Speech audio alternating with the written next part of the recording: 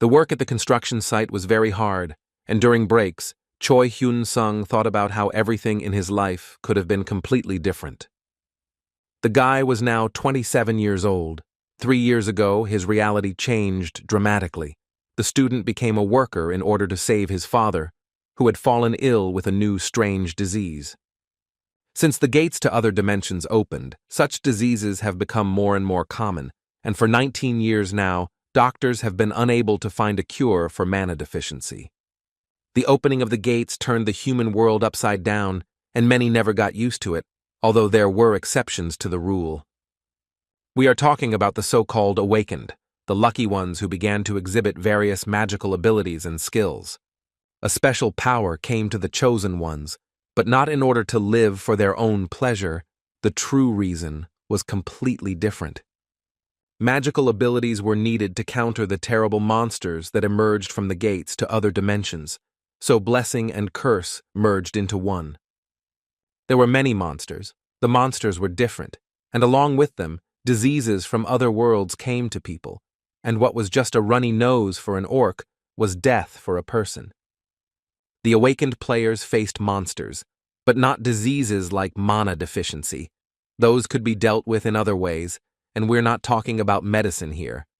After all, monsters from other worlds brought with them their potions and other loot that could be sold, and thus many became rich. The cost of some stones, items, and artifacts was so high that they could make a player rich in just one raid. It wasn't just the awakened who had enough, but also the staff in the gaming business, which was now the most lucrative industry, though not many were lucky. For Choi Hyun-sung, opening the gate was nothing but a curse. His father's illness required expensive treatment, and no one in the family had become awakened. Thinking about this, the hero sighed heavily. The ingredient for the inhibitor that kept our hero's father alive was a stone dropped by a certain monster. He cost a fortune, and the boy's mother took a second job to give him at least a minimal chance of recovery. The boy's older sister donated all the money she had saved for a beautiful wedding, but even that wasn't enough. The young man wiped the sweat from his face. After working at the construction site, he needed to hurry to another part-time job, and with all the efforts of the whole family, there wasn't enough money. Choi Hyun-sung dreamed of becoming an awakened person and leaving behind the slavery of working around the clock to live a normal and interesting life. To destroy rocks with your bare hands, to be a strong and powerful warrior, to take part in raids and not to regret anything, to jump over high-rises simply because you can, and the ice cream stand is on the other side of the building. Thinking about the treat, Choi Hyun-sung laughed, the young man realizing that all this was just a fantasy until he woke up. After work, there was a part-time job, and then a long and dreary journey home. The hero lived in a poor neighborhood, but not in the worst house. The guy fell onto the bed thinking that his muscles hurt really badly and it would be good to take a shower, but he was so tired that he would rather die than go to the bathroom. He looked at the ceiling and thought that everything would go well if he became a player. There are rumors that they earn millions, but the awakening of the force is a lottery. It started to rain outside, and Choi Hyun-sung thought bitterly that he seemed to have absolutely no chance in this lottery. Suddenly, the young man felt a strong desire to wake up. It was very strange and unexpected, as if someone else, not himself, was wanting it. The guy rolled over and grabbed the pillow as if it were an unexpected opponent, declaring that he wanted to be a player, and not just an ordinary one, but the strongest one. He thought that if people became players simply because they really wanted to, there would have been no ordinary people left long ago. This thought made him want to cry. Choi Hyun-sung didn't cry, but he found the strength to grab a towel and go to the shower. It was almost time for bed. Right on the door to his own bathroom, he saw something that wasn't there before, and that something was the awakened status window. A window into a new life, which our hero had only dreamed of a few seconds ago. A window into a new world, full of the unknown, but also of prospects. Choi Hyun-sung waved his towel in surprise, as if trying to shake off a persistent hallucination, but the status window didn't disappear. The young man closed his eyes tightly, and then opened them again. The first message the system gave out was the words that he had awakened. The hero thought that he now understood well the people who had a heart attack when they received a message that they had won the lottery. He closed his eyes again and began to pray for a rare skill and good stats. The wait was excruciating. The hero really wanted to see something truly cool, so he was in no hurry to open his eyes, to give the system time to think, no matter how stupid it was. What he saw made him grab his head. His health and strength were good, but there were no special skills or specialties listed. The additional points were 5 instead of 10. The scream that Choi Hyun-sung let out made the walls of the entire house he lived in shake. It was an uncontrollable scream of frustration and despair. The guy sat down in the chair and leaned back. He was trying to figure out what to do now. Among his personal skills was buying-selling, but it was unclear what it was. The hero cried. Even if he was destined to become a damned hero, with such stats, he was simply doomed to fail even in this worthless role. He counted all his points and the total was 18. Even such simple math caused a burst of anger and rage. The average hero has 50 points. The weakest run-of-the-mill player has 40, so why didn't Hyun-sung even get that? He leaned on his sword and knelt down, thinking about how he had to reach level 6 or 7 to be on par with level 1 players, not a very enviable prospect. Our hero didn't even have the active and passive skills that usually come as a bonus. You wouldn't wish such an awakening on your enemy. It seems that it is completely impossible to get into the ranks of the best with such data. The king of the party will always be someone else, not Choi Hyun-sung. Usually, when distributing, they also indicate the class. It could be a tank, a damage dealer, or a healer. The young man didn't get that either. There are situations when there are several such classes, like one of the Korean girls, the beautiful and powerful Kim Ha-na, who awakened twice. She also had a boost, a skill that allowed new players to develop and level up faster than other players. Moreover, the Korean woman could use it on others at her own discretion, a unique case in the gaming business, you must admit. In the Republic of Korea, there was only one heroine who awakened twice, and in the entire world, there were no more than 10 such. There is another special category, players who, for one reason or another, are unable to raise their level. They are practically no different from ordinary people. But even they had special abilities. In the 19 years since the gates opened, Choi Hyun-sung had never heard of a player who had no skills at all. After looking at his stats again, the guy was convinced that he had neither active nor passive skills, but he did have a personal skill, buy, sell, which seemed completely useless to the hero. The young man opened the list of goods offered for purchase. The prices were simply astronomical, especially for items classified as rare. The prices were listed in points, and Choi Hyun-sung quickly realized that this wasn't a regular currency, but a way to level up, experience points, or something like that. He guessed that points were an in-game currency, and some sellers had billions of them. Here, the hero scrolled down to the legendary quality goods, and was surprised that they, just like the regular ones, were also available for sale. He caught himself thinking that he had only heard of heroic quality. It was the highest of all available to people, but legendary was valued even higher.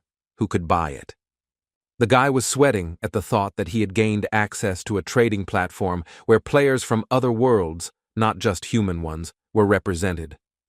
After scrolling down the list of products of this level, Choi Hyun-sung realized that he couldn't see the prices of them, which looked suspicious.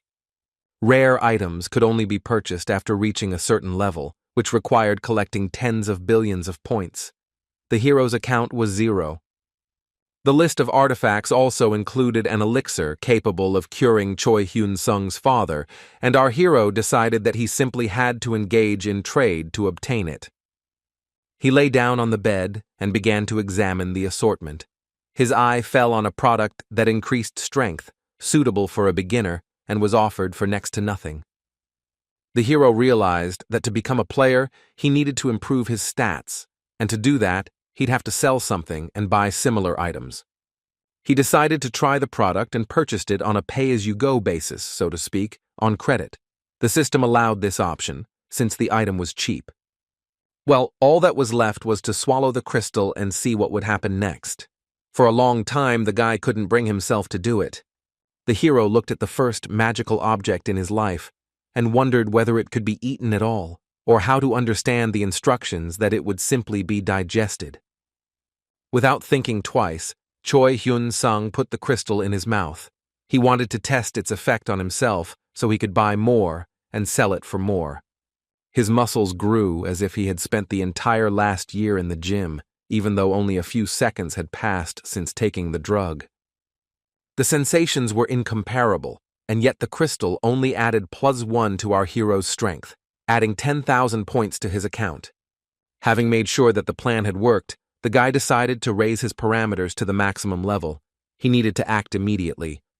After looking at the seller panels, Choi Hyun-sung found one who allowed other players to list items in his store with a 20% commission. It wasn't so bad. The guy started buying crystals cheaply and registering them for sale in this seller's account at several times the price, and trading slowly began. At first, buyers were wary of the product, but the higher the hero set the price, the faster everything sold out, and now all that was left was to wait. After a couple of hours, the young man decided to stop. The money he had earned was enough to completely cover the issue with his strength points. Next to the books on economics, there was a whole mountain of crystals and skill books that increased parameters. All that was left was to use them all. It took a little more time, but soon our hero was already heading to the government registration center for new players. It wasn't too crowded inside, but Choi Hyun-sung didn't immediately decide to approach the reception desk. The girl greeted him and asked why the old man had come here. They were registering the awakened, not distributing social benefits.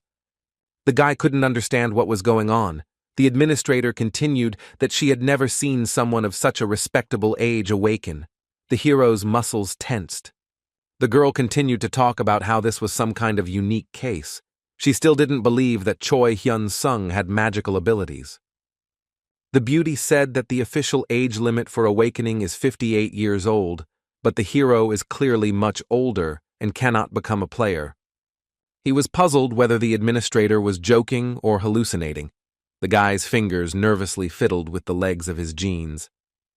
The girl once again slowly, almost syllable by syllable, said that an old man cannot become a player. It is against the rules. Hearing this, Choi Hyun-sung asked again what she meant. The young man did not yet know that his face was covered with wrinkles and a beard and mustache. There was a mirror hanging on the side.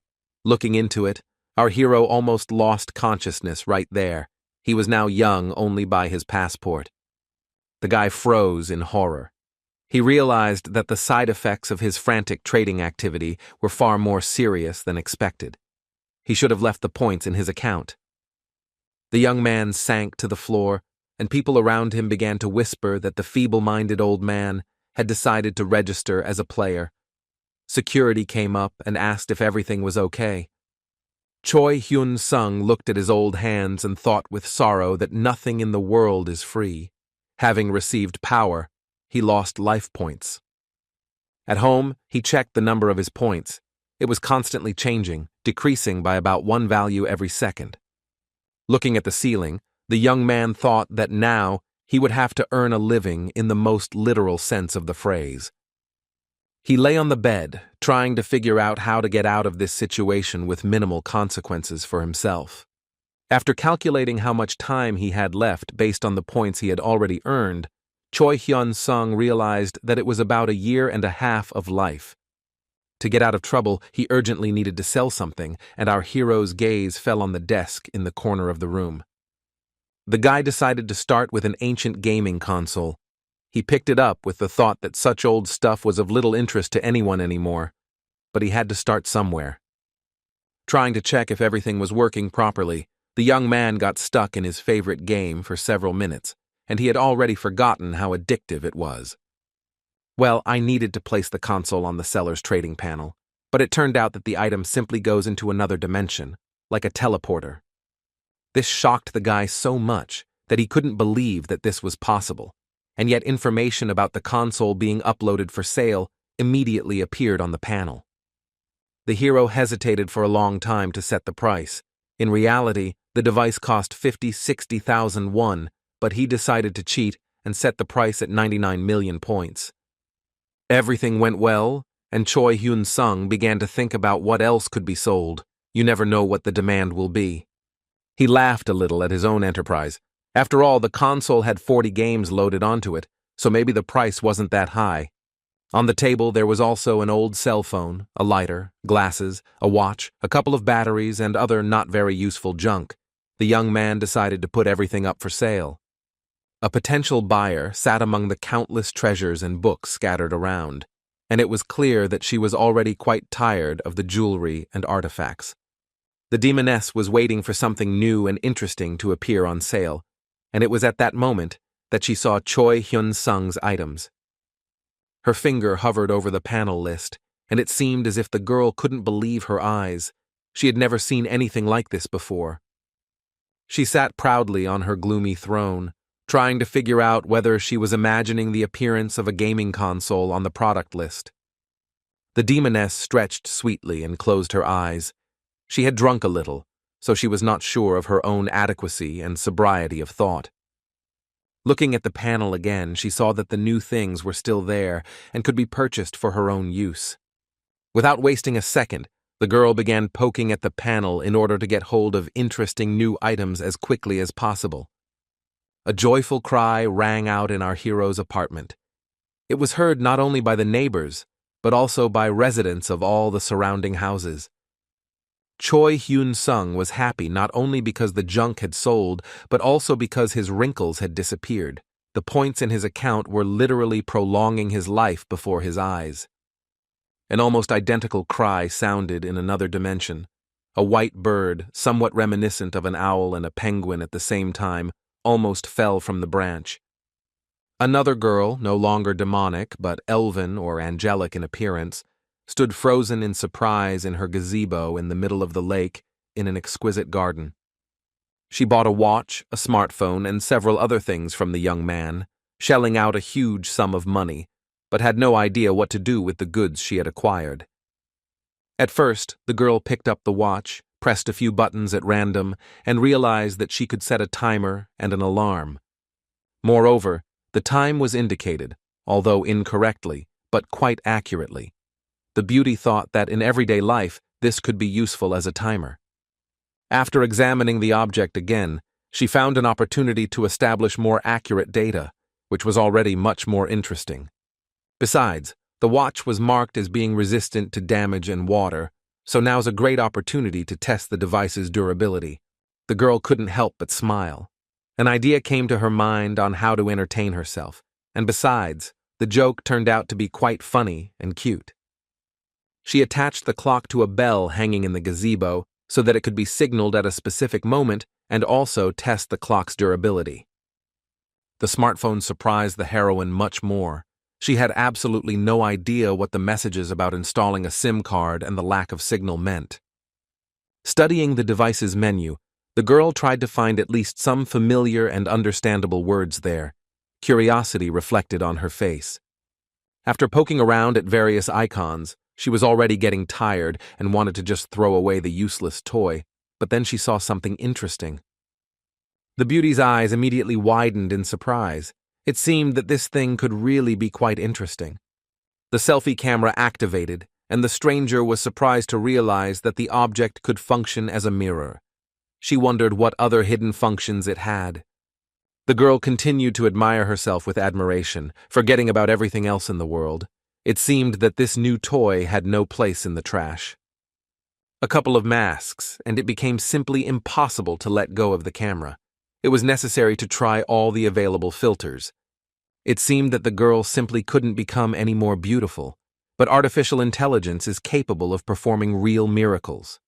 After looking at the photos she received, the heroine became a little embarrassed. She began to suspect that she was not nearly as charming as this strange mirror showed. However, the beauty didn't put the device aside, continuing to film herself from all angles using the smartphone's front camera. Posing turned out to be quite exciting. With each new photo, the girl became more and more excited, taking on new poses. Luckily, the background was simply stunning, something others could only dream of, and the gazebo and the lake only emphasized the beauty of the model. Meanwhile, in the gloomy but rather elegant castle of the demoness, a real human drama was unfolding. The girl banged her hands on the table in anger. She hadn't had time to buy all the new items. Someone had snatched several of Choi Hyun-sung's items from under her nose. The heroine hissed that if she found out who dared to treat her so inhumanely, she would destroy him on the spot, simply incinerating him with a look.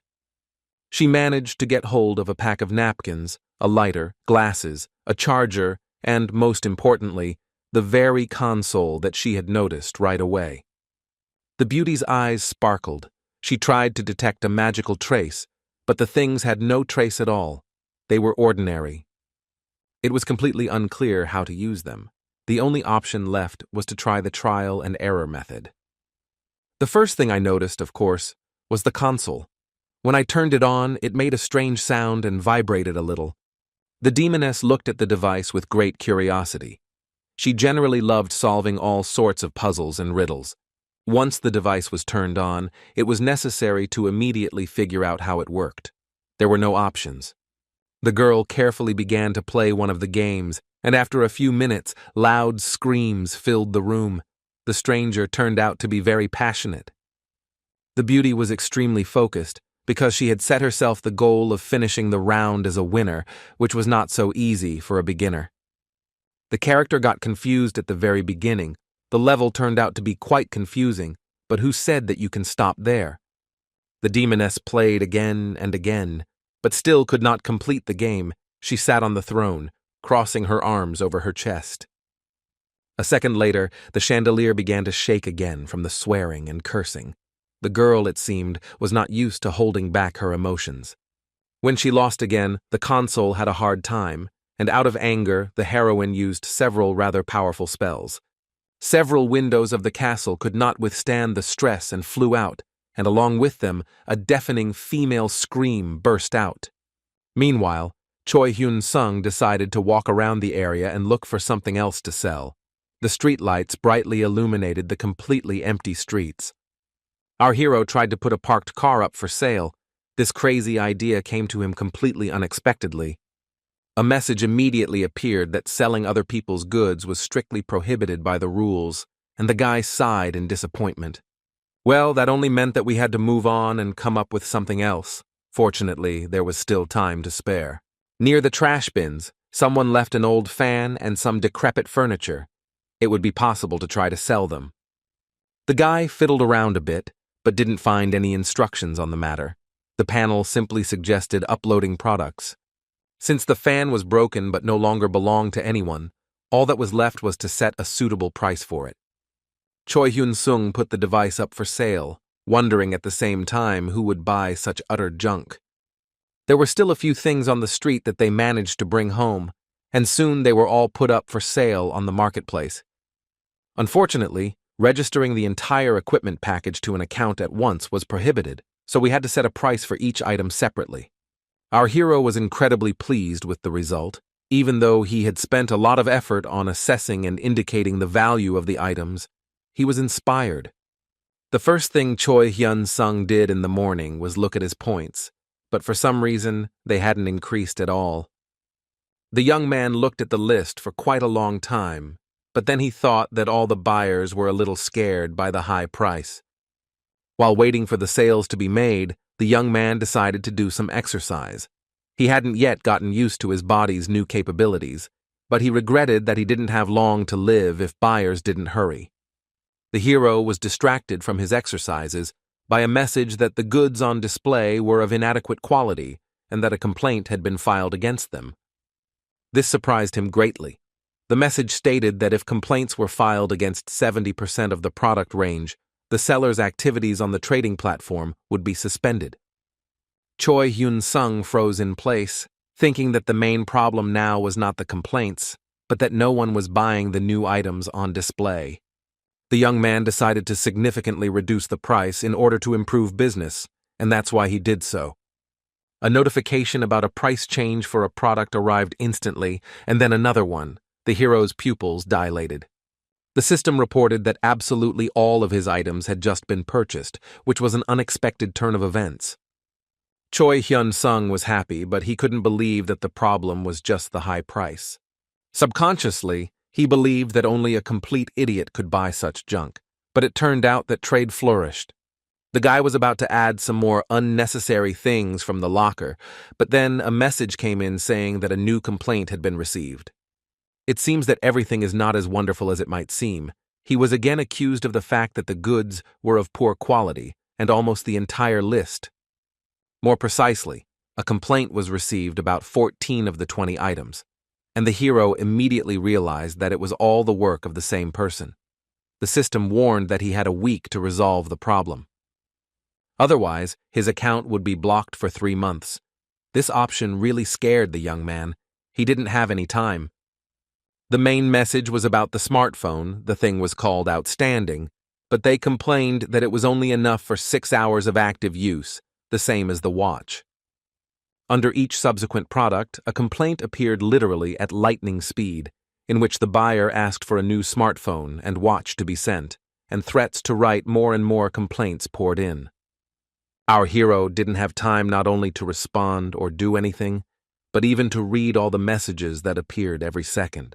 Since the account was frozen for 3 days, it was entirely possible that during this time, another smartphone could have been found and downloaded, along with the charger. Choi Hyun-sung realized that the buyers were the same players with unique buy-sell abilities as he was, just not from Earth. Our hero didn't understand at first, but then decided that these were some kind of aliens with poorly developed technology, and frowned. The guy stood up from his chair, muttering that now the kind uncle would arrange for them to have a full shipment of goods. He was going to buy used equipment in an online store, but he didn't have enough money because this time he needed real won, not points. Having counted his savings, Choi Hyun-sung was ready to burst into tears. He really didn't want to die, and it was inevitable if nothing was done. Let's remember that registering as a player to earn real money was still impossible because the hero had aged. Well, there was no choice. To survive, it was necessary to earn points. To earn points, you will have to find money for new goods. There was only one way left, and the young man picked up his mobile phone to find out at his previous job when he could start his shift. The conversation didn't last long. Hands were always needed on a construction site. After saying goodbye, Choi Hyun-sung thought that with his new skills, it would be easier for him to do hard work. All evening, he thought about the fact that he would have to work hard in the near future, but he still had no other options. In the morning, the young man was once again convinced that he would have to go to the construction site. He didn't want to, so he literally had to force himself to do it. There were no new ideas. The phone was silent. Choi Hyun-sung caught himself thinking that he was waiting for a message about the cancellation of the agreement, but it did not come either. He had to take on a work uniform, although before that, the hero had practically decided that he would never use it again, since he was now awakened. Well, before I became a player, I'll have to work a little more for the benefit of the city's construction industry. This thought made the hero smile. Little had changed at the construction site during his absence, and for some reason Choi Hyun-sung was also glad about this. Without hesitation, he set to work, causing considerable surprise among his colleagues. They stared at the young man as if he were the 8th wonder of the world. His muscles quickly got used to the load, and he was able to lift 3 bags of cement at a time, which was very convenient. Our hero worked tirelessly, never knowing fatigue, and now he appreciated the product he had purchased, which was intended to increase strength. Someone commented admiringly on his physical form, noting that the guy seemed to have been replaced during his absence. His colleagues showed him their admiring approval. It was clear that such an employee was very useful and beneficial for the entire team. Choi Hyun-sung thanked him for the praise and said that he had recently undergone special training and had gained some muscle mass. Returning home in the evening, our hero was surprised. He no longer felt the same tiredness after a hard day's work. There was enough money to buy all the necessary goods, smartphones, chargers, batteries in 3 days. All that was left was to wait for the unlocking. The young man waited until the last seconds before the ban was lifted to correct all misunderstandings with customers and close complaints. He was inspired. The hero was already reaching for the box to get the first thing and place it on the platform. He had to act quickly, but time was dragging on very slowly. The menu was already familiar, the scheme was worked out, the preparation was maximum. As soon as the account was working, the guy got down to business. Almost immediately, a message arrived about receiving a new complaint, and the hero began to sweat with excitement. This time, the message stated that all 20 of the seller's 20 products were of poor quality. The account was blocked again, and 4 days were given to resolve the issue. The young man couldn't understand at all how this could happen, because this time he really tried to do everything right. The hero noticed that the buyer was different, and now curses were raining down on him about the console's performance. The guy realized that he hadn't taken care of the batteries before either. Threats were also included in complaints about the sale of glasses, a lighter, and other goods purchased by this customer. Choi Hyun-sung hit the table in anger. He tried to respond and load batteries to fix the situation, but he simply didn't have time to do so in the allotted 3 seconds and was banned again. If all the bugs aren't fixed within 4 days, the account will be closed permanently. This realization made me want to scream. Since there were still no other opportunities to earn money, our hero had to go to the construction site again. This time, he no longer hesitated to carry 6 or 8 bags of cement at a time. His colleagues were even a little frightened by such physical strength. The guy, embarrassed, explained each time that he had bought new vitamins and energy drinks, and now he simply couldn't leave the gym. Finally, the boxes were filled with batteries and other devices that would help solve the problems that careless buyers had encountered. After 4 days, Hyun-sung intended to put out the batteries first, because anyone who bought junk just to file a complaint would definitely buy them too. There was no time to think about the solution, so I just had to rummage through the box and find the thing I needed as quickly as possible. The strategy was good. All that was left was to hope that the buyer would figure out how to use these batteries and that they would last long enough. When the right moment arrived and the account was unblocked, the young man set about implementing his cunning plan. Having loaded all the goods, he began to wait for them to be bought and for them to finally leave him alone, canceling the complaints and allowing him to continue trading. The first to delete the claims was the one who bought 14 items, followed by the one who bought 6. The points were credited to the account. Choi Hyun-sung was jubilant. He could literally feel youth and vital energy returning to him in a stream. His strength was growing literally before his eyes. The guy couldn't contain his joy. Now he could finally go to the registration center and begin the playing career he'd long dreamed of. But before that, I still had to upload and register in my account the remaining items that I managed to buy with the money I earned. It took a little time, but the result was worth it.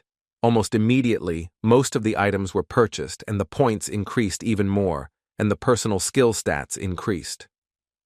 To register as a player, it was necessary to undergo 3 weeks of preparation, and Choi Hyun-sung began studying with great enthusiasm. There were quite a lot of people who wanted to learn. Each of them was a little nervous when they first picked up a wooden training sword. At the training center, special attention was paid to combat techniques, so it was necessary to be attentive and careful. You could return to training as much as you wanted, but until you passed the exam, you wouldn't receive a player's certificate. Choi Hyun-sung intended to pass it at all costs. He really was able to fight better than anyone else. Many even applauded. Our hero was so good in battle. There were, however, those who found the public's admiration inappropriate. Choi Hyun-sung was even considered an impudent upstart. But the girl with the bob haircut quickly made it clear to the guy discussing the hero behind his back that they came here to study, not to gossip. The young man was grateful to her for intervening, but he felt a little awkward since he could easily stand up for himself. At the end of the course, some passed the exam while others failed it. Those who woke up late were sent home after the end of the very last lesson. Choi Hyun-sung was also getting ready to catch the bus, but someone called out to him right after he left the training center. It was that same girl. She had also passed the test and now offered to go with them and celebrate such a significant event. The most interesting thing is that the offending guy also invited Choi Hyun-sung.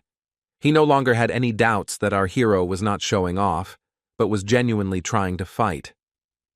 The young man laughed and thanked them in response to the invitation, but informed the boys that this time he had to abandon the idea. He was in a hurry to go home. He walked down the street without regretting his decision, as he was sure they would never see each other again, so why waste time? The next morning, Choi Hyun-sung was already standing in front of the registration center. He had to pick up his ID in person. The administrator smiled broadly upon seeing the guy, then announced that the document was ready and congratulated him on his new role in society. Our hero took his ID and looked at the photo with great pride. It turned out pretty good. In addition, gender, age, personal number, and rank were indicated there. The latter was listed as normal, which could be upgraded in the future. Seeing that the skills were already displayed as mastered, the hero decided to sell his skill book, which he bought on the first day, since it was no longer needed. To go on my first raid and earn money for my father's treatment, I needed to rent equipment. There were special stores for this purpose. The hero paid 714,000 won, a considerable amount of money, but he intended to quickly recoup it by clearing his first dungeon, the Horned Rabbit dungeon. The administrator added with a smile that if he didn't return the equipment on time, he would have to pay extra, and staying in the dungeon itself wasn't free and cost 200,000 per hour. Even the cheapest armor and sword didn't guarantee that Choi Hyun-sung would even be able to get inside, so he tried not to think about how he had spent all his savings. Even if everything goes badly, there is simply no other option, so this sword must serve him to the maximum extent. A little dejected but determined, our hero headed straight to the entrance to the Horned Rabbit's dungeon. Quite a few players had already gathered there, some looking for companions and partners. Especially popular were requests for tank and healer positions. In exchange, they offered payment for the dungeon's rent, security, and other things. The herald proposed to begin immediately after the team was assembled. Choi Hyun-sung was instantly inspired by the idea that even low-level dungeons required players of different classes. The optimal level for completing this raid was from 1 to 5, so there was little chance of dying in it, but still. Our hero looked at his stats. He now had the skills of strength, fireball, body enhancement, and a few more, so it was most profitable to work alone. He decided to pretend that he had already obtained all the skills from the skill mastery book, so that he could work solo and not have to share the loot with anyone. The entrance to the dungeon exuded magic a mile away, and even approaching it was very exciting. The young man tried to get used to his new role and walked slowly. A few minutes later, our hero stopped at the entrance, protected by a grate. Several guards had been hired to guard it. The attendant, with noticeable skepticism in his voice, asked if the young man was sure he wanted to go alone. He nodded and was not asked any other questions. As Choi Hyun-sung ran happily towards the gate, everyone behind him started to get worried, which was quite unexpected for him. Our hero found it strange that someone cared about him, and heard shouts that this was a very brave decision. Apparently the guy was very good in combat. Everyone was whispering that even high-level players worked in pairs. This was necessary to avoid becoming disabled or dying when escaping from the dungeon in the event of an injury. If you have a reliable partner who will pull you out and work much more calmly, this is a well-known fact. When you're lying on a stretcher with a broken arm and leg, it's important to know that there's a comrade who's gone to call for help. The knight asked the administrator why he allowed the boy to enter the dungeon alone instead of stopping him. He rolled his eyes and sighed that this was the only way to take the arrogance out of these greenhorns who thought they were immortal heroes. Right at the entrance, Choi Hyun-sung froze. He was a little confused. Not knowing which direction to go, the dungeon was quite crowded. Shouts and other sounds were heard from there, but while nothing could be seen in the darkness, a magical curtain enveloped the space at the entrance. With each step forward, visibility became better. The torches burned quite brightly, dispelling the darkness with their light, and along with it, fear.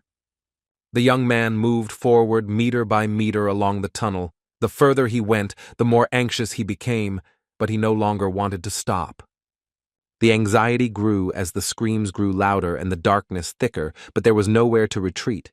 I had to overcome myself and move on.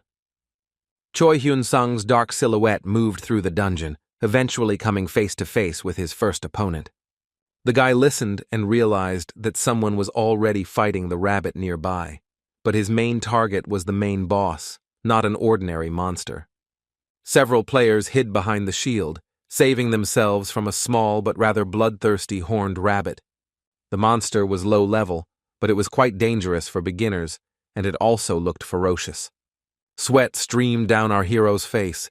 He realized that the raid would not be an easy walk. It was truly dangerous here. And looking at the monster's fangs, the guy thought that it was worth choosing better equipment, even if it was on credit. At that moment, the girl screamed piercingly that it was time to use the provocation technique in order to then attack. The horned rabbit's eyes flashed red. He didn't like the loud cries and fuss of the people around him at all. The monster bared its teeth and began to approach the guy hiding behind the shield to get rid of the annoying little man.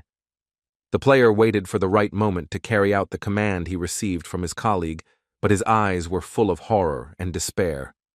Choi Hyun-sung froze and silently watched the work of the rookie team, just like him. Until recently, they were all the most ordinary people. Here, the second player asked his comrade whether everything was ready for the next step that was planned, and he answered in the affirmative. The guy threw his shield up, distracting the monster. Everyone else rushed to attack, armed with swords and halberds. They had only recently left the training center. But they had already managed to develop a strategy, working as a team. There were tanks, damage dealers, and even a healer. Everyone was working diligently for the common good. Ordinary people who became players and organized themselves to make a living by raiding, but even in a team, things weren't easy for them. The hero with the sword was sweating from excitement, even though this was not his first battle with the horned rabbit. The young man with the shield sighed loudly and asked to speed up the attack because the wait was becoming even more frightening. They attacked, but at that moment the monster jumped to the side and moved a little, which confused everyone. The monster's teeth bared, but at that moment he was struck by a blow from one of the players. It seemed the attack wasn't that bad. The people became inspired and gave the order to the ranged warriors to enter the battle to finish the job. Choi Hyun-sung looked at all this and was horrified that he had risked going on a raid alone. It was too presumptuous. Swords and axes protruded from the monster's back, but it was still quite capable of standing up for itself. Then the guy with the sword rushed forward to pierce the rabbit's heart, thereby finishing it off. It turned out to be the right choice, but the player nearly died from a blow from the monster's clawed paw as it fell back in agony. Finally, this horned rabbit fell to the ground. The team managed to defeat him in 10 minutes, which was quite a long time. Choi Hyun-sung thought that to successfully advance through the dungeon, you can spend no more than 8 minutes on one monster. The guards, who were supposed to make sure the newcomers didn't break the rules, also laughed at the team.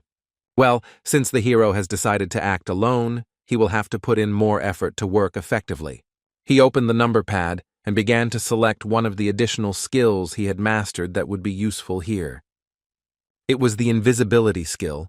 Now the only evidence that Choi Hyun-sung was in the raid was the young man's shining blue eye. The young man moved deeper to finally begin his own adventures as a novice player. There he ran into another group of newcomers. They praised each other for their excellent teamwork, unaware that a lone wolf was watching them. Lee Soo-hee, the commander of the Soo Guild, and her blonde friend Kim Ji-soo have already managed to take down several horned rabbits. Hiller was inspired and suggested to the boss not to waste time on talking, but to move forward quickly. She felt the presence of another monster. She replied that she really hoped so, and they turned their backs on the other pair of players, moving forward. A phrase echoed after them about how it would be nice to capture one horned rabbit alive, but it was far from that simple. Hearing this, Lee Soo and her partner looked around and wished their colleagues good luck, their voices filled with obvious and undisguised skepticism. The couple tried to show with their whole appearance that they were ready to meet the monster and were confident of success, so there was nothing to worry about. Lee Soo-hee praised them for their optimism and added that they need to be very careful, because that is not the main problem. The players bowed to her, expressing their respect to the commander. They added that they did not mean to upset her or cause trouble. After 14 days of their raid, Sue's team had still not reached their goal. They had failed to capture a single horned rabbit alive, and the girls were dejected. They decided to go the other way and just get the boss rabbit's head. It was more dangerous, but also just as expensive as a live monster of a lower rank. Lee Soo peered intently into the darkness. They hadn't yet managed to find the boss's lair. Their duties also included guarding the dungeon, so they had enough work to do. The girls looked at the two ordinary horned rabbits. They didn't even try to fight them. There was no point in it. The companions used the Veil of Darkness skill, so they moved through the dungeon completely unnoticed, avoiding attacks from ordinary monsters, but they began to get bored. The next two horned rabbits were left behind, but then Sue's squad heard human footsteps. It seemed another player was walking towards them. The girls froze and began to discuss the sounds. They were surprised that, judging by the steps, the stranger was on a raid without a team or partner, alone. Soon, Choi Hyun-sung became visible. At first, he was not noticed, but only heard, because he used the stealth skill, Invisible Mode. Kim Ji-soo took a closer look at the young man and assumed that he had lost his partner in battle. There was no other explanation for someone being alone on a raid. Her boss shook her head, noting that the guy didn't have a scratch on him, so that wasn't an option. If the fight had been fierce, he would have gotten hurt too. The hero walked confidently forward, and the girls concluded that they were dealing with a newcomer who wasn't particularly smart. You'd have to be crazy to risk such an adventure. Apparently, he was just lucky that he hadn't died yet, because even such a low-ranking dungeon is a death sentence for a solo player. Their guess was confirmed by the fact that the armor had a stamp indicating that the equipment had been rented from an agency. Noticing the rabbits, Choi Hyun-sung resolutely reached for the hilt of his cheapest sword, but he did it as if he owned the best blade in the world. He walked towards the horned rabbit without any fear, which caused surprise among the raiders who were watching him. The healer even covered her mouth with her hand, confident that now only horns and legs would remain of the hapless fool, but Choi Hyun-sung knocked the monster out with one blow. Then he stopped in front of the next one and respectfully folded his hands on the hilt of his sword, mentally asking the monster for forgiveness for being forced to take its life. The guy's hands were shaking. It was obvious that killing, even monsters in a dungeon, was very difficult for him mentally. The other rabbits did not run away, watching as a kind of memorial service for a fellow rabbit was taking place. They had never encountered anything like this before, but they lacked the intelligence to understand what was going on. Most offensive thing for the guy was that the horned rabbit was definitely dead, but no crystal or other artifact appeared after his death. Choi Hyun-sung sighed sadly. He couldn't figure out why this was happening. Apparently there were some rules that he didn't know. He had to kill another monster, and the hero did it with one deft blow of his sword, so that the monster would not suffer or be tormented. But no loot appeared from this horned rabbit either. Our hero was ready to scream from despair and injustice, tears glistening in his eyes. He turned on his invisibility mode again, and the girls watching the young man realized that he was far from a newcomer. Hiller sighed.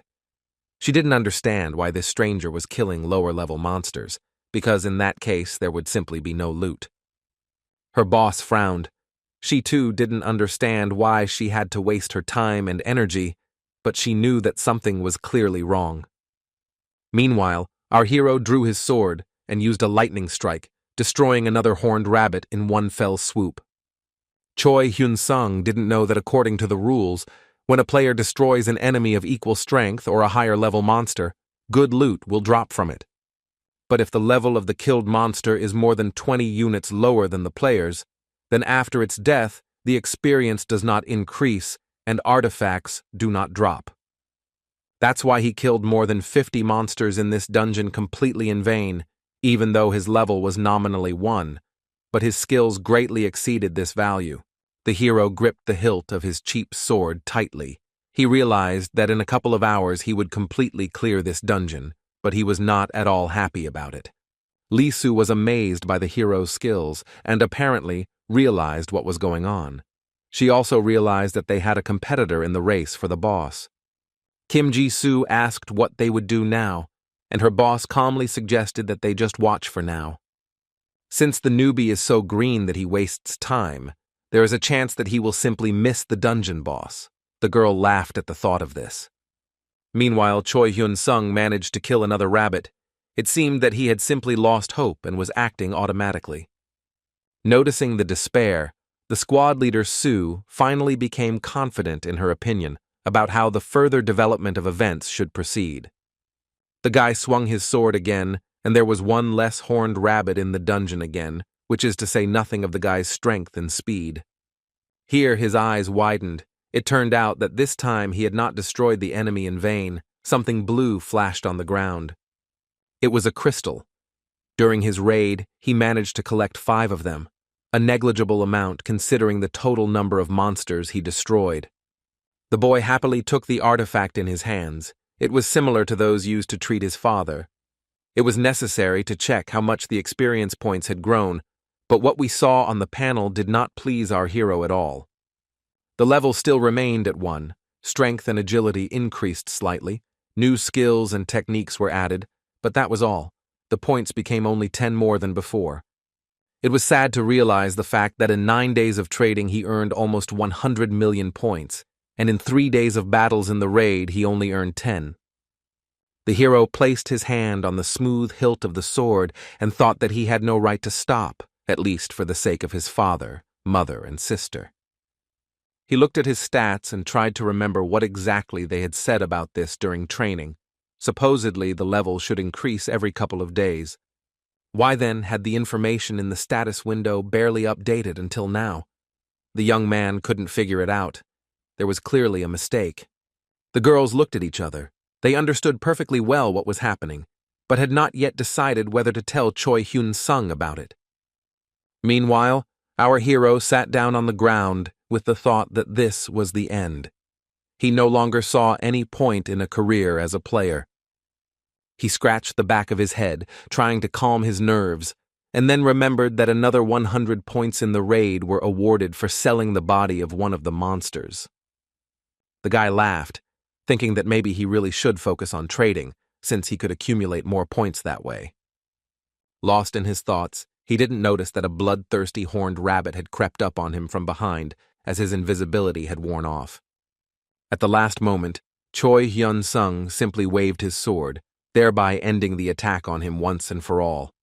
Blood spattered across the young man's cheeks, and the hero certainly didn't want to become a professional monster killer for free.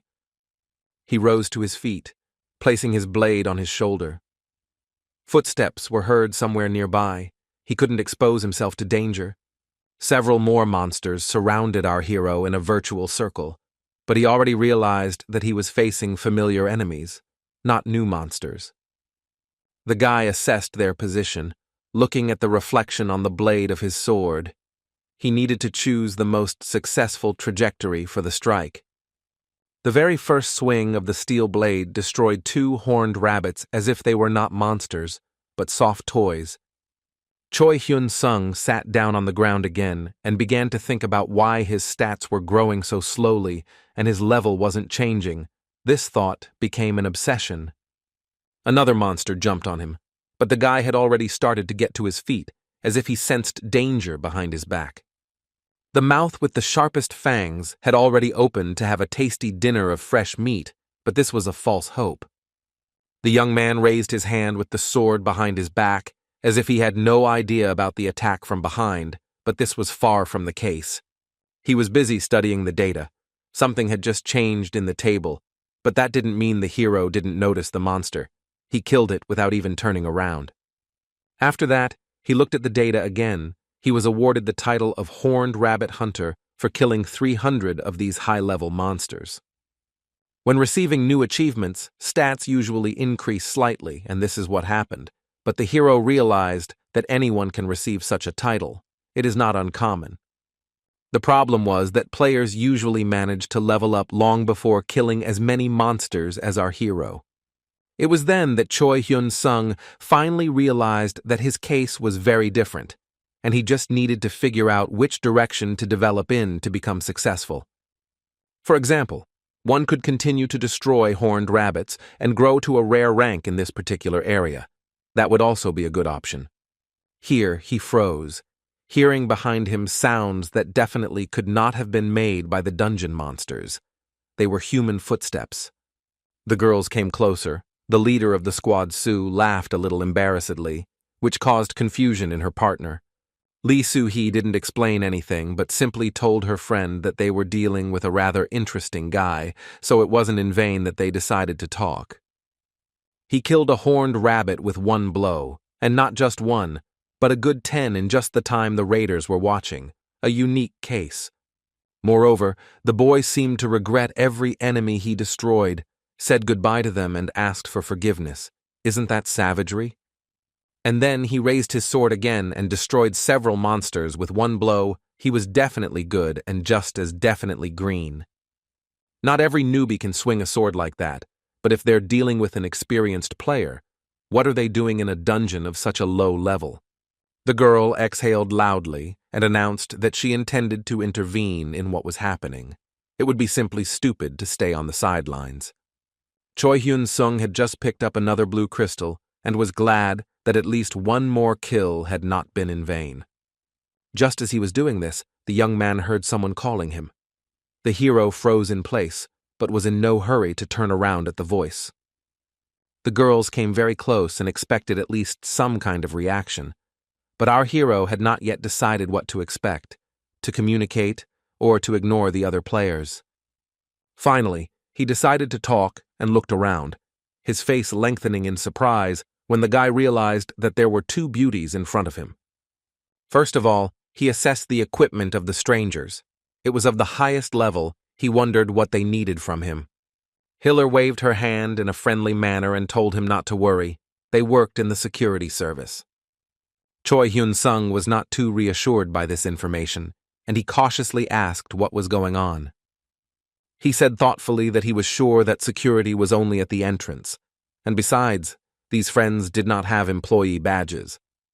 Kim Ji-soo explained that they had literally just returned from a mission to protect the gate, which is why they had not attached the required insignia. They most likely went unnoticed because the girls used their stealth skill to avoid the horned rabbit's attacks.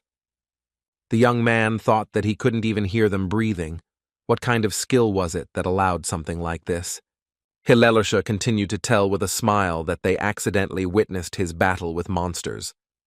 And his fighting skills left a lasting impression, so they decided to show themselves to the young man, after which she asked what his level was. The hero replied that he was the first, but the stats added up to 270 points, and he thought that there was nothing good about being noticed. Lee Soo-hee thought about it. The information seemed interesting. She was not familiar with such cases.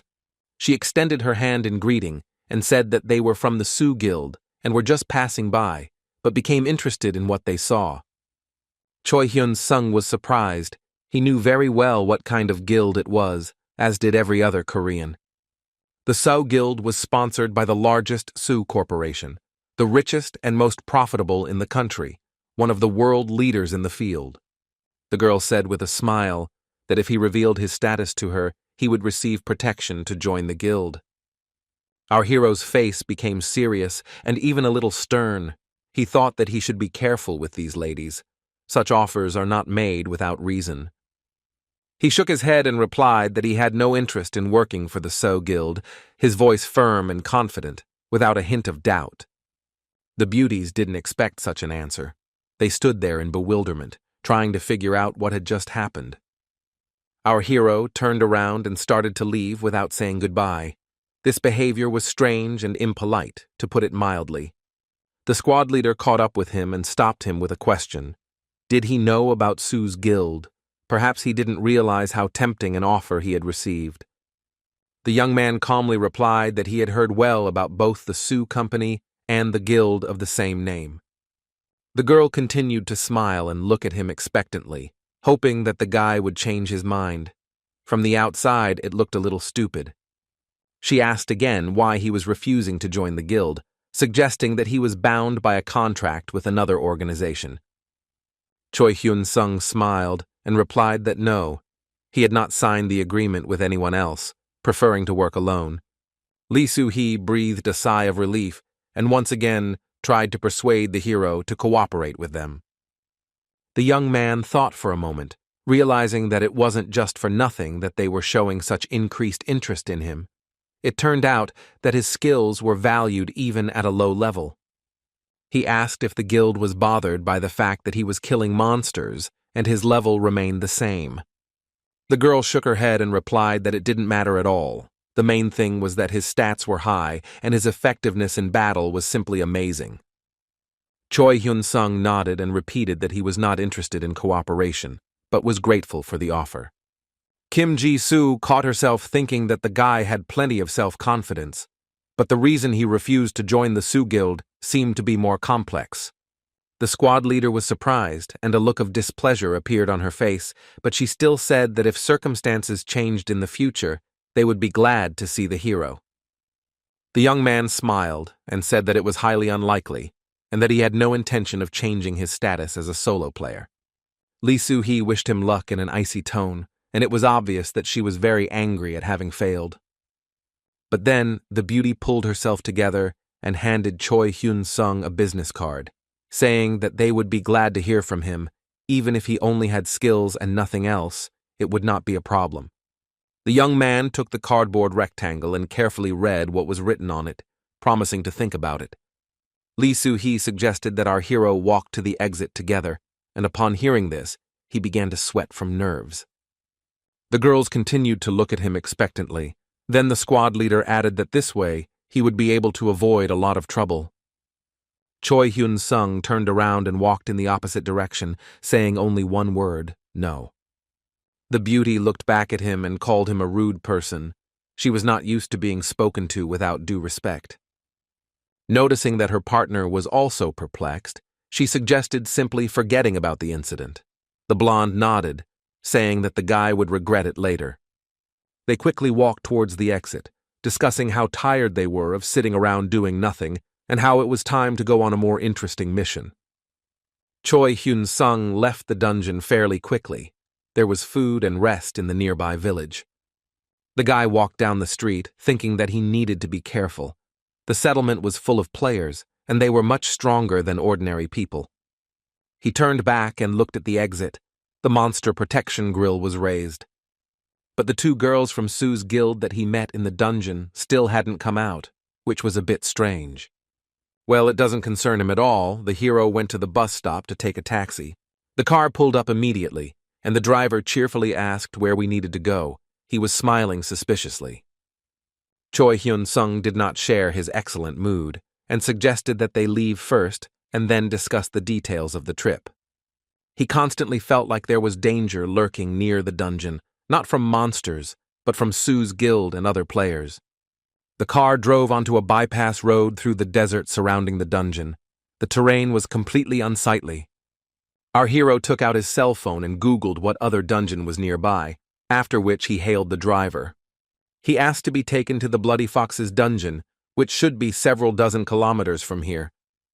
The driver laughed happily and said that he knew the road well and often had to drive players. In response to this, our hero only laughed. He was about to look at the electronic panel to assess his progress. The status of a hunter of horned rabbits appeared. Getting out of the car at the Bloody Fox dungeon, the guy thought that the title of rabbit hunter should not stop him from clearing another dungeon. The atmosphere in the village at the entrance was the same. Players were looking for tanks and healers for their team. Our hero was slowly walking down the street. The security officer entered his details into the incoming list and asked where the other team members were. Our hero looked at the entrance pass handed to him and sheepishly replied that he would work alone. He walked towards the entrance, leaving the staff slightly perplexed. This dungeon was much more dangerous than the Horned Rabbit's dungeon. The Blood Fox was renowned for its agility and cunning, and in this raid, one could encounter not one, not two, but hundreds of them. Right at the entrance, a group of players came face to face with one of these dangerous monsters, and this group was quite large. Choi Hyun-sung folded his arms across his chest, preparing to see what his colleagues would do in this situation. He also looked at the guards assigned to monitor security at the entrance. They were dozing, completely oblivious to what was happening. Well, the circumstances were in our hero's favor. He could use his stealth skill and continue moving forward without being noticed. The first two foxes appeared ahead. Choi Hyun-sung was curious how many points would be given for such a monster. He needed to find out urgently. He took out his sword and made a few swings to check if his arm was numb. Everything was fine. Both foxes went into oblivion. Each one was worth 180 points. Well, that was a lot more than the horned rabbits, which was encouraging. The young man continued to advance through the dungeon, destroying monsters with one blow, his technique becoming better and better. Since the young man was attacking in invisible mode, the foxes allowed him to get within striking distance without any problems. Soon the guy had laid down a little over 100. His strength and agility were constantly increasing. These were pleasant changes. Soon he was able to kill 3 to 4 monsters with one blow, while the foxes did not attack the hero. Even his smell hid him from them. Choi Hyun-sung practically ran further and further into the depths, his goal being to destroy 300 blood foxes today. True, it was becoming increasingly difficult to meet them. Apparently, the dungeon was unevenly populated, or the number of monsters in it was limited. Choi Hyun-sung stopped to take a breather and think about what to do next, whether to go back or try to find the boss. It was at this moment that a whole crowd of bloody foxes came out to him, and it was time to begin the real hunt. The answer to the question came by itself. All that was left for our hero to do was follow the path that fate itself had prepared for him. A few hours later, with just a couple of monsters left to destroy before reaching his goal, the young man was pleased with himself. He took a few more steps forward, hiding near a large rock, and managed to track down just the right number of foxes. It's time to check the statistics to decide whether it was worth the effort, as a relatively large amount of time and effort was expended. The system reported an incredible achievement. The guy was awarded the title of Blood Fox Hunter. The hero looked at the status window again and saw that this time he had been given more strength points. Apparently, it all depends on his rank. He also noted that there is a possibility of obtaining a new status by continuing to hunt in this dungeon. Since there was no shortage of blood foxes now, they were literally gathering around in crowds. Choi Hyun-sung decided to take a risk and continue clearing this dungeon. The monsters seemed to read his thoughts and took a stance before attacking. This time they could see the enemy, since the stealth effect disappeared while viewing stats. The guy looked at them with a slightly sad look and thought that in this case he would have to conduct an experiment. After 7 hours, he tiredly thrust his sword into the ground, during which time the hero was constantly busy fighting the bloody foxes. Behind him, a mountain of fallen enemies towered, but Choi Hyun-sung simply wanted to check the data update. He was awarded the rare status of an incredible achievement. For killing 1,000 foxes, he received the title of Blood Fox Slayer. It turns out that the rank can be leveled up. This was very good news. The efforts were not wasted, even though the guy was dead tired. It turns out that the rare rank isn't the end of the world. There's a way to raise it even higher. This was inspiring, and Choi Hyun-sung decided to go down to this dungeon tomorrow. Moreover, our hero managed to collect a rather impressive amount of blue crystals. The level of the enemies in this dungeon was just right for him. But then, just after receiving the new rank, he saw something else interesting on the floor. Apparently an award for a new achievement. It turned out to be a book of rare skills that help strengthen the body, skin, and bones. It's a very nice bonus that not only helps improve skills, but is also worth a decent amount. The system reported that the book had been mastered and the skill had been acquired. It was no longer possible to raise it higher. All that was left was to sell the book. The young man posted the item for sale, but then changed his mind and took it back, deciding to try his luck in the physical world. It was time to leave the dungeon and go to the store, and Choi Hyun-sung reached the gate quite quickly. The atmosphere at the entrance was the same, with only one difference. It was now evening outside, so more players were leaving than entering. The administrator pushed a plastic tray towards our hero, intended for evaluating loot.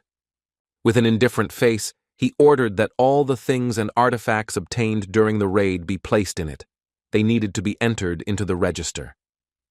Choi Hyun-sung first put the books in there, and then reached for his bag to open it and pour out the blue crystals. He was unable to open the lock on his own, so the hero handed the bag over to the clerk for help.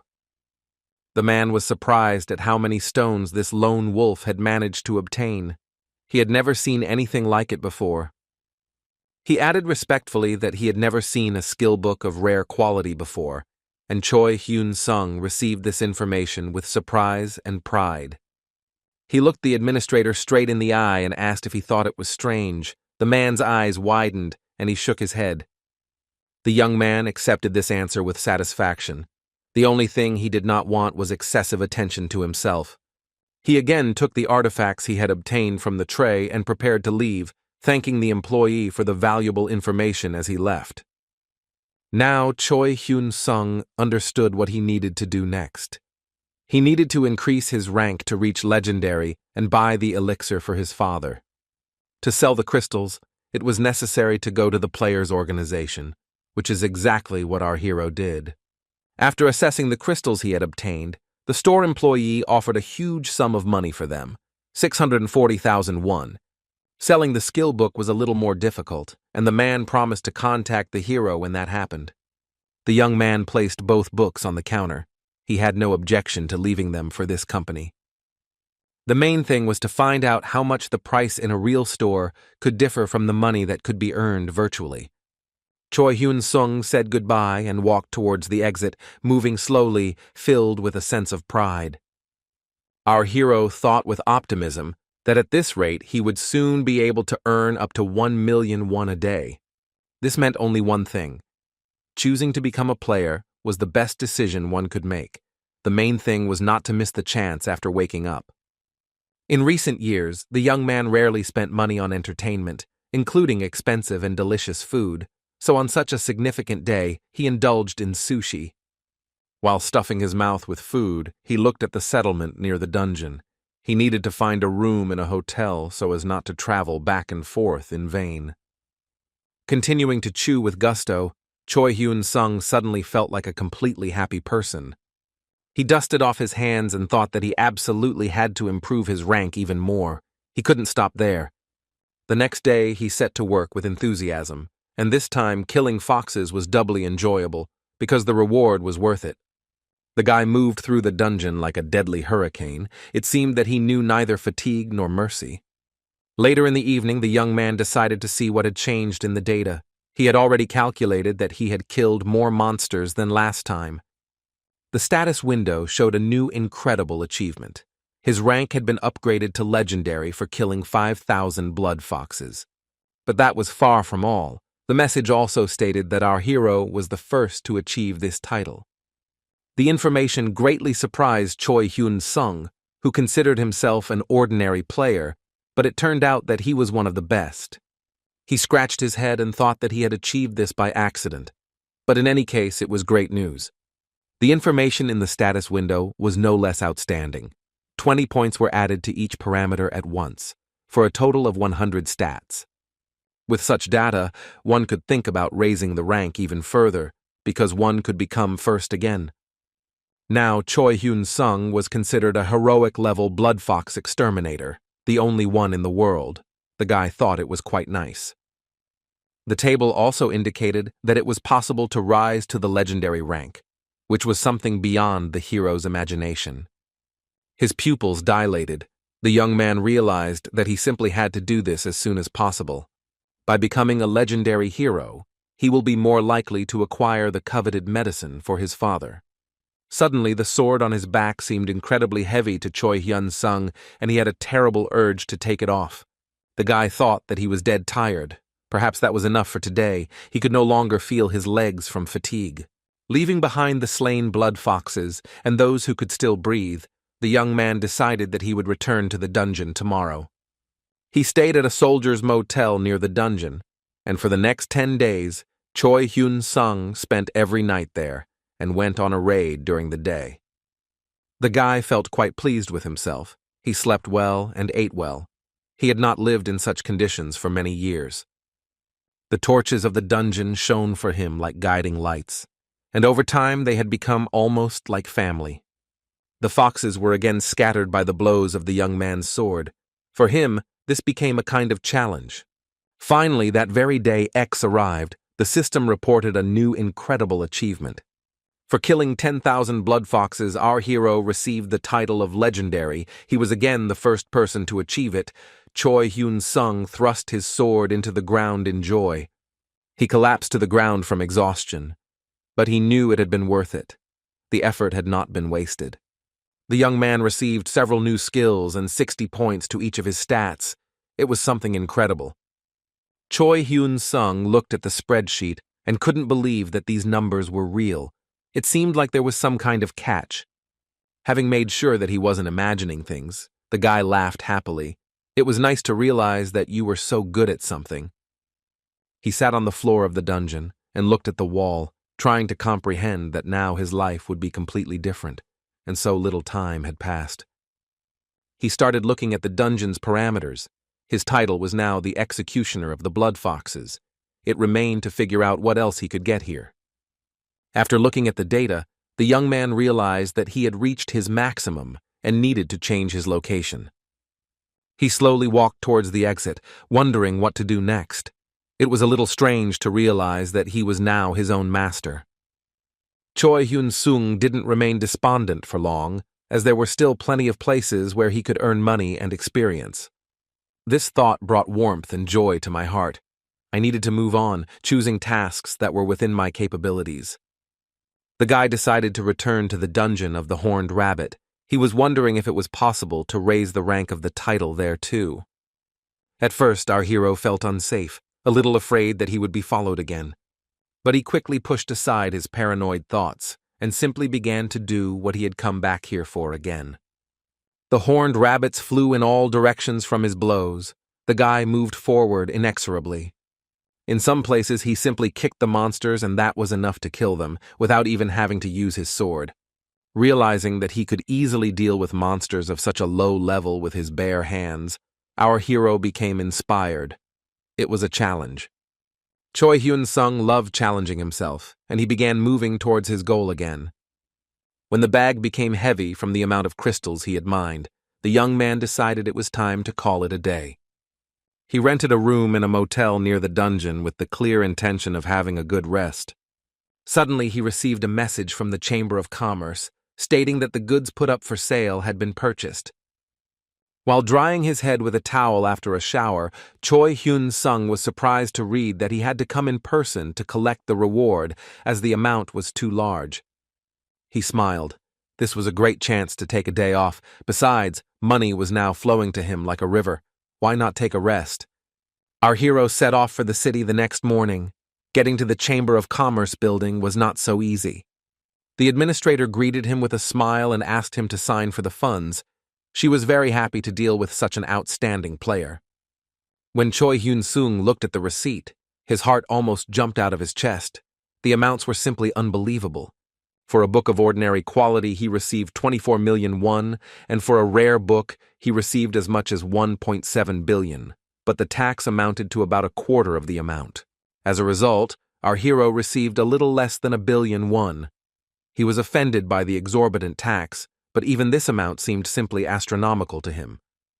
The young man's eyes were clouded over with white smoke, and he realized that he would never again sell skill books for points, since they were fetching such high prices. The hero decided to go to the area where his mother lived, and on the way he thought about how easily he had earned a fortune. If this continues, none of his relatives will need to work, but he cannot tell them such news right away. The guy thought that if he worked in low-rank dungeons without straining himself, he could get about 100 million in a month, and besides, the points accumulated quite well. While waiting for the subway train, our hero suddenly realized he deserved a small reward, and it wasn't just about delicious food. He looked at his reflection in the train window and thought that he hadn't bought himself new clothes for a very long time. The reflection was so dull that it was sickening. Today, I urgently need to fix this, and besides, there is a reason to dress up my mother and sister. From the day my father fell ill, the whole family spent every penny on his treatment, completely disregarding themselves. As he boarded the train, the young man was determined to pamper his loved ones, and himself too. Stepping inside, he seemed to be crossing the line separating their family's old life from a new one, full of hope. Mom worked in the canteen. This was her main job, and in the evenings, after work, she also had a part-time job. She washed the dishes tirelessly, but when it was time for a break, the woman was simply happy. No one knew that her work did not end there. She had to keep her problems to herself. Together with her colleagues, the hero's mother went outside and breathed in the evening air, after which she said goodbye until tomorrow. The woman walked slowly down the street towards the second establishment where she worked the night shift. Her son appeared behind her, but did not call out to her right away. He simply wanted to look at his beloved figure. So they walked half a block, and then Choi Hyun-sung called for his mother. He simply ran out of patience. The woman froze in surprise. She couldn't believe her luck, because they hadn't seen each other for so long. The guy waved his hands at her. He also radiated joy and happiness, because he missed her incredibly, and besides, he brought good news. They hugged, and the young man suddenly noticed that the woman had become completely withered and had lost a lot of weight. Now she seemed very tiny. She didn't deny it, but happily asked why her son had come. She was happy to see him. Choi Hyun-sung laughed and said that he came here specifically to meet her. They walked down the street together, exchanging compliments. The guy had grown and matured a lot. It was noticeable. His eyes shone with warmth when the young man suggested having dinner together. He wanted to treat his mother. The woman's face became sad, and she said that she couldn't go home yet. She had a part-time job ahead of her. Let her son go first and buy something for dinner, and then they can talk when she gets back. Then the woman began to rummage through her pockets, as if she was looking for something, and our hero's heart sank with pain. As he expected, the woman took a handful of money from her pocket and handed it to her son so that he could pay for the food. Choi Hyun-sung was embarrassed and suggested to his mother that they go out to dinner together, since she hadn't eaten yet either. She laughed, saying that she could easily do this at work in the cafeteria, but tomorrow she would prepare a delicious breakfast for her son. Then our hero offered to go to work together. He could also help finish the shift faster, but he was refused. There was no point in bothering himself, since he was just visiting. Our hero was eager to share the good news, but he didn't know where to start, so he just looked at his mother. Although, not only that, the guy was also stamping his feet, shifting from foot to foot in excitement like a schoolboy. Finally, he said that he wanted to tell her something very good. The woman looked at her son with curiosity. She was intrigued. Choi Hyun-sung smiled and said that something interesting and rather unusual had happened to him recently. He woke up. Having finally uttered these important words, the young man began to smile shyly. Sparks of magic glittered around him. The mother looked at him without blinking, and it was completely unclear from her face what emotions the woman was experiencing. She asked, in an even tone, what exactly her son was talking about, as if he had said that he had forgotten to brush his teeth at night. Our hero reached into his bag and pulled out his newly received player ID, after which he showed it off in all its glory. Smiling, the guy proudly said that he had become a player, after which he laughed nervously again, because he had expected a completely different reaction. Then he pulled himself together and added seriously that now Mom could quit her job in the cafeteria with a clear conscience. The women's faces remained unchanged, as if she had turned to stone, which was starting to be a little frightening. All she said was a phrase about it being a very dangerous job, her face still showing no emotion. Choi Hyun-sung told his mother not to worry. He pays due attention to safety, so she can safely quit everything. The woman replied that this was not right, that players weren't getting paid for their pretty eyes, and the young man was dejected. He had expected a different reaction. She became serious and excitedly added that in order to start a career, a player needs to spend a considerable amount of money on equipment and gear. Our hero realized that she was simply scared by the thought of new expenses. He scratched his ear, not knowing how best to say it. Then the hero made up his mind and with a kind smile announced that he had hit the jackpot, if you can say so. He handed her a receipt from the Chamber of Commerce showing the amount received for the skill books. The mother's eyes widened. Not only had she never seen such sums in her life, but she had never even imagined that Choi Hyun-sung could earn a whole billion. The guy explained that he was lucky enough to get his hands on 2 rare books, and now they don't have to worry about paying his father's hospital bills and will pay off their debts. Hearing that from that moment on they could live a happy and peaceful life, the woman burst into tears. Wiping tears from her cheeks, she began to apologize to her son and say that she was truly sorry that she couldn't take care of this herself. The young man felt uneasy and asked his mother to stop blaming herself for her misfortunes and apologizing. He explained that thanks to them, he was born. Because of their love and care, he grew up strong and healthy, and that is why he was able to earn money. So now all that is needed is to stop crying and get some rest to just take care of her father. The woman wiped away her tears and thanked her son from the bottom of her heart. Then they went to the canteen where she worked. The guy introduced himself to his colleagues before starting to wash the dishes. Everyone laughed joyfully when they saw how proudly the mother spoke about her offspring, who offered to help during the shift. Since Choi Hyun-sung's agility and speed skills were well developed, he completed almost the entire quota in just a few minutes, and the dishes sparkled. The cafeteria workers' eyes widened. They had never seen anyone complete a task so quickly and efficiently. The mother and son were pleased with their reaction. For now, they decided not to tell the employees about their little secret and pretended that everything was as usual.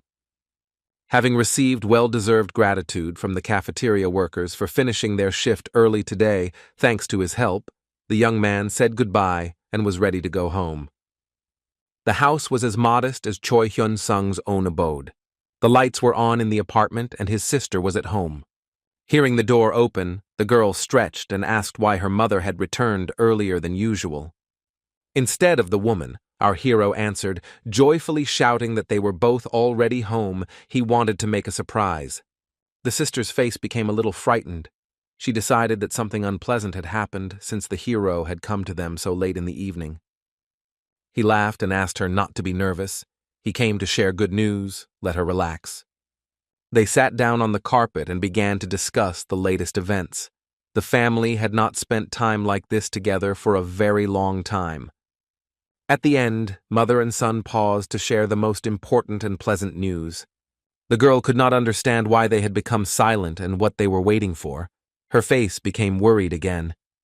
Finally, Choi Hyun-sung proudly announced that he had recently become awakened. He himself did not expect that this was possible, but it happened. The sister couldn't help but let out a surprised cry, but she was even more surprised when she heard that, in addition to this, her brother had managed to earn quite a bit of money. The young man handed her a receipt for 1 billion won, smiling as he realized how shocking the figure was to her. True, she didn't see the amount right away. She studied the paper for a while, then her pupils became like 2 saucers from surprise. The beauty's hands began to tremble, and her voice too. She carefully asked if it was true or an evil joke. The guy said with a smile that he had indeed earned 1 billion, so now the family shouldn't worry or overwork themselves. He would take care of everything himself. The sister, like her mother, could not hold back her tears, and within a few seconds was bawling like a beluga. The woman hugged her daughter and whispered to her that now everything would be different. Now they would live a calm and happy life, just as Choi Hyun-sung had asked. The guy also shed a tear. He was a little traumatized by the reaction of his loved ones. He couldn't even imagine that their life was so hard. The sister noticed this and said that he himself had had a hard time, and yet he managed to pull them out of trouble.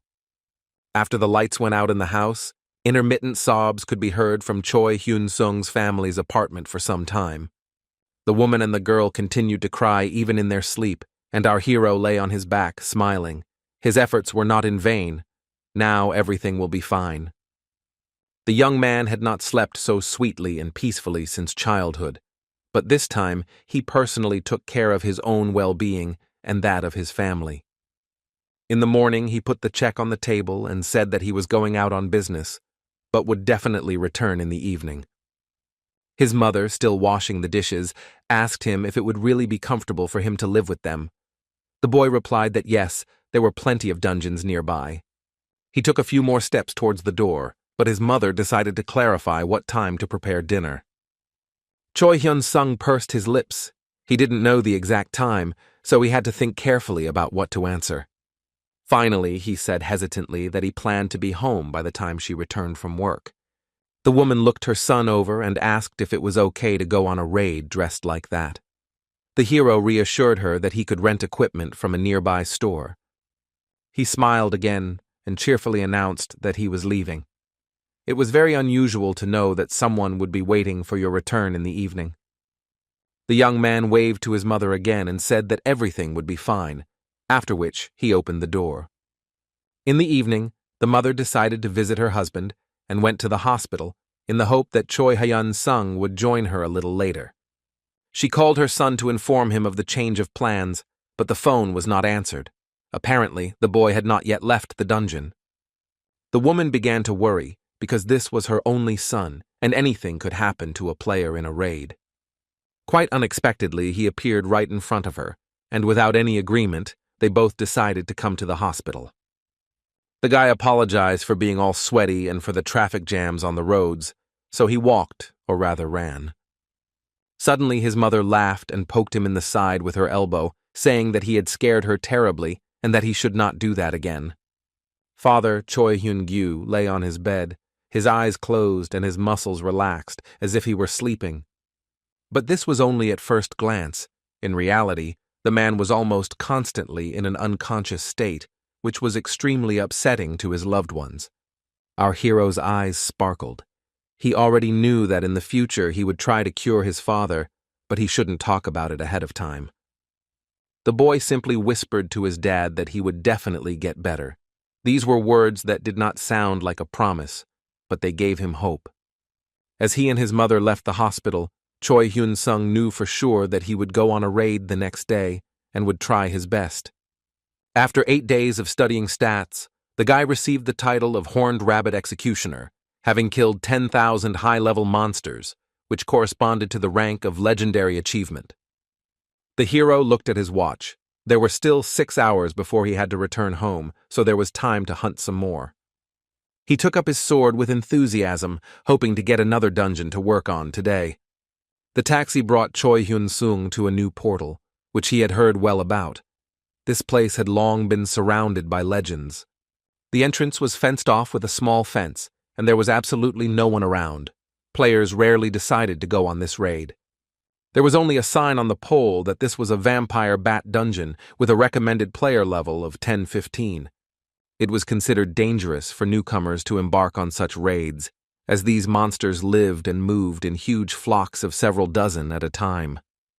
Our hero thought for a moment and decided that hunting was impossible without the help of high-level players, but there was another option. Choi Hyun-sung smiled, because even though his level was still at 1, his strength, agility, and skills were far from corresponding to that number. The young man boldly stepped into the portal to test his strength in this mysterious and incredibly dark dungeon.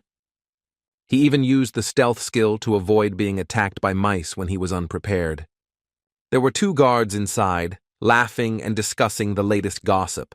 One of them couldn't believe what the other was saying. Choi Hyun-sung walked past unnoticed, which was almost always his habit when entering the building. After the first steps deeper into the dungeon, a feeling appeared that the monsters were somewhere nearby, and chills ran down my spine. Hordes of vampire bats woke up under the cave ceiling, while they simply opened their eyes and watched. The sight was not for the faint of heart, as the red glow, like drops of blood, glinted in the torchlight on the stone walls of the dungeon. Our hero was not a timid person, but he also felt uneasy being in such a gloomy place, and he also didn't understand why the monsters had woken up, since he had used the invisibility skill. There was no time to give in to fear. Choi Hyun-sung reached for his sword, thinking that it was time to begin the hunt. He canceled the stealth effect and instead cast a shield on himself to minimize the risks, since his presence could not remain unnoticed. The bats' eyes glowed even brighter, and their faces became more ferocious. Now they had identified the enemy with complete certainty. On top of everything else, the young man pricked his finger to attract as many creatures as possible to the smell of his blood. It worked.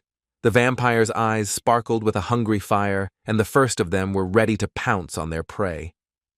The air was filled with a deafening flapping of wings and the scraping of claws as the monsters began to detach themselves from the stone vault. Soon the most determined of the bats appeared right above our hero's head, which was exactly what he had been counting on. The guy looked in the direction of the sound and realized that the plan had worked. A real black wave of monsters was approaching him. It was no longer a matter of tens, but of hundreds, or maybe even thousands, of vampire bats, and they all wanted blood. A fireball appeared in Choi Hyun-sung's hand. He had mastered this skill a long time ago, but he had no experience using it yet. The bloodsuckers were not afraid of the light. They were too inspired by the opportunity to soon have a hearty dinner. Sweat trickled down the young man's cheeks. He had hoped that the fireball would scare off the monsters. He was really tense because using two skills, fire and shield, at the same time was not as easy as it might seem. The guy looked at his hand again and came to the conclusion that this would be a good trick, so all the efforts were not in vain. He thought with a smile that in such places, filled to the brim with small monsters, the strategy should bring amazing results. The light and fire grew stronger as the young man prepared to use most of his mana reserves. Finally, the fireball became so big that it could no longer fit in both outstretched hands, meaning it was time to let it go. Thinking that he had accumulated enough power, the hero shouted and launched his projectile straight towards the target, the densest concentration of monsters. At first it seemed that nothing would happen, and the mice would simply fly away in all directions, because they immediately sensed a threat. But as soon as the ball approached the black wave, a deafening explosion thundered, and the bloodsucker had no chance to avoid damage. Hundreds of bats were killed in a single attack, and just as many more suffered life-threatening injuries. Choi Hyun-sung himself was almost knocked off his feet by the blast wave. To protect his eyes, the guy had to close his eyes tightly and turn his back to the fire. Fortunately, the shield worked. However, even it did not guarantee 100% protection. Barely noticeable cracks appeared on the magical surface. A true hero never turns around to look at an explosion, but Choi Hyun-sung wasn't that experienced yet, so he looked back, unable to hold back a wow. His eyes widened at what he saw. The guy didn't expect such a powerful explosion from himself. Seeing the magical protection shatter, he whispered that it was too loud and bright. Well, the next fireball was supposed to be no less impressive. The fire show was bearing excellent fruit. The guy was inspired. Having cast a new protective shield, he did not hesitate for a second before launching another projectile at the black wave of monsters. It was only necessary to choose a trajectory that would catch as many winged creatures as possible. The bats went completely mad, intending to avenge the dead and drink the blood of our hero. The fireball exploded again, engulfing the horde of vampire bats in flames. This time, the hero had better controlled the direction and power of the explosion. It was time to look at the statistics of his attack to evaluate its effectiveness. Choi Hyun-sung activated the electronic panel. The message said that he had received the rare title of Bat Killer for killing 300 bloodsuckers with one blow, and if he tried hard, the legendary rank was just around the corner. The young man wanted to see how much loot had dropped, but then a flash of red light illuminated his face. A previously unseen weapon appeared. It was a rather impressive black and red sword with a batwing-shaped handle. The young man did not quite understand what was happening and why this object was emitting such an amount of energy. At first glance, the sword seemed strange, but a valuable artifact couldn't have appeared for only 300 killed monsters. The boy realized that the residual magic from his defense and the fireball had combined to create this item. He picked it up, and a message appeared that it was a vampire sword that restored health and increased strength using the enemy's blood. It sounded cool. Choi Hyun-sung realized that this was an outstanding thing, a single sword, but it combined two magical properties at once. He decided to check if something similar could happen if he destroyed more monsters at once, and the next fireball was not long in coming. The second sword did indeed appear after a couple of attacks, and it looks like this raid turned out to be surprisingly successful for our hero. Choi Hyun-sung thought that what would appear if he destroyed not ordinary monsters, but rare rank monsters at once, he had to try.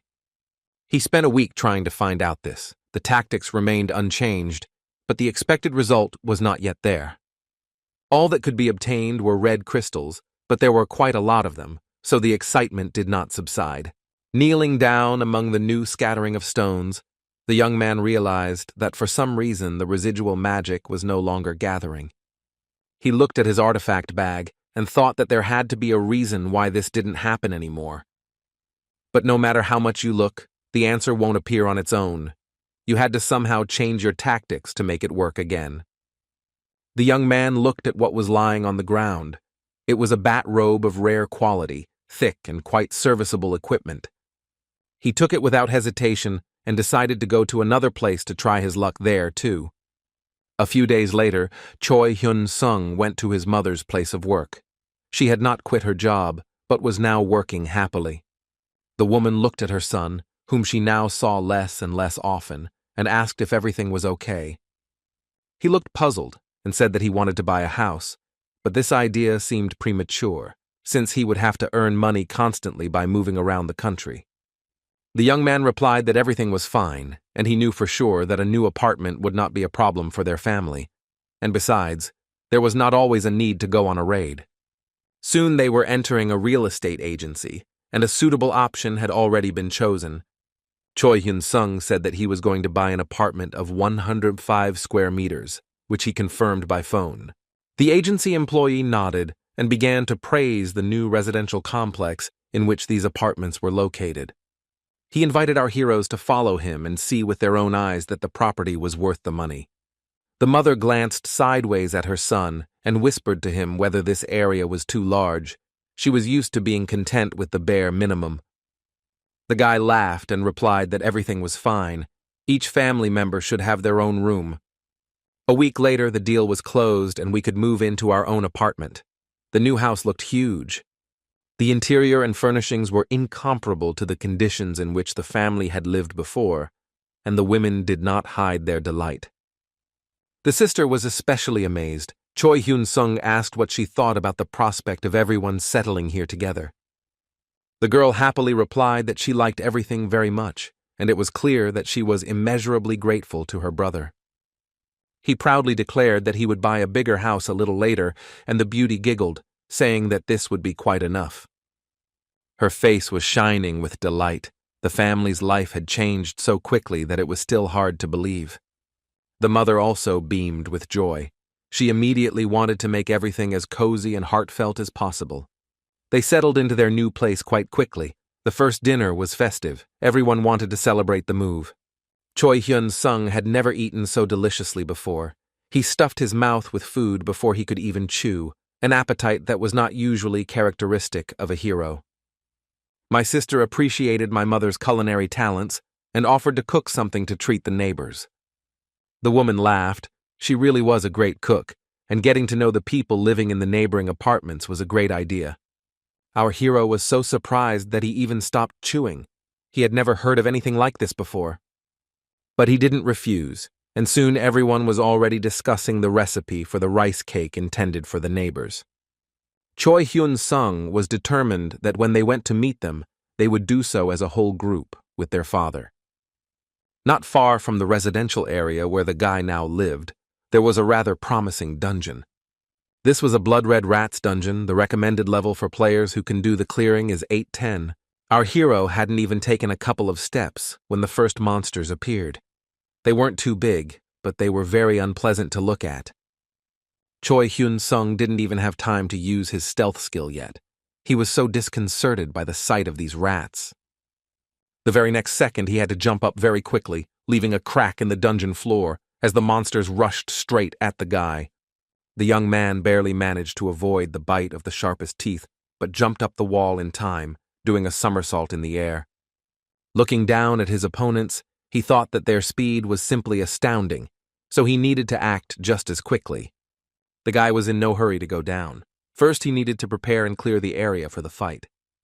The hero prepared his sword and fireball. Only after that he returned back to Earth, the monsters scattered in all directions.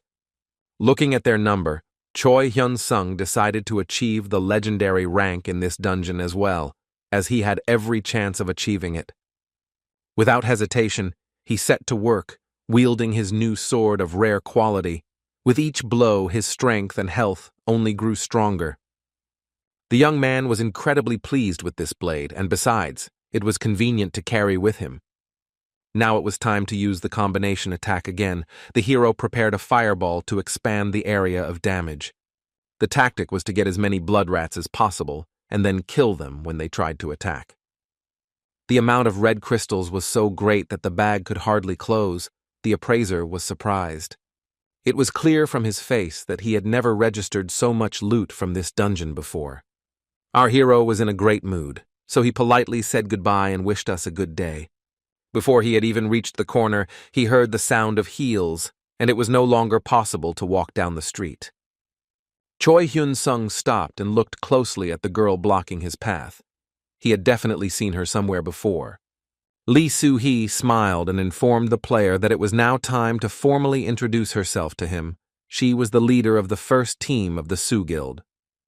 At the mention of the name, the young man remembered this warrior. He met her and her partner in his first dungeon. Lee Soo-hee bowed, using this greeting to completely prevent him from simply turning around and walking away. After this, the girl asked if the hero could spare her some of his precious time. Choi Hyun-sung's face showed fear, but he quickly pulled himself together before anyone else could notice. A week ago, the leader of the first team of the guild, Sue, reported to the boss that she had met a unique player in the dungeon, but did not know who he was. She was immediately provided with the data from his registration certificate and asked whether it was really so difficult to ask the secretary to perform her direct duties. There was also a list of all the loot the guy had registered and the missions he had completed. Mage Hoon, the head of the Soo Guild, slammed his fist on the table and announced that they were obliged to hire him. A discussion began about how the young man definitely had some kind of skill that allowed him to bypass the 20-level rule, and maybe even something else unique. Lee Soo-hee stated that this was true. When they met him, the guy was a newbie, but even in his first raid he managed to show himself excellently. The boss repeated once again that they absolutely had to lure him away, and since she knew the guy, she should make contact first, before the recruiter. He looked at the glowing city lights outside the window and added that he would assign a negotiator to help her. Before the girl left, Ma Ji-hoon checked to see if the information about this player had reached the other guild members. His eyes flashed in such a way that it became obvious that the boss would not want this under any circumstances. The head of the first team replied that no one else knew about this and that she would personally keep an eye on Ji-soo.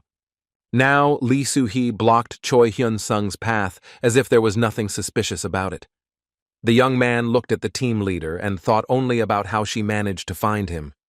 The hero remembered how in the dungeon she asked him to contact the guild even if he had nothing but skills. He also recalled how significantly the girl then added that in this way the guy would be able to avoid trouble. There was no doubt that this was one of those who had introduced themselves as the security service in the dungeon. Choi Hyun-sung asked how they knew his name, how they found him, and how they knew he would come here. Lee Soo-hee bowed and apologized for the disturbance. It was obvious that the guild had conducted an investigation and even bribed the dungeon workers. It was necessary to pretend that none of this had happened, and the girl began to break out in beads of sweat due to nerves.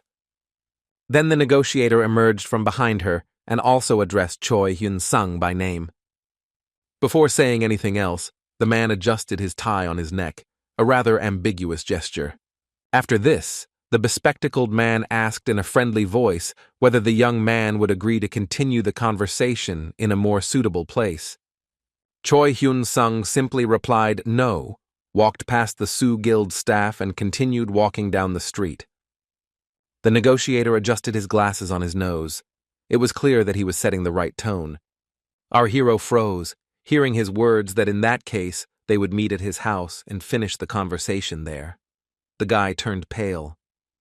He turned and silently looked at the Sioux Guild employee, whose words sounded not just like a hidden threat, but practically like a sentence.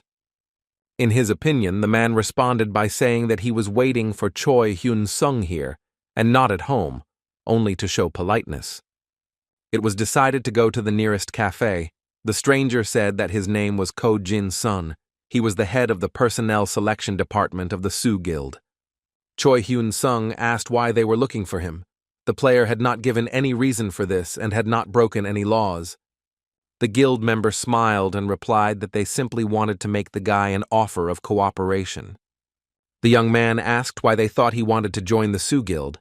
Ko Jin-sung laughed that it sounded rude. He added that if a representative of another guild were in his place, everything would be different, completely not noticing how his companion reacted to such impudence. Our hero thought that his words were at odds with his actions, but this does not change the fact that Sioux is a large, ancient guild with a remarkable history. Choi Hyun-sung didn't listen to what the head of the recruiting department was saying to him. He just watched his lips move. He interrupted the man with a phrase about how he would like to know only one detail, and the man asked which one. The young man asked what annual salary the guild could offer him. Now he looked quite relaxed. Ko Jin-sung replied that he would be able to name the amount after the hero revealed his skills, level, and status, but he could guarantee a deposit of 10 billion and a salary of 1 billion. The guy thought that this was a very large sum. Considering the fact that the guild didn't really know anything about his abilities yet, it was very strange. Lee Soo-hee couldn't hide her excitement as she constantly fidgeted with the straw in her drink. Choi Hyun-sung thought they were trying to make him the guild representative or something like that. Such a sum might be suitable for the only buffer in the country, Kim Han-nae, but it would be stupid to make such an offer to an unknown newcomer. The hero realized that something was fishy here, because he had no outstanding talents, at least in his own opinion.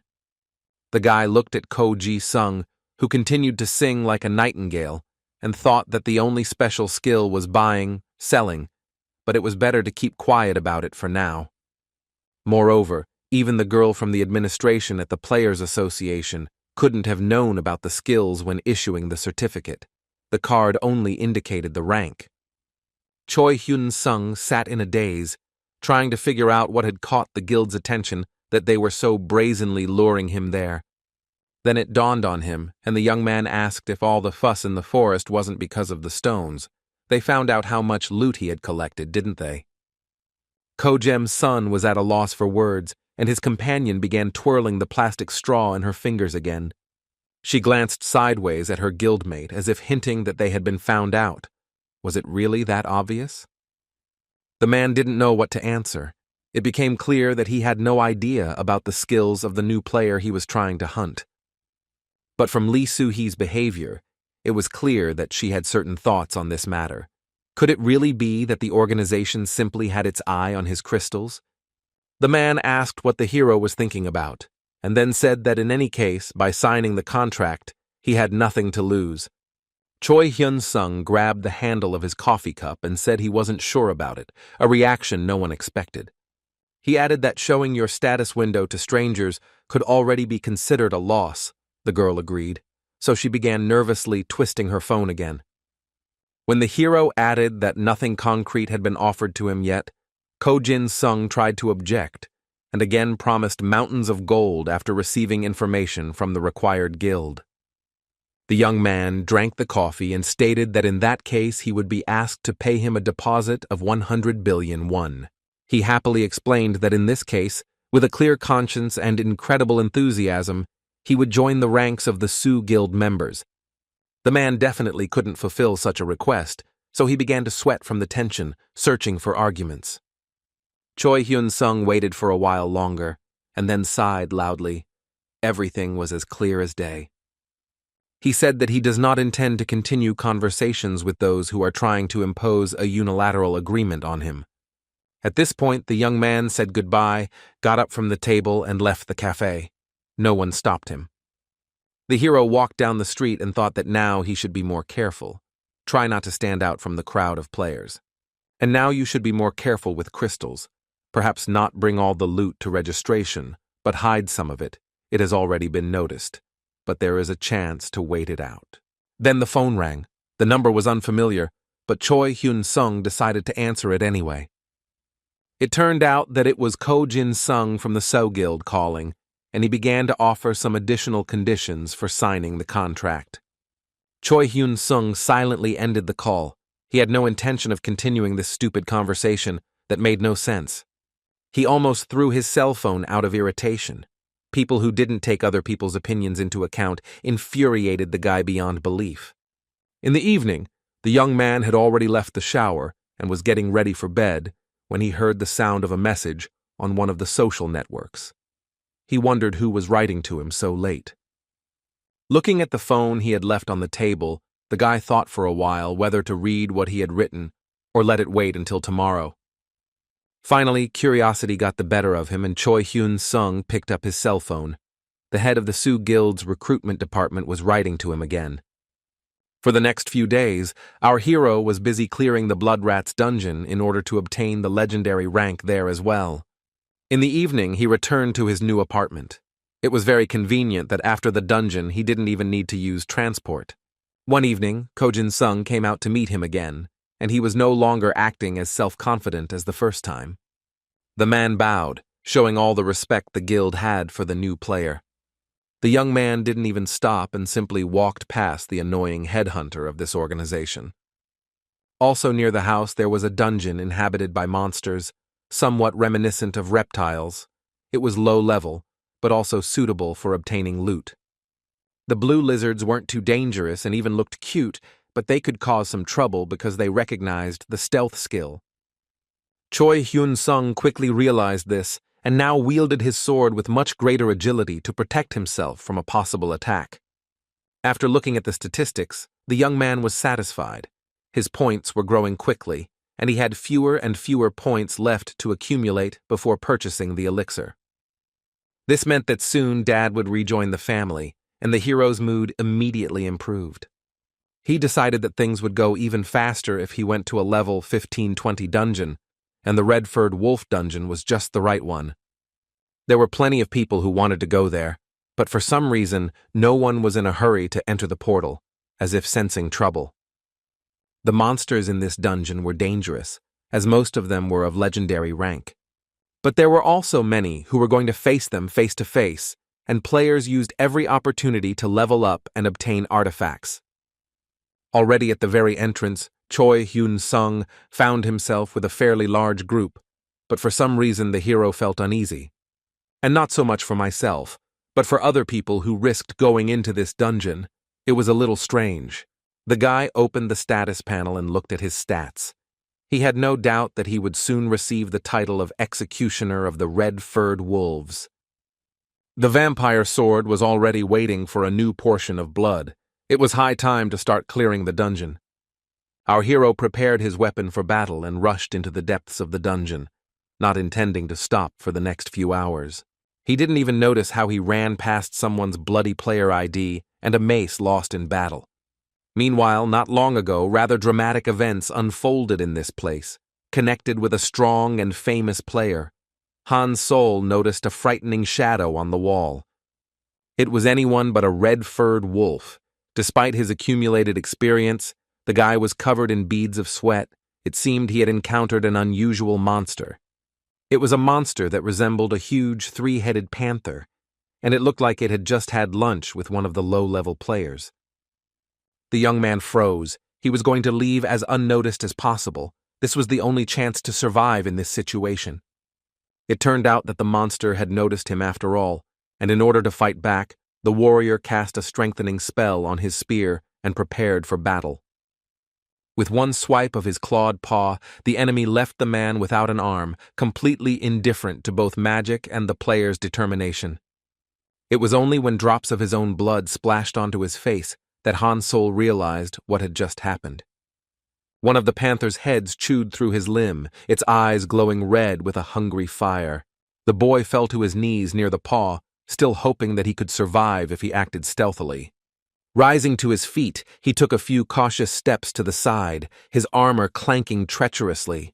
The player grabbed the wound with his surviving hand, trying to heal it so as not to die from blood loss, and therefore was unable to repel a new possible attack.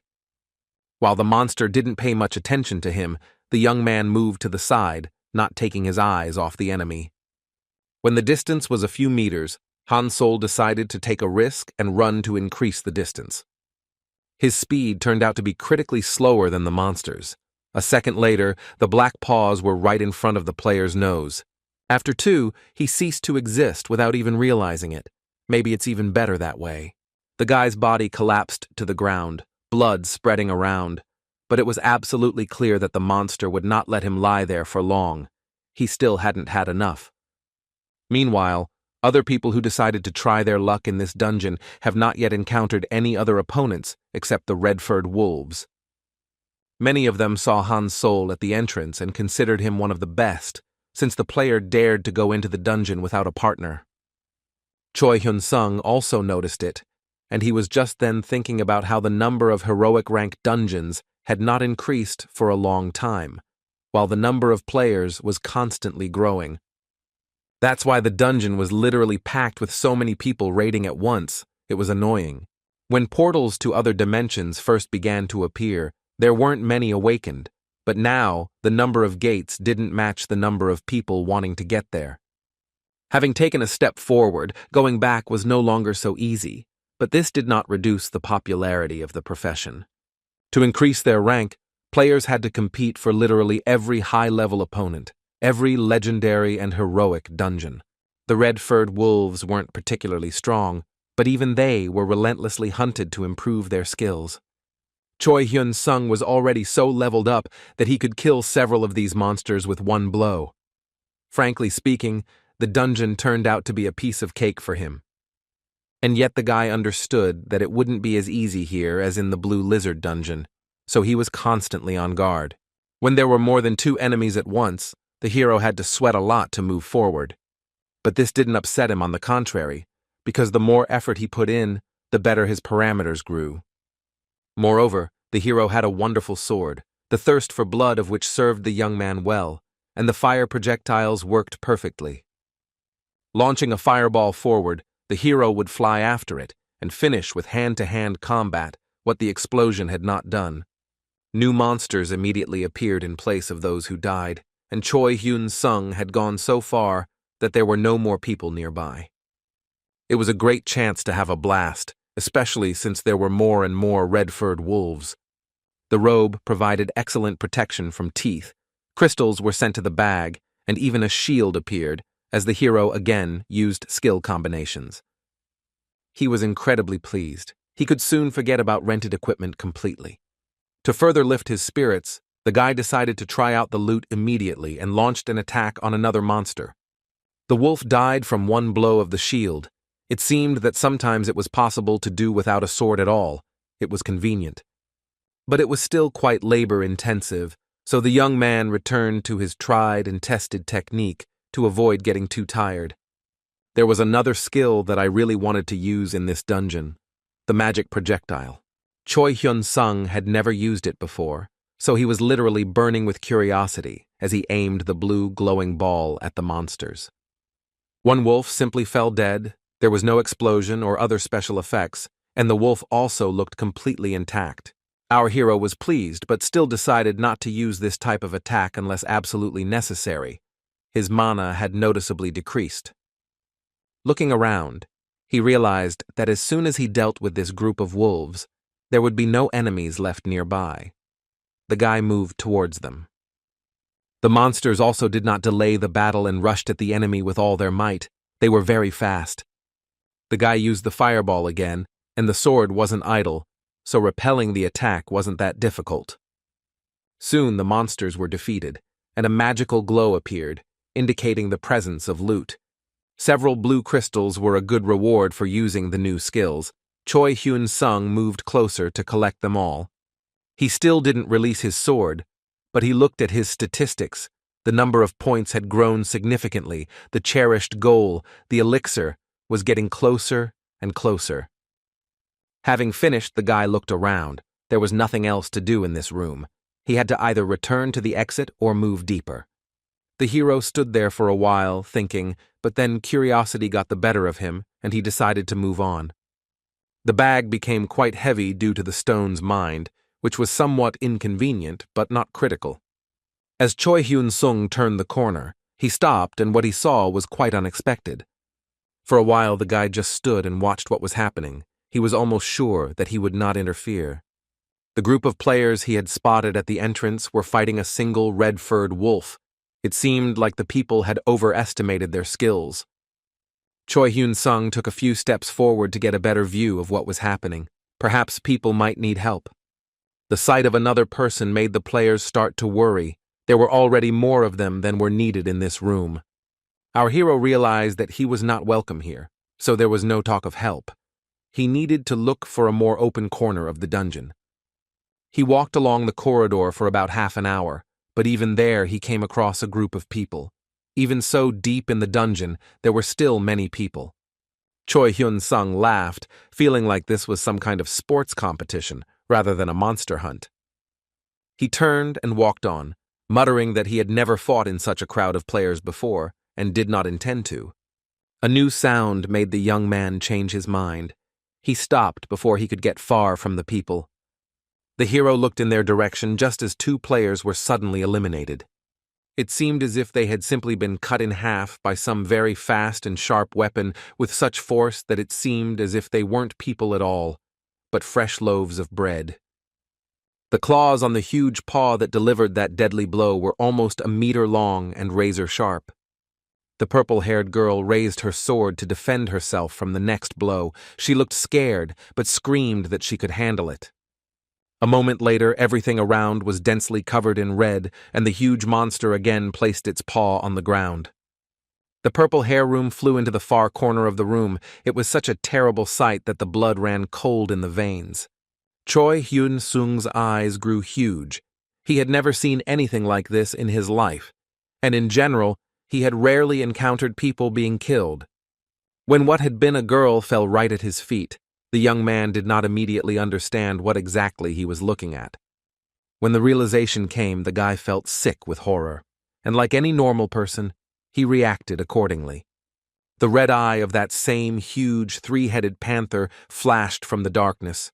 The monster was black, so it remained invisible for a long time. All three heads looked in different directions to immediately assess the situation and develop attack tactics. It turned out that Choi Hyun-sung was standing right below them, but the hero didn't realize it right away. Fortunately, the cloak made him less noticeable. The young man cursed. Meeting face to face with such a monster was not at all part of his plans. That was a mistake. He had attracted the attention of one of the panther's heads. Now all that was left was to use his stealth skill. The hero did just that, and in addition to that, he jumped as far away as possible from the monster's clawed paws. He didn't understand where it could have come from in a level 15-20 dungeon. From a relatively safe distance, the guy managed to get a better look at the monster and finally realized that things were bad. Panther also looked at the enemy. Apparently, the use of invisibility was not an obstacle for this. Our hero tried to move around the corner, hoping that the monster was no longer hungry and would quickly lose interest in him.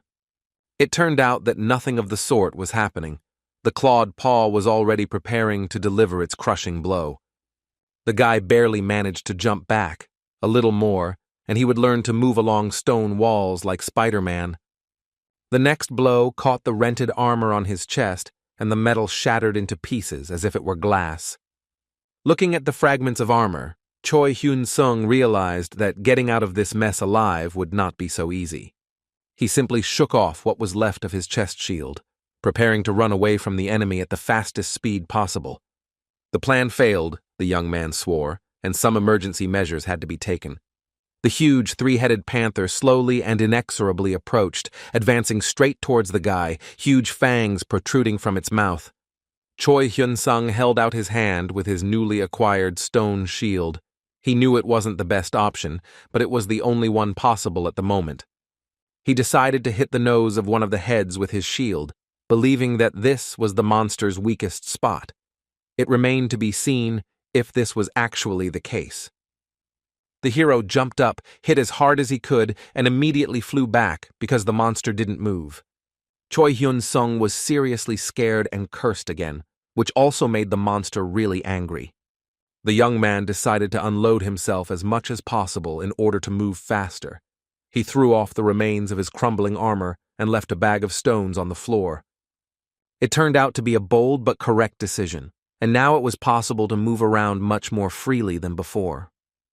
I wonder how the three-headed panther will react to fire projectiles, because at least something has to do damage to it. Choi Hyun-sung dealt triple damage and launched his glowing balls at the creature, causing flames to blaze around each head. The boy landed right at the monster's paws, hoping that the attack wouldn't come too quickly.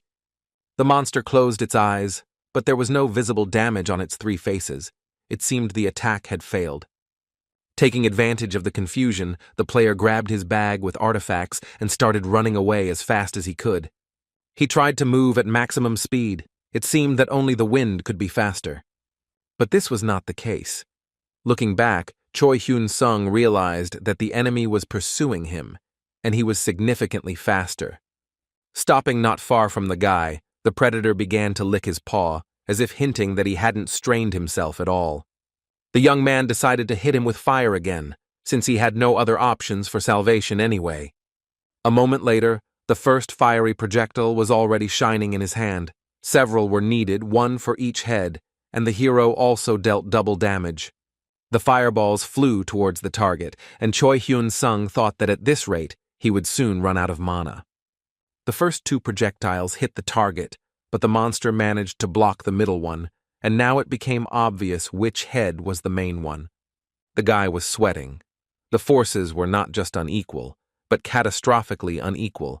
He would have to strain himself just to survive.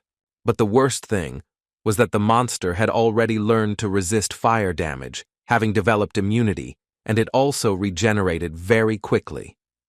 Our hero barely managed to escape from his clutches. He was saved only by a miracle, thanks to his quick reaction. If it weren't for the vampire robe, things could have ended much worse. This thing turned out to be much stronger than the rented armor. Choi Hyun-sung realized that he might not survive the next such blow, and he needed to run away as quickly as possible. Moreover, the young man fell to the ground from the impact, and it was unclear why the monster hadn't yet torn him to pieces. The boy got to his feet, grunting. He couldn't understand why he could still breathe next to the three-headed panther. Out of desperation, the hero raised his stone shield and tried to hide behind it. Everything happened quite quickly. At this point, Choi Hyun-sung thought that since the enemy was in no hurry to attack, he could take advantage of one of his advantages by taking a speed pill. But to do this, he needed to get it out of the bag, that is, move to a safe distance. The hero threw stones at the monster to distract its attention. He immediately used the contents of the bag. It wasn't easy to do from under the robe, but the player succeeded. He immediately jumped back a decent distance. The first pill worked as it should, giving Hyun-sung a boost of speed for a few seconds. Another speed pill went into his mouth. Now Choi Hyun-sung felt much more confident. The hero ran to the other end of the dungeon to use additional skill combination pills, intending to return and defeat the monster. Hours later, he was walking towards the room where the three-headed panther lived, ready to begin the confrontation, the assimilation completely complete. Choi Hyun-sung's gaze was joyful and mischievous. He had prepared an interesting surprise for his opponent. The monster was waiting for the guy practically in the same place where they parted. One could only envy his endurance. Our hero cast a fireball, combining it with increased speed and cutting damage. The very first salvo hit the target. One of the heads was sure to be seriously injured, if not killed. And so it happened. The creature didn't even have time to click its teeth before it lost any opportunity to do so in the future. The young man was inspired. He was already imagining how the second fireball would now destroy another panther head.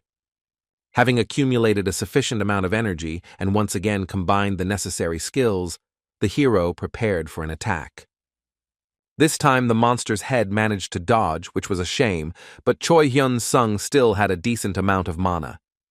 A bloodthirsty gaze drilled into him, not allowing him to relax, but there was no time to hesitate. The hero made a throw. The fireball again hit the monster's head that had already been hit, but this time something went wrong. The panther tried to deflect the projectile with its paw and took the brunt of the damage, but it didn't look as scary as expected. And yet, the boy laughed joyfully, one deadly claw less, a small but still a chance for someone to stay alive. Here Choi Hyun-sung suddenly stopped having fun. He noticed that a process was happening that he had completely forgotten about. The three-headed panther's regeneration has become so rapid that it has already regained its lost claw and even a third head. Our hero literally ran out of steam. The fireball in his hand no longer appeared. The player realized that there was no point in this.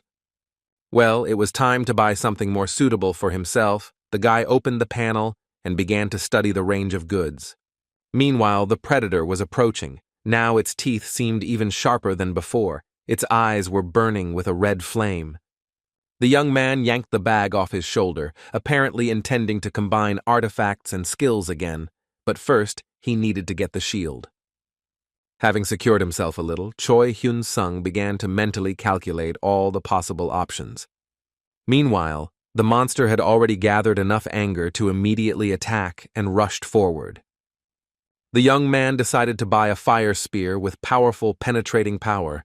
It was a bit expensive, but his desire to defeat the monster outweighed practicality. He also picked up a volume of a magic book from the ground, thinking that he needed to survive first and then look at the loot. The purchase was completed, and the hero prepared to receive the new item. The spear could appear at any second. Just as it materialized in the boy's hand, the three-headed panther went on the offensive with a heart-rending roar. The monster moved quickly, and Choi Hyun-sung had no choice but to immediately test the new weapon. He swung, calculating the angle at which he should hit the monster in order to inflict maximum damage on it without getting hurt himself. The young man prayed for one thing, that his plan would work and the spear would be effective, preventing the possibility of regeneration. The first throw missed the target, but our hero immediately summoned a new fire spear to try again. He launched the weapon. This time it flew more accurately. Choi Hyun-sung looked back to follow the trajectory with his eyes. The blade shone like the sun and moved so fast that there was no doubt that if it hit the target, it would cause colossal damage. This is exactly what happened, and due to the combination of two skills, the piercing cutting wound was accompanied by an explosion. Choi Hyun-sung's joy knew no bounds as he found a way to deal with the giant three-headed predator. True, the three-headed monster did not remain for long. When the flames died down, it became clear that only two remained. The guy approached the panther almost point-blank, choosing a blind spot, remaining invisible to the enemy. But as soon as the monster turned around, he discovered the enemy and bared his fangs, growling. It looked very frightening. But before the sound of the roar had time to die down, the tip of the next fiery spear approached the muzzle. The third head, which remained unharmed, watched the cannon fly, not fully understanding what had just happened. The panther looked at Choi Hyun-sung, who had prepared two more fire spears to attack, one in each hand. The first head had already regenerated, and the monster, confident in its strength, once again prepared its clawed paws for an attack. Our hero jumped to the side and thought that he should aim not at the heads, but at these paws. This might give a more lasting result. But for now, he decided not to change tactics, charging the spear into the enemy's neck because he had already managed to prepare for a throw at this target using a combination of skills. There was another explosion, and for a moment it was difficult to assess how good the result of this attack had been. At first, everything looked quite optimistic. The monster lost one head, the guy smiled. Then the digital panel sounded, and looking at it, the young man began to get nervous. His mana was almost gone. He carefully examined the status window again, and noticed that his stamina reserve was still quite good. This meant only one thing. He would have to fight with a regular sword for some time in order for his mana reserves to be restored. Choi Hyun-sung thought that if everything went according to plan, after a while, victory would definitely be his. Meanwhile, at the other end of the dungeon, not everything was smooth.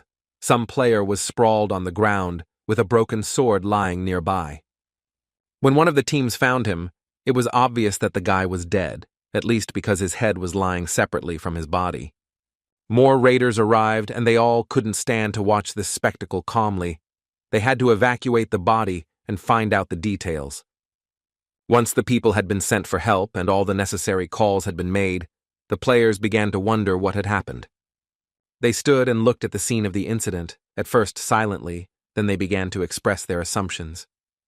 One of the boys recognized the place where the huge monster attacked him, but he managed to escape in time without examining the monster in detail. He pointed to the paw prints left on the ground. It was obvious that the man had been killed by the same creature. The cloaked player stated that such marks could not have been left by a normal monster. They were too large, and the claws were visible. The girl, confused, asked if they needed to follow the trail to find the monster. The man in the cloak stated that they had been unable to contact the security personnel guarding that part of the dungeon, and the second guy stated that he was not going to sit idly by. Staying on the sidelines seemed inhumanely cruel to everyone, and a decision was made to search the entire area. The man in the cloak said that in that case they should do it themselves. The danger was too great. He added that he was not going to die just because someone decided to pretend to be a brave hero. The dead could not be helped anyway. Go was asked if he would feel ashamed later, since he had to remember those in the dungeon who could also suffer at the hands of this monster.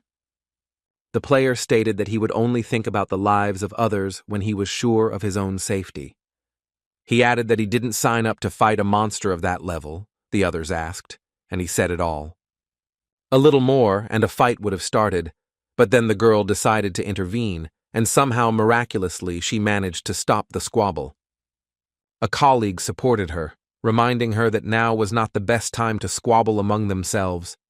Choi Hyun-sung continued his mana training around the three-headed panther. It had been quite a while since he started to recover his mana. At the moment, the monster had only one head, but it literally knew no fatigue, attacking the guy again and again. The young man was exhausted from fighting back, cutting off heads with his sword over and over again, when an idea struck him. You need to try to kill the monster before the heads grow back. Most likely the panther is similar to the Hydra from the ancient myth. Enough mana had accumulated on the spear, and our hero immediately summoned it. If the attack failed this time, he could be considered defeated. In order to strike in a way that would definitely leave the monster headless, Choi Hyun-sung even used magical enhancement to make the blow more powerful. He and the panther looked at each other intently. It was obvious that only one would emerge from this confrontation alive. Having assessed the situation, the young man realized that a protracted battle was not an option in any case. It needed to end. He still held a sword in one hand and a spear in the other, but for best effect, he needed to concentrate on one thing at a time. So the vampire sword, which had already been used to cut off the monster's head several times, went into the ground. Grasping the fiery spear with both hands, our hero prepared to make an incredible leap. He was a little doubtful whether the sword would have been better, but still, the magical spear had higher characteristics. All that was left was to try to fight him in close combat, so as not to throw him, but to wield him like a sword. Choi Hyun-sung exhaled to concentrate on the process as much as possible. His opponent was very strong, and he looked at the man, no longer with disdain, but with surprise. The tiny bug turned out to be more dangerous than one could have imagined. Our hero's eye suddenly glowed with the same red fire as the panther's, as if he had tuned into the right deadly wave. The monster thrust forward a clawed paw and turned its remaining head away, suspecting that the new attack would also be directed at it. From his appearance, it was clear that he considered himself more cunning than his opponent, and certainly more powerful than him.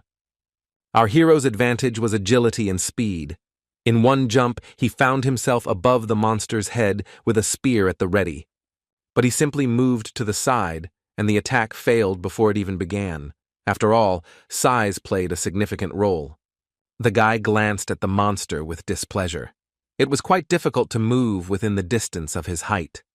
Then a clawed paw flew in, and there was no time to think about it. It was necessary to save one's life. The hero swung his spear, jumping to the side. He was unable to strike, but at least he remained unharmed. As he jumped down, the boy thought about his idea of cutting off the monster's paws. Maybe there really was some sense in it. The panther tried to attack with its teeth, but Choi Hyun-sung hit the stone wall and the debris flew into the panther's face. Watching the stones fall, the young man decided to bring the matter to its logical conclusion at any cost. He picked up speed and rushed towards the monster's face to try again to strike its remaining head with his spear. The hero jumped onto the stone wall just above the panther and, along with the debris, began his fall towards his target. The spear touched the panther's muzzle. A piercing roar erupted from its gaping mouth. This time, the tip did not miss. The young man jumped to the ground and looked back. The result was not the best, but still there, a huge scar crossed the monster's head. The monster closed his eyes and now saw little, but he heard perfectly well, so he again approached the enemy. Literally before our eyes, the wound began to heal. The creature's regeneration was simply amazing. Soon the deepest cut looked like an ordinary scratch, and vision was completely restored. The opponents faced a new round. Choi Hyun-sung became even more serious than before. He realized that in order to win, he needed to be even more active. To avoid the hassle of another jump, the boy decided to work with what was nearby, swinging his spear again. This time, his target was a finger with a sharp claw. Its regeneration would distract the monster from its main target.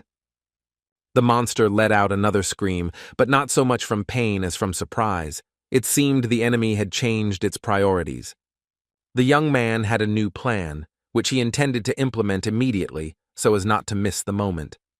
While the panther looked at the fiery flash in surprise, our hero was already preparing to jump and climb up his body. Step by step, the boy ran up the animal's muscular chest until he became out of reach of its paws and teeth. Having climbed up the neck, he began to strike with all his might, cutting off the remaining head of the predator, not giving it the opportunity to throw itself off. Choi Hyun-sung put all his strength into every strike, determined to defeat this monster. The most offensive thing was that the panther figured out his plan and immediately began growing new heads in place of those he had already managed to cut off. It seemed like it was a Sisyphean task. Even though the guy had achieved his goal, it was no longer relevant. And yet, the young man did not stop. He fell into a rage like a berserker, maddened by the sight of blood. Finally, the deed was done, and Choi Hyun-sung stood proudly in place of the panther's third head. He was very proud of himself, so much so that he didn't even look away at the remaining two heads of the creature. At that moment, the clawed paw rose up again to throw the enemy down, and at best, to finish him off. He couldn't reach it, but the guy became attentive again and looked around to assess the situation. The second blow was not long in coming, but the hero managed to put up his stone shield just in time to avoid death. The shield shattered into pieces, but served its purpose, but the force of the blow nearly knocked the young man down. He looked at the other heads of the monster, which were almost completely restored. This was bad news.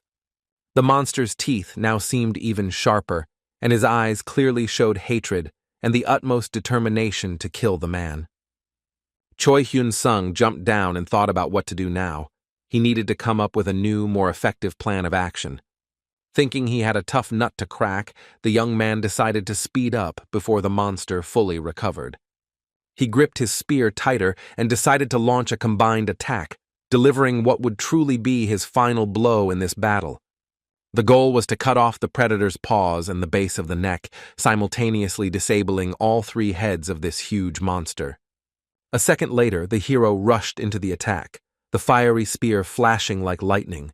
It was even difficult to understand which part of the monster it aimed at first. Apparently, it was one of the heads, but the paw shot up to stop the guy from carrying out his plan, and he switched to it. The young man wielded the spear as if he had been born with it in his hands.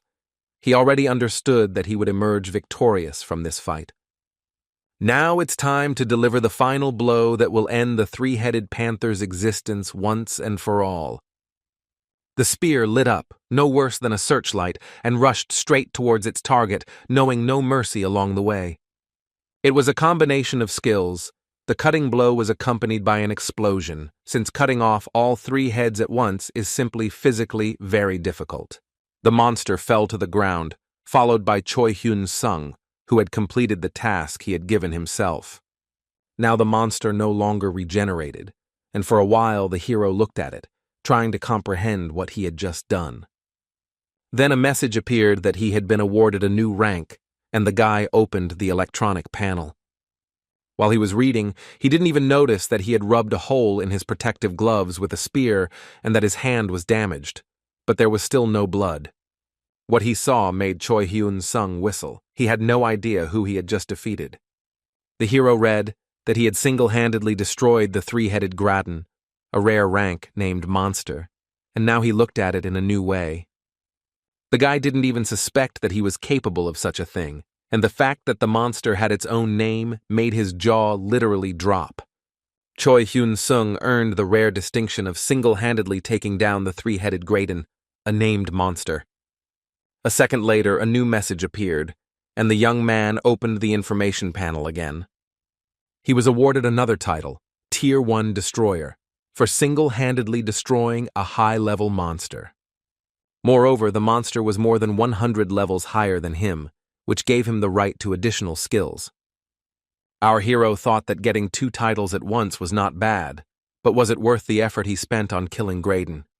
Here he noticed that the artifact he had already seen, the book, had materialized again, but now it had become larger and looked more impressive. It appeared to be a loot upgrade, a reward that dropped after defeating a high-level monster. Now the book literally shone, and Choi Hyun-sung shone too. He realized that this trophy should correspond to the new rank. The book seemed to float into the young man's hands. He stood there, mesmerized by this sight. The guy had never seen anything like it in his life. He began to think that he deserved something truly valuable, something that could make up for the cost of this incredibly difficult battle. The tome fell into his hand. It turned out to be the Book of Immortality, a uniquely rare quality that grants a passive skill. The hero will not die until his head is destroyed. In addition, the skill allowed all wounds to slowly heal until they were completely healed. Choi Hyun-sung couldn't believe his luck, looking from the book to the scoreboard. He tried to understand that now he would not die until his head was completely destroyed, and until he died, he could regenerate. It was practically like becoming immortal. His eyes clouded over with the thought that now all he had to do was protect his head well. Then he reread the information again. He had never held things of such unique and rare quality in his hands before. Moreover, such items were not available for sale either. The guy thought that tanks would literally fight over this thing. Choi Hyun-sung walked towards the exit, thinking that even though the book was listed as rare, it was equivalent to legendary rank. He involuntarily reached for the hilt of the sword. Such an artifact should be well guarded. It is a unique thing. The book should have been in the bag, but it seemed that it needed at least a good safe. The hero quickened his pace. He didn't have a safe, so the tome went to the only possible storage place at the moment. But before that, the young man looked at it carefully once again. This book was the only one in the whole world, and his hands began to tremble.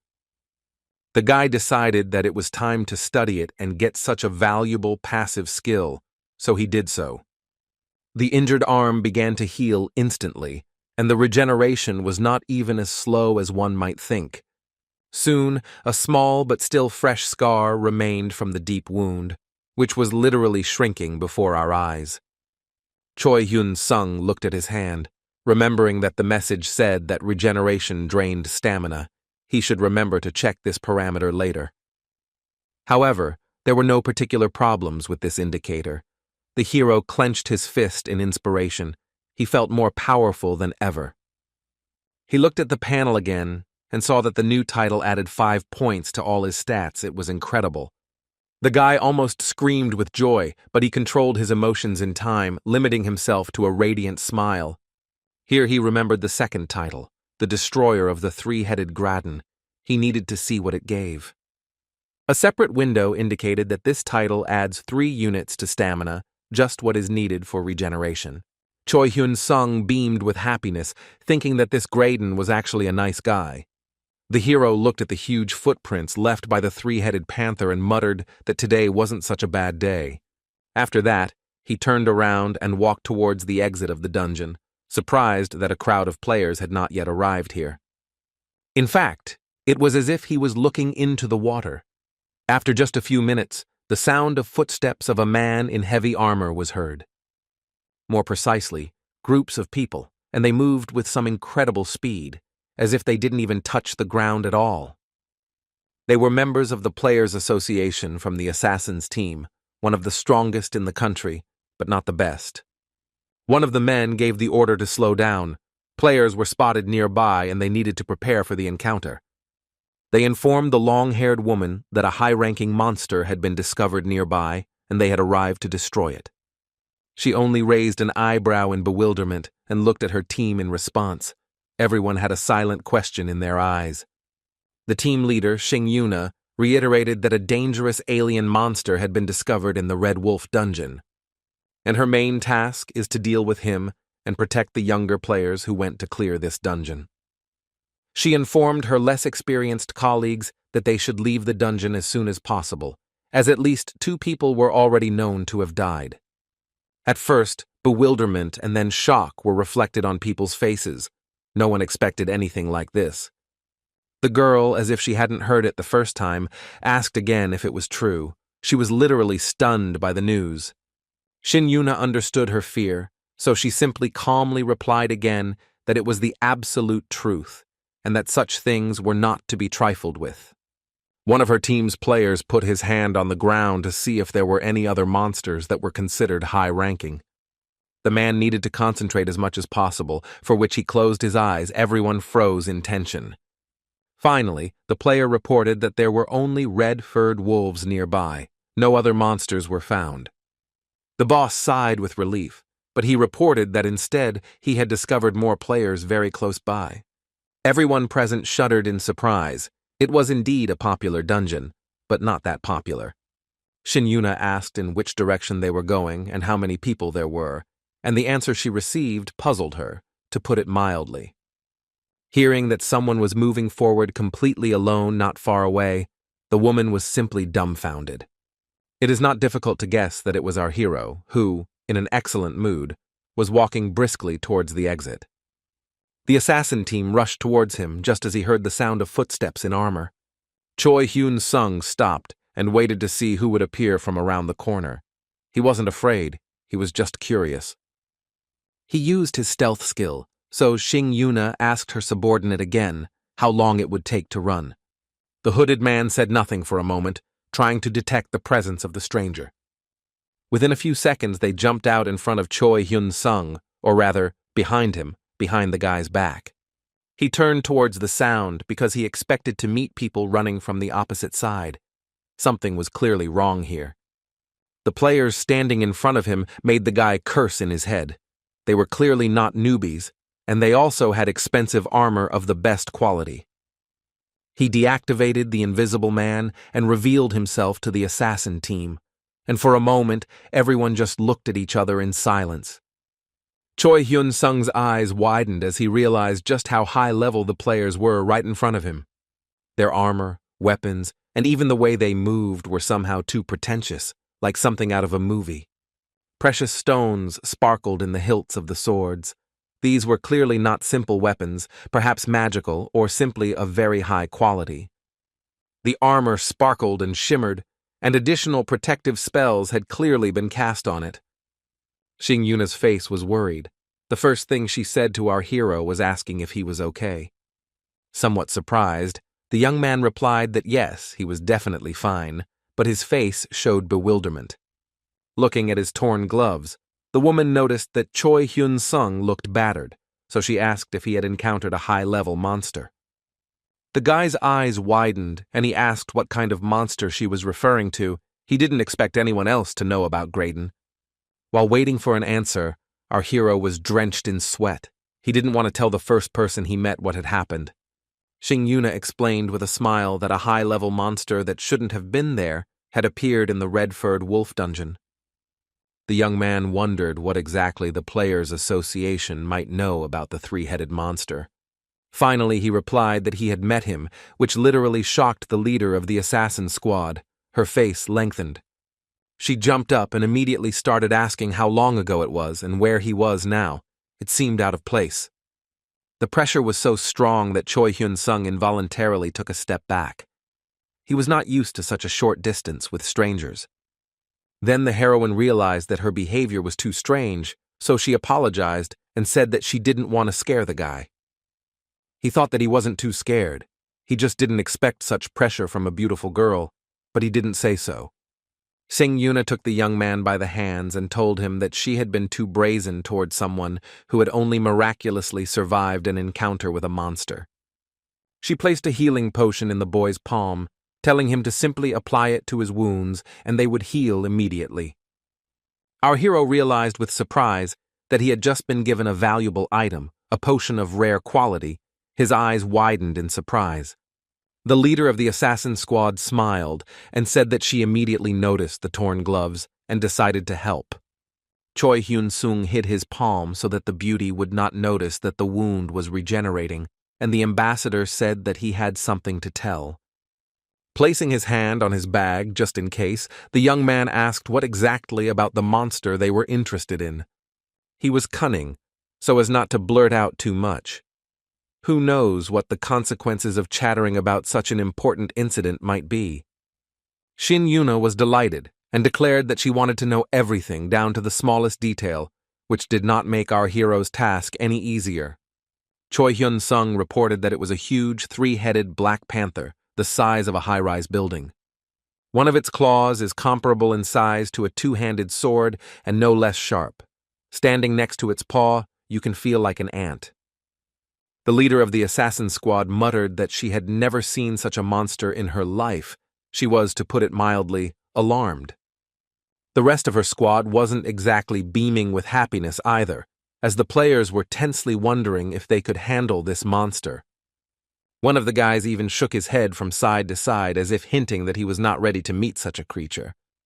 Their boss still couldn't get used to the idea that they were talking about a monster the size of a house. She looked puzzled. Choi Hyun-sung ended his story by pointing out the direction in which this huge predator allegedly disappeared. Xing Yuna thanked him with a smile. What they needed to know, the players now knew. It was time to act. Our hero was still pointing with his hand in the direction to go, and there was no one near him anymore. The players rushed to catch up with the monster. Choi Hyun-sung appreciated the speed with which the assassin team moved. They truly didn't waste any time. The hero looked once again into the depths of the dark tunnel leading to the most remote corner of the dungeon, and sighed. The guy walked towards the exit, catching himself thinking that it was a good thing he had killed Graydon. By the time reinforcements had arrived, he would have completely destroyed everything here. The young man laughed and added with a satisfied look that the reward was also decent. There was no doubt about that. He held his hand up, thinking that those people would have to try a little harder if they were really looking for the three-headed panther. The assassin team had just reached a dead end. They had nothing to do in the hunting area, and the huge pink portal seemed to hint that it was time to leave. One of the players wondered if the monster could have returned through the portal, since it was definitely no longer in the dungeon. Xing Yuna replied that it was quite possible that this was what happened, but in this case, the matter was much more serious than they had hoped. The monster has already tasted human blood. Now one can never be sure that it will not return and attack again. The girl thoughtfully took a few steps and said that first they should report the incident to the association. The guy in the hood replied that he understood and that he would look into it immediately to figure out how to proceed. Xing Yuna walked forward a little further but suddenly stopped. It was clear that she was unsure where to go from here. The girl chuckled and said that they should go check how that loner got to the exit. One of the players looked questioningly at the boss. Such concern for strangers was completely out of character for her, and staying here without a boss was scary. The hooded player was also surprised to hear about Xing Yuna's intentions. He assumed that the guy had lost his comrades and miraculously survived himself, but since he survived, he wasn't that weak. Meanwhile, Choi Hyun-sung walked forward, looking at the healing potion he received as a gift, and whistled a cheerful tune. Xing Yuna, who had no idea about this, told her subordinates that it was time for her to go and that they should wait here. With a confident gait, she followed our hero, right at the ready with her ornate halberd. The guys were, to put it mildly, puzzled, so they asked if she really would leave them here alone to wait for their return. The player in blue armor was especially worried. He was still very young, so he was seriously worried. The girl replied that she wanted to make sure that everything was okay, because that guy had gone through the entire dungeon completely alone, and she was leaving them alone. The hooded player with the scar on his face wasn't thrilled with the idea either. He knew his colleague wouldn't be much help if something happened. However, he didn't argue with Xing Yuna, so as not to embarrass himself. The squad leader smiled sweetly and thanked the guys for their understanding and support. The bigger guy nodded. He didn't want to get into an argument and ruin his reputation for no reason, even though he was actually a little afraid of the panther. He and his colleague exchanged a few jokes about how they would miss the company of women, but in reality, what they would miss was the halberd in the capable hands of their boss. Xing Yuna reminded them once again that she would try to return as soon as possible, so they should not go anywhere while she was gone.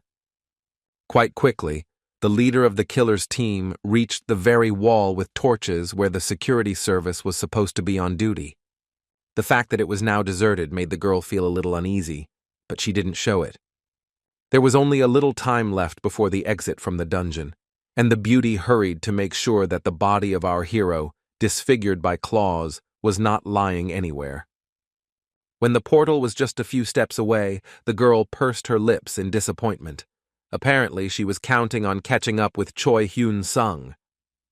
Looking into the blue glowing oval of the exit, Xing Yuna sighed that the guy had already left, which meant he was okay. For some reason, she looked a little disappointed, but her colleagues waiting for her in the depths of the dungeon didn't need to know about that. Moreover, the leader of the killer team was not at all sure that our hero had actually reached the exit safely. Meanwhile, he himself reached his apartment. Choi Hyun-sung considered purchasing real estate in this building the best decision of his life. He was also thinking about Xing Yun, because he had just used the potion she gave him, and he liked the effect. His hand had become completely whole. The young man used both the healing skill, the potion, and regeneration. He wanted to feel the maximum possible effect. Immediately after this, he collapsed right on the sofa and had absolutely no strength even to make his bed. Hugging a pillow, the hero told himself that he was tired as a dog today, after which he simply passed out. Before he had time to fall asleep properly, he heard the sound of doors being unlocked. Someone came, and footsteps were heard in the corridor. It was the hero's mother, who did not hide her joy that the boy had returned earlier than usual today. But the woman immediately became serious. Looking at her son, she asked what was wrong with his face. Choi Hyun-sung completely forgot that when he spends a lot of points, his life shortens, and he looks older. He replied sheepishly that it was nothing special. He was just very tired today. It had been a pretty stressful day. To change the subject, he asked if there was anything tasty at home, and Mom became completely sad, asking what he had been doing that he had even missed lunch. She asked me to wait a bit and went to cook. After all, it was much more pleasant and heartfelt than simply ordering delivery.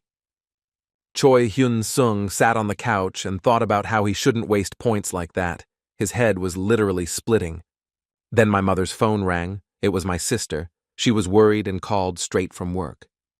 Mom asked again if it was really Hyun-sung, and then answered that he was at home and everything was fine, and the hero became wary. Mom continued the conversation and kept looking at the guy. She asked questions about the incident and tried to clarify how many people died. The guy realized that they were talking about the dungeon of the red-furred wolf. It was already known who entered and who managed to get out of there. 30 people were considered dead, 10 missing, including him. He was surprised that the information had not yet been updated, at which time his mother had just finished the conversation. The woman approached her son and stopped, silently looking at him. It was clear that she was about to cry. Finally, Mom said that she now understood why Choi Hyun-sung came home so early today. Our hero tried to smile and explained that she was worried for no reason. He hadn't even seen that monster. He became sad when his mother said that he shouldn't have taken such risks for them. It was a dangerous job, as she had assumed. She sat down next to her son, putting her hand on his shoulder. The young man simply said that he liked doing it. They had nothing to do with it, strictly speaking. The guy explained with a smile that he was having a good time, killing monsters in the dungeons and constantly getting stronger, which was very inspiring. Meanwhile, the entrance to the Red-Furred Wolf's dungeon was closed, and a committee of the best trackers and players from the security service and the association gathered inside. 2 employees were killed, unable to resist the monster, and now, apparently, it has left the dungeon through an interdimensional portal. Monster tracking specialist Kim Dong-soo countered that there were traces of the monster entering through the portal, but no traces of it exiting. Sing-Yuna said that it was simply impossible. They searched every corner of the dungeon very thoroughly. No one else could share their opinion, because it was too early to draw conclusions. Everyone was silent. Kim Dong-soo replied that he couldn't be completely sure. He needed to follow the trail and reconstruct the chronology of events. Sing-Yuna stepped forward and said that she would accompany him as security and support, and that she also wanted to find out what happened. They moved forward, the tracker walking ahead using a special skill, the girl keeping a small distance. Kim Dong-soo was very happy that such an experienced player went with him, for which he thanked Shin-Yuna. She replied seriously that there was no need to thank her. She was just here to do her job. Suddenly, the young man stopped and placed his palm on the ground. It glowed with a blue magical light. The ranger explained that it was at this very spot that the monster attacked the first group of low-level players. He stood up and turned around, his face tense as the monster moved further in that direction. Kim Dong-soo's eyes glowed a bright blue as he muttered that he had discovered something very interesting. Nearby, there were signs that the monster had attacked the player, who had resisted and then fled. The Pathfinder moved lightning fast a little further to the left. He found more evidence of the battle very close by. The young man reported that the battle had resumed. Each of the opponents was attacking. There was a lot of blood on the ground. But the most surprising thing is that the player who resisted the monster was alone. He used a stone shield, the fragments of which are lying nearby. Hearing this, Shin-Yuna's expression tensed up, and she instantly thought of Choi Hyun-sung, to whom she had given the healing potion. They moved a few more meters to the side, and Kim Dong-soo reported that he still felt the remnants of fire magic in this place, and he was not talking about the torches on the wall. The ranger advanced a little further and noticed that this player's agility was very well developed. He made incredible jumps and was fast. Most likely, we are talking about a magical swordsman or someone similar, but it is too early to say for sure. The girl looked at him in a way that made him feel a little uneasy, and doubt was visible on her face. Soon they discovered another group of paw prints from the 3-headed panther on the ground, and there was something to tell here, too. Kim Dong-soo explained that at this point the monster had received a series of serious wounds, and apparently it had regenerated because there was too much blood. He took a handful of soil from the ground and checked how much the blood had clotted. It turned out that everything had happened no more than 5 to 6 hours ago. When describing what happened, the tracker did not draw any conclusions, but simply described what he saw and commented on what had happened. Sing-Yuna's face showed confusion as to how the security service could be powerless, while an unknown lone wolf could stand up to the monster. The girl followed Kim Dong-soo and tried to figure out what other surprises the Red-Furred Wolf's dungeon had in store for them. He stated that he already doubted that a player of the magic swordsman class had been here because there were few signs of hand-to-hand combat. There is a possibility that the person who entered into combat with the monster was a person with high dexterity parameters and a basic command of magic. enough to use fire projectiles or other fire weapons of normal quality. But then Kim Dong-soo's eyes became surprised and frightened. He discovered that a little later, the player used an incredibly powerful fire magic skill. He ran to the opposite wall and stared at it in shock. Xing Yuna immediately came closer. The Pathfinder explained that this was exactly where it all happened, but the girl did not immediately understand what exactly he meant. She asked how confident Kim Dong's was in his conclusions, and he replied that he was 80%. Then the young man thought and said that he was not sure whether the player was just a mage or a swordsman mage. The fact is that traces of close combat are clearly visible, which may indicate that a universal warrior fought the monster. The ranger added that the player managed to destroy the monster with some special magical skill after exhausting it physically. Now he declared with certainty that it was a magical swordsman, his eyes once again shining brighter than the spring sky. Kim Dong-soo added that the monster's residual magic had turned into some kind of magic item or a mana stone, which is why they couldn't find the body. Xing Yuna exhaled, saying that this was simply unbelievable. The thing is that such players are very rare. They are a kind of universal soldiers, who do not have a specific specialization, but can come up with a way to defeat any enemy. The lone wolf who destroyed a monster many times higher than the Red Fur Wolf dungeon's level was just that. The girl tried to imagine what it was like, but she couldn't, and that's good, because the spectacle, as we remember, was not for the faint of heart. The ranger added that the player who defeated the monster was around level 24, but something doesn't add up here. After all, we're not even talking about a security department employee, and there was no one of that level on the player lists. The two who were monitoring the spatial gate were killed instantly, without even having time to report the problem. The security personnel working on the Earth's border are also excluded, so it is completely unclear who he was. Besides, no one was going to catch the monster before the Slayer team arrived. Arguing among themselves was a completely stupid idea. Xing Yuna thought for a moment. She already understood that this was not about an ordinary player, but she could not say anything more detailed yet. Kim Dong-soo suggested that it could be a person who has not yet renewed his player ID. The girl replied that it needs to be renewed every 2 years, so this option is extremely unlikely, but it cannot be completely ruled out. The Pathfinder agreed, but added that the situation looked very strange, but he would not comment on anything because it was beyond his competence. The girl wondered how many levels players usually climb before renewing their ID, usually no more than 10. She added that the most surprising thing was that none of the players who signed up to clear the dungeon that day received support from guilds. Kim Dong-soo added that even if a high-ranking player had killed the monster, it was unclear why he would have gone to clear such a low-level dungeon. He reached into his pocket for a receipt, stating that his work today was being paid at double rate. It was the movement of a nervous man. Xing Yuna asked if the young man could track down the player who killed the monster outside the dungeon, and he was very puzzled by the question. The tracker tensed, because he was a specialist in tracking monsters, and not at all someone who looked for people. Finally, he pulled up his gloves and said in a hesitant voice that, in principle, it was possible to try. The boy's eyes turned bright blue again, and his hand fell to the ground. Magic began to flow from under his fingers. Finally, he said with disappointment that immediately after the battle ended, the player's tracks were lost, so he could not see where he went.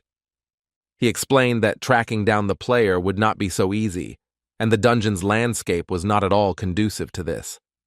Xing Yuna was puzzled to see that the ranger had previously managed to find traces of the player's battle with the monster, so what was the difference? Kim Dong-soo, embarrassed, explained that a large monster simply cannot help but leave traces. With a person, everything is much more complicated. To confirm his words, he knelt down in front of a huge paw print of a 3-headed panther. A monster of this size will always be noticeable, but the player is lightweight, so he can only leave traces during combat, but not while moving. The ranger added that he also saw no signs that the player had used any magical skill after the battle. If he had done this, it would have been possible to try to find him by the residual traces of magical energy, but otherwise, there was no hope. Yuna sighed and admitted that she had asked for the impossible. Well, she would have to find another way to find out who this mysterious loner was. She asked for forgiveness and bowed low, showing her respect to the professional. He bowed in return and apologized for not being able to help in such an important matter. The girl said that since that was all, it was time for them to return to the exit of the dungeon so as not to waste time. Kim Dong-soo supported her in this decision. He still looked a little guilty, but tried not to show it. When they went outside, Yuna asked to take a look at the surroundings of the red-furred wolf dungeon, after which she finally said goodbye to those present and left for the office. She hung the armor on the mannequin and muttered under her breath that she needed to take a closer look at the list of players who had visited the dungeon that day. There had to be a strong warrior who had defeated a level 100 monster, but had not renewed his certificate in the last 2 years. He simply had to join the association. The Players' Association is controlled by the state, so it is impossible to allow such a valuable warrior to fall into the hands of the guilds. After all these guilds are private organizations and do not bring any benefit to the country. In the first years after the disaster, the influence of the Players' Association was great. Everyone wanted to belong to this organization. The best of the best were proud to work here. Not everyone could join the association without unique abilities. Over time, the situation changed, the influence of the association diminished, and private guilds became increasingly important. If previously valuable skills and abilities were needed, now everything was decided by money, and access to it was everything. It was easier for high-class warriors to join one of the private guilds than to get involved with an incompetent government structure. The association's highest positions were filled with politicians who understood nothing about magic, dungeons, or even who players were. Now the sphere was dominated by completely wild morals, which no one who respected themselves wanted to put up with. By forcing players to work for pennies, politicians crossed the line that threatened the well-being of the entire organization. At the same time, guilds sponsored by large enterprises could still offer favorable working conditions. To restore its good name, the association launched an internal investigation and undertook a series of personnel changes. Politicians were removed from their positions and replaced by strong players who better understood the specifics of working in this area. Over time, the association has regained its reputation as one of the best organizations in the gaming industry. Here again, it was profitable and honorable to work, but competition with the guilds did not go away. Such are the laws of society. Only the initiated knew that although the association was outwardly flourishing again, in reality, there were still many pitfalls within the organization. Yuna opened the list of those entering, determined not to miss out on that very newcomer with great potential. She looked through everyone, and our hero stood out among the others, and besides, she had already met him. Meanwhile, Choi Hyun-sung was at home packing his things. He had already defeated all the red-furred wolves in the dungeons nearby. Now it was time to go to another city to get the coveted rank. Packing my bags turned out to be quite pleasant. Now the young man was deciding where to go first. Fortunately, there were many dungeons where these monsters lived. Soon the guy arrived at the airport. He still had to cover several hundred kilometers, but that wasn't a problem. While searching for his gate, the hero was preoccupied with thoughts about developing the passive skill from the Book of Immortality. His stats didn't change at all, so the only correct decision was to constantly use this skill. However, I didn't want to put my body, and especially my head, at risk. I needed to come up with a less traumatic option. The guy stayed at one of the small motels so as not to waste time on the way to the city center. The dungeon was located on the outskirts anyway. The young man sprawled out on the bed and began to think about how to hide the amount of crystals he had mined in the dungeons. It was becoming more and more difficult. He simply could not trust the association's employees, suspecting that too much information would soon be known about him. Now, when entering and exiting dungeons, you need to have as little contact with the employees as possible, trying not to catch their eye unless absolutely necessary. It was officially stated that checking personal belongings, was necessary to prevent monster eggs and rare plant seeds from being taken out of the dungeons, but this is just an excuse. The real reason was to prevent players from evading taxes on loot. The guy remembered how Lee Soo-hee found him. Apparently, the Players Association and the major guilds were working together, forming a kind of cartel. If this is indeed the case, then Choi Hyun-sung should avoid any contact with people from this sphere. The hero remembered how persistent the head of the recruitment department of the first guild, Soo, was and shuddered. With this in mind, the boy looked through the lists of goods for sale, something he often did just to relieve stress. Suddenly, an interesting artifact caught my eye. It was an additional subspace accessible only to its owner. It seems the solution to the problem came from an unexpected source. Loot could be hidden here so as not to be revealed at the exit. The only limitation concerned living creatures. The price was quite high, but Choi Hyun-sung knew full well that without this purchase, it would be very difficult for him to clear dungeons. The young man decided to buy a subspace and pressed the corresponding button on the panel. Instantly, a book with the corresponding skill appeared in his hands, and the hero immediately began to study it. He was a little intrigued, as he didn't know what kind of space would be accessible on the first try. The knowledge was quickly absorbed. All that remained was to practice the method. The boy waved his hand several times, mentally reciting the spell. It didn't work out the first time, but Choi Hyun-sung was determined. It wasn't for nothing that he had just spent half of all his points. A few more passes with his hands brought results. The hero clearly felt that the magic had begun to work. A purple glow appeared right from under his palm, somewhat reminiscent of the entrance to a portal. In fact, that is what it was. The portal to his own personal additional subspace. The guy was extremely pleased. Well, it's time to see how much space there is. The main thing is not to climb into the cache completely. Choi Hyun-sung peered into the portal and whistled. There was much more space in the subspace than he had expected. Returning to the room, the guy thought that it was similar in size to the one he lived in during his student days, and maybe even more spacious. The hero gradually closed the portal, thinking that in his free time he would practice doing it quickly and unnoticed. Well, now it's time to go hunting, since there's now an opportunity to hide the acquired artifacts from prying eyes. Choi Hyun-sung headed to the dungeon portal. It was dark outside, but even at this time of day, several players were still walking around the entrance. Our hero took out his player ID, and thinking that everything should go smoothly, went to register. In order not to attract unnecessary attention, he pulled a buff over his face, which gave him a minimal chance of remaining unrecognized. The guy even thought about buying armor with a helmet. It would be less suspicious and would also look aristocratic. He walked into a room where a man in glasses was waving his arms wildly and thought that there were quite a few weirdos among the players. At the reception desk, an employee took our hero's ID and looked at it carefully for several minutes. He held the plastic rectangle for so long that it seemed to have become covered in dust. Choi Hyun-sung reached out to take the ID card, intending to simply thank the officer and head out on the raid, but he was stopped.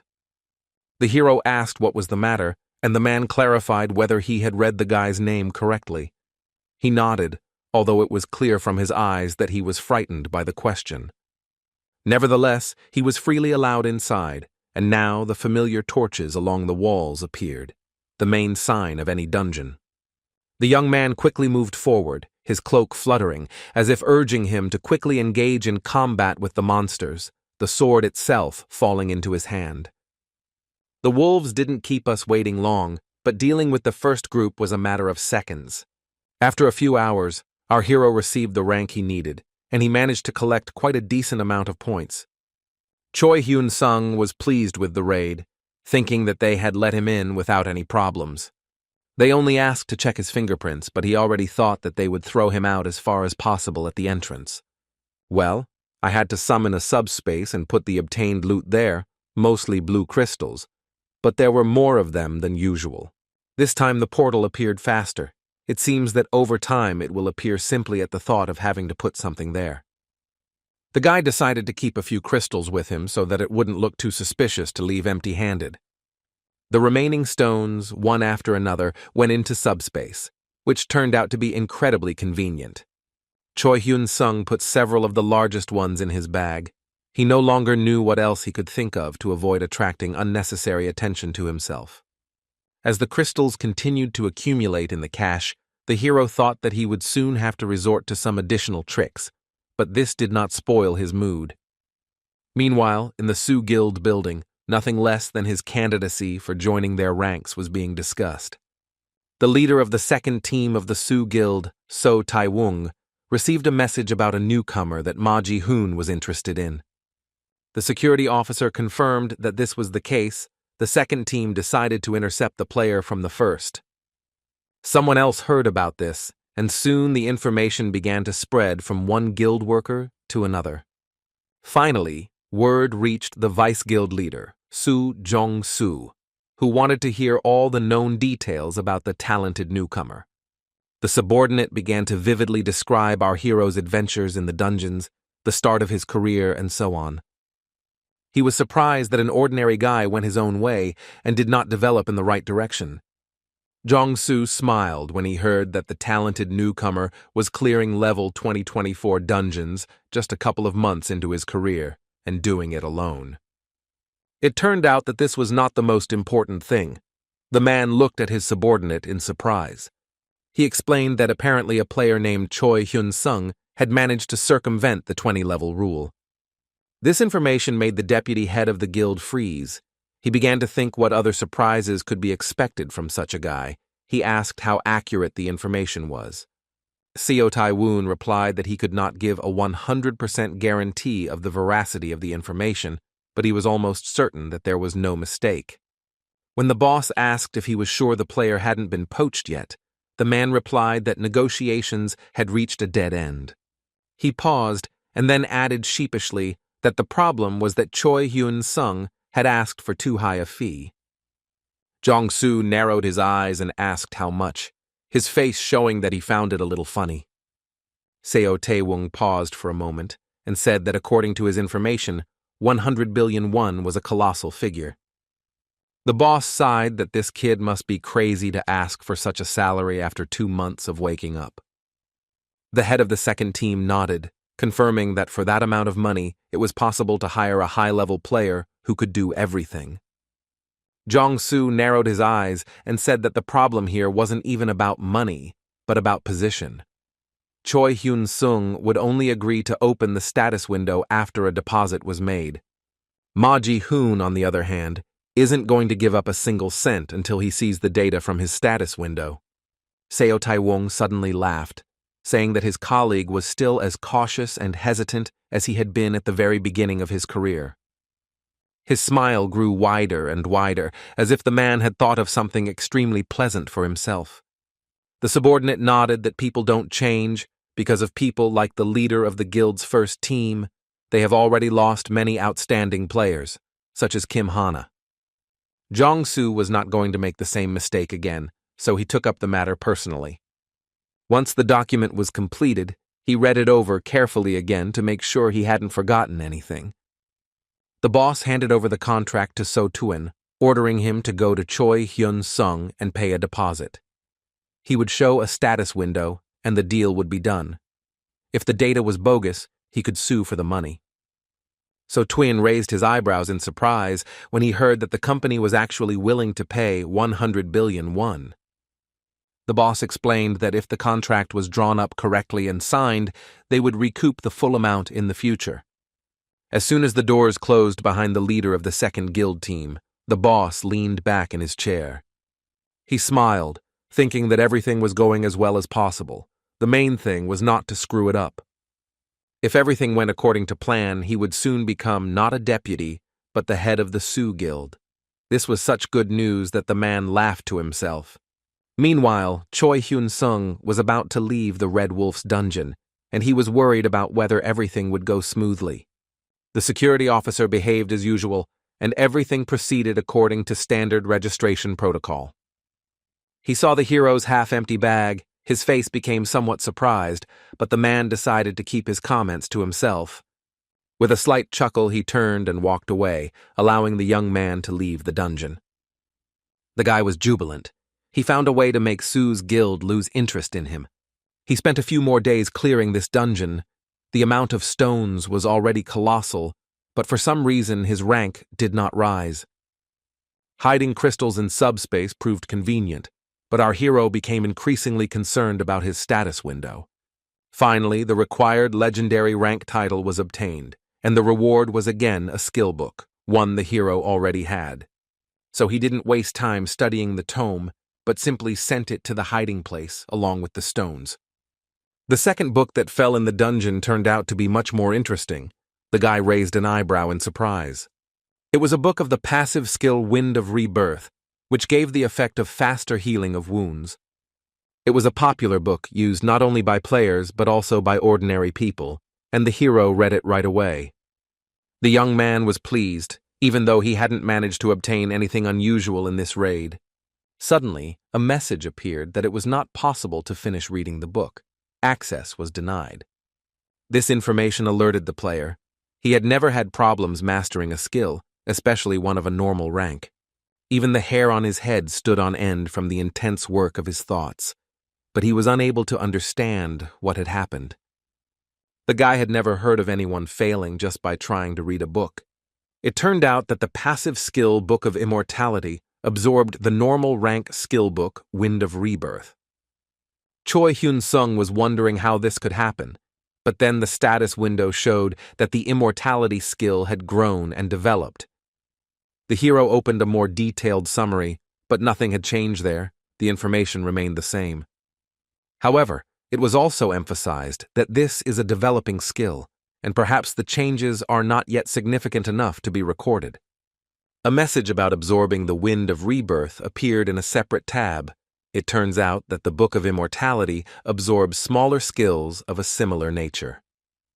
The guy thought that he was now completely confused. How many skills he needed to collect to increase this parameter remained unclear. All that remained was to test how much better the regeneration had become in practice.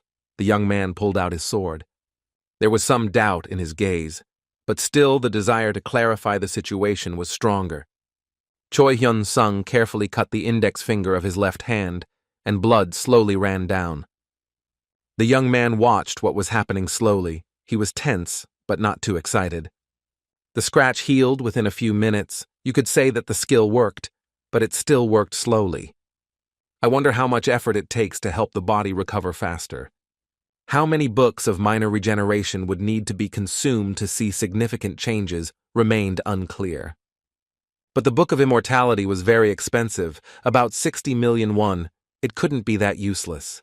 Our hero was disappointed and was ready to burst into tears from resentment, but nevertheless, he could not give up prematurely. After leaving the portal, the guy decided to walk a little. He was able to think better while walking. Moreover, the street was deserted, and nothing distracted me from thinking about the book and possible ways to enhance its properties. Our hero turned on his phone. He usually tried to turn it off in the dungeon, but there was almost always no connection there anyway. Less than a few seconds later, a message arrived about a missed call from an unknown number. Almost immediately, the phone rang again. Choi Hyun-sung thought it was some kind of spam, but still answered the call. A not very pleasant voice asked if the player was comfortable speaking, and they addressed him by name. The guy asked who was bothering him, and received the answer that it was So Tae-woong, representing the second team of the So Guild. This was absolutely not what the young man wanted to hear now, but he did not hang up yet. So Tae-woong added that he would like to discuss further terms of their collaboration right now.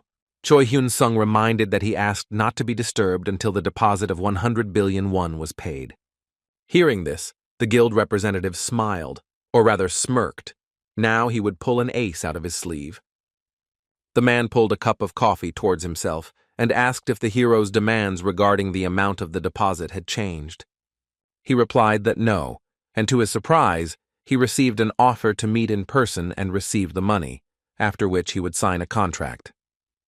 Choi Hyun-sung almost sat down on the pavement and asked in a broken voice if this was a joke, but they answered that it was all quite serious.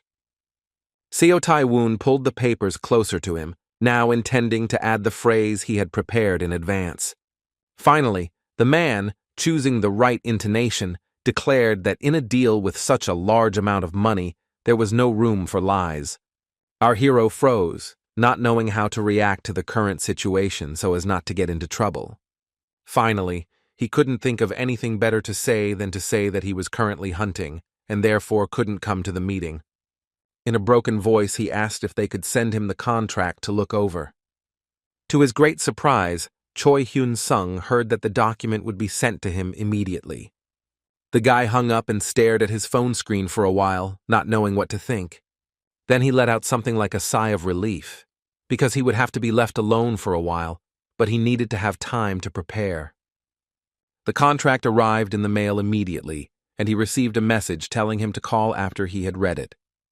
Choi Hyun-sung looked a little confused, hoping he would have more time to think about his next steps.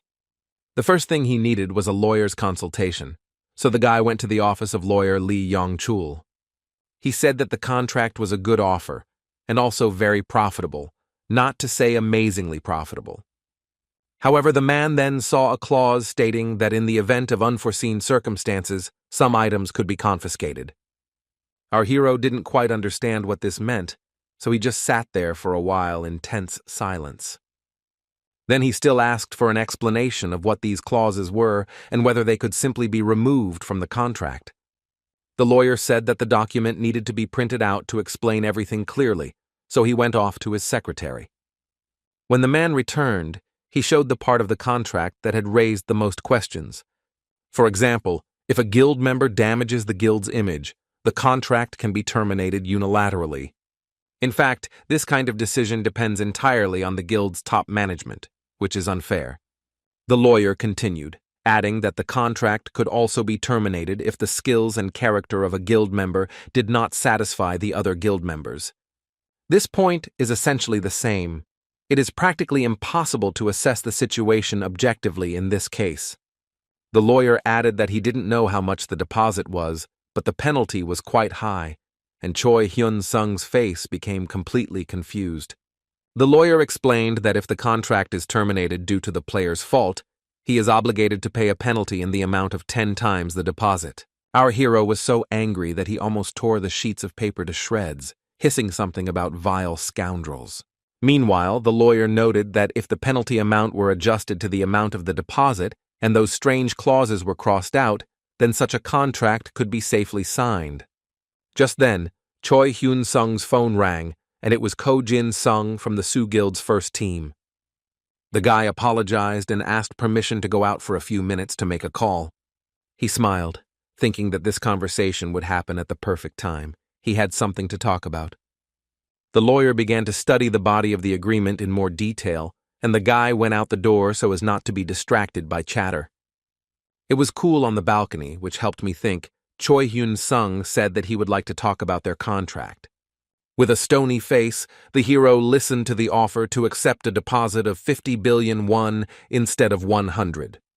He then asked if his demands on the guild were so great that they could not be satisfied. Ko Jin-sung laughed nervously when the young man reminded him that he had asked for twice the amount of money. The man asked the player to think realistically. Even though Soo's guild is one of the best, paying such a sum would be a problem for him. Choi Hyun-sung didn't know what to say to that, so he simply prepared to listen to what they would say next. And then, the head of the HR department reported that he had only managed to squeeze 50 billion out of his superiors with great difficulty. For a while, our hero was silent, listening to the excuses and explanations of the other side. He was truly curious. Then the conversation became boring, so the player promised to think about what he heard, after which he was about to hang up. Taken by surprise, Ko Jin-sung asked if their proposal could really be accepted, to which Choi Hyun-sung asked to send the contract for review. Having received a promise to send the document immediately, the guy waved his phone triumphantly and headed back to the lawyer's office. It didn't take more than a few seconds for the contract to arrive in the mail, and just like his colleague, Ko Jin-sung also sent a message asking for a call back. The lawyer was a little wary of the client's long absence, so he immediately asked if everything was okay. The player smiled, which seemed to be the case, and asked to look at another document which he had just received. The man noticed that the person in front of him, apparently, was a player with outstanding abilities, since he was constantly being approached by guilds. He picked up his phone to skim the document without printing it, but it soon became clear that he couldn't do without it. Holding the papers in his hands, the lawyer coughed several times, as if he was a little agitated about something. Then he placed the contract on the table and tapped it with his fingers a few times, as if considering where to begin. Finally, the lawyer asked if he had understood correctly that the new contract was from the same guild as the previous one. Cho Hyun-sung asked in surprise how he knew about this, his face expressing complete bewilderment. The man explained that the two documents differ little from each other, although the new one has fewer meaningless clauses. And the fine for violation in this document is indicated as 5 times the amount, which is much more reasonable, but overall, they are the same. Upon hearing this, our hero asked if the lawyer knew why one guild would send 2 almost identical contracts to the same person. He suggested that there was some kind of internal conflict going on in the organization that wanted to hire the hero. And it's a very serious one, since they sent the contracts separately, but it's beneficial for the player. Now he can negotiate, and if he acts wisely, he can get a lot. The young man thought for a moment and asked to prepare a new contract for him, based on the first version, but without the conditions and clauses that were unfavorable for the player. Returning to his hotel, the young man decided to find out everything he could about the Sioux Guild. It took a lot of work. There was quite a lot of information about this organization on the internet, but it was all unverified. But the confrontation between the head and the deputy was clearly visible. The guy muttered that it was time to play a little, and then began dialing the number. He called So Tae-woon and started the conversation by asking if the guild wanted to double the deposit. The man broke out in sweat and asked what this meant, whether the player had really decided to sign the contract. The guy grinned and repeated, in case he was heard, that the amount was a bit small, and the head of the HR department almost fainted. He said that he couldn't answer this question right now. He needed to consult with his superiors. 200 billion is a very large amount of money. Choi Hyun-sung immediately asked if it wouldn't be better to discuss the 300 billion right away, and at that moment the man's heart almost stopped. He asked if our hero was joking now, and he answered completely seriously that he was not at all. The guy then explained with a smile that, in fact, the head of recruitment for the first team of the guild, Soo Ko Jin Seong, had already contacted him. He added that, according to rumors, Seo Tae-woon was not getting along well with him, and the department head was particularly depressed. This was true. Quietly, so that Choi Hyun-sung wouldn't hear, he cursed through his teeth, his face distorted with incredible anger and disgust.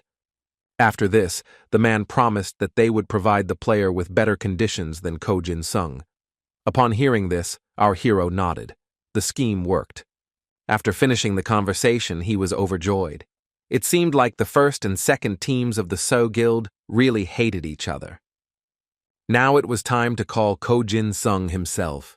Choi Hyun-sung pressed the call button and prepared to speak. T picked up the phone almost immediately and asked if the young man had read the contract. The hero replied that he had looked through everything very carefully and called to sign the contract. The man offered to meet immediately.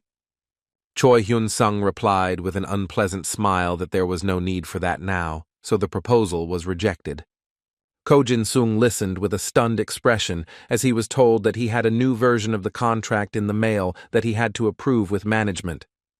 The hero said that he was expecting a call from the guild soon. His voice was so polite that it was hard to believe.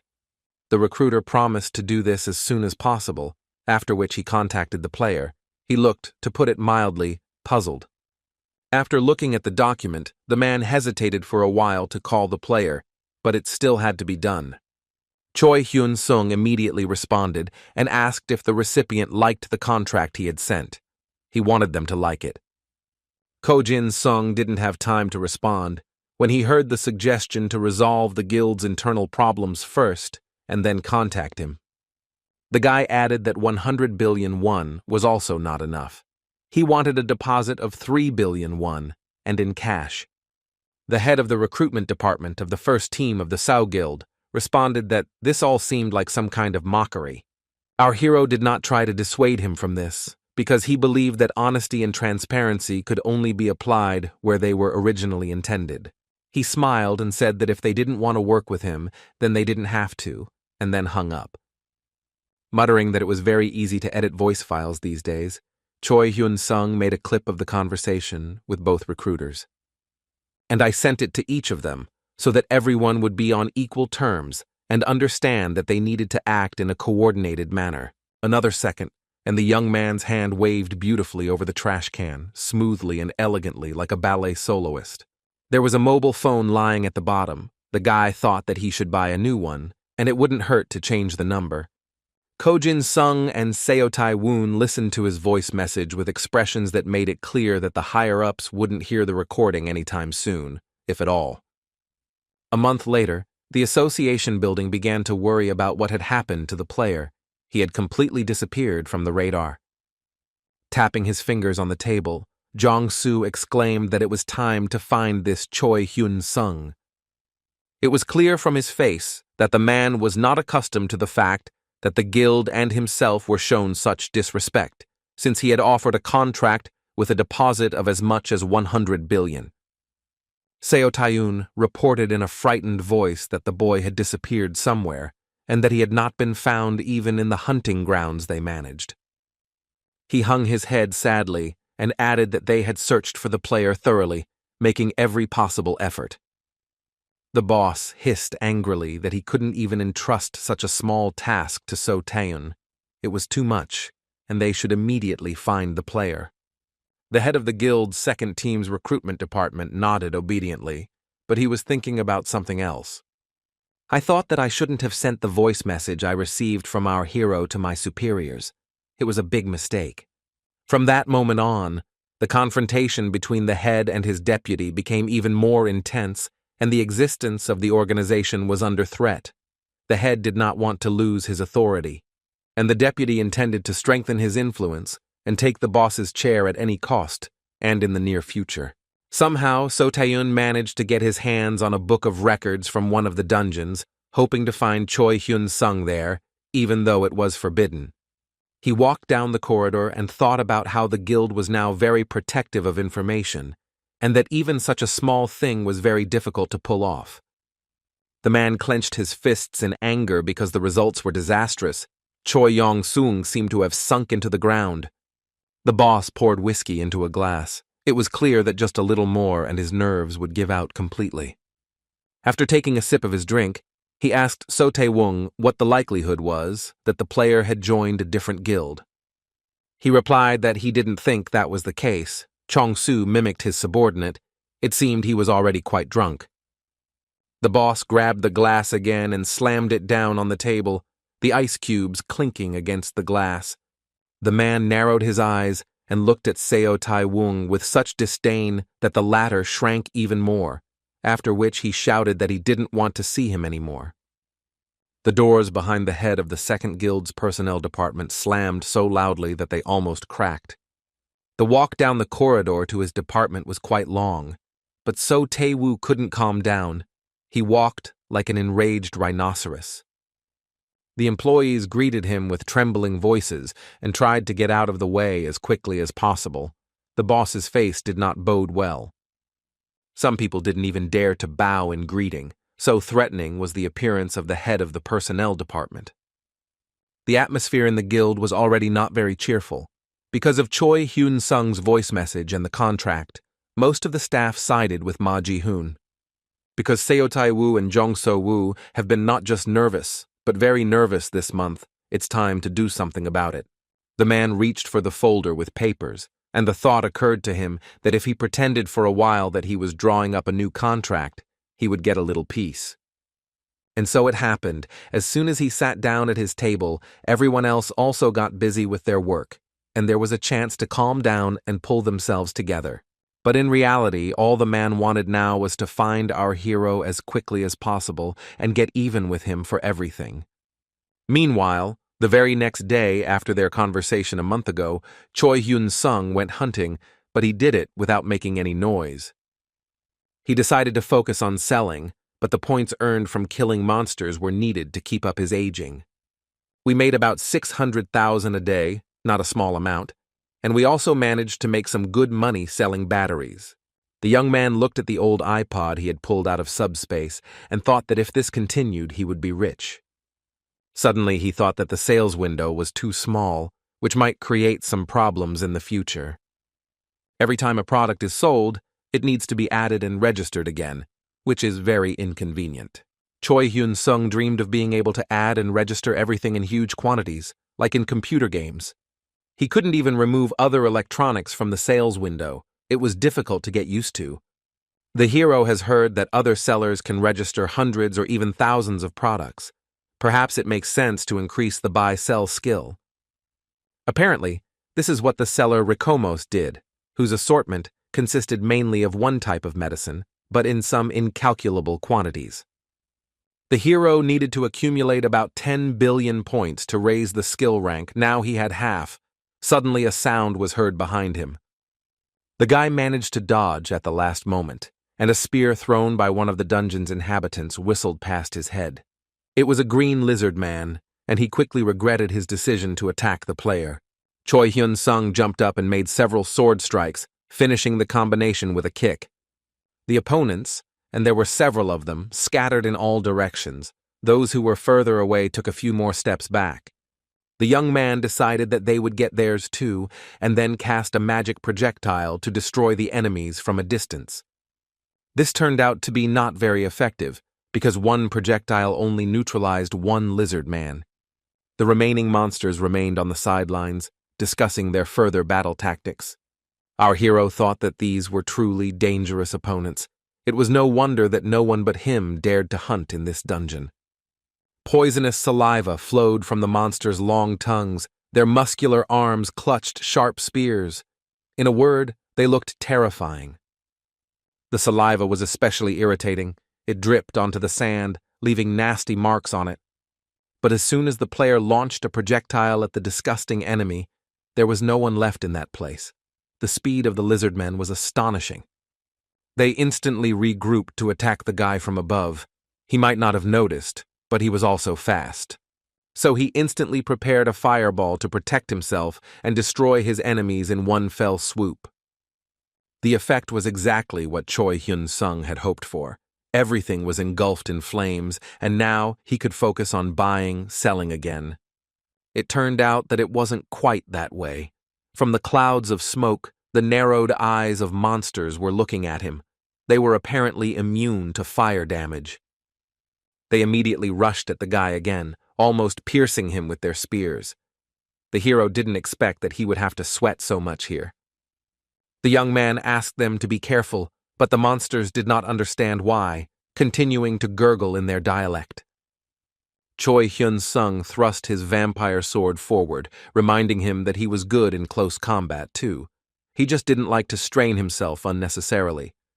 In a few jumps he reached the enemy and dealt with him, then moved on to the others. Several more monsters ran towards him, and they had no intention of retreating or hiding, confident of victory due to their numerical superiority.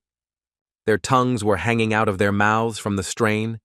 The young man really did fight well, and was also fast and strong. He chopped from the shoulder, leaving the lizardmen no chance of survival, let alone victory in battle.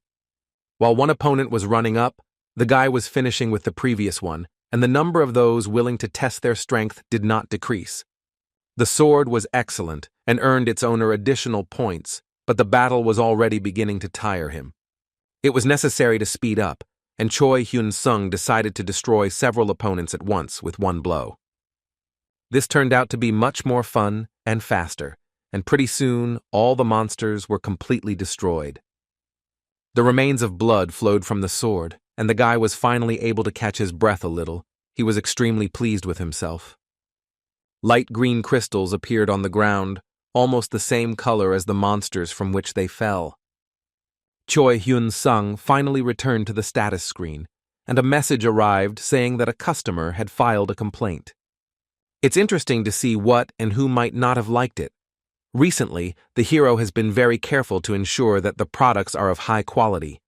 He opened the panel and saw that someone was unhappy with the batteries they had bought and was offering to cut the price in half, Otherwise, the seller would regret it. At the same time, he had already managed to buy up every single battery that Choi Hyun-sung was selling and filed a complaint about each one. The young man had a bad feeling about this and decided to check the rest of the goods he had registered for sale. There were also complaints from the same customer who was demanding even more batteries, but at the price he was asking. This was unexpected, and our hero could not understand why the buyer was behaving in this way, engaging in extortion. The guy opened the profile and saw that all the batteries had been taken by a player named Crow, who was also the author of the complaints. Crow himself also put a lot of interesting things up for sale, mainly books for developing various skills and increasing stats. At the same time, he bought only batteries from Choi Hyun-sung. It would be understandable if he was talking about devices that quickly discharge, like a Polaroid, but no. The young man took a couple of batteries from the subspace, the same ones he was selling. He didn't understand why he had to buy them all and then complain. He started poking at the panel to load a few more pieces, but now the question of price was pressing. Should he leave it the same or cut it in half? He had to decide now. Several more packs of batteries emerged from the hiding place, and all of them were registered at the old price. Choi Hyun-sung picked up a few more and thought the final straw was the time frame. The buyer was offering to solve the problem within 12 hours. The guy was very angry and didn't understand why he had to do this, but he had to decide now. He completed the registration of the goods put up for sale, and a corresponding message appeared. Almost immediately, the batteries were bought by Crow. The hero had no doubt that this would happen.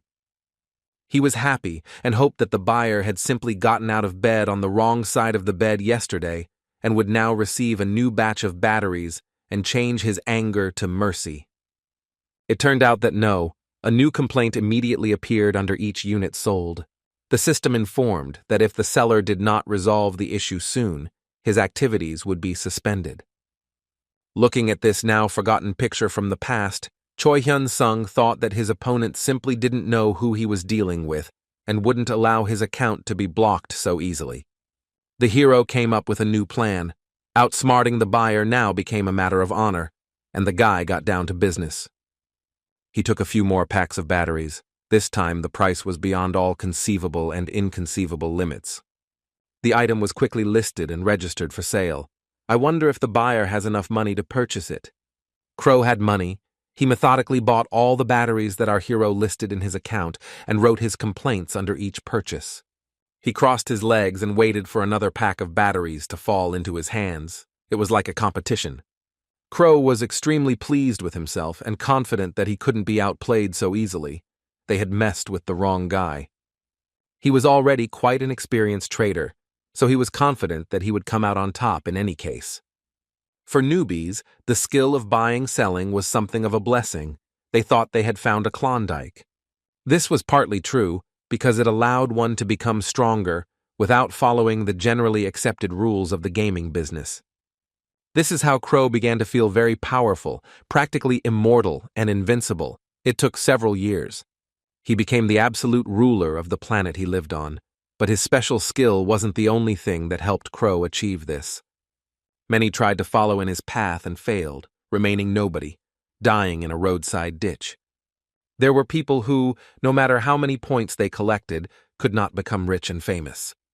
Collecting points wasn't difficult, but they were also easy to spend. You had to masterfully balance the system, and not everyone can do that.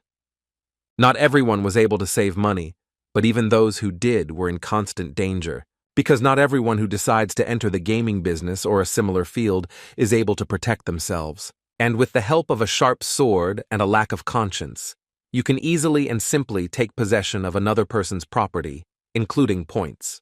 The only question is what to do with the loot later. Spend it on medicine and inexpensive skills, or on something more interesting. Crow knew that beginners usually chose the first path, which is why he sold potions and similar cheap nonsense, making a fortune for himself. But sometimes there are special creatures that arouse a man's genuine interest, like Choi Hyun-sung. They sold special goods that were only found on their planet and were extremely rare, but for Crow they were simply part of the race for points. With relentless determination, he bought up all the good goods put up for sale by newcomers and then simply stored them in his warehouse. Then it was necessary to file complaints until the newbie's account was blocked for 3 months, and then the job was done. After 3 months, you need to repeat everything using the same scheme. An easier way to eliminate unnecessary competitors has not yet been invented. As a result, they will be forced to sell goods at a certain time at a set price, and Crow will become a monopolist. He had already done something like this hundreds, maybe even thousands of times, so he was confident that this time everything would go like clockwork. If Choi Hyun-sung decides to rebel, there are more drastic measures that can put him in his place, and I'm not talking about buying batteries. But then Crow stopped dreaming and looked at the electronic scoreboard. Our hero's goods, about which he could file complaints, were gone. The young man just went to make sure that the subspace was completely empty. There was nothing more to take there. He scratched the back of his head, which was quite unexpected, because the guy had been stocking up quite a bit. The young man looked at his account again and happily realized that everything had been sold out, and he needed to stock up again. Naturally, to do this, it was necessary to go out into the city and visit a shopping center, or, at the very least, an electronics store. As usual, Choi Hyun-sung left with a full cart of goods, and the employees never tired of thanking him for his attention to their store. In fact, it wasn't every day that customers showed up to pick up goods that had been gathering dust on the shelves for months. Returning to the hotel, the young man decided to load everything he had taken out. He understood that Crow was trying to intimidate him by suspending his activities due to complaints. But since many items have already been sold during the time the skill has been used, it won't be so easy for the enemy to carry out the plan. A new batch of batteries, one after another, began their journey into the hands of virtual buyers from other worlds. Our hero wasn't afraid of monotonous work, so he was determined to make Crow's life even more difficult. It can be said that the second round of their confrontation is about to begin, and who will be the winner depends only on determination and perseverance. Choi Hyun-sung hasn't even finished posting batteries on his account yet, and the first sales have already appeared. Crow also started buying batteries, but he was far from the only one doing this, so it hasn't come to complaints yet. The guy thought that at this pace he might not make it, so he sped up to make sure he won this confrontation. He chuckled at the thought that even if he doubled or tripled the price, Crow would be forced to make the purchase and then leave a complaint under it. But then the hero thought that if the enemy wasn't in financial trouble, he'd still be able to carry out his plan, and then the account would be frozen, but he'd still get the profit anyway. Until the evening, everyone was busy with their own business. The motel was quiet and calm until a message came from the system. It said that Choi Hyun-sung had accumulated 10 billion points and raised his buy-sell skill to heroic rank, which meant he now had access to new items and an expanded sales window. Seeing such good news, the guy was inspired. At first, he didn't like the confrontation with Crow, but now he was grateful to him. Placing 100 items at a time and gaining access to rare quality items brought the hero closer to his goal of buying an elixir for his father. He picked up another pack of batteries and thought that raising the price even further could be dangerous. The fact is that the number of complaints has almost equaled the initial number of products, and this is bad. Choi Hyun-sung thought that he could adjust the quantity by changing the product name, so he took out his box from the electronics store again. He took out a small electric generator from there, wondering if Crow could afford such an expensive thing. Meanwhile, his buyer had accumulated a whole mountain of batteries and was now surprised to see an all-in-one computer, a console, a tablet, a generator, and a phone charger on the product list. The young man thought hard, deciding that he should rest a little and recover before acting further. He picked up a pack of batteries and muttered that it would take a little while for a deficit to become a surplus. Crow still hadn't come to terms with the fact that the price had quadrupled in the last day, and it was frankly infuriating him. If this continued, things would be tough for him, but for now, the player didn't want to retreat or give up. The nervous player began to tug at a lock of hair, thinking that this time the newcomer was not so simple. And then it dawned on Crow that Choi Hyun-sung was probably already at his limit too, and he just needed to push a little harder. Here he saw that our hero had put forward another position, and it looked like a personal challenge. The player opened the product description, and his finger froze on the panel, as if he were trying to crush a cockroach right there. Crow grabbed his head when he read that Choi Hyun-sung had put out a high-capacity battery designed for camping. He didn't expect the guy to have one like that. His eyes widened when the competitor realized that our hero had put 70 of these large batteries up for sale in one fell swoop. If I bought everything, I would need about 2.1 billion points, but I didn't want to think about what would happen if the seller offered new ones after the purchase. Crow stared at his information board, unable to decide whether to spend that amount of money again or give up. If this had guaranteed success, he could have spent 4 times more, but no one gave any guarantees here. There was one problem. The player didn't know how far Choi Hyun-sung could go, so he was tormented by doubts. And yet he decided to take a risk, even if it was the last time to buy all the enemy's goods put up for sale. Our hero started receiving notifications that high-capacity batteries were selling well, so he decided to download every last one. He realized that almost all of them were bought by players who had previously stocked up on regular batteries and other goods that required them. The guy opened Crow's account and saw that he was still selling batteries at a slightly reduced price, but now no one needed them. There were no complaints, and Choi Hyun-sung decided to see who exactly bought the large batteries. Indeed, they were the owners of the console, watches, and other devices. The hero felt a little offended that, because of Crow, he had to pull out his trump card from his sleeve earlier than he had planned. And yet, in the evening, he left the house in an excellent mood, feeling that he had won one battle today. As the regular goods became more and more popular and needed to be replenished, Choi Hyun-sung walked towards the store.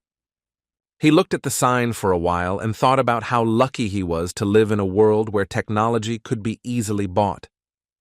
Without moving to another space and time, without using magic, or the buying-selling skill available only to players. It was as if he was looking into the water, when at that very moment the castle of the demoness who had bought the console was shaken by a joyful cry. But then the girl became more serious, wondering whether she really needed the home slot machine our hero had put on display. The cartridges for it were sold separately, and the beauty simply couldn't understand what kind of cartridge it was and what function it performed. She looked at her console, trying to judge how well it was performing its role. In the end, curiosity got the better of her, and the girl decided to try to buy a slot machine too. She was a gambling addict. Choi Hyun-sung didn't sleep at the motel either. He was curious about how the new skill level differed from the previous one. At first glance, everything looked quite attractive, and the guy had accumulated 14 billion points, a pretty decent amount. But then, a notification came that to obtain the next rank of the buy-sell skill, you need to accumulate 1 trillion points. The hero couldn't understand why the difficulty level had jumped so much. He sighed that his path was long and difficult. Choi Hyun-sung was once again convinced that he would only be able to buy the elixir after he raised the skill rank to heroic. This was sad news, but not so much that he gave up on his idea, so the guy continued to explore new possibilities. He was primarily interested in what else had changed, besides the increase in sales volume and the list of items. It turned out that customers could now leave reviews for purchased items. One customer named Bartuk was particularly prolific, commenting on everything he purchased. Our hero scrolled through all the reviews left for his products. There weren't many positive ones, but overall, everything seemed adequate. Then the guy decided to look at reviews of new products. This time, everything was also quite logical. Most of the buyers were satisfied. But a wave of hate arose because simple batteries were offered before the rechargeable batteries. This looked like mockery of customers. Many, including Bartuk, felt that customers were being treated like money bags and were initially forced to stock up on batteries before being shown the real deal. By the way, the reaction to the slot machine turned out to be quite pleasant. It amused Choi Hyun-sung. He would have done the same. Well, it's time to go to bed. Who knows what other surprises tomorrow will bring? He couldn't fall asleep. Our hero was burning with impatience, so he decided to just lie down and look at the goods that were now available. There were some very interesting positions. For example, a pet that would immediately obey the first thing it saw after hatching from an egg.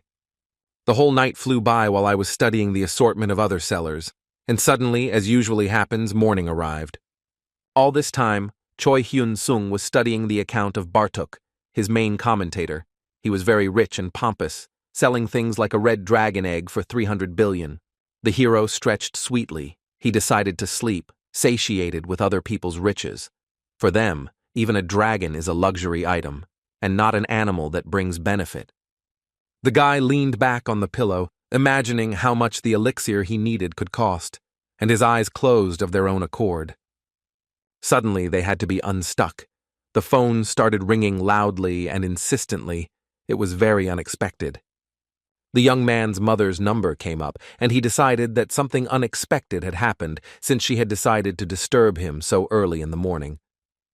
Before accepting the challenge, one had to calm down, drive away drowsiness, and try to speak in a calm, friendly voice. Mom called from home, which was already good because it meant that she was not in the hospital, or something worse. The woman asked if So Taeun's son knew Sue from the guild. The question at such an early hour seemed, to put it mildly, strange. The boy thought for a moment and said he wasn't sure. Then his mother added that So Tae-woong called himself the head of the recruitment department from the Sue Guild. Our hero's eyes widened. Now he understood who she was talking about and asked why she asked this.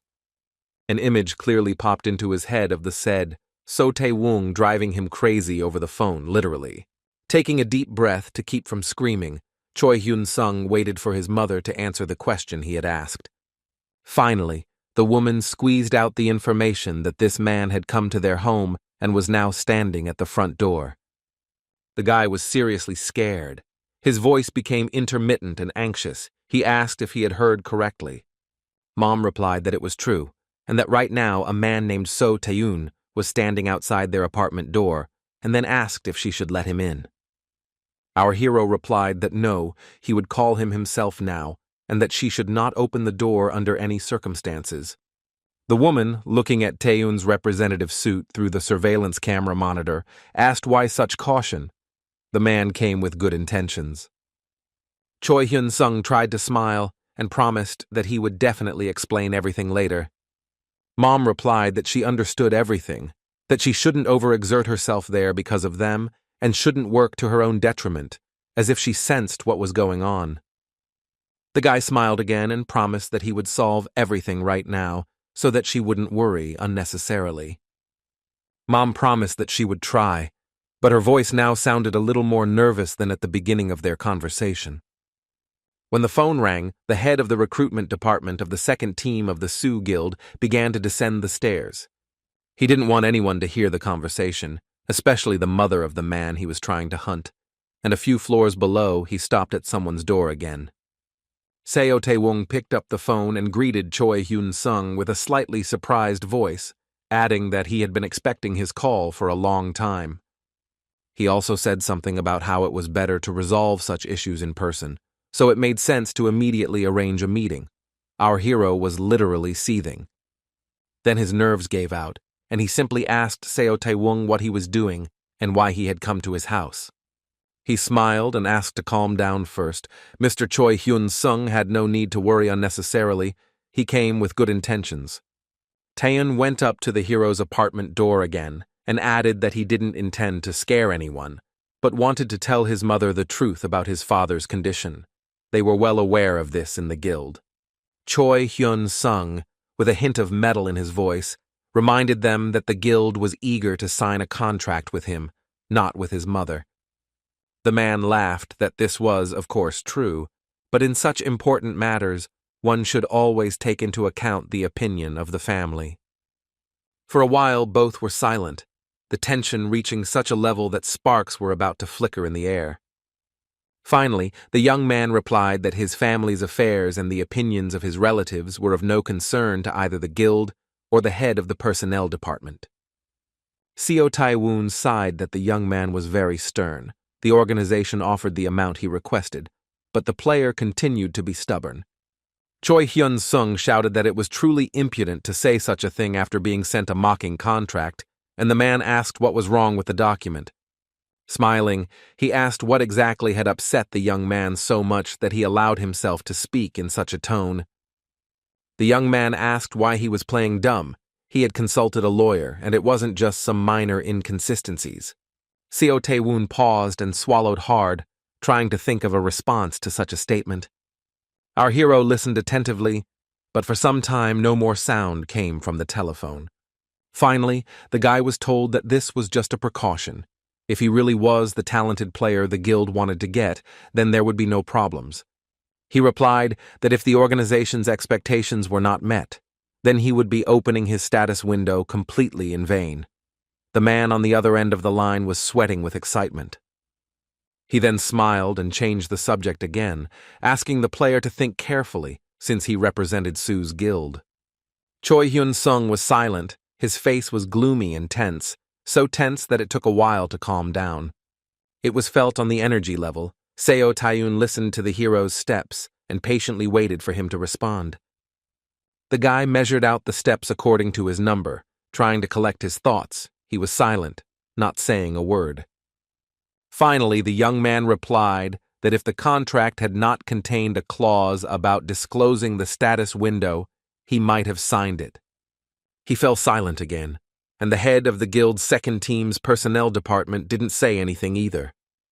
Then the guy sat down on the bed and, in a completely calm tone, added that the specified clause was still included in the contract, so there could be no talk of cooperation. The headhunter was unable to give any intelligible answer to this. He only mumbled something about it being his superior's decision. Our hero added with a smile that if that's all he can say on the matter, then the conversation is over, and he will also change his phone number in the near future. Therefore, the guild representatives would not be able to reach him again, so Taein knew that this was the absolute truth. The guy had done something like this before. The last thing the man heard from Choi Hyun-sung was a threat that if they bothered his mother again, they wouldn't get away with it. The guy hung up. Seo Tae-woon's phone screen went dark, his hands shaking with anger and irritation. The man called Choi Hyun-sung a self-confident boy, promising that he would pay for his impudence and insolence. He activated the phone screen again to make another call, this time to the guild office. There was so much hatred on Seo Tae-woon's face that his tense muscles made it difficult to even focus his gaze.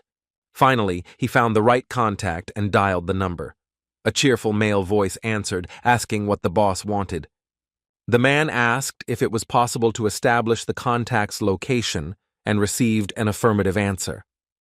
Seo Tae-woon ordered the coordinates to be sent to him immediately, but when he opened the map, his face again distorted with surprise and anger. The employee explained that this was the territory of the Osen Guild, after which he asked what they should do next. The boss ordered to contact the Uhen Guild and inform them that they are starting. There is no need to kill the player, but they should be taught a lesson. He narrowed his eyes and muttered that all it would take was a good scare for Choi Hyun-sung to come running to them for protection, like a good boy. After the conversation, our hero decided it was time to increase sales and went shopping at an industrial supermarket located in a shopping and entertainment center. He decided to buy as many large batteries and other goods as the sales window would allow. I had to walk around the store with a shopping cart to assess the selection and choose devices that fit my budget. There was also room there for several smartphones, which suddenly became popular in other worlds. Finally, all the necessary boxes were piled one on top of the other, and the young man headed to the checkout. After leaving the market with his electronics, Choi Hyun-sung found himself staring straight into the window of a fashion store selling clothing from a world-famous luxury brand. He had never been to such places before, but sooner or later it had to happen. The guy stepped towards the door. When he approached the store doors a few hours later, his hands were literally reaching for the floor under the weight of the branded bags. The workers bowed respectfully, saying goodbye to the new client who had bought up half the room at once. Choi Hyun-sung walked through the mall a little confused, trying to decide if he had bought enough or if he needed more. The hero spent the entire day sorting through his purchases. Only in the evening did he have time to hunt. A suitable portal had just opened nearby. It was necessary to raise the rank in battles with the lizardmen, so the young man stretched his muscles and set to work with enthusiasm. There were quite a lot of enemies at once. They were in no hurry to attack, trying to figure out who had come to them alone. When it became clear that no one would come after the guy, the monsters rushed at him as fast as they could, as if he were a tasty morsel. Choi Hyun-sung drew his vampire sword in a flash to repel the attack, his calm as never before. The lizardmen's spears did not reach their target before their owners were left without their own heads. But this did not frighten the monsters. They had a numerical advantage, but our hero had to run closer to attack the rest. His hand tightened its grip on the hilt of the sword. Apparently, the battle would be quick, so he needed to be as prepared as possible. Soon, the necessary playing form was restored, and the guy began to kill several opponents with one blow, just like before. In addition, he took a speed pill and now moved quickly like the wind, knowing no mercy. The monsters died before they could even comprehend what had happened. One after another, they fell under the young man's blade. Soon, Choi Hyun-sung decided to take a break from close combat, and a magical fire projectile could very well help with this. Having climbed a nearby cliff, the hero launched a fireball into the crowd of enemies, not really caring whether it would hit or not. After 5 hours, the entire ground around was strewn with green crystals, and there were no more lizardmen left nearby. The hero opened the status window and realized that now the lizards were finished once and for all. He had received the rank of legendary. The guy cheered up. He finished faster than he thought, so now he was trying to figure out whether to go hunting in another dungeon or to rest. The sky outside was covered with clouds. The weather was not conducive to long and pleasant night walks, but I didn't want to go home either. Once outside, Choi Hyun-sung started Googling what else was nearby, while a security officer watched him closely. Finally, the necessary information was obtained. The guy decided that today he would go to the Goblin Dungeon. It turned out to be very close. He walked using a navigator because the portal was not very noticeable on the ground, and he had to constantly check his phone. Our hero didn't notice that a group of players was waiting for him at the entrance. They really didn't look like anything special. But the guy felt behind his back that he was being watched. However, he didn't show it. It was in his interests to pretend. One of the players asked his comrades if this was the newcomer they were interested in, and when he answered in the affirmative, he offered to follow him. Someone smiled, anticipating easy prey. There were no objections. The guys decided that they would soon have some fun. They checked to see if the sword sheaths were securely fastened, and if they could quickly draw the blades, and then carefully followed Choi Hyun-sung. The young man continued to ignore the warning signs. He was in the jungle for the first time and was impressed. Looking around, the guy thought that the forest was too big to be safe, so he slowed down a little. Just in case, he decided to use his stealth skill. In unfamiliar situations, it's always better to be on the safe side. Looking at the dilapidated arch in the rays of the setting sun, Choi Hyun-sung decided to enter the Goblin Dungeon secretly. The security service never knew that a player had just passed by them, intending to clear the dungeon alone. He didn't yet suspect that he wouldn't be alone in the dungeon. Our hero was in the best possible mood. His stealth skill suddenly started to malfunction, and the boy was afraid that he would be noticed now. He had not yet managed to move away from the gatekeepers. But they were completely oblivious to everything, perhaps even dozing with the visors of their helmets lowered. In the dramatic light of the setting sun, Choi Hyun-sung headed into the forest where the goblins were waiting for him. The atmosphere was tense. The rays of the setting sun illuminated the tree trunks, and the shadows moved quickly. Finding himself right in the middle of a small group of goblins in the thick of the forest, our hero decided that no one would notice him here, so he could begin the battle. He began casting a magic projectile, smiling as he watched the unsuspecting monsters. But the goblins had a special sense of magic, so some of them sensed that something unusual was happening. They didn't have time to share their thoughts on the matter because they flew off in different directions. Their fellow tribesmen watched this bloody fireworks display without fear, and even with joy. They had no idea that they would be next. Choi Hyun-sung was a little confused. He thought that the monsters would immediately begin to avenge their fallen comrades. But this did not happen.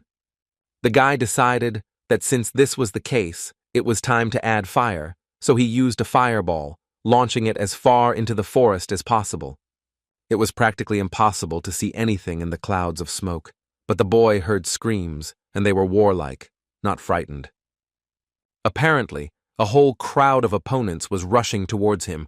They were not yet visible, but the sounds of footsteps were coming from everywhere. The hero thought that the goblins were far from stupid, and that they were also distinguished by their courage. He thought much worse of them. Moreover, the monsters armed themselves with ranged weapons, bows and arrows, and poison-tipped darts. In order to keep them from getting too close, the player prepared another fire projectile. And then another one and another one. He had no shortage of mana, so the fireballs flew accurately to the target. And yet, the goblins continued to attack the player, some even counting on close combat, with spears and axes in their hands. The monsters didn't have time to attack because they died before they could get close to the person. And although comrades died in huge numbers, others immediately appeared in their place, equally determined. Choi Hyun-sung used his stealth skill again and fought with magic and fire projectiles. Suddenly, the Invisible Man's technique stopped working. A poisonous dart was heading straight for the guy's neck. The hero managed to dodge at the last moment. Another cluster of darts flew at the guy's head, and he simply knocked them down with his cloak, thinking that the vampire cape had served him well more than once. It was necessary to find the shooters, and the young man looked around especially carefully. 2 goblins nearby were busy launching poisonous spikes at him, but not all of them reached him. And yet the attack resumed with renewed vigor as soon as it became apparent that they had been discovered. Choi Hyun-sung wrapped himself more tightly in his armored robe, making him inaccessible to both the thorns and their poison damage. The guy took a step to the side, trying to figure out how best to proceed. He didn't want to let the enemies get too close to him. Yet it was inevitable, so the young man decided to attack first and rushed into the thick of the goblins, wielding his sword. Just as his strength was running out, Choi Hyun-sung increased the distance again by jumping onto a high branch of one of the nearby trees. From there, it was convenient to assess the situation. What was happening was not only not pleasing, but also greatly upsetting to our hero. Following their fallen brethren, more and more goblins came running, and it seemed there was no end to them. Our hero looked at this depressing sight and once again thought that it was time to end. He just let another monster get so close to him that he was able to destroy it with his bare hands, literally with one blow. While the enemy was trying to resist, others ran up, however. By that time he was already dead. The goblins did not dare attack a man so strong that he could split a skull on the ground like a large nut. While they were pondering, the boy acted, once again armed with his favorite vampire sword. Soon blue crystals began to shimmer on the ground, and Choi Hyun-sung said with relief that the fight was over. To be honest, he was a bit tired. The hero wanted to open the information screen and see how much the data had changed, but then he heard a suspicious crunch of a branch. He realized that someone was approaching him from the thicket of the forest. Judging by their steps, they were people, probably players. And so it turned out, slowly but surely, a group of 5-6 people approached the young man. Just in case, he prepared to cast a magic projectile, but at the last moment he changed his mind. Because with people, unlike monsters, you can first just talk. A man with an unkempt, old-fashioned haircut shouted that such disturbances were prohibited on their territory. He and another group of thugs began to advance menacingly towards Choi Hyun-sung, who had not expected anything like this at all. The guy just stared at these players, who were behaving like hooligans from the nearest alley in a poor area. Then, one of the men pointed his finger at the guy and shouted loudly that this seemed to be the man they were looking for. The men stared at the guy and asked him again why the hell he was hunting on their territory without permission. That was something new. Our hero noted that he pays the same entrance fee as they do, so why on earth do the players consider this territory theirs? The man who spoke first explained that they hunt here every day, but he had come for the first time and was already showing off. They laughed and said that as an apology they would accept all the stones left by the monsters, as well as the players' equipment. Choi Hyun-sung looked at them as if they were crazy. What was happening simply did not fit into his head. Looking at the insolent players, he remembered that he had read about similar cases on the internet, but he never imagined that he himself would find himself in a similar situation. Something had to be said, and Choi Hyun-sung warned them that they were making a big mistake by threatening him. The man with the old-fashioned haircut grinned evilly and asked if the hero had understood well what they were telling him. He reminded that modern weapons, such as pistols and the like, could be used in the dungeons, but electronics didn't work there, and calling for help wouldn't be possible. Therefore, if there are disputes between players, one has to rely only on eyewitness accounts, of which there are many, but Choi Hyun-sung is alone.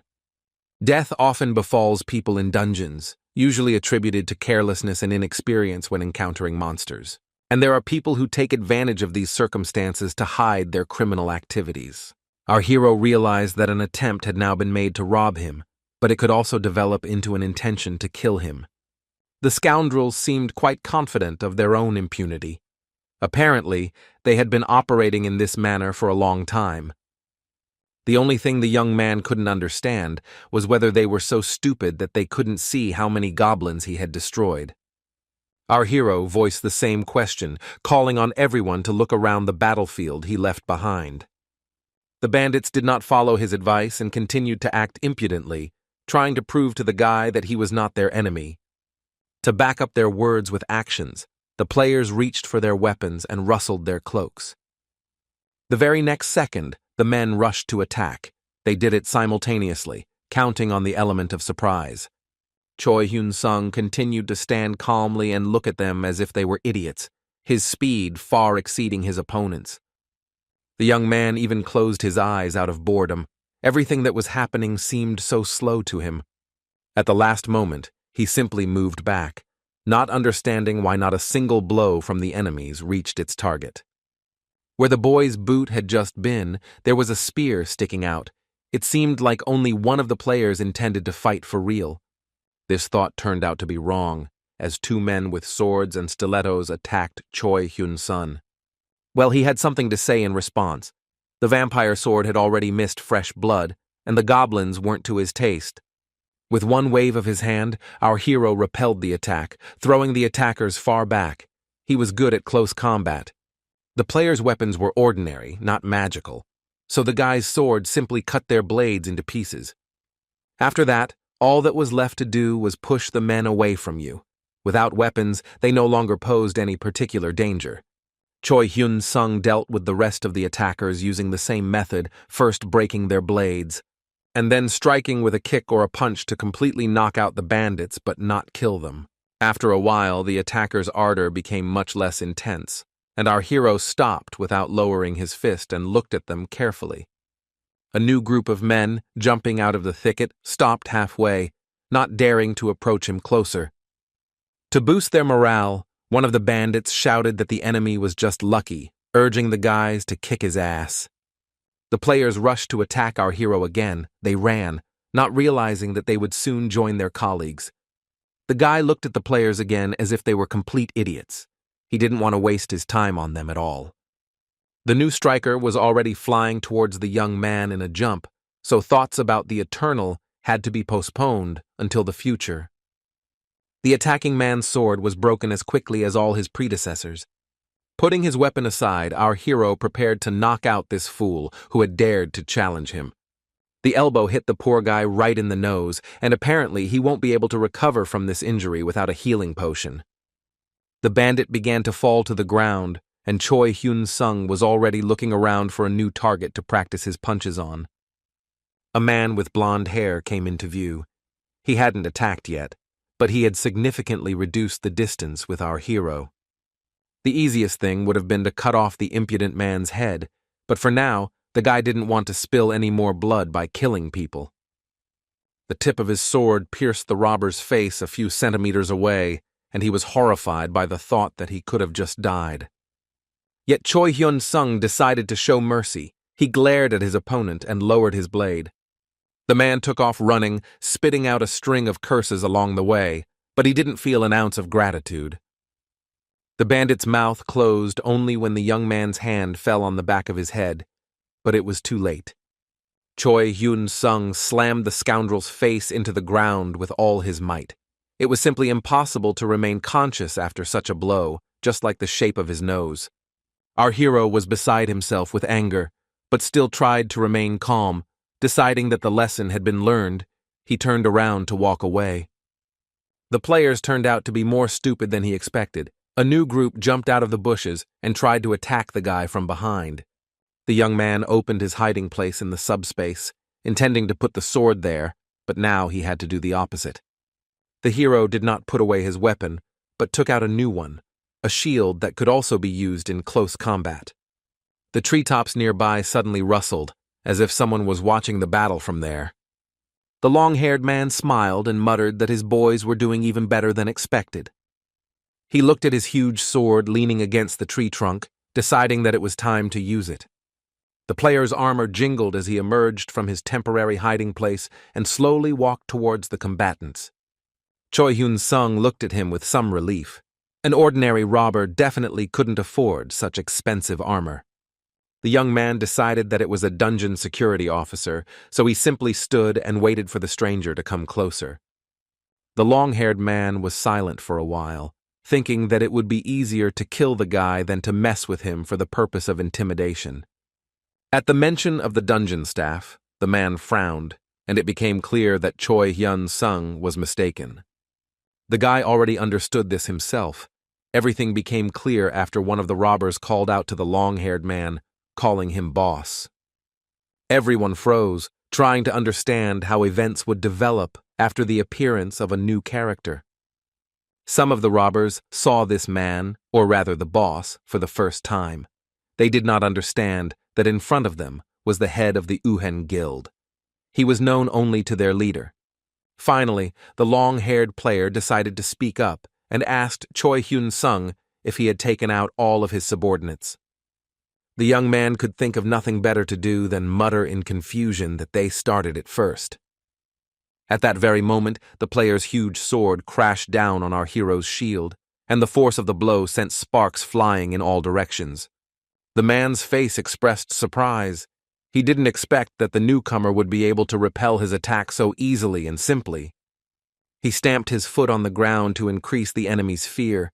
The guy hadn't even received a profession yet, but he was already so confident in himself. The long-haired man's face became thoughtful and even handsome for a moment, until the moment when it was distorted by an evil grimace. He looked at Choi Hyun-sung again and thought that the young man wasn't good enough even for this dungeon. Something didn't add up here. Here the man smiled, remembering that the clients had simply suggested scaring the newcomer, or at most, cutting off one of his legs. His eyes became completely empty, as if the player had a split personality. Then he exhaled loudly, that it was getting boring. The man thrust his cleaver forward, taking a fighting stance, and hissed that he would not limit himself to just one naked woman today. The evil laughter was lost in the treetops. As we have already said, in the dungeon everything is decided by eyewitness testimony. Choi Hyun-sung wasn't afraid, but he clearly understood that a serious threat was looming over him, and his fingers tightened on the handle of his shield. Meanwhile, the leader began his attack, jumping to some incredible height in order to bring down the full force of his blow on the enemy. Our hero stood there and didn't move. He understood that it was better to jump back at the last moment, not giving the enemy the opportunity to adjust his maneuver. Both looked closely into each other's eyes, each confident that the enemy was not as simple as it might seem at first glance. Sword met shield, a confrontation began. The forces were far from equal, but Choi Hyun-sung withstood the attack. As soon as the opportunity presented itself, the guy jumped aside, and the long-haired man set off in pursuit. He was cheerful and even whistled, feeling that the battle would be more interesting than expected. Our hero looked at the enemy with respect for his strength. He was much higher level than the robbers he had to fight today. For a while, both of them stared at each other again. In order to attack, they had to choose the right tactics. The man's hand again firmly grasped the handle of the cleaver. He was more confident in himself than our hero would have liked. But Choi Hyun-sung was not one to give up at the first sign of trouble. He was prepared to give his opponent a worthy rebuff. The edge of the boy's shield cracked, but his steely character and belief that justice must prevail did not. The rest of the bandits simply sat down on the ground and watched what was happening, none of them even thinking about intervening. Choi Hyun-sung realized that the long-haired man was superior in strength, speed, and swordsmanship, but he immediately remembered his special skills. It was strange that it was so late. Watching the bloodthirsty killer approaching him with a huge cleaver, the young man already knew how he could give him a worthy rebuff. Thinking that he would think about why this happened when he got out of here, the guy began to cast a spell. A second later, a fiery spear appeared in his hand, the very one with which the hero managed to defeat Graydon. The boss didn't expect this. The smug smile instantly disappeared from his face. It looks like he'll have to sweat. And yet the man underestimated our hero because he was in no hurry to dodge the spear until the very end. An explosion occurred, and if it had happened in the thicket, it would have burned half the forest to hell. But fortunately, everything happened in an open area. For some time it was impossible to see anything because of the smoke, soot, and ash flying around in a cloud. The shockwave even made Choi Hyun-sung take a couple of steps back.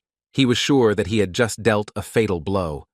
Suddenly, from the very thick of this hellish smoke, a decent-sized piece of wood, capable of knocking down even an elephant, flew at the hero. With a terrible cough, the guild leader emerged from the smoke, his beautiful locks scorched, his hair short. He hissed that the insect would regret daring to attack him. Choi Hyun-sung tensed up, not because he didn't like the comparison to an insect, but because he believed that a strike from a fire spear would be fatal. He peered out from behind the shield, trying to figure out how well his opponent was standing and whether his threats were realistic. The man was beside himself with rage, yet physically he was practically unharmed. He hissed that he had been holding back in vain. He should have killed the scoundrel immediately. From words, he immediately moved to action, swinging his huge cleaver with all his might. If it weren't for the super cape, our hero could have lost his head, but this time he was really lucky. He didn't even suspect that a vampire robe could protect against a direct slash from a sword, and then the shield came into play. Another crack appeared on it, but most importantly, the item performed its protective function perfectly. The man became so angry that he began waving his weapon indiscriminately, breaking walls and trees, smashing stones into pieces, and Choi Hyun-sung only managed to run away. He jumped out from under the sword, barely managing to save himself from the next crushing blow, which immediately followed the previous one. The hero decided that there was no point in avoiding battle and cast the fire spear again, intending to attack the enemy. They rushed towards each other like two enraged bulls, each wanting to inflict maximum damage on the other. Realizing that our hero had the advantage, the bandit decided to use the width of his blade to defend himself from the spear. Choi Hyun-sung had a shield, which allowed him to attack and defend at the same time, unlike his opponent. The guy didn't hesitate and launched his fire spear at the target, causing an explosion, but this time the man managed to jump away from its epicenter in time. He was thrown back a little by the blast wave, but overall the guild leader was not injured, but he was quite angry. He was covered in soot, only his white teeth and eyes sparkled. They seemed to be about to pop out of their sockets from rage. Choi Hyun-sung hid using the smokescreen. It took some time to find him, but now the enemy is standing right above the young man with a cleaver at the ready.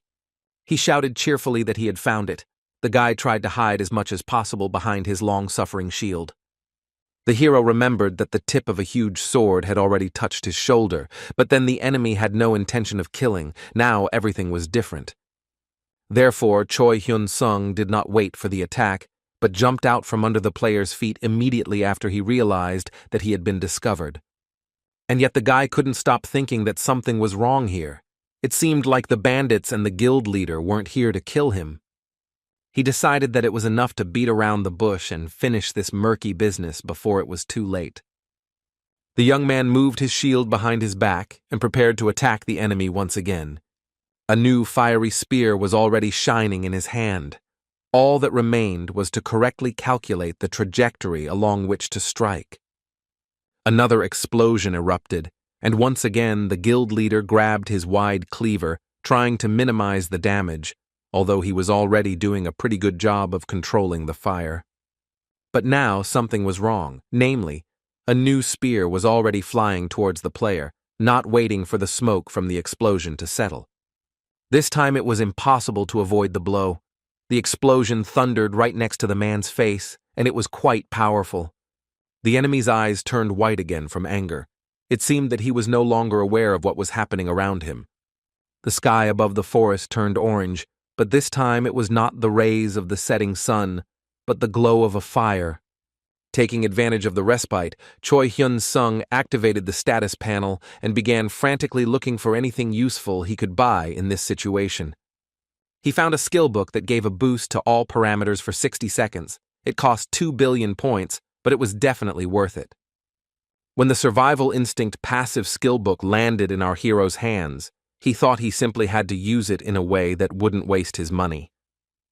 The young man immediately read the tome and activated the new skill for a few seconds, which was enough to test how it worked. The enemy was right there with a sword on his shoulder, but he didn't quite understand what had just happened.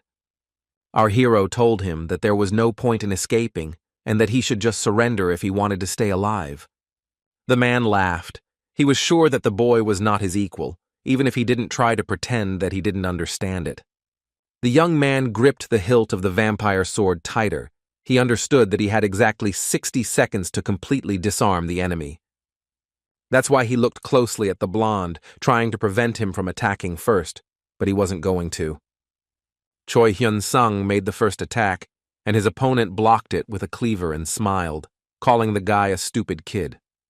Our hero continued to think through further battle tactics, ignoring the enemy's condescending tone. Quite unexpectedly, a girl with a halberd wedged herself between them, and they both froze in place from shock. She looked as if she had come on a date, and not at all risking her life by interfering in the confrontation between the two sides in the midst of a battle. With one swing of her halberd, she split the guild master's sword in two, the blade breaking as if it were made of wood. The leader's face literally stretched out in surprise. He considered himself and his weapon to be the best, and then suddenly this happened. The girl stood right in front of him, shielding Choi Hyun-sung with her body, as if making it clear that she had come to protect the guy. The halberd in her hand made another circular motion so fast that it was difficult to follow. The shaft described a circle in front of the man's nose, and then struck him under the chin, sending him flying to the ground. Our hero couldn't understand what was going on, and why the stranger had decided to take on his opponent, and was doing it so casually. The enemy lay sprawled on the ground, his face twisted in pain. The beauty cast a contemptuous glance at him, after which she turned to the young man. Choi Hyun-sung's face did not change its expression. He was confused and discouraged to the extreme. The girl smiled and greeted the hero, addressing him by name. This was doubly unexpected.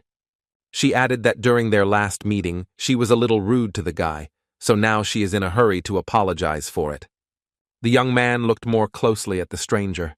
It seemed that memories were stirring in his mind, but they were still vague.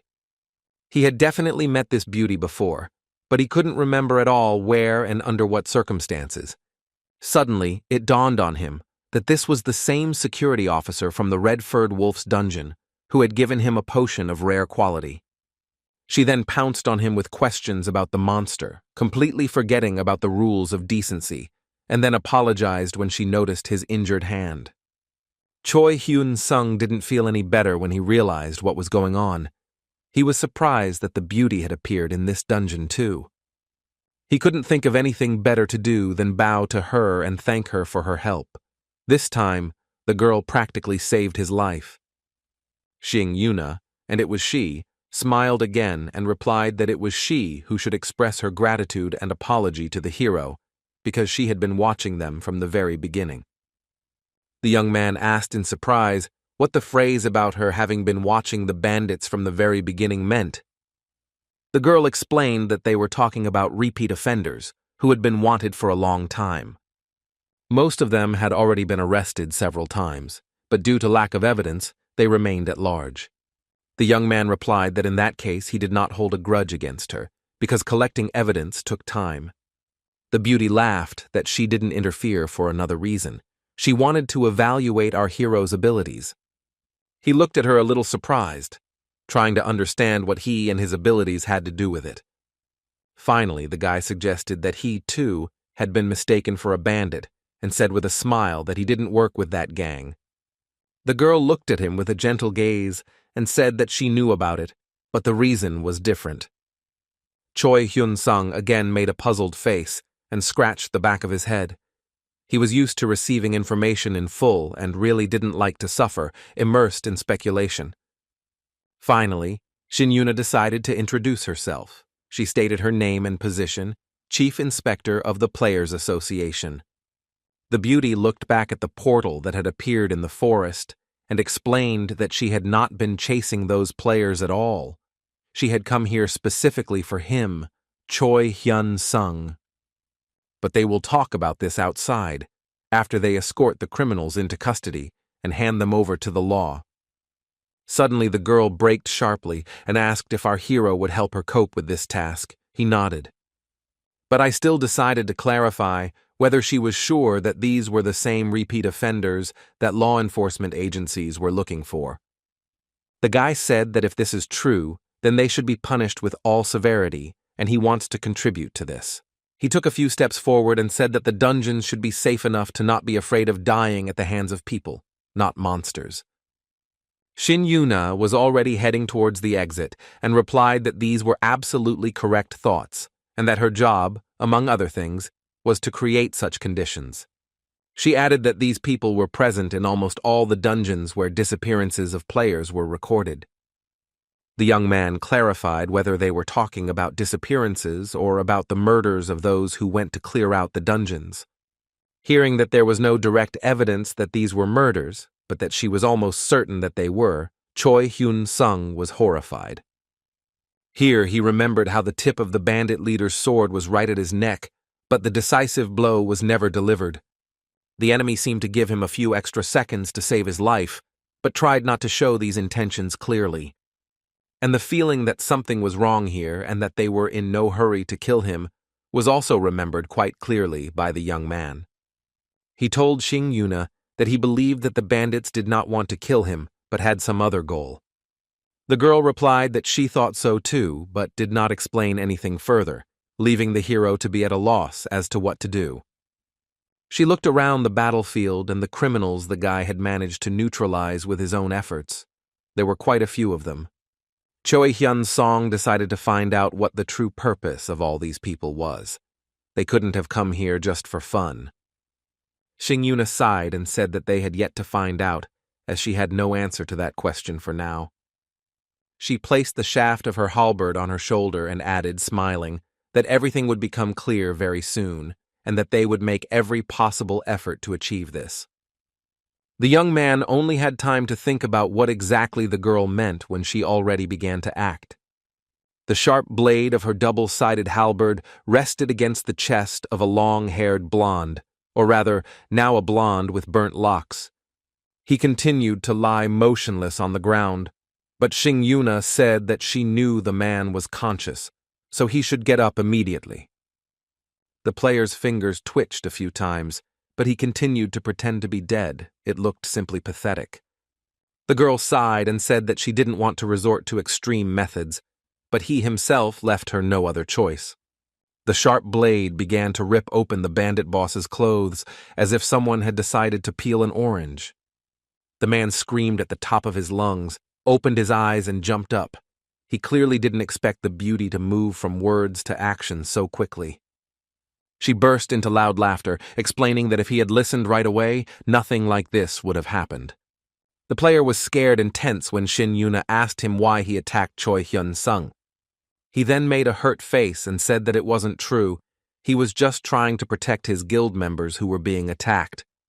It was clear from the beauty's face that she didn't believe a single word and was very amused by this lie. The man decided to do the exact opposite and continued to press his point, asking since when members of the Players Association were allowed to simply attack people in the dungeon. Choi Hyun-sung listened in amazement as the bandit claimed that his unit was attacked while they were unconscious, so he would tell the police and the press everything. Shin Yuna continued to smile, not showing with any movement that she was ready to simply burst from anger. Finally, she asked how the man knew that she was an employee of the association, if, according to him, he was lying unconscious. The question caused the leader of the bandits to panic. It was clear that he was trying to come up with something to get out of it. The girl continued to look at him intently, her hand tightening its grip on the shaft of the halberd, but she did not move yet. As the sharp blade approached the blonde's face, it became clear that the beauty had her own special arguments in this dispute. She asked only one question, and that was that the player seemed to be an impenetrable idiot, or so she thought. Doesn't he really understand his situation and know where he is now, if he allows himself to speak like that? Shin Yuna said almost syllable by syllable that they were now in a dungeon, and if she killed the enemy, not a single living soul on earth would know about it. The blade made a small circle around the bandit's nose, and the girl added that there would be no evidence left. The beauty assumed that Choi Hyun-sung, who was attacked by criminals, would not run to tell the police about what happened. Our hero swallowed loudly. He was far from sure that he would have kept silent about the murder, even of such a scoundrel. Shin Yuna did not lower her weapon, saying that if the bandit did not want to die immediately and lose the lives of his subordinates, he must tell everything. She added with a smile that the man would remain alive until he was needed as a witness. The blonde's eyes darted around. He was so scared that he didn't know how to react to these words. He smiled nervously, then grinned, sweating from excitement, and yet he still had to answer something. The man asked if he had understood correctly that the association employee was threatening him, and the girl replied that she would never threaten a reputable player. She looked the bandit straight in the eye and replied that she had never heard of an association employee killing an innocent person. She then turned to Choi Hyun-sung and explained that the player seemed to be in shock. The girl stuck the tip of her double-sided halberd into the ground, as if to make it clear that she did not intend to use it anytime soon. Shin Yuna asked our hero to leave them alone with this nervous player. She would help him calm down and regain his memory. The beauty's smile was a little threatening, and the young man realized that now he should obey and fulfill the request. He, covered in sweat, replied that he was just about to go and look around the area in case there were still goblins nearby. The beauty replied that it would be better if he counted the remaining criminals carefully and made sure that everyone remained in place. If even one of them manages to escape, the association might have some problems later. Our hero nodded and went to carry out the order. Now he was ready to do anything, just not to see the blondes panic. The guy caught himself thinking that he wouldn't want to end up on the other side of the barricades with Shin Yuna. She knew how to inspire respect and fear. As soon as they were alone, the beauty took a step towards the player, who recoiled in horror and trembled. With a completely glassy look, the man asked for mercy and added that he was wrong, as if that could change anything. Shin Yuna's eyes warmed up for a moment, but then turned cold again, like ice. She wasn't going to joke around here. A loud scream filled the forest. The trees shook from the wind, but what was happening had no effect on their fate. Choi Hyun-sung also stuck his blade into the ground, drew a line, and then moved on again. Soon the guy finished doing what he had come up with and stopped to look at everything from the side, moving away some distance. All the bandits were now inside a circle drawn on the ground, and anyone who tried to step outside the line would be attacked. Our hero watched the players and thought that he would really like to know for what purpose he was attacked by them. The boy remembered how the cleaver fell on him and how the sword cracked under the blow. These were not the best moments of his life. And yet, he was sure that neither the long-haired blonde nor his subordinates knew about his skill. He assumed that Sue's guild was involved, they had high levels, and the three-headed monster also contributed. Choi Hyun-sung remembered both Lee Soo-hee and Shin Yuna. He couldn't figure out where to get reliable information and how to deal with this situation at all. His face became serious, and it seemed as if a fire of conjecture had lit up his eyes, but conjectures without evidence mean nothing. The hero remembered being handed a business card and asked to contact Sue's guild if he decided to cooperate with them. He also remembered the huge fangs of the three-headed panther that he had defeated. Whatever you say, his mother was right. It was a very dangerous job.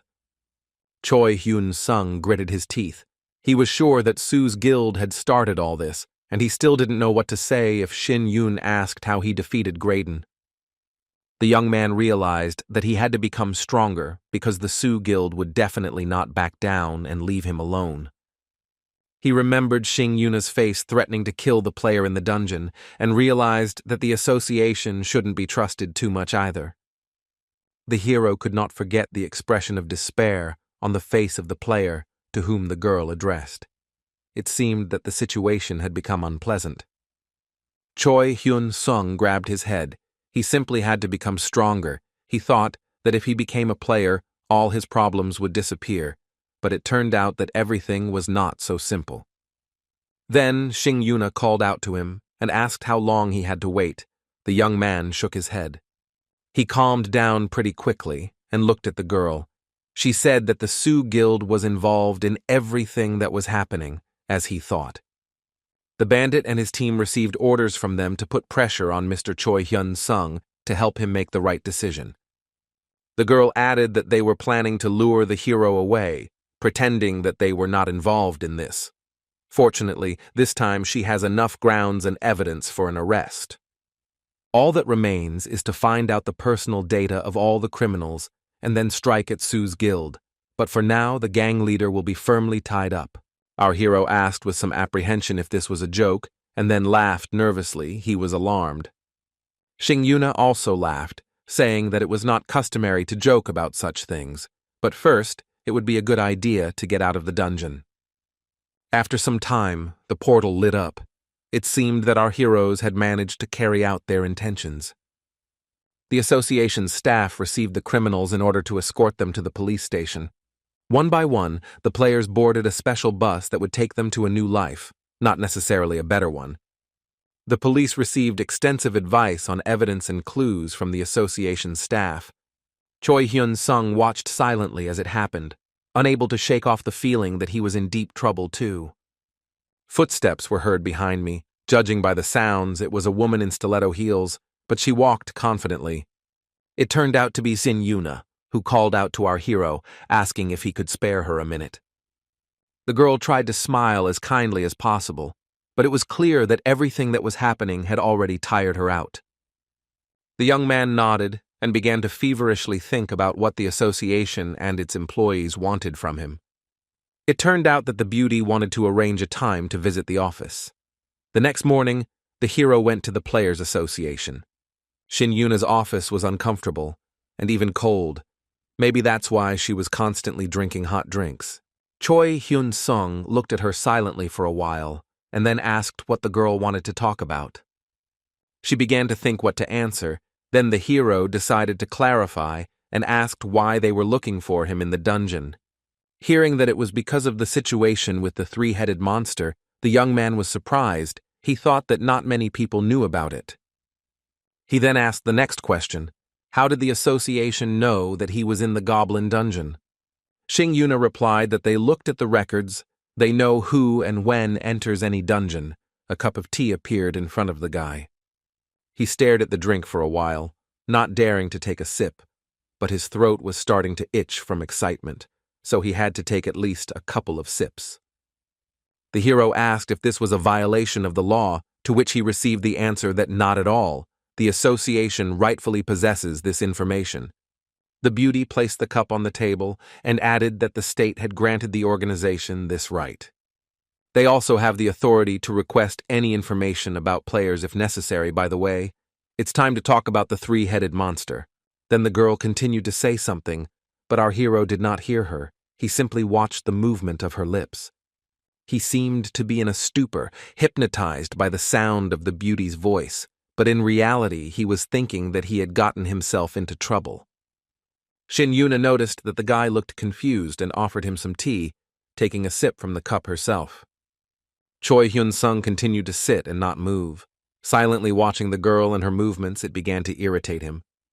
The cup was empty, and the beauty asked if our hero realized that she knew that he had single-handedly killed a three-headed panther.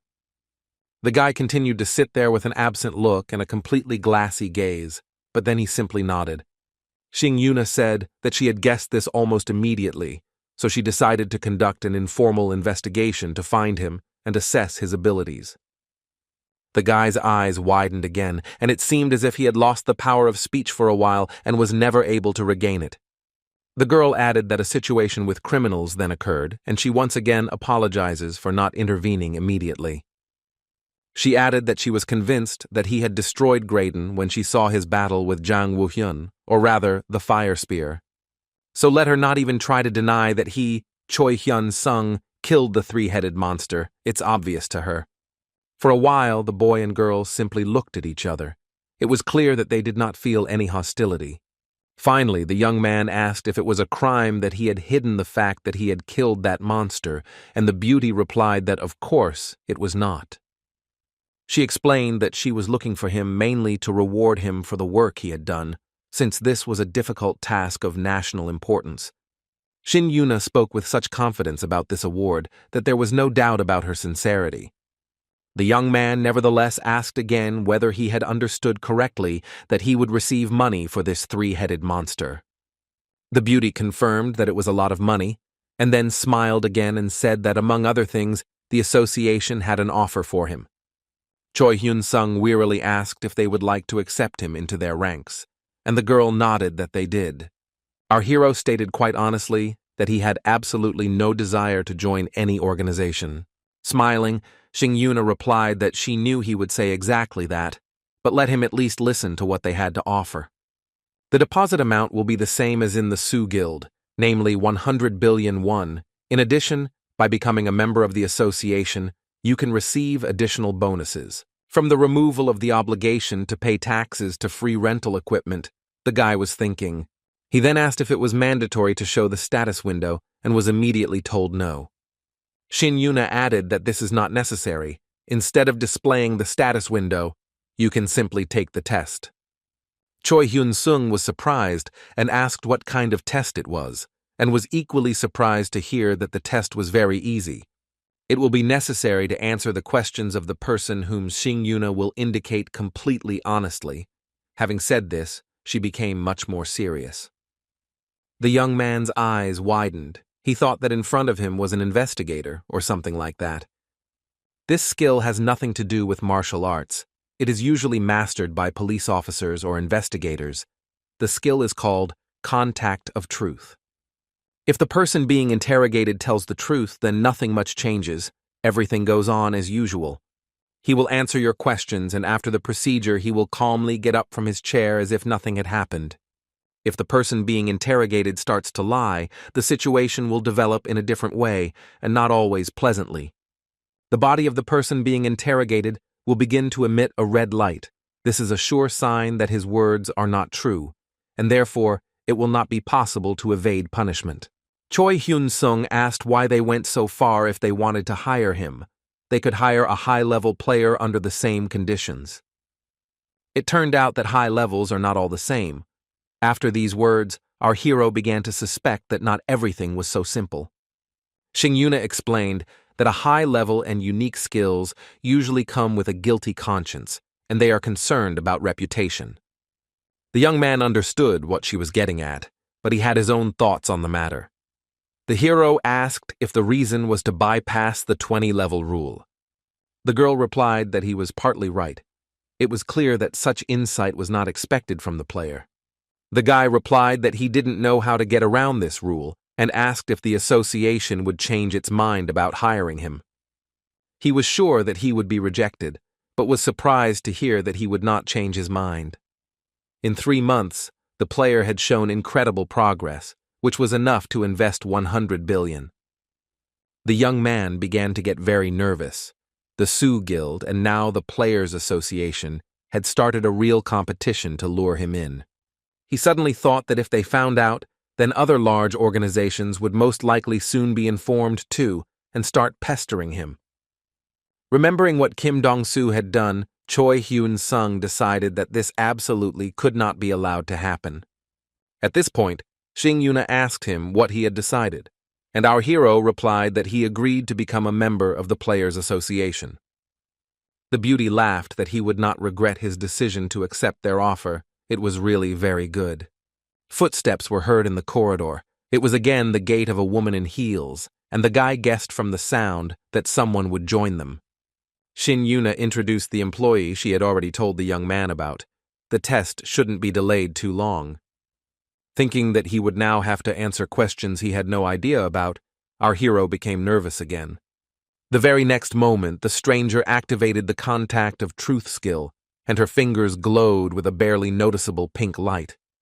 A few seconds later, the girl placed her outstretched palm on Choi Hyun-sung's head and asked him a test question, asking him to introduce himself.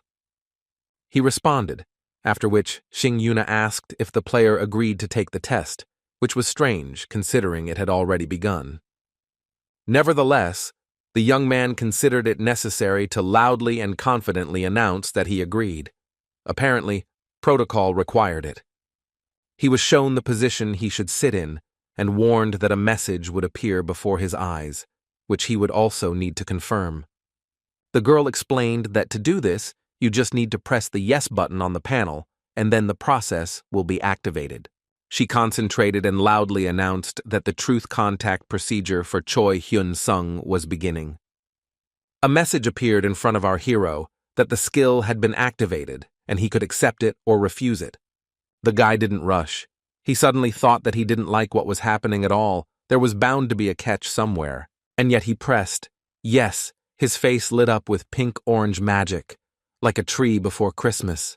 Out of the corner of his eye, Choi Hyun-sung noticed that the girl who had activated the skill relaxed immediately after that. After a few seconds, she simply turned around and walked towards the door, apparently because the test conditions required confidentiality. When the doors closed behind her, he and Shin Yuna sat in complete silence for a while, each thinking about their own things. Finally, the girl advised me to sit more comfortably so that nothing would distract me from the questions and answers. The first thing she asked was when he woke up, or rather, whether the awakening really happened 3 months ago. Choi Hyun-sung replied that he did. Then she asked if he knew a way to bypass the 20-level rule, and the hero replied that he didn't. The girl said that she knew he was at least level 140, so why was he hunting in the easiest dungeons? The guy closed his eyes and was silent for a while, then said that there was nothing special about it. It was convenient for him. Shin Yuna asked if he had any personal skill that influenced his choice. Choi Hyun-sung sighed without opening his eyes, again not knowing how best to answer this provocative question. Time passed, the hands on the clock moved. About 5 minutes passed before the hero opened his eyes, but then he closed them again. It became obvious that he didn't want to answer, but he didn't want to lie either. I wonder if there was a way to bypass the truth contact skill. The girl realized that now she could hear the information for which she had gotten involved in this whole matter with Choi Hyun-sung. She said sharply that he should answer this question, even if he didn't want to, and the player sighed. He continued to sit with his eyes closed, drenched in sweat, and the association employee kept her eyes on him. Choi Hyun-sung continued to sit silently, his eyes closed, trying his best to calm down and come up with some kind of answer. Shin Yuna understood that the hero needed help, not to allow him to lie, but to lead him to the necessary answer. She asked if his personal skill was related to the fact that he chose low-level dungeons for hunting. The young man replied that yes, he could easily afford such an answer and it was not a lie. The girl then asked if he could use his skill on other players. She was determined to get as much information as possible. Our hero pursed his lips. It was obvious that he himself did not know how best to answer, because he was not sure. Finally, he clenched his fists and confidently replied that no, it was true, because cooperation and use were two different things. Shin Yuna asked if he could bypass the 20-level rule using his skill. The guy immediately remembered the Fox Mountains and thought that it was possible. He didn't dare say it out loud because he still wasn't completely sure. Choi Hyun-sung smiled shyly. His hands clenched tensely again, but this time less sharply, as if it no longer mattered. He opened his eyes and looked at the girl. She was calm and just waiting for the player to answer. Finally, he plucked up his courage and said that yes, although he himself was not sure that the contact of truth skill would not regard it as a lie. The red glow did not appear, and the young man now looked confidently at his future colleague at the Players Association. She smiled and happily announced that the test had been passed. The trial was over. It seemed that she herself could not believe that everything would go so smoothly. Choi Hyun-sung asked, a little nervously, if he would have to go through the procedure again. The beauty laughed that there was no need for that. She understood everything, and the guy himself tried to be extremely honest. She pulled the cup towards herself and added that to some extent she had expected something like this, but she wasn't entirely sure. The hero really does have a personal skill, and this is simply wonderful news. Later he himself will understand why. The guy sat silently for a while and looked closely at Xing Yuna. Then an interesting thought occurred to him. He asked what the probability was that she herself also possessed a personal skill. The question caught the beauty off guard. She took the coffee cup in both hands and replied that yes, but she couldn't tell the player which ones. Closing her eyes, the girl repeated once again that he was absolutely right. She also had a personal skill. Choi Hyun-sung exclaimed with relief that this meant he was not the only one. Shin Yuna replied with a smile that yes, so there was no need to be upset. She looked him straight in the eye and added that personal skill is unique to each player, and that is what makes it the highest value. Absolutely all the players who have it occupy high positions, so the fact that they clarified the situation is very correct. In the future, he may become one of the best personnel in the association, and maybe even in the whole world, who knows. The young man, hearing about this, widened his eyes. For some reason, this thought had never occurred to him before. He watched Xing Yuna calmly drink her drink and suddenly realized that she was one of the best, but far from the only one. The hero realized that information about players for ordinary people was very limited. He had no idea that there were such powerful ones among them, especially those in positions of power. He looked at his empty cup and realized that even high-ranking players were only known to the average person in the game. As if reading his mind, Xing Yuna informed him that the data of players with personal skills was protected by the national security law. The guy's eyes widened again, and he asked if it was okay for her to tell him this, and the girl explained that she was doing this because he also had a personal skill. She thought for a moment and added that he was actually right, and that it had been a rash decision on her part to tell him that she had such a skill herself. Then the girl laughed and added that there shouldn't be any problems with this, since they would be working in the same organization. At this point, Choi Hyun-sung's expression changed, and he said that he hadn't said he would join the Players Association. Xing Yuna pretended to be embarrassed, and then laughed, saying that from the moment she told him about her personal skill, the player had no choice. Our hero was completely unprepared for this, and asked what she meant, but the beauty said that making such a face was completely unnecessary. She stretched out her heeled foot and announced that he would be joining a government organization, not a players' association. The young man looked intently at the girl, trying to understand what they were talking about and what had changed in the last few minutes. She handed him some papers with a coat of arms, which looked very serious and obviously well classified. Choi Hyun-sung tried to read what was written there and leaned forward, but Shin Yuna's palm was in the way. Finally, the girl removed her hand, and he saw that it was a contract drawn up in his name, signed by the Korean Players Association. The hero looked confused. He didn't believe that such conditions were possible at the state level, and at first glance, there didn't seem to be many obligations. He looked through all the pages of the contract and was convinced that it was much better than what the Sioux Guild had offered him to sign, and he was especially pleased with the emergency salary. Rights to stones and objects were also guaranteed, benefits were promised during military operations, and so on. The desire to sign anything was discouraged by the hand with a pen. Xing Yuna was rushing the young man, She was eager to get him to sign the contract as soon as possible, and this was alarming. Choi Hyun-sung picked up a pen and thought that if all of this was true, then they, or rather the association, could give him a lot.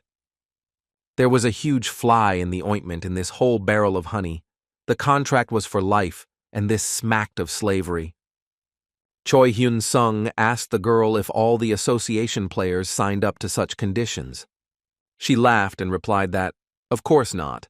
Otherwise, the organization would have gone bankrupt long ago. Shin Yuna explained that they were only providing him with such conditions because the hero had a personal skill. The young man looked surprised and asked if the reason was purely skill. He couldn't believe it was that important. The beauty said that the ability to bypass the 20-level rule was to blame for everything. If she understood everything correctly, the guy's face looked strange. Even if he hunts low-level monsters, his rank increases, and they drop stones, meaning he can level up without limit. The beauty explained that this was a chance to hire a player who could reach the highest level in the world, and they would be fools to spare money on it. Choi Hyun-sung sat there with a dissatisfied look, thinking that all this looked very ugly. He took the cup with the drink and asked himself who they took him for, certainly not a complete idiot by any chance. The guy took a sip and thought that this mistake was to his advantage, although there was some truth in it, no matter how offensive it was to admit it. Choi Hyun-sung put his cup on the table, and a thought that was absolutely brilliant in its naivety came to his mind. The hero asked if it was possible to shorten the contract period, for example, to 1 year. The question left the association representative stumped. She continued to smile, but her eyes became sad. The girl asked if the player really disliked the contract that much, but he couldn't find an answer right away. At this point, Seyuna asked in all seriousness if Mr. Choi Hyun-sung knew how many people in the world had this personal skill.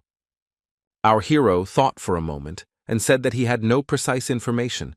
Government data on the best players, as we know, is classified for the general public. Based on his own calculations, he would guess that the number of such people is slightly less than 100, if we are talking about Korea. The girl looked the hero straight in the eyes and said that before he appeared, there was only one such person in Korea, and it was she, the only one. This information shocked the young man. He was silent for a while, thinking about what he had heard. The thought was spinning in his head that this, it turns out, was a much rarer thing than he thought, a personal skill.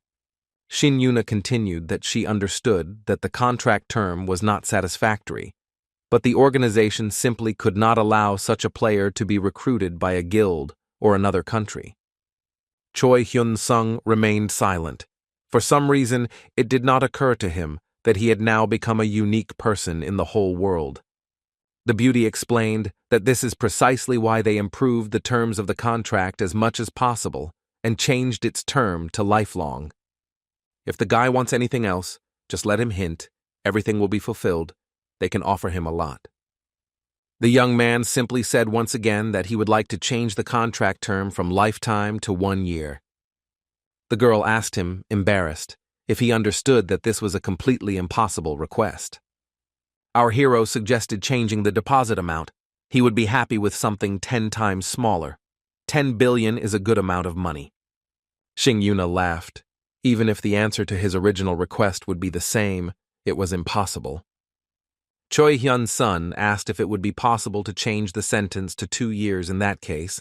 That would also suit him. The girl ignored the offer and said that they would increase the deposit amount if he didn't mind, but he should agree to a lifetime contract.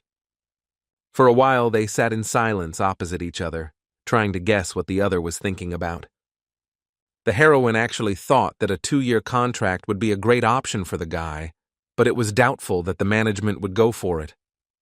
Meanwhile, Choi Hyun-sung laughed that he would agree to a 20 billion deposit and a 2-year contract, but if not, he would not sign a contract with them at all.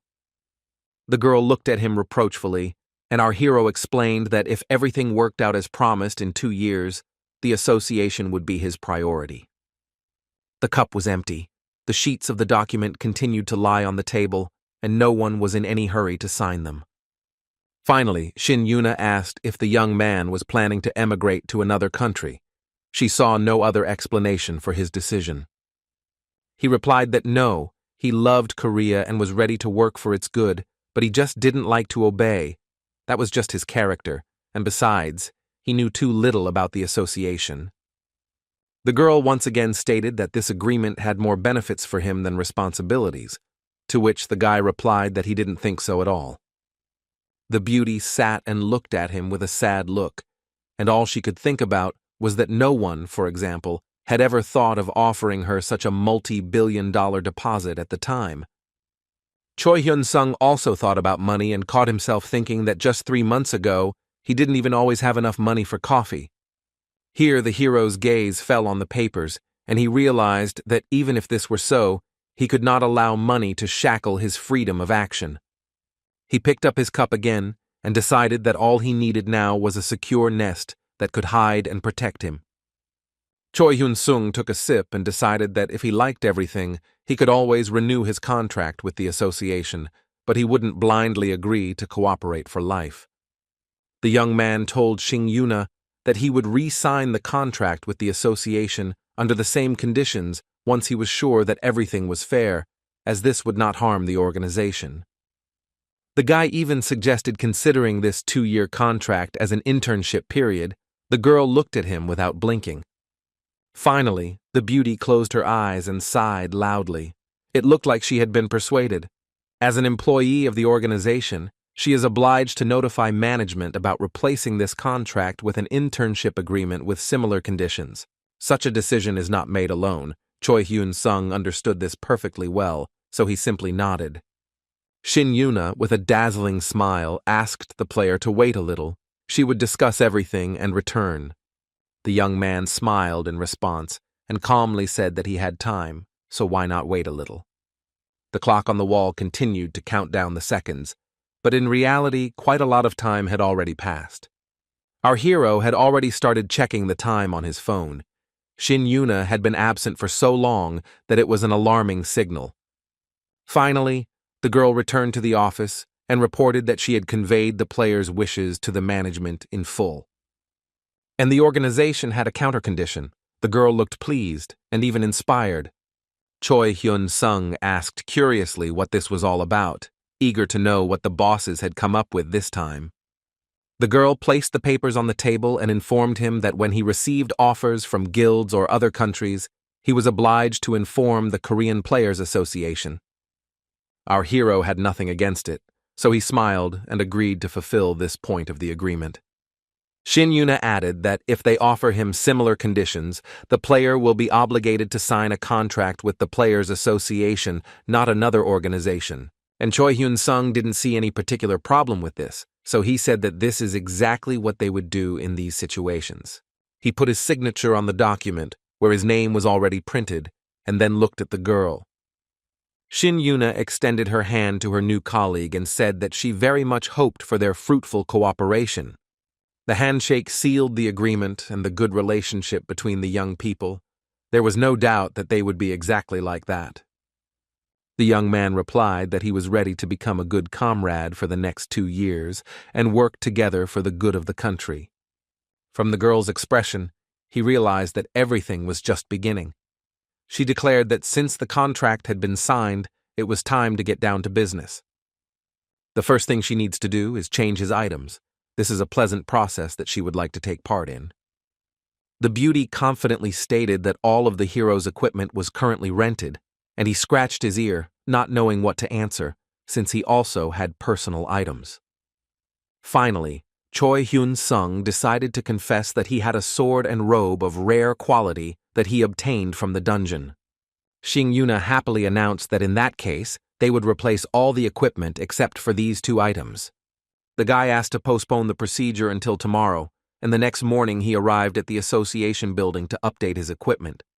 He walked around the warehouse among the armor and other equipment, unable to contain his delight. Everything was there. The guy was especially intrigued by the swords, sabers, and rapiers.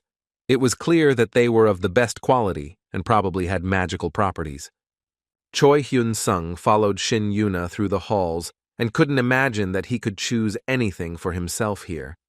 He decided to clarify this issue and to determine whether all of this was truly provided at the complete disposal of the organization's members.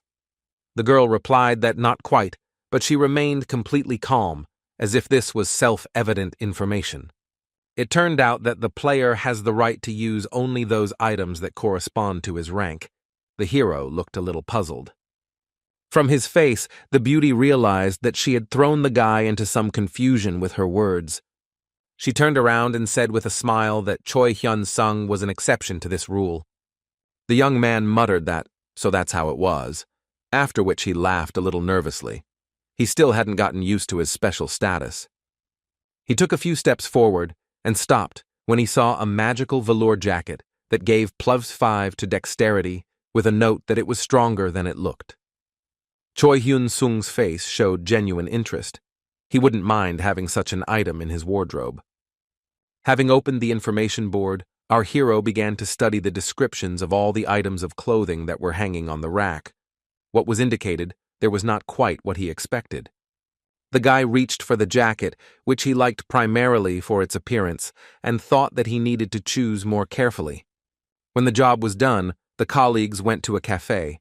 They had to wait a little while for the equipment to be adjusted to the player's size. They got some coffee, and Xing Yuna said that she was willing to tell him the nuances of using such things, or they could just chat. Choi Hyun-sung picked up his glass and took a big sip. He couldn't believe that everything that was happening was real. Suddenly, the girl suggested that the first thing they should talk about was where he had been assigned, about his position in the association. The hero looked her straight in the eyes and asked her to tell him the details. He was very interested. The beauty replied with a smile that he would work in the investigation department, as expected, dealing with incidents in the dungeons and conflicts between players. It's mostly troubleshooting and helping the support team as they are currently short-staffed. The guy excitedly asked if he could handle such responsibilities. In low-level dungeons, he was sure he could, but what about the others? Hearing that it might be difficult for him to handle the situation in higher-level dungeons, Xing Yuna nervously squeezed the straw from her drink. She finally pulled herself together and replied that there was no need to worry about it yet. They would take his current level into account. The young man replied that he understood, after which he heard that Xing Yuna was his immediate superior, so any difficulties should be reported to her. Choi Hyun-sung asked if he could then discuss one problem that had arisen before signing the contract.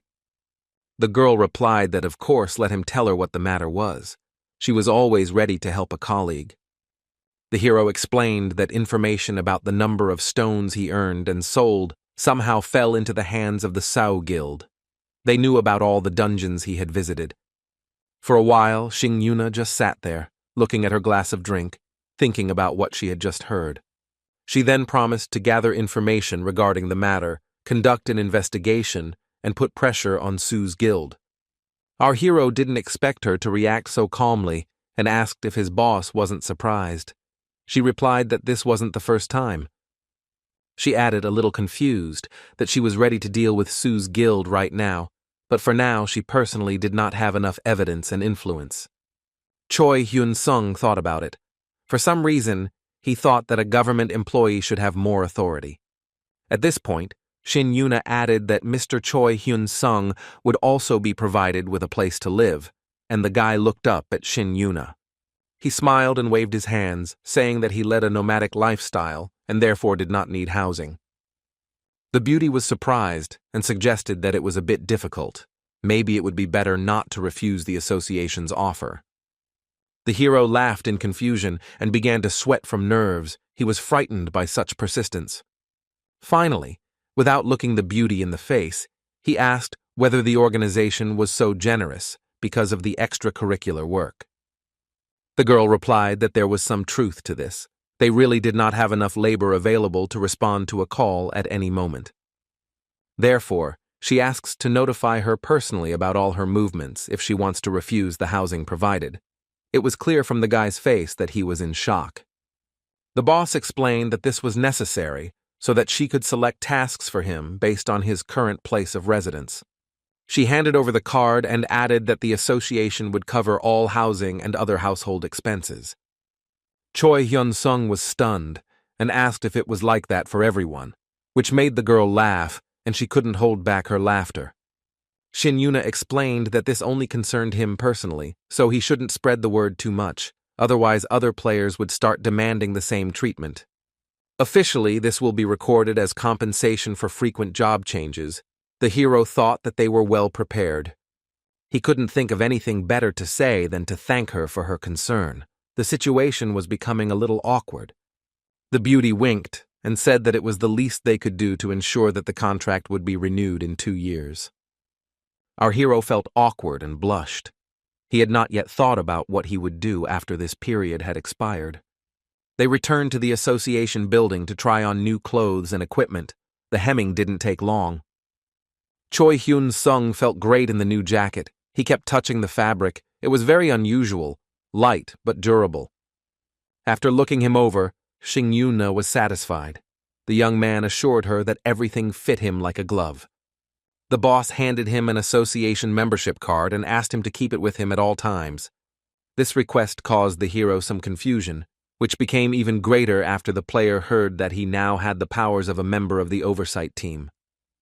He carefully examined the plastic card where his position was listed.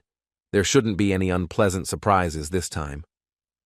After making sure that everything was in order, Choi Hyun-sung asked if he could now go about his business. Shin Yuna replied that yes, asking to check the strangulations from time to time. On command, everyone should arrive immediately. She added that emergency calls are extremely rare, but in such cases, a response should be immediate. The young man said that he understood and asked about the deposit and when he could receive it. Shin Yuna laughed that the money had already been transferred to him because the contract only comes into effect when the player receives the deposit. She added that it seemed like Choi Hyun-sung was in dire need of funds, and he smiled and said he wanted to buy a couple of skill books. The girl praised it. It was a good idea, by the way. The association has a store with such books. They can go there together. She turned around and walked towards the door. Inviting the guy to follow her, she would show him where the store was. The beauty walked forward with a confident gait, and our hero had no choice but to thank her. He was determined to become stronger, even if it meant spending all his money on skill books. Looking around the shelf, the young man noticed that there weren't as many of them as he expected, which was strange.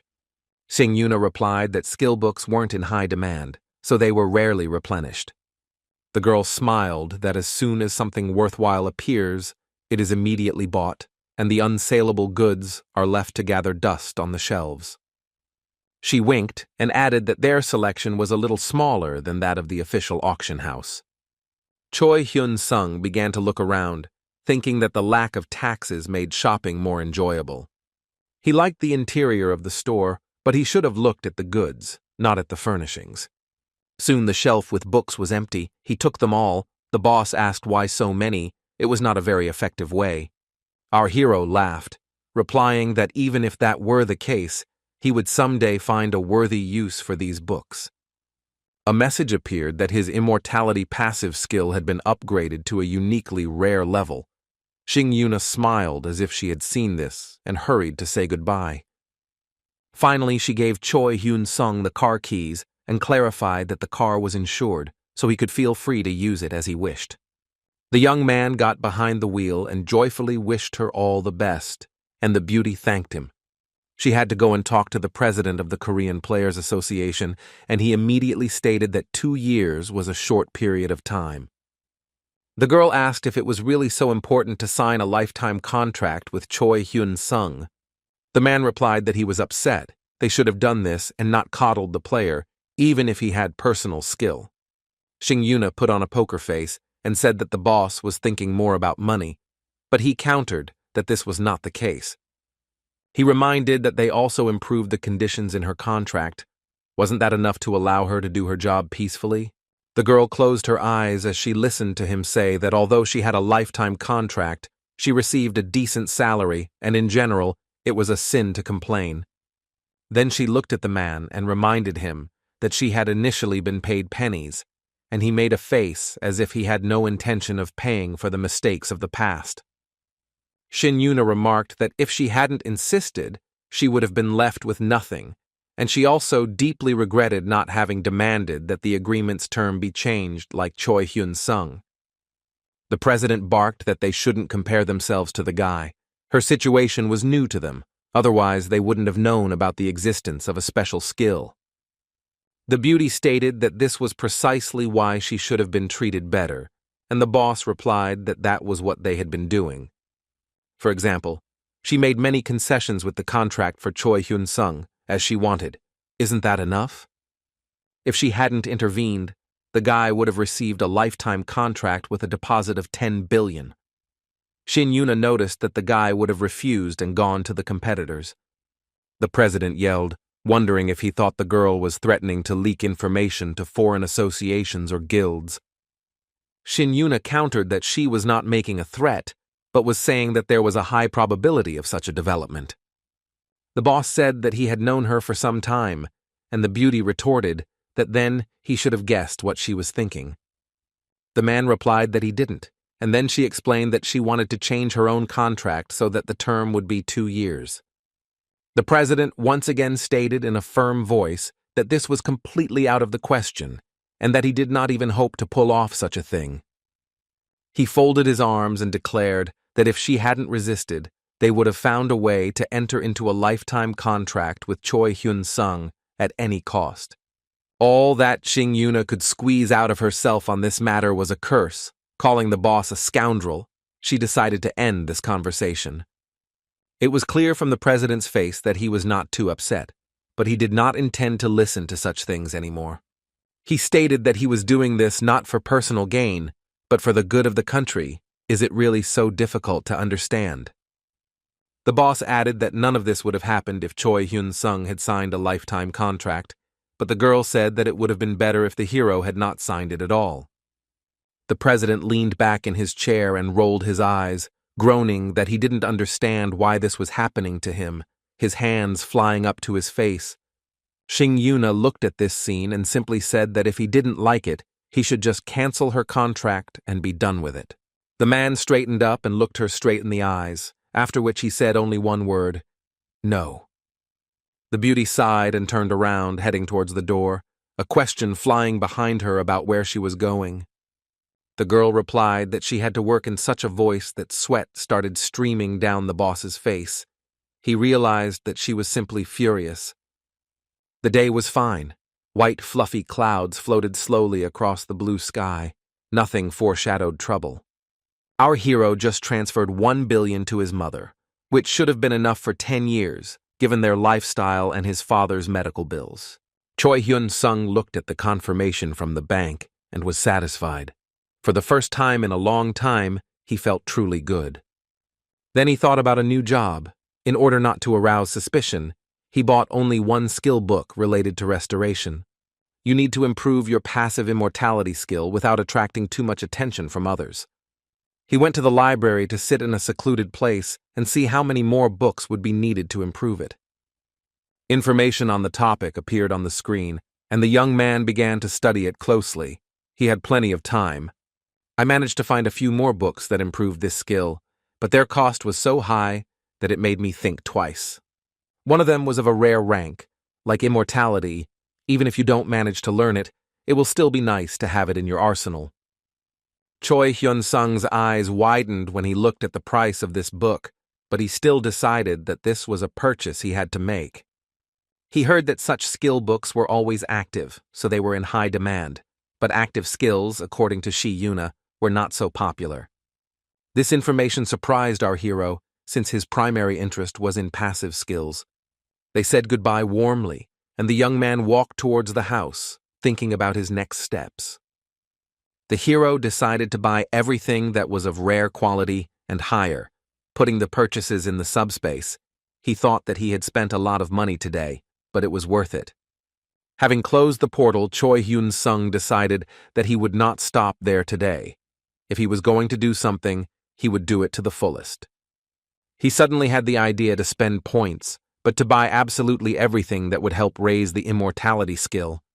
He looked at his account, and the console and cartridges, luxury brand clothes, and even cosmetics and perfumes were sold. The hours also flew by unexpectedly quickly, but he still wanted more, so he opened his hiding place again. A high-capacity battery was immediately pulled out from there. The guy knew that the demand for this thing would be unmatched. At the used electronics store, he was already greeted like a king. Choi Hyun-sung became the main customer there.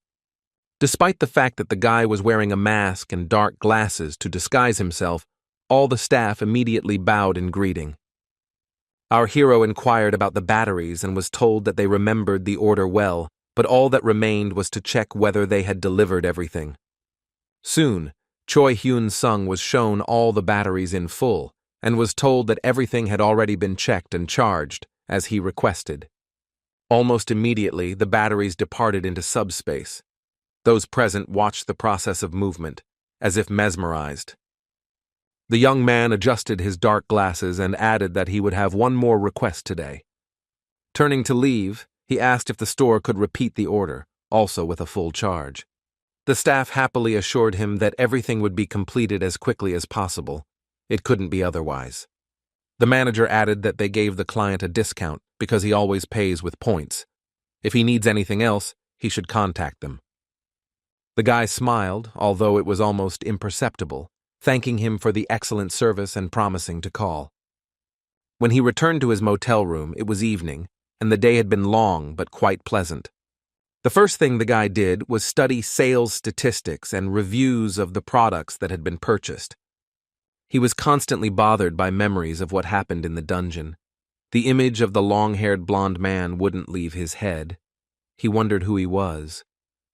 To protect himself, he needed to improve his regeneration, so the hero decided to spend everything he had. He had about 3 billion left, and the list of goods included several skill books related to restoration. After calculating how many points were needed to buy the items he needed, including books, pills, and crystals, the sum came to 5 billion. A green crystal appeared in the young man's hand, and with its help, as well as with the help of other acquisitions, the guy decided to raise his stats as much as possible. He put it in his mouth, thinking about how increasing the main parameters also affected the leveling of skills. He spent the remaining money on books. The night promised to be long, but it was definitely worth it. After looking at the immortality parameters, the hero realized that the word slow regeneration had disappeared from the description. Now it simply stated recovery, and a sword appeared in his hand. Choi Hyun-sung gave a small blow to the finger, and the wound closed before any drops of blood could fall to the floor. Looking at his completely intact finger, the young man realized that his efforts today had not been in vain. He had not expected such a speed of regeneration. Xingyuna seemed to sense that something extraordinary had happened, and the hero's phone rang. He picked up the phone as if expecting the girl to guess what had happened, but she had other important news. And this news surprised Choi Hyun-sung quite a bit. He listened and couldn't believe that the issue had been resolved so quickly. The girl reported that they had collected evidence against the Sioux Guild and handed it over to the police. The leadership had been arrested, or rather, would be arrested in the near future. Our hero was very happy, stating that it would be very tedious to deal with the guild on his own. The beauty reported that the Sioux Guild has close relations with the prosecutors, but this time they will not escape punishment. This time, due to the factional conflict, the investigation was much more rigorous, and special specialists were hired. Guild leader Su Ma Ji-hoon seemed to want them arrested by providing all the documentation in full, but his deputy was found guilty. Choi Hyun-sung asked what had happened to Jong-soo and whether he had really been taken into custody. The girl replied that the arrest order had not yet arrived, but apparently it was a matter of hours. She reminded them that the police had a witness, the very same Uhen Guild leader they had taken to the dungeon, so law enforcement wouldn't have to mess around for long. Jang Woo-hyun almost immediately testified about all the murders and robberies in which he was involved at the direction of the Sioux Guild. The clients were close to Chung-soo, especially the head of the second team's recruitment department.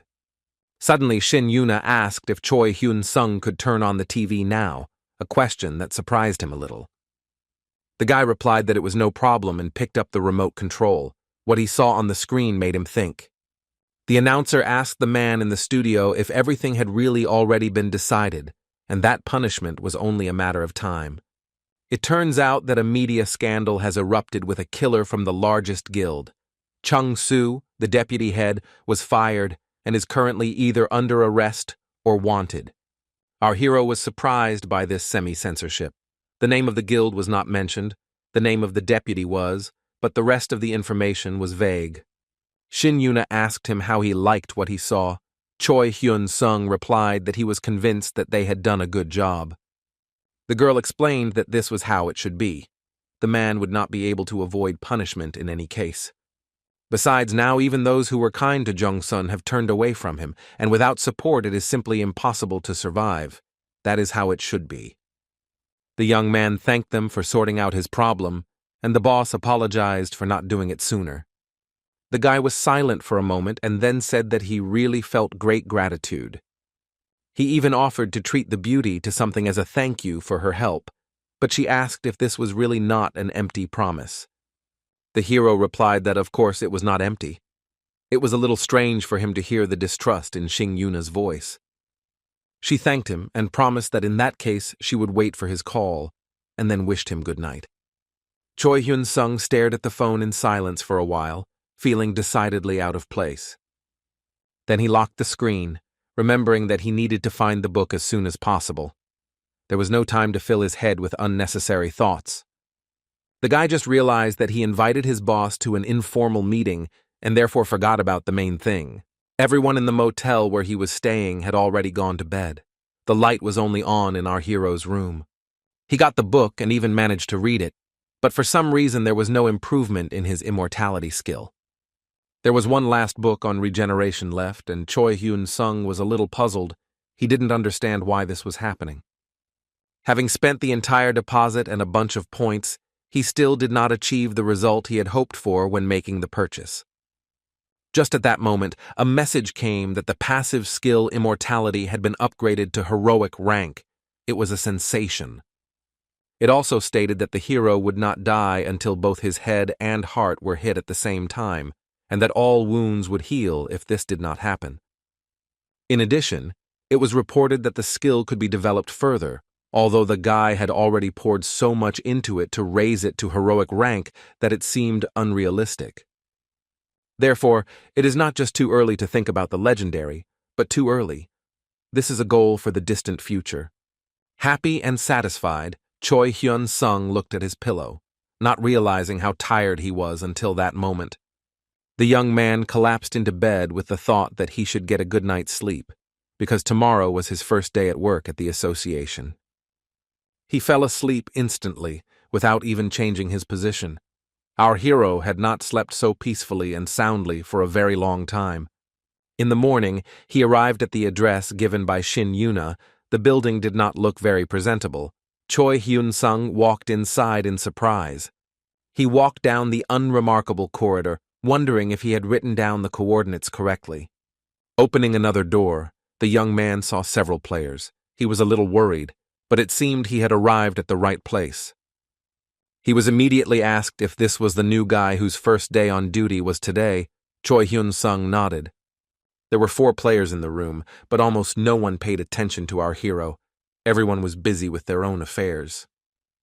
For a while, he just stood there and didn't know where to turn. It wasn't very nice on the part of the organization. The two were whispering about their affairs, but the guy felt like they were discussing his appearance, and paranoia blossomed into a wild light. After a while, the young man calmed down, although it was not so easy to pull himself together. Finally, a player in metal armor approached him and asked if the new guy was starting his shift today. Choi Hyun-sung sheepishly replied that that was true. Today was his first time as an employee of the association. The guy in armor smiled and said that he had asked many times to send them a newcomer, and now, finally, his request was granted. He extended his hand and said that he was pleased to meet you. His name was Seo Tai-chul. It looked like they would have to work together. Our hero shook the outstretched hand and stated his name, noting that he too was glad to make a new acquaintance and meet his colleagues. Both looked around the room, as if not knowing what to do next. It seemed like other players weren't often here either. The boys took a few steps down the corridor when they suddenly heard someone else coming towards them from behind. It was a girl with a short haircut. Seo Tai-chul ignored her, asking Choi Hyun-sung to go with him to restroom number 7 as they approached the door. The young man looked puzzled in the direction the player was pointing.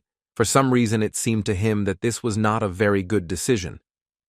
Their colleague stood behind them with an offended look, not daring to draw attention to herself. Our hero finally met her gaze when Seo Tai-chul, seeing his confusion, suggested that the guy wait there alone. His new acquaintance advised him to take Suel as a partner if a newcomer was assigned to a dungeon below level 100, and that's how Choi Hyun-sung learned the girl's name. Lee Suen didn't answer but simply looked at the speaker with a sharp and slightly offended gaze. The girl was about to turn 25 years old, and everyone believed that she was around the 100 mark in rank. Our hero extended his hand to her and said with a smile that he really hoped that they would work well together. The beauty narrowed one eye and skeptically replied that she hoped so too, which caused confusion in Seo Tai-chul. He made a remark to the girl that she should have introduced herself properly, and that the rules of decency did not allow her to communicate so informally with colleagues. Lee Suyan stated that the new player looks younger, and therefore she doesn't see anything wrong with talking in that manner. Looking at our hero's confused face, the girl sighed and said that she didn't want to upset him. He thought that for some reason he didn't like Lee Suen. There was definitely something wrong here. Seo Tai-chul scratched the back of his head and apologized for his colleague's behavior, citing her poor manners. Then Choi Hyun-sung decided to immediately find out what was going on. He smiled and calmly replied that everything was fine. But taking him for a younger brother is a big mistake. You shouldn't do that, because everything is a little different. A look of bewilderment appeared on the girl's face, and she looked questioningly at the newcomer who dared to contradict her. The guy replied that he was definitely older than he looked. He turned 27 this year. This information stunned even Seo Tai-chul. He muttered something about a baby face, and the young man cheerfully replied that he was often told that. Choi Hyun-sung fell silent and began to look at the girl expectantly, as if hinting that it was time for her to apologize. Lee Suen almost blushed and muttered that she was sorry, she was wrong. It was very unpleasant to make a mistake like that. Satisfied, our hero laughed that everything was fine. He was glad that no one started to make a scandal. However, the atmosphere in the room became a little tense, and the beauty, gloomy as a cloud, stepped aside. Seo Tai-chul remarked to her from behind that as soon as the request came, they could go straight to the place, and that he shouldn't forget to grab his new colleague. He also added that he wanted to assign someone else to the guy, but did not find anyone with the appropriate level. Choi Hyun-sung didn't mind at all. He laughed that this arrangement suited him perfectly. There was nothing to worry about. The guy knew that his combined parameters were roughly equivalent to level 200, so he could handle it alone, but he wasn't in a hurry to talk about it. Soon he was shown a room where he could rest until the call came. The room looked quite nice. Seo Tai-chul added that if a player doesn't plan to put on equipment, he can just read a book or take a nap for now, and Choi Hyun-sung nodded. He took the advice and slept almost until sunset.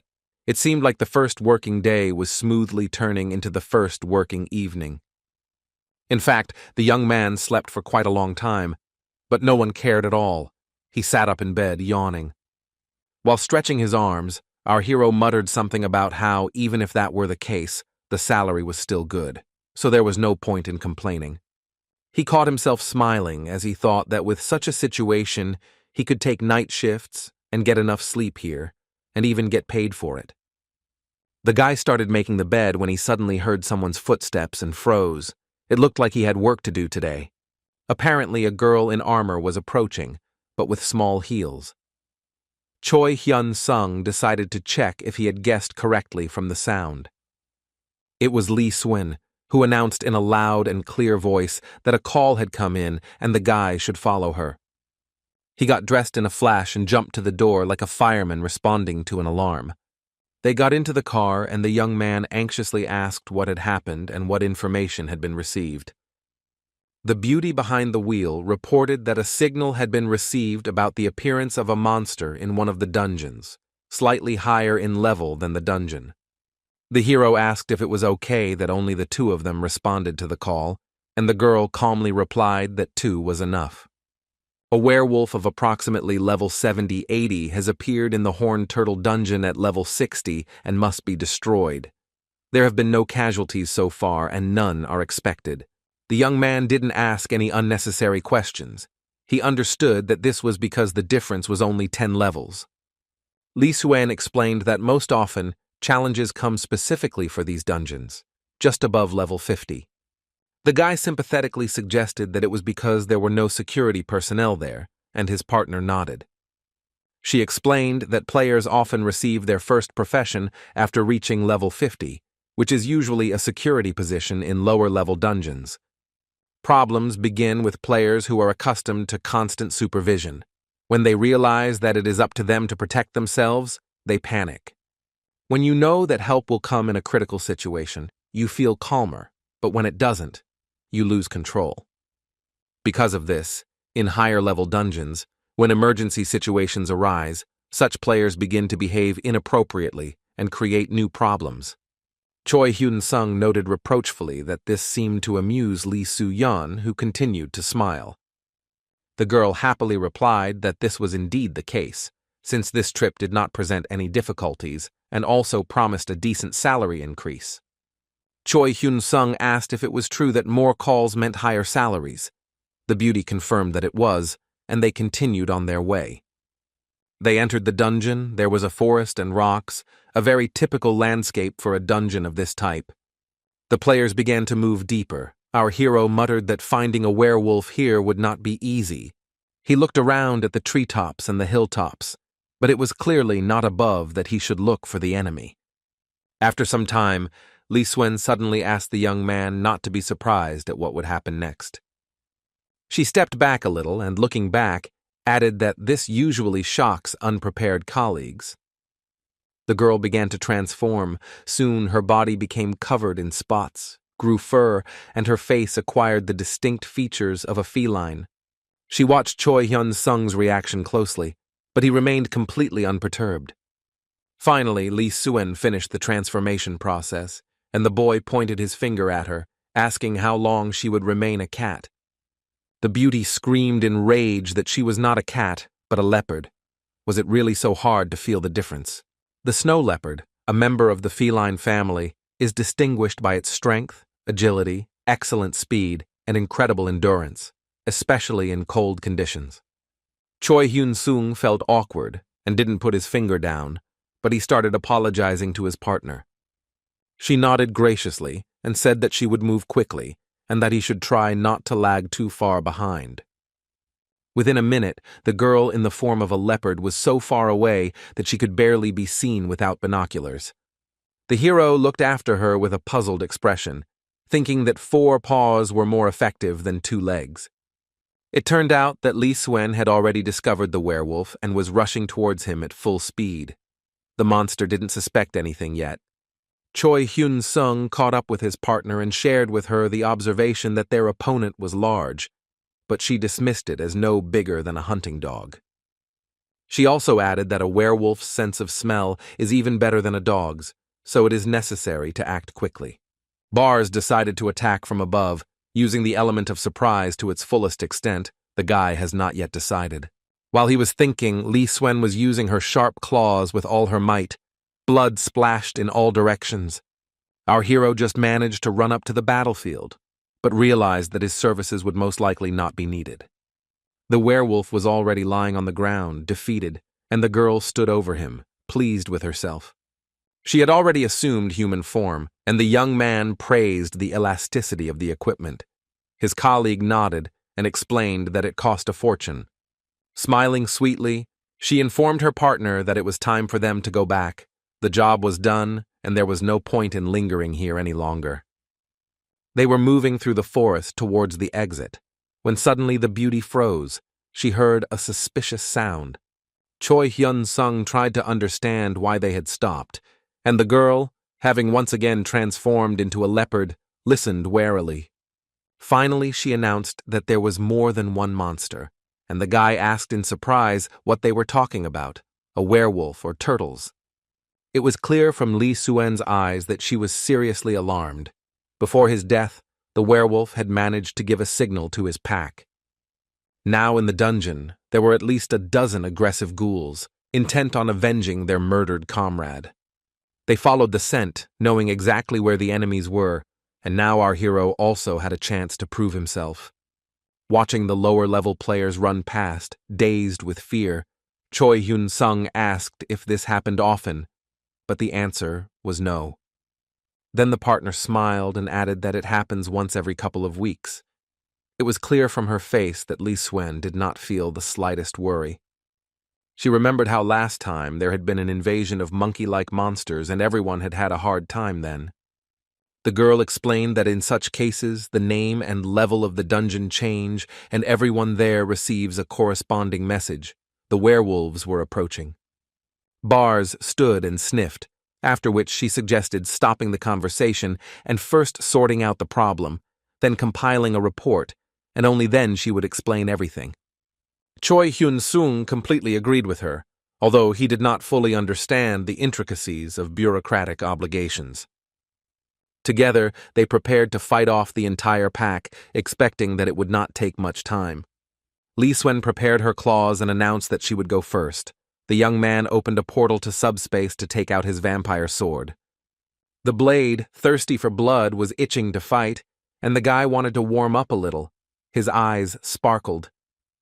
The werewolves rushed at the people with a terrible roar as soon as they discovered their presence. Choi Hyun-sung's partner used her claws again.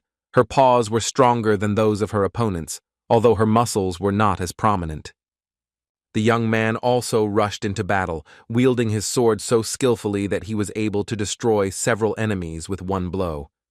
Here his attention was drawn to one particularly large monster, which was in no hurry to join its comrades, keeping somewhat to the side.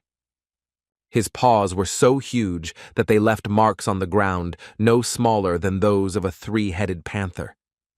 Choi Hyun-sung slowed down, unsure whether he should deal with this werewolf himself or whether his partner had special plans for him.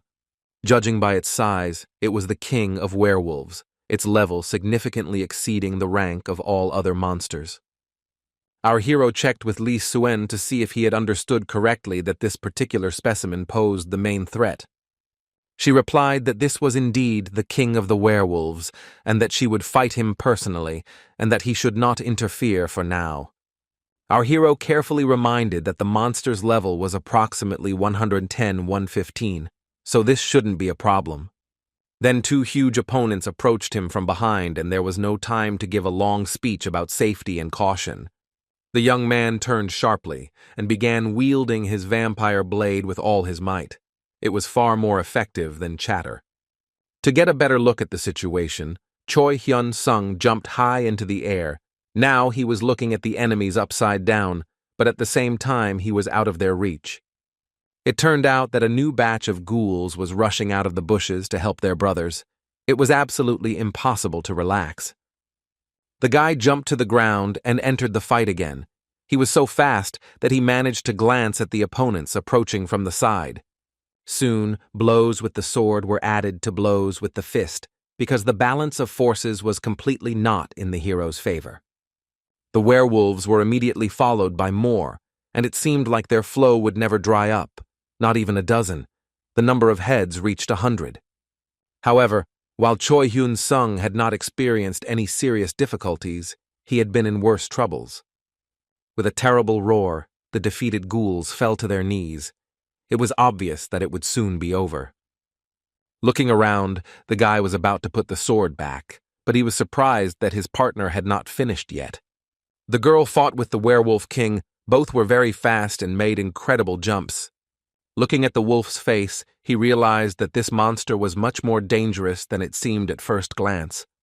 But the leopard also had a terrifying appearance, so it really was a battle between two seasoned and strong leaders.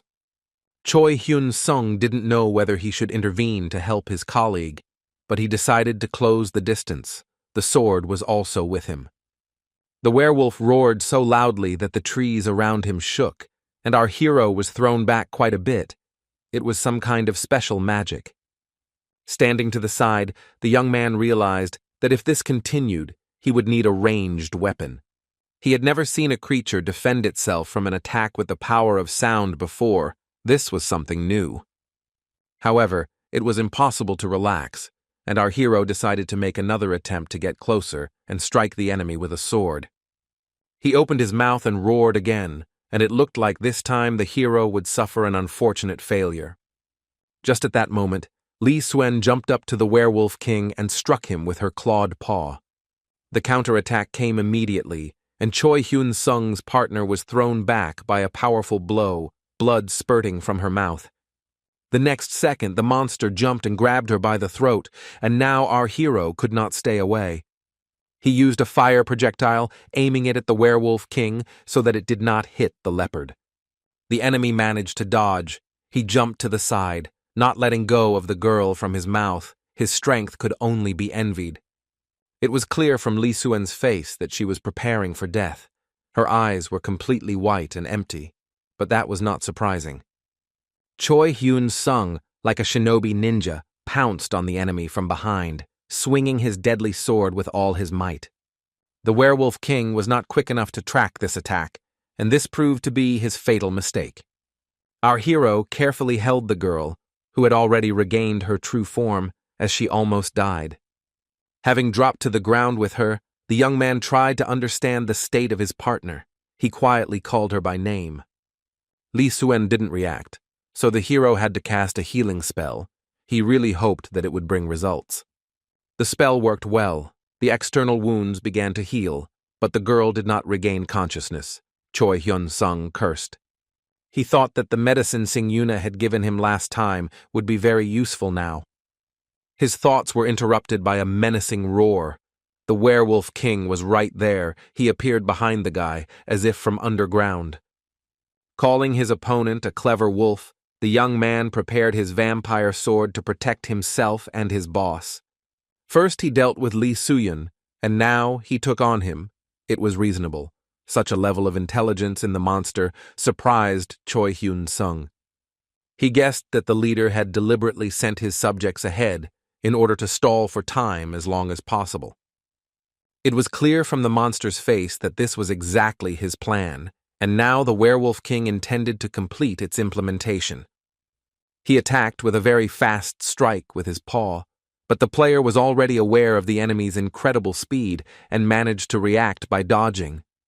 The enemy moved so quickly that the hero simply had no opportunity to strike back. He was even a little confused. Almost all of the sweeping blows of his bloodsucker sword missed their target, and it began to irritate him. The monster managed to jump back and group itself, continuing to attack with magic to prevent the man from getting closer. Choi Hyun-sung felt rather foolish, and he needed to end the battle quickly to save Li Suyun. The young man realized that his weapon was powerless here, and he needed to change tactics. Then he noticed that the werewolf king was approaching his boss again. The clawed paw was already almost closed on the girl's throat. This time she would not have a chance to survive. The boy delivered a kick of incredible force, knocking the wolf away from Li Suen. He himself did not understand how he managed it. The werewolf flew back a good 10 meters. Hand-to-hand combat proved much more effective than the blade. Choi Hyun-sung landed on the ground, extremely proud of having found a way to fight the monster. But then the werewolf king raised his muzzle and howled. It was a signal, or something like a battle cry. Instantly, another group of ghouls appeared from somewhere in the thicket and began to surround the people from all sides. The hero swore. He was seriously scared, not so much for himself as for his colleague, but there was no choice. He had to fight. Looking at Li Suen, the boy thought that he had something to fight for, and besides, this was a chance to practice a new long-range combat technique. He cast a spell and decided that he would act according to a certain pattern. First a magic projectile, then an ice one, then a fire one. The sword could also be given a strengthening spell, just like other items, but Choi Hyun-sung had never used one before. When everything was ready, and it took literally a second, There was no longer any fear left in the young man's eyes. The werewolves approached, growling. They didn't even suspect that they had very little time left to live. The first spell had already begun to work, sparks of magic swirling around the hero like fireflies.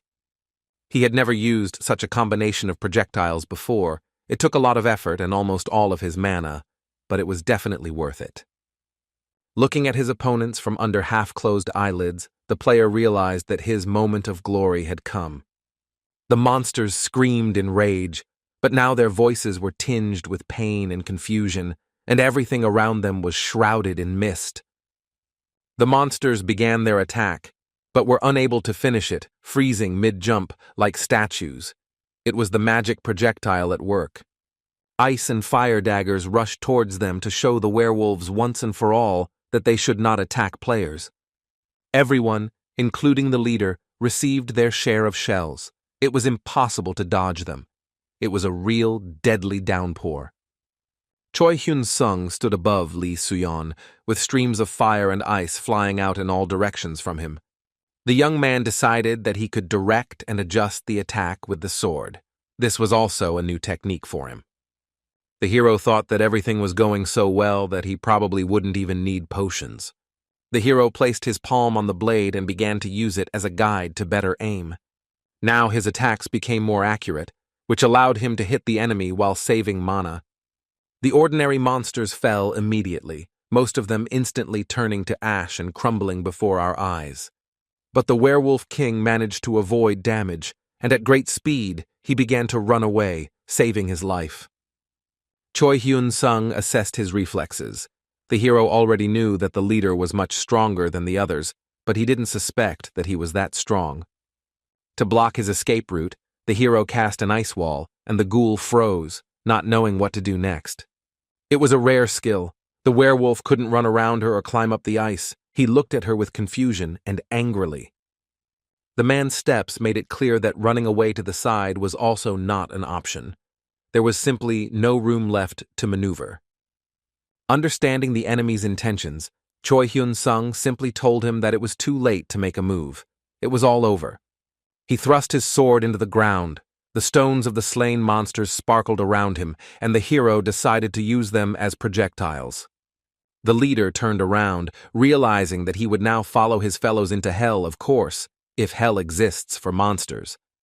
At that very second, crystals, fast as arrows, rushed straight at him. There was no chance of salvation. The wolf and the man clashed in a mortal battle, and the latter was destined to emerge victorious. The ghoul froze. He decided to face his death and die with dignity. His intelligence was indeed above average. A moment later, an explosion occurred, and stones, fragments of crystals and ice, as well as the monster itself, flew in all directions like hail. Our hero opened a portal to the subspace to hide all the surviving crystals and other loot from the werewolves there. He was extremely pleased with the outcome of the battle. He was able to try out a whole series of new techniques. Soon the last trophies were carried away to the cache, but it was still necessary to find what had fallen from the werewolf king. Choi Hyun-sung began to examine the area. It was difficult to focus among the blue magical sparks. His eyes were too tired. The guy walked around the battle site several times, but still didn't see anything worthy of attention. Apart from small crystals, which were immediately directed to the portal of the cache, nothing else was found. This was strange. Finally, the young man saw what became his reward for killing a high-ranking monster, and his face turned surprised. He picked up a huge red heart from the ground and began to examine it carefully, trying to understand what kind of artifact it was. Choi Hyun-sung activated the information panel to read what kind of item it was and what its properties were. The hero was puzzled. It was the heart of the werewolf king, which allowed him to transform into the werewolf king for an hour, changing his appearance and physical abilities. To do this, you had to eat the heart, but after the specified time had passed, all your parameters would drop by 10%. It was an unequal exchange. The young man was not thrilled with the trophy, but it was time to return to save Lee Suen. When the guy came out of the portal, it was already night, and he had to spend some time conjuring up healing spells and potions. When the job was done, Choi Hyun-sung put the girl to bed and sat down on a chair, waiting for the rest of the players. They arrived about half an hour later. Seo Taichul worriedly asked if their colleague was okay. Our hero replied that he had done everything in his power, all external injuries had healed, but he should go to the hospital. He thought about it and added that Li Suen hadn't regained consciousness yet, so he needed to do this as soon as possible to make sure she was okay. Seo Taichul thanked the newcomer, saying that if it weren't for him, a huge disaster would have happened. Choi Hyun-sung laughed and said that it was now his job to help his colleagues since he was also on the team. He said that he wanted to step away for a short time, explaining that he wanted to finish some business, and everyone nodded. Seo Taichul watched the guy leave for a while. He was truly extremely grateful to him. In the morning, everyone gathered again in the same building. The weather was good, and most of the players were in good spirits too. Seeing our hero, Li Suen bowed very low to him and thanked him for saving her, even addressing the newcomer formally. Choi Hyun-sung froze in place in surprise, his hand outstretched in greeting. He had not expected anything like this. The young man smiled shyly, not even knowing how to react to such a gesture of respect and gratitude. Finally, he simply said that he did what he had to do, what any comrade would have done. Then Choi Hyun-sung noticed that the other players were wearing the same clothes as yesterday. It turned out that after all the troubles, they had gone hunting and now returned to base. Seo Taichul noted with a smile that they often do this, and our hero himself is no exception. The guy laughed and replied that it was true. It turned out to be very convenient to relax here during the day and do one's business at night. To avoid falling asleep on the spot, everyone went for coffee, and it seemed like all the players behaved pretty much the same. Seo Taichul started talking and suggested that the guy had a lot of money. It was rare to see someone with so many things of rare quality. He became embarrassed and replied that he was not a mama's boy at all. Before he woke up, he was actually a laborer. They were joined by Li Suen, who noted with surprise that his situation must have been extremely difficult. Choi Hyun-sung explained that his father became ill and was bedridden for many years and had to work hard to pay for his treatment. The hero remembered how his mother and he himself worked hard, knowing neither rest nor pleasure. Seo Taichul explained with surprise that they had received orders from above to treat the newcomer well, which also led to erroneous thoughts. They all thought that the guy was from a rich family. The young man raised an eyebrow in surprise. He did not expect this. It was clear from his face that what he heard caused bewilderment. The hero did not look like a man born with a golden spoon in his mouth. He assumed that it was Xing Yuna who had done this, and everyone present literally froze in surprise. When asked if he really knew Captain Yuna, Choi Hyun-sung laughed and said that she was the one who hired him. The other players began to whisper that the newcomer seemed to have truly outstanding abilities. It was clear from Li Suen's face that she couldn't believe her ears. Their colleague had been hired by Xing Yuna herself. Time flew by. Our hero decided to sort out his things before going to bed and headed down the corridor to the restroom. He walked, completely immersed in his thoughts. The day had turned out to be a bit chaotic and full of surprises. Then Li Suen called out to him. The girl was following the young man down the corridor, but this time with a very quiet gait. She bowed low again and said that she was truly sorry that she had allowed herself to behave like that in the beginning. Choi Hyun-sung didn't immediately understand what was happening, and an expression of bewilderment and confusion appeared on his face. The beauty repeated that there had been a misunderstanding and that she had behaved towards him in an unacceptable manner, after which she apologized again. Choi Hyun-sung began to get nervous, wondering what the phrase about misunderstanding could mean and what exactly it was that was misunderstood. Li Suen continued to explain that it was because of a person she met once while on a call. Our hero began to ask what exactly had happened. He felt a little strange and awkward. It turned out that the son of a high-ranking official from the association had acted recklessly at the scene of the incident in the dungeon. He did not follow instructions or carry out commands, and the squad members were seriously injured, and she was a witness. Why she survived is a mystery. The villain could have easily destroyed her, but the most offensive thing lies elsewhere. He did not suffer any punishment at all for what he did. His parents absolved their father of responsibility. But the team members were hit with multiple fines and penalties for failing the mission. The beauty added that since then she tried to be the first to respond to a call. Choi Hyun-sung reassured her, saying that everything was fine. He was not the type to make a mountain out of a molehill. To finally calm the girl down, he explained with a laugh that he had long since stopped paying attention to such things in the behavior of others towards himself. Lee Soo-in was silent for a while. Her face became completely childish and open, as if it was lit up from within. The girl bowed again and thanked the newcomer, who thought that she was probably quite kind by nature. Suddenly an idea struck our hero, and he cried out as if he had remembered something important and urgent. He asked if he could ask his partner a rather difficult question, and if she felt uncomfortable answering it, she could easily avoid it. She instantly agreed. This reaction somewhat discouraged the young man. He thought that he had rather subtly hinted that the question was personal. The girl enthusiastically promised that she would tell him everything she could, let him ask without hesitation. She looked completely naive. Choi Hyun-sung froze. Now he was embarrassed and did not want to continue the conversation at all, so as not to make a mess of things. Lee Soo-in continued to smile sweetly and waited for the guy to collect his thoughts and finally ask what he wanted. Finally, he sighed loudly. It was simply stupid to delay any longer, so there was absolutely nowhere to retreat. The young man warned once again that the question was serious and might not be very pleasant because it concerned Soo-in's skills. The girl continued to wait. Not a single muscle on her face twitched. Her smile did not disappear, and her mood did not spoil. Finally, she cheerfully announced that she knew the question would be about this because everyone who went on a raid with her asked it. The girl began her story by saying that for a long time she could not understand what kind of skill she had and how it should be demonstrated. The information board listed the word therianotropy, but Lee Soo-in didn't immediately understand how exactly it worked. Choi Hyun-sung was surprised to hear that therianotropia is a form of lycanthropy that has become quite common lately. The girl laughed that this was far from a mythical ability.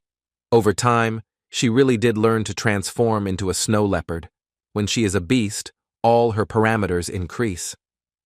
Our hero thought that she had strong attacks and good speed. Defense was also not bad. She was a good tank and damage dealer. While the girl was chattering, he realized that her weaknesses must include low levels of magic and willpower, which makes her vulnerable to magical attacks. After finishing her story, Lee Soo-in smiled, and the young man caught himself thinking that he had hardly listened to what she was saying. A week later, Choi Hyun-sung arrived at the base in the morning, but it was no ordinary day. An interesting event was coming up, but the guy didn't know about it yet. He lay on the bed in the lounge and thought that it was extremely tiring to sit around waiting to be called. During all this time, there were no incidents at all, not a single raid into the dungeon for work. He remembered the battle with the Werewolf King and thought that the initiation ceremony had been intense, but it wouldn't hurt to work some more. Nothing interesting happened after that incident, and the young man was literally tormented by melancholy. Having nothing better to do, he decided to check out the sales situation in his personal account.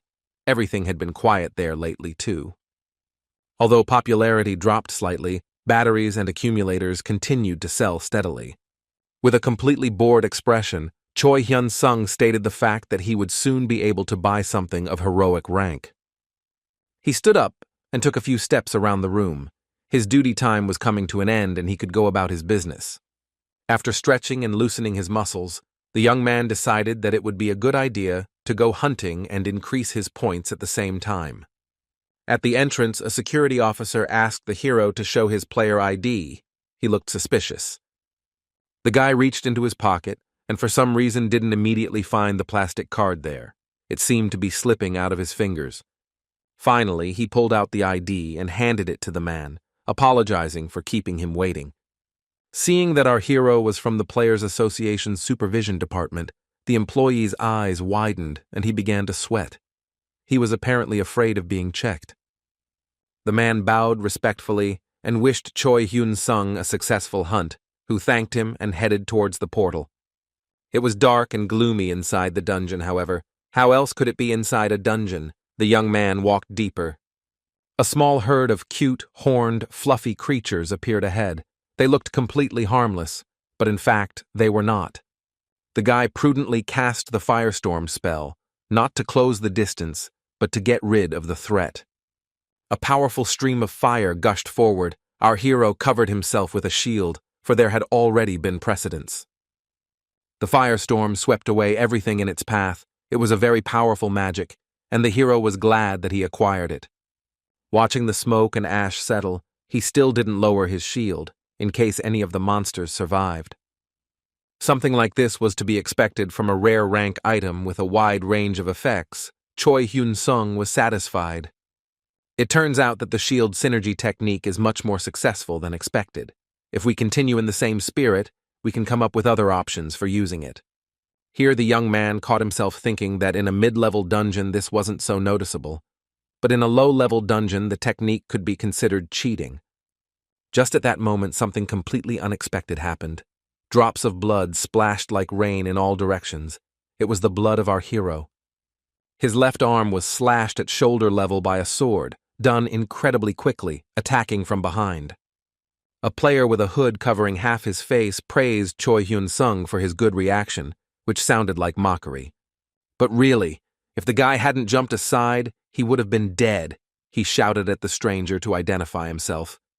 He began to approach and with a smile asked if it was really so difficult to recognize him, since they knew each other.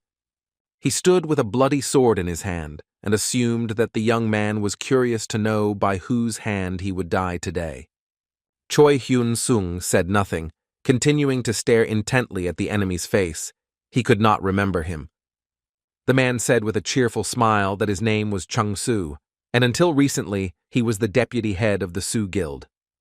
The guy asked in a shaky voice why he had attacked him, and Jong-soo replied that he was going to take out his anger on him. He showed his sword and added that our hero was the only one of those who had ruined his career who could be avenged with impunity. The man put the blade to his face and looked slyly at the young man. Hatred was visible in his gaze. Choi Hyun-sung's reflection in the blade's steel looked hunched over and confused, completely defenseless, and Deputy Guild Leader Soo grinned. The boy screamed that it was naive to think that if he killed him, he would go unpunished, but the player had already raised his sword for the next blow. He calmly said that there was no point in shouting. A sound and visibility barrier had been installed around the entire dungeon room. Then he put on a cute face and asked to evaluate his appearance. Is this what a high-level player looks like? No one will suspect him. Narrowing his eyes, Jong-song squeaked that he looked like a newbie who hadn't even reached level 50 yet. Choi Hyun-sung suggested with disdain in his voice that the enemy had forged the ID, and he nodded happily. The man explained that this was, of course, very bad on his part, but the hero should not worry. He would be leaving the country today. Having shown a brand new Chinese passport, the criminal announced that he intended to live happily abroad under a new name. He continued that he intended to begin his revenge by slaughtering Choi Hyun-sung's family so that he would feel the full pain of loss. But, unfortunately, the boy's mother and sister are out of reach. The association has installed security at the house and surveillance of the apartment. The young man, still clutching the wound on his shoulder, jerked forward and shouted that Jong-song was a real psychopath. He ignored the phrase and continued that it would be easier to eliminate both the 7 guys and the security, but in that case, leaving the country would not be so easy. That's why he didn't target Choi Hyun-sung himself. If he were to kill him in the dungeon, his body would be discovered in about 3 days, giving him more than enough time to escape. The worst thing was that Jong-song said all this with a completely calm, peaceful face. It was shocking. Our hero realized that his suspicions about the mental health of the deputy head of the Soo Guild were completely justified. At that moment, the man, squinting, noticed that the boy's wound was healing very quickly. Apparently, he had acquired some good skill.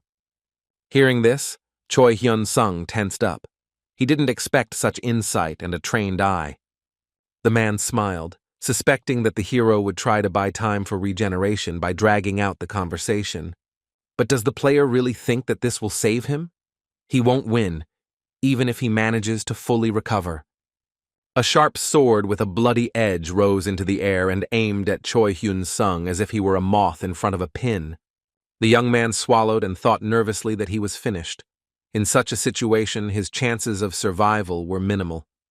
Jong-sung attacked suddenly, but the player was prepared. He already had a vampire sword in his hand, and his reaction was really good. He parried the blow and jumped back as far as he could. The first attack was repelled, but it was clearly not the last. The enemy laughed and praised the guy for his good speed. It was clear that he did not expect that he would be able to avoid damage. The man explained with a smile that he had intended to completely cut off his left arm so that it could recover as it had done last time, but it had not worked out. Choi Hyun-sung ignored his chatter and opened his hiding place in the subspace to retrieve the item he needed. He decided to use the heart of the werewolf king. It seemed like it was a good chance to survive under the current circumstances. Jong-sung commented with a laugh that he didn't expect the player to already have a transformation item. Not paying attention to him, the hero, making a huge effort, ate the heart. It was far from easy. His appearance changed rapidly. The artifact worked, and the enemy thoughtfully noted that the young man had greatly increased his stats. But instead of immediately attacking, the werewolf turned and rushed in the opposite direction from the man. He then turned around and, pushing off from the stone wall, launched a fireball at Jong Seon, trying to apply as much force as possible. A powerful explosion occurred, and the enemy was thrown back considerably, but apparently his armor protected him from damage. Choi Hyun-sung, as the werewolf king, watched the flames, trying to determine how effective the attack had been.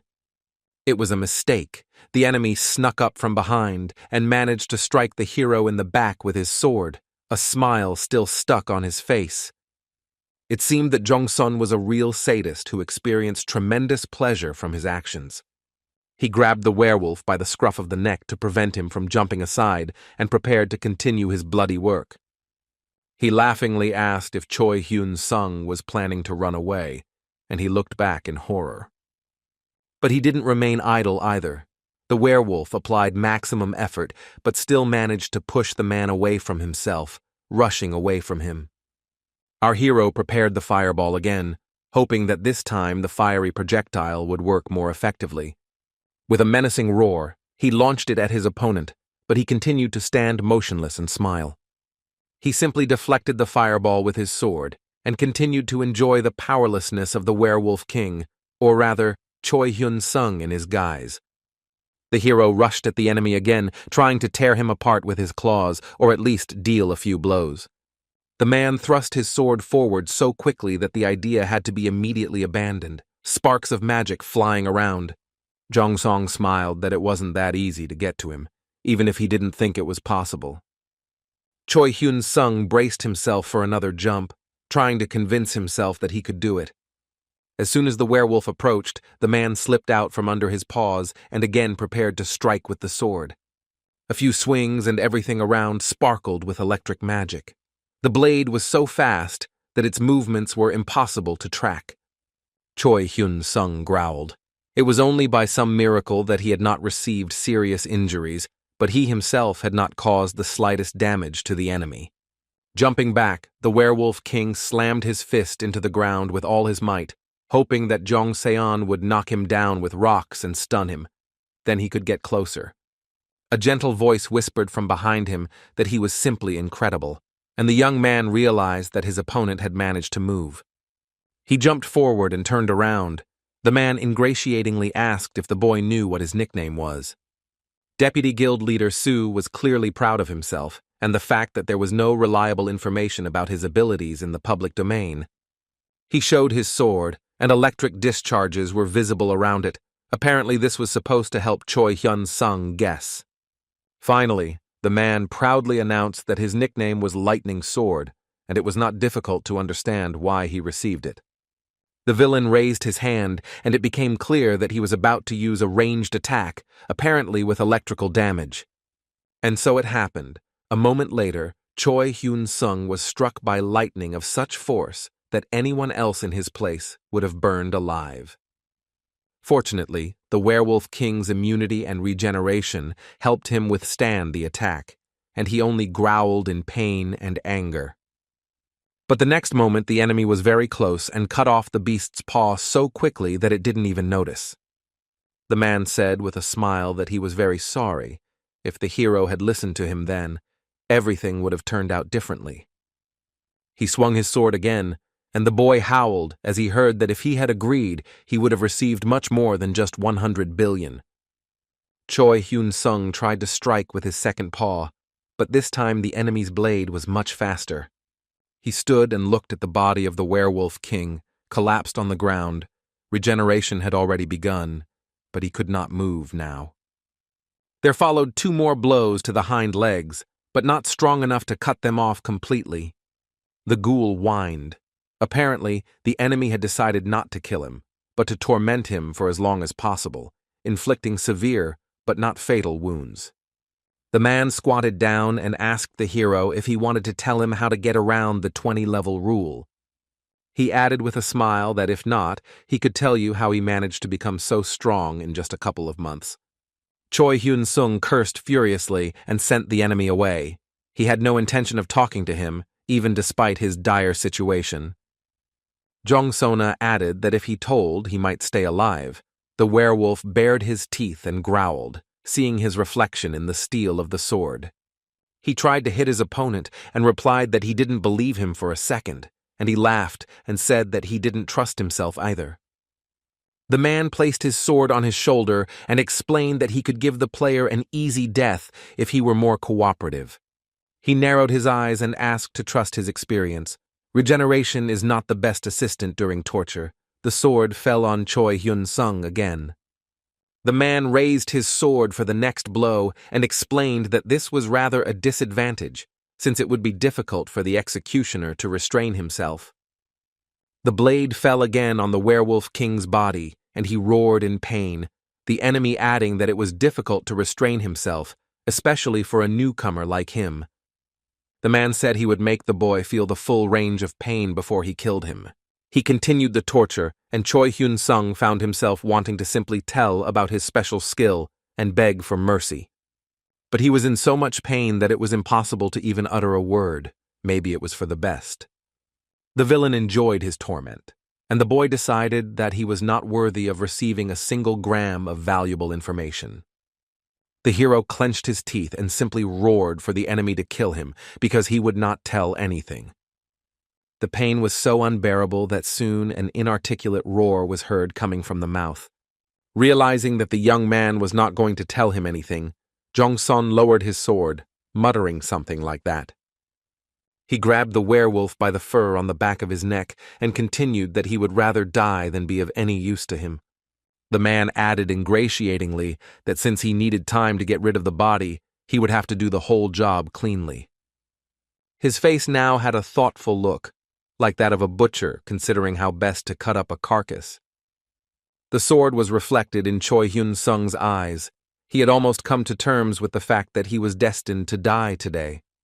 Jong-song raised his lightning sword upward, intending to cut off the werewolf's head to stop the regeneration process and hide the evidence. Soon the deed was done, and Deputy Guildmaster Su thought it would be a good idea to quickly deal with the corpse. He was pleased with himself and went through the dungeon to pick up the severed limbs of the Werewolf King. Suddenly the paw that the man had lifted from the ground moved and clenched, which was completely unexpected. It seemed that just a little more and the paw would form an obscene gesture.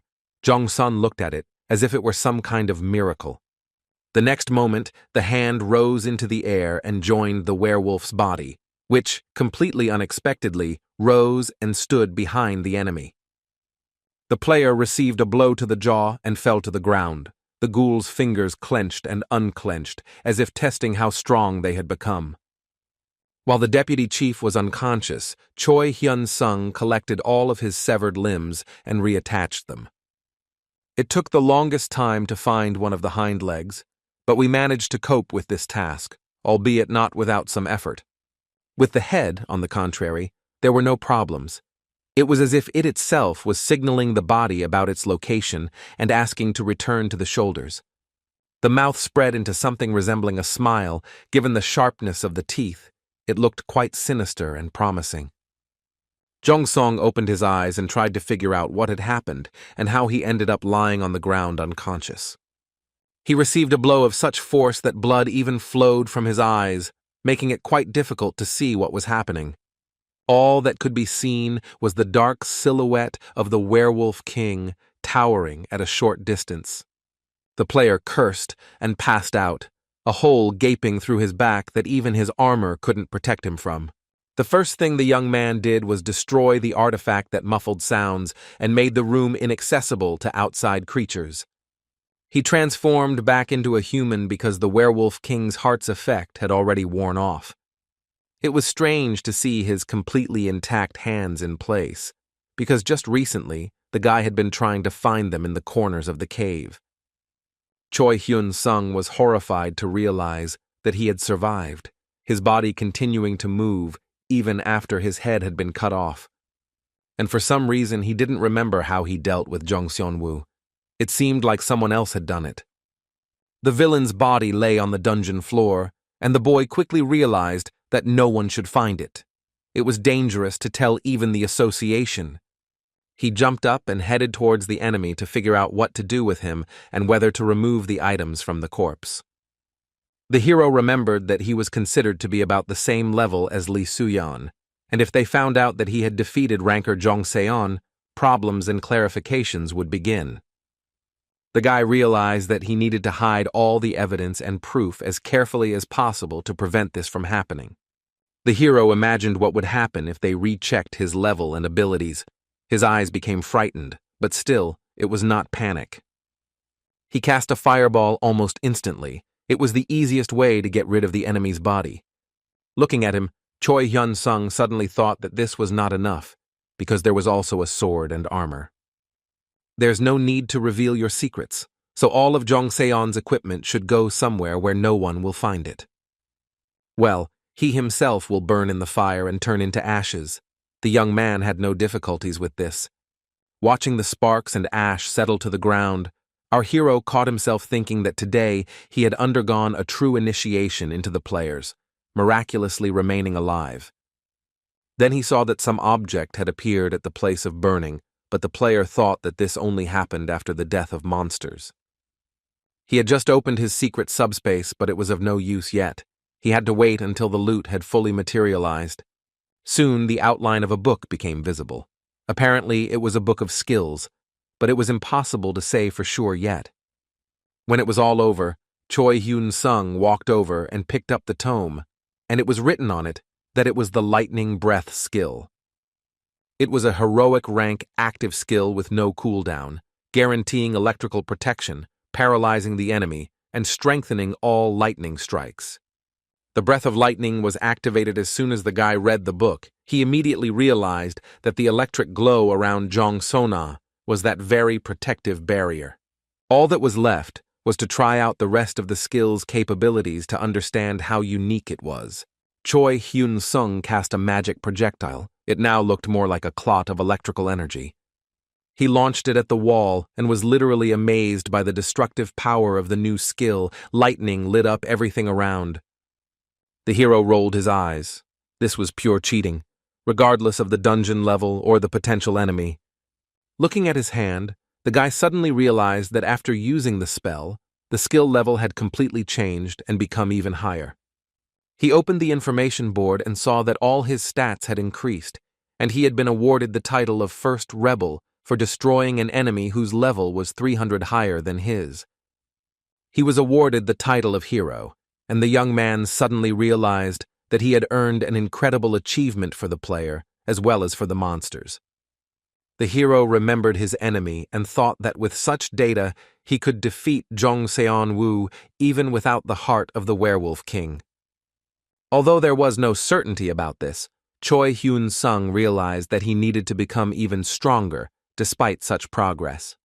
The main thing to remember is that you can't use Lightning Breath in conjunction with other ranged attacks, otherwise it will quickly be exposed, and it also eats up a lot of mana. A month later, Choi Hyun-sung arrived at Sinchon Station. He had some business there that couldn't wait any longer, and almost immediately checked into a hotel. He decided to see what was going on with sales, and it turned out that the reviews were very interesting. Some buyers thought he was jacking up the price. The hero wanted to buy the Ancestral Instinct skill or the Vampire Orb. Each of them was good, but he didn't have enough points for both. Having decided that he would think about it tomorrow, since 60 billion is not lying around on the road, the guy intended to rest and gain strength. He ordered some food and turned on the TV just to stare at it for a while, taking his mind off things. Almost immediately, fatigue took over, and Choi Hyun-sung dozed off in the same position in which he was about to eat. Meanwhile, some TV series about players was playing on the screen, where the head of the guild confessed his warm feelings for his subordinate. Instead of the clinking of champagne glasses, this was followed by the clash of blades, which also had a special romantic quality. Choi Hyun-sung woke up from the sound. The events on the screen were unfolding rapidly. The couple had already rushed to save their colleague. The guy reached for the chips, curious about the dynamic drama they filmed for the anniversary of the cataclysm. What puzzled the young man most was the fact that the actors were wearing real and very expensive equipment. Remembering that day, the hero almost shed a tear. They all suffered then, both ordinary people and special workers. On the 20th anniversary of the disaster, the whole world was on edge, expecting something terrible to happen, and tension hung in the air. Players patrolled the streets, everyone was on guard, but just like on the 10th anniversary, nothing catastrophic happened. There were rumors about the dungeons getting smaller, but they turned out to be fake. Choi Hyun-sung returned to watching TV. Listening to the blonde confess her love to the guild leader, he caught himself feeling déjà vu. After some time, the young man became completely bored and decided to buy something. Then, however, he abandoned this idea and turned over onto his other side, intending to simply take a nap. Suddenly, a sound like an earthquake came from the street. The walls of the house shook, and the guy almost fell out of bed. The hero quickly sat up, trying to understand what was happening. Cries for help were now coming from the street, and he needed to immediately figure out what was going on. He jumped out of bed and ran to the window. It was the only available way to clarify the situation. What I saw made me shudder. Several neighboring houses had completely collapsed. Dust was in the air and debris was flying. A portal had opened. People, some with children in their arms, tried to escape from the orcs that emerged from the dungeon, but their chances were frankly slim. The monsters were ferocious and wanted only one thing: to kill. It seemed there was no force that could stop them. The houses shook from the roar of collapsing pavement and the screams of people. The orcs were wielding clubs and axes with all their might. Everyone who could try to escape, some succeeded, but there were already casualties. The monsters were slowly moving through the streets. Choi Hyun-sung cursed. He realized that he couldn't hesitate for a second. The shortest way out was through the window. Luckily, his hotel wasn't very tall, so breaking the glass took only a second, and now he could jump. The hero, armed with a sword and a fireball, rushed out into the city, his eyes filled with determination to destroy as many monsters as possible and save the people. The guy was especially concerned about the fate of civilians, who found themselves completely defenseless in the face of the threat. He was as fast as lightning, covering those who were attacked by the orcs. The monsters died, but new ones came in their place. The player used fire projectiles to hit targets at a distance and a sword to fight in close combat. The heads of the opponents flew off their shoulders faster than they had time to notice our hero. It seemed that he had fallen into a berserker state. Noticing that a player had come to their defense, the people began to think more organized about their escape routes, but their eyes were filled with horror and despair. Choi Hyun-sung paused for a second to assess the situation. He wanted to cast a mass destruction spell and needed to make sure no one but the orcs would be harmed. The monsters also turned their attention to him. They lined up in a row, as if inviting him to carry out his plan. The young man did not miss the opportunity and instantly cast a firestorm, launching it into the very thick of the orcs. He stood for a while with his hand outstretched, observing how effective the attack had been, destroying quite a few enemies. I really wanted to use the spell again, but there was no second attempt. The monsters changed tactics and blended into the crowd. Now it was impossible to attack with wide-spectrum spells, and Choi Hyun-sung realized that he needed to close the distance. But rushing into the thick of things, swinging a sword, is not very effective. He will destroy a dozen orcs, while the rest will kill hundreds of people. More and more monsters emerged from the portal, and it seemed like this series would never end. Our hero began to panic a little. Before they had even taken a couple of steps, the orcs began to attack the people. There were still many of those who had not managed to escape. Then a player in a pink cloak burst into the thick of things, confidently wielding a sword, protecting civilians, and Choi Hyun-sung began to hope that not everything was so bad. Several more players, apparently magicians, were working at some distance. A man with a staff was giving commands. The rest obediently carried them out. Choi Hyun-sung thanked the cloaked player for his help, and he replied that it was their duty, as they were from the guild in charge of the area. The player asked the guy to control the spatial gates and destroy the orcs emerging from them, and they would take care of the evacuation and protection of civilians. The loudspeaker began to inform the population about the nearest shelter and the way there, and the chaos in the situation became less. Martial law was also declared, and people in other areas also rushed to find shelter and leave the city streets. Soon the army and special forces units of law enforcement agencies appeared, and the soldiers, like the players, began to clean up. The head of the association ordered all employees to immediately arrive at the scene and fulfill their duty to the country. Choi Hyun-sung listened, spellbound, to the announcement that general mobilization had been declared. The hero looked at the gate and thought only about the fact that after 20 years the catastrophe had happened again, but this time he was ready. Events unfolded so quickly that within minutes half the district was in ruins. Children's toys were scattered among the smoke and soot, and one could only hope that their owner had been evacuated to a safe place. Choi Hyun-sung's phone rang and he used his headset to keep his focus on monitoring the portal. It was Shin Yuna who asked where he was. The hero replied that he was near the Red Tarantula dungeon at Sinchon Station, destroying orcs, controlling the portal. The boss asked what the situation was and the enemy's level. The guy answered that it was low, but there were a lot of them. Everything was under control since players from the area had joined in. He was just watching a man with a sword attack another monster. Shin Yuna appointed Choi Hyun-sung as the main one at this point, the temporary commander. Once the area is cleared, all players should be redirected to Namen Station, where things are much worse. There was a catastrophic shortage of hands there, so the girl really hoped that help would arrive soon. Having cut another orc in half, the young man replied that he understood everything and would try to carry out the order as quickly as possible. Monsters were approaching from all sides, and Shin Yuna added that the hero's family was in a bomb shelter, so at least they shouldn't worry about that, and he thanked her for her concern. A smile of relief appeared on his face.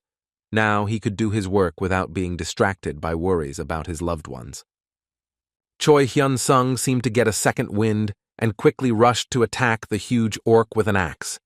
The second one, with a club, also flew into pieces in a matter of seconds. After all, mental balance means a lot in battle. Our hero took advantage of the short break and opened his account panel. He had no time to think. He bought the Vampire Ball skill, which he had been thinking about the day before. It helped restore health and mana when absorbing enemy blood, and he learned it immediately. Choi Hyun-sung snapped his fingers to activate the new skill, thinking that this would solve the problem here faster and allow him to go help Shin Yuna. The wall of fire instantly burned to ashes all the orcs who had just taken their first steps out of the portal, and thanks to the skill, their attack power also increased. The monsters were burning, and the thought appeared in their minds that they had left the dungeon and entered into the very hell instead of the human world. Our hero looked with satisfaction at the work of his hands. He was pleased with the purchase and reproached himself for not having made it yesterday. It seemed the job was done. The young man had opened a portal into subspace. He needed an item that could alert others about the situation. Soon the megaphone was in the guy's hands, and he loudly announced that he was a representative of the Players' Association. All players were ordered to gather. Following the order for a general mobilization of players, those present immediately rushed to call to notify their colleagues. Those who were involved in the evacuation became wary. They did not know what the next instructions would be and began to get nervous. Choi Hyun-sung said that their main task was to create a detachment to protect the locals, and everyone else should go to Namen Station, where they needed help. In the eyes of some, he read a readiness to fight. In the eyes of others, panic, but no one dared to disobey the order. Looking at the flaming orcs, our hero announced that he had already solved the problem at Sikon Station, so only the bare minimum remained. One of the players raised his hand, trying to attract the attention of the temporary commander, who noticed the signal. The guy said that he wanted to ask a question. It was important for him to know in how many places the gates had opened. He looked at Choi Hyun-sung, hoping to hear that everything was fine and the disaster was not global in nature. Our hero had to disappoint the player by revealing that the exact number was unknown, but portals had appeared all over the country. The players began to look at each other as if they couldn't believe their ears. They couldn't have imagined such events even in their worst nightmares. Choi Hyun-sung himself wasn't thrilled, but now that he thought about it from a more detached perspective, he was horrified. Near the Namen Station, the situation was much more tense. Skyscrapers were crumpled like cardboard boxes. What appeared here were not orcs, but monsters of a different type. Similar to lizardmen, their level was higher. The number of victims also turned out to be higher, because the bloodthirsty monsters literally knew no mercy, advancing further and further through the streets. They were strong and well-armed, and even without equipment, they were quite capable of killing with their sharp teeth. But the people didn't lose face either. The players fought bravely, to the limit of their abilities. They used magical projectiles and other ranged weapons because getting close to the creatures was extremely dangerous. Sometimes this could not be avoided, and then the chances of survival for monsters and players were approximately equal. But the latter were helped by the knowledge that they were defending their city and their compatriots, their loved ones, so their swords never dried from the blood of the lizards. The players' strength was running out, but they held on, expecting that reinforcements from the neighboring area would arrive at any moment. Before that could happen, the man with the huge axe slung the weapon over his shoulder and looked at the portal. More and more monsters appeared from there. Their flow seemed endless, so the brain simply refused to take what was happening seriously. Two girls, apparently magicians, were also ready to collapse to the ground from exhaustion. They were really looking forward to the support of their colleagues. And help came. A wall of fire fell on the horde of monsters, almost hitting the players, but fortunately, everything was fine. Choi Hyun-sung gestured with his hand, raising a new wave of firestorm to destroy the lizardmen as they exited the portal. The wall of fire rose again to the full height of the building, and the players watched in admiration at the incredible spectacle. The girls thought that now all their problems would be solved in one fell swoop, although they understood that this only happens in fairy tales. Choi Hyun-sung came out to them and asked if everything was okay. He hoped that he had not offended or scared his colleagues. The temporary commander, along with other players from Sinchon Station, reported that they had arrived to help. Suddenly, bewilderment appeared on the young man's face. He had expected a slightly different reaction, and besides, he saw something interesting. A group of people in hooded robes appeared from the fire. It was difficult to understand who they were. It turned out that the other players who were clearing the area had miraculously escaped death, having protection from fire. The newcomers exchanged glances. The situation was indeed serious. The number of monsters greatly exceeded the number of people capable of resisting them. The fact is that there were few dungeons in the area, so there were no players. Choi Hyun-sung gripped the hilt of his vampire sword tighter and suggested that they begin without wasting any time. Everyone agreed, but as soon as the young man looked at the gate, he felt a little uneasy. The other players who came from the neighboring area felt the same way. They continued to stand in a group, not daring to move forward. A huge lizard emerged from the portal, and upon seeing it, Our hero decided that it most likely had to be the boss. The monster's eyes glowed with bloodthirsty fire, its height was at least twice that of a human, its muscles seemed like stone, and its equipment was clearly not the simplest. Choi Hyun-sung thought that a fire spear would help sort things out and immediately cast the appropriate spell.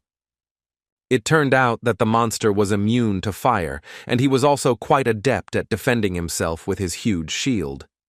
Our hero didn't waste time and closed the distance to solve the problem with his sword. He didn't have time to attack because he had to dodge the enemy's blow. The lizard's speed was also very high. But the force of the blow was not as destructive as one might think, the guy decided, hanging on the wall of the nearest house. Moreover, the enemy's intelligence was not up to par. He still continued to stand with his back to the young man. It was a mistake, and now the monster's head had left its rightful place on the neck. Choi Hyun-sung was extremely pleased with himself. He landed on the ground, looking like he had just defeated a dungeon boss, full of pride and excitement. Imagine the hero's disappointment when he realized that the giant he had defeated was not a boss at all, but an ordinary monster, of which there were dozens here. The other newly arrived players also froze in indecision. They did not expect to see such high-ranking opponents. When a new dozen emerged from the portal, everyone's heart stopped beating as they realized how difficult the situation was. Choi Hyun-sung instantly used Firestorm to destroy the enemy en masse as soon as they stepped out. It turned out that they all had good immunity to fire, which wasn't a surprise, but it became a problem. Our hero realized that he would have to fight in close combat. Fortunately, his sword had never failed to deliver. However, one sword was not enough in this case. The guy took a shield from his hiding place, with which he could both inflict damage and reflect it. Without a second's hesitation, the young man rushed into the attack, trying to take advantage of the element of surprise. The shield strike was so powerful that it immediately knocked out one of the lizards, which gave hope that the mission would be successful. Choi Hyun-sung wielded his shield and sword so skillfully that the number of his opponents quickly began to noticeably decrease. But then the guy noticed something strange. It was a new type of weapon, and therefore a new threat. A magic arrow, or dart, flew past him, but it was difficult to see because of the speed. At this time, the claws of one of the monsters dug into his shoulder. Fortunately, the jacket's protection was good, and the damage was not significant. In the same way, the monsters began to attack other players, trying to disarm them, taking away their swords and staffs. Choi Hyun-sung was seriously scared, not for himself, but for his colleagues. He needed to act more decisively to avoid casualties.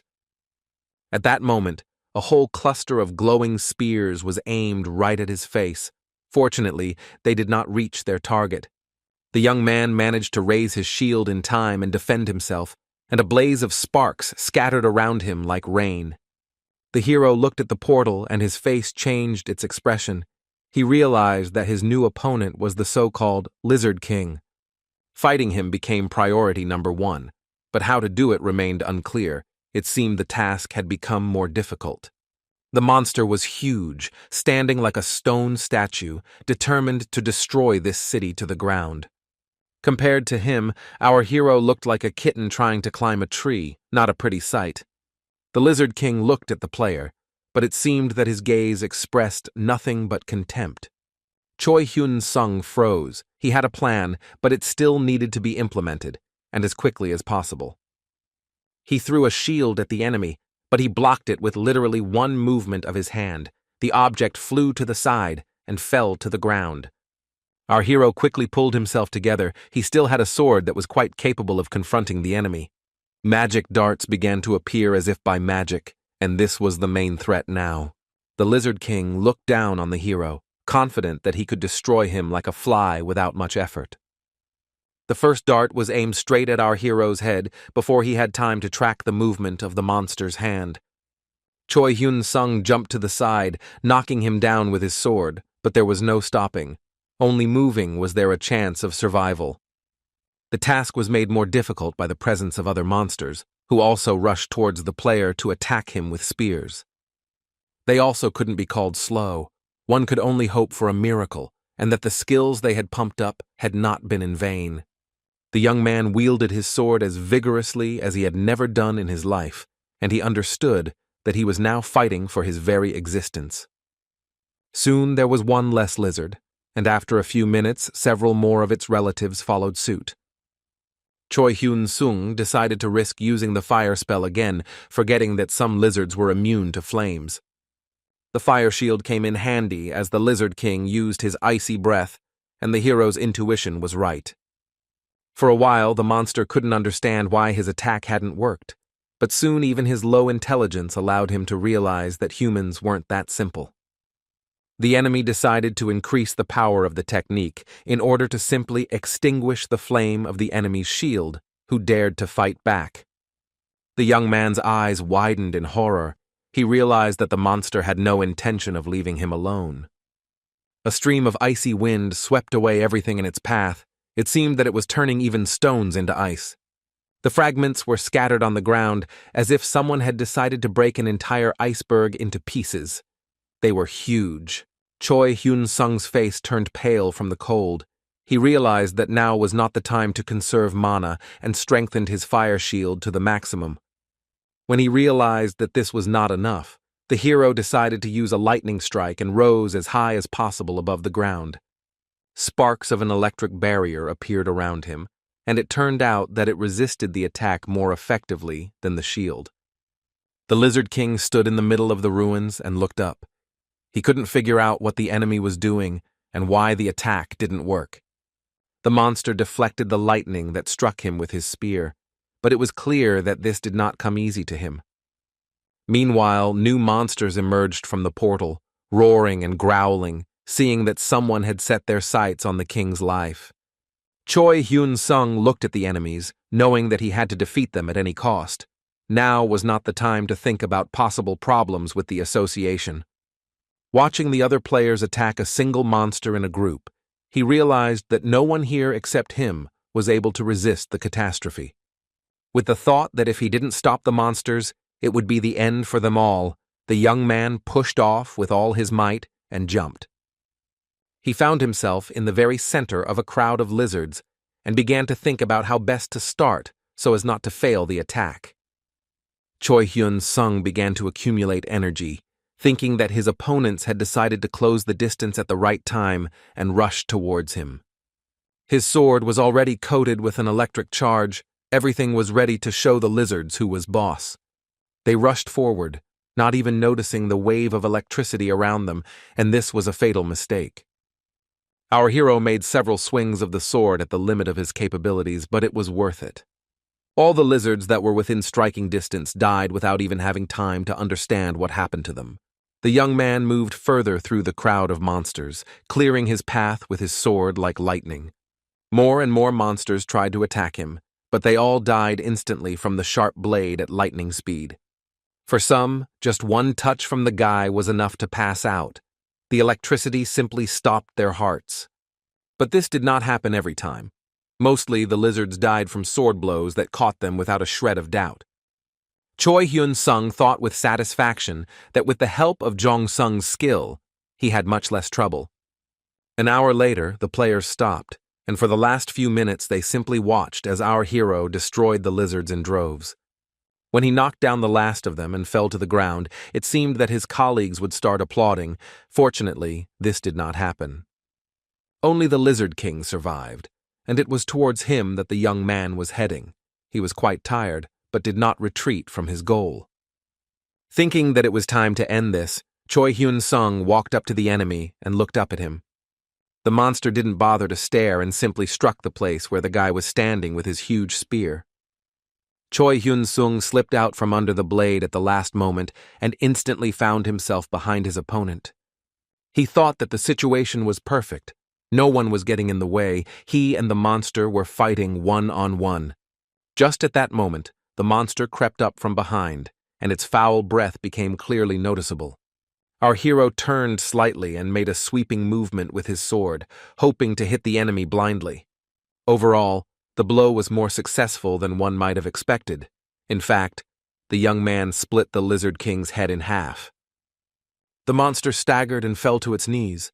Such an injury was incompatible with life.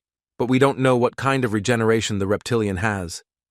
It turned out that it wasn't the best one. The monster continued to lie on the ground without signs of life. The guy breathed a sigh of relief. He thought wearily that things hadn't gone nearly as badly as one might have thought. Exhausted, Choi Hyun-sung sat on the ground, leaning his back against the ruins, waiting for the reward that would appear after the destruction of the monster. Soon, something vaguely resembling a book began to materialize nearby, and most likely that is what it was. The guy froze. He wanted this artifact to be worth the effort he had expended, and he had expended a lot of it in this battle, even risking revealing his secrets and rank. Finally, the book took on a clear outline, and now it was possible to see what skill it gave. It was a rare quality active skill called the White Lizard King's Ice Breath, the very skill that nearly killed the hero. Choi Hyun-sung thought it was a good skill, so he immediately read the book and mastered it. There was no need to delay.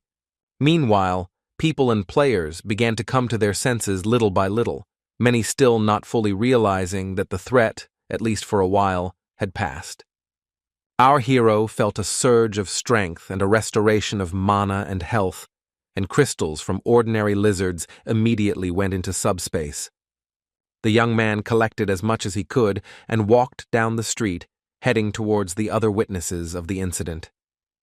Out of the corner of his eye, he saw a projectile whistle past, not a magical one, but a very ordinary one, from an anti-aircraft gun. The last monster was destroyed and began to slowly descend to the ground, risking crushing someone. Choi Hyun-sung saw the gun barrel and realized that it was no longer the players who were finishing the cleanup, but the soldiers. He remembered that the state had declared martial law. A man in uniform loudly reported to the authorities that everything was clear and the area could be considered safe. Our hero looked back quite calmly, as if trying to figure out whether another unnoticed monster was lurking nearby. There was no sign of the lizards anywhere, and Choi Hyun-sung thought with relief that the mission was complete. He had succeeded. For some time, he simply stood by the ruins of the skyscraper and watched as fighter jets flew across the sky, having dealt with all the ground targets. 3 days after these events, the news reported that the second wave of the cataclysm had dealt a severe blow to the global economy. Everyday things such as light, gas, water, electricity, food, oil, and gasoline became extremely scarce, and store shelves became empty. The Korean government began building defensive camps around major cities and evacuating suburban residents to reduce the area under protection. All this completely slowed down logistics and trade turnover, and there was a catastrophic shortage of players for security and patrols. Industry and production came to a standstill. When he arrived at work, our hero could not shake off the thought that a real apocalypse was coming. He looked at his account details. All the items that were up for sale had long since been sold out, and there was absolutely nowhere for new ones to come from. Now there was nothing to sell, so the only way to get points was to hunt monsters. It wasn't that bad. The main thing was that such an opportunity still existed. Ordinary people couldn't even boast of such a thing. Choi Hyun-sung decided to go inside anyway so he could get on with his work and not have to worry about unnecessary thoughts. If we deal with the second wave of the cataclysm as quickly as possible, normal life will quickly return, as it did last time. Helicopters flew over the city, patrolling the area, and information was reported to all organizations in real time. Players also used vertibirds to navigate to the drop point, and Choi Hyun-sung was no exception. A portal hung right above the street of a still-living quarter, and the first monsters, either orcs or trolls, had already emerged from it. While there were few of them and there were no people nearby, everyone had long since gone down to bomb shelters and other shelters. The players began to prepare to go out. Some were checking their equipment. Others were stretching their muscles. Everyone was calm and confident. Choi Hyun-sung asked if everyone was familiar with the areas they were responsible for, and the players assured him that they knew every tree there. The aircraft began to descend, and everything had to be done very precisely and carefully so as not to destroy the surrounding buildings or scare off the monsters. Choi Hyun-sung turned to the players and, as the temporary commander, announced that he was assigning command rights to each of the group leaders. He himself decided to go first in order to scout out the situation and ensure the landing of the rest of his colleagues as safely as possible. More and more monsters came out of the portal until they became too bloodthirsty. But, as we know, this is always up to a certain point. Our hero's hair was fluttering in the wind as he stood in the open doorway, preparing to jump down. Finally, Choi Hyun-sung stepped forward and flew down, slowing down with a protective spell to avoid falling to his death. The first thing he did as soon as he reached the level of the houses was a wall of fire with which he could clear half a block at once. The orcs screamed in horror and pain. They were not prepared for such a sudden attack, especially from above. The level of the monsters was the lowest. Dropping to the ground, Choi Hyun-sung immediately charged into the crowd of monsters, wielding his vampire sword like a blender. The fire hadn't yet burned the first wave of monsters, but our hero was already chopping up those who weren't touched by the flames. The guy was very fast and confident. Nothing complicated was expected in this particular mission, so there was no need to worry. The enemies were blown to bits, and the young man moved further and further, clearing the area. Soon other players followed his example. Thus, the matter was now proceeding quickly, and there was hope that the situation would stabilize in the next few minutes. But the orcs also gradually began to understand what was going on and became much more ferocious than at first. Soon, another group of players was transported from the helicopter. The balance of power was in their favor. Choi Hyun-sung paused to catch his breath and assess the situation. So far, everything looked pretty good. Then someone's footsteps and a terrible roar were heard. A huge troll was running down the street with its legs in bandages. He screamed and shouted in pain, but still managed to escape from the wall of firestorm cast by our hero. His suffering was ended by the sword of the same Choi Hyun-sung. It seems he caused this monster too much trouble. The troll fell, but what the young man saw did not please him at all. He needed to change tactics. Now the monsters came out of the portal into the fire, but they had learned to jump through the flames and move on. At first, Choi Hyun-sung thought that the monsters were running towards him to attack and take revenge for their torment.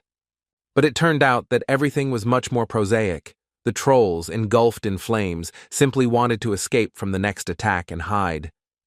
They rushed in a herd towards the shopping center. It was impossible to let the monsters get lost among the shops. Choi Hyun-sung looked after the trolls and thought that he had to stop them at any cost. It was time to use the lightning breath.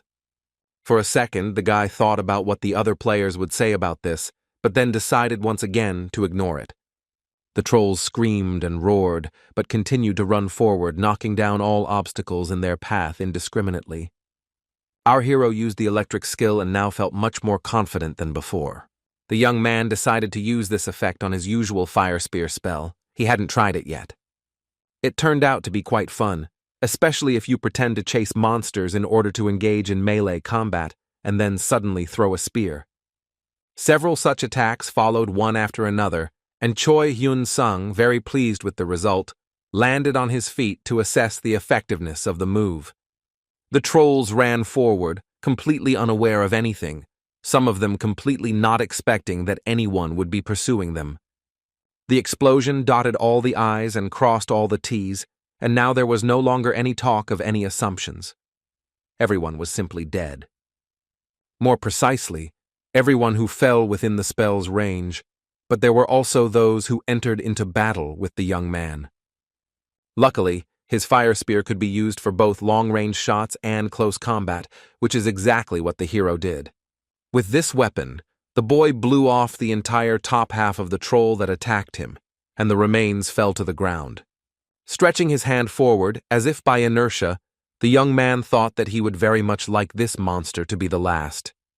More precisely, half of the monster, its legs continued to stand on the ground, like two columns of a half-ruined Greek temple.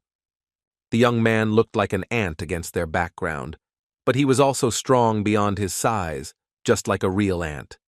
Then he heard a strange sound from above, something like a growl or purr. It was something new. Choi Hyun-sung looked towards where the sound waves were coming from. his face becoming both puzzled and surprised.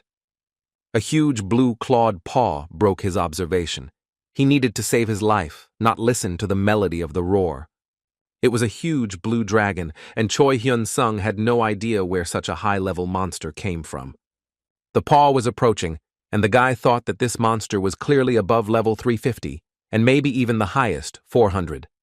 With a terrible roar, the monster took his first steps down the city street, and all the houses on it trembled and almost fell apart.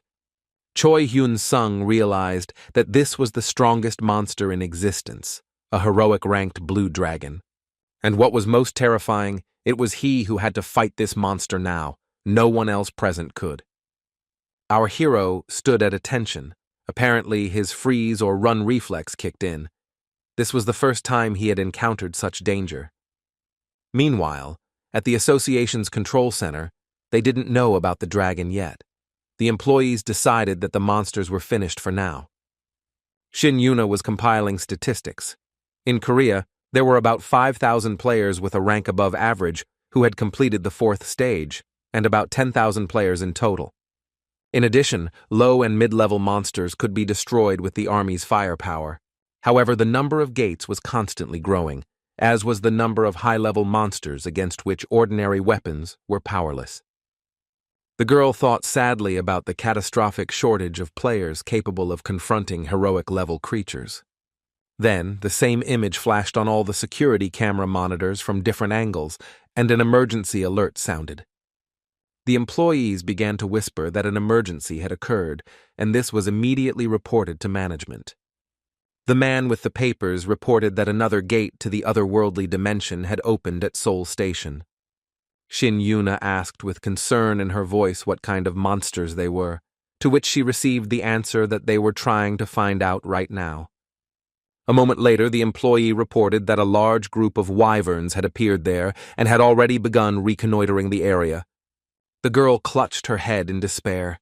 These were heroic-level monsters again, and in quite large numbers. Suddenly, her face became serious. Shin Yuna remembered that there was a guild operating in that area. She asked the employee if there really was a TC guild there, and the guy, sweating profusely from nerves, replied that it was. It was a fairly small organization. The employee clarified some information and said that they would need reinforcements. He explained that the guild's main forces now are tanks and damage dealers, but they will have a hard time dealing with flying monsters. Everyone froze, awaiting instructions from the boss, who began to think about the best way to solve this problem. Finally, Shin Yuna suggested contacting other guilds and requesting their support for this station.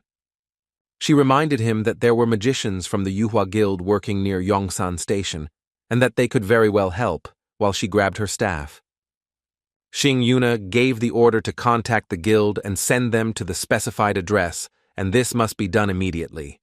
The girl turned to leave the room, when suddenly a cry came from behind her that another gate had opened in the Dunsan area.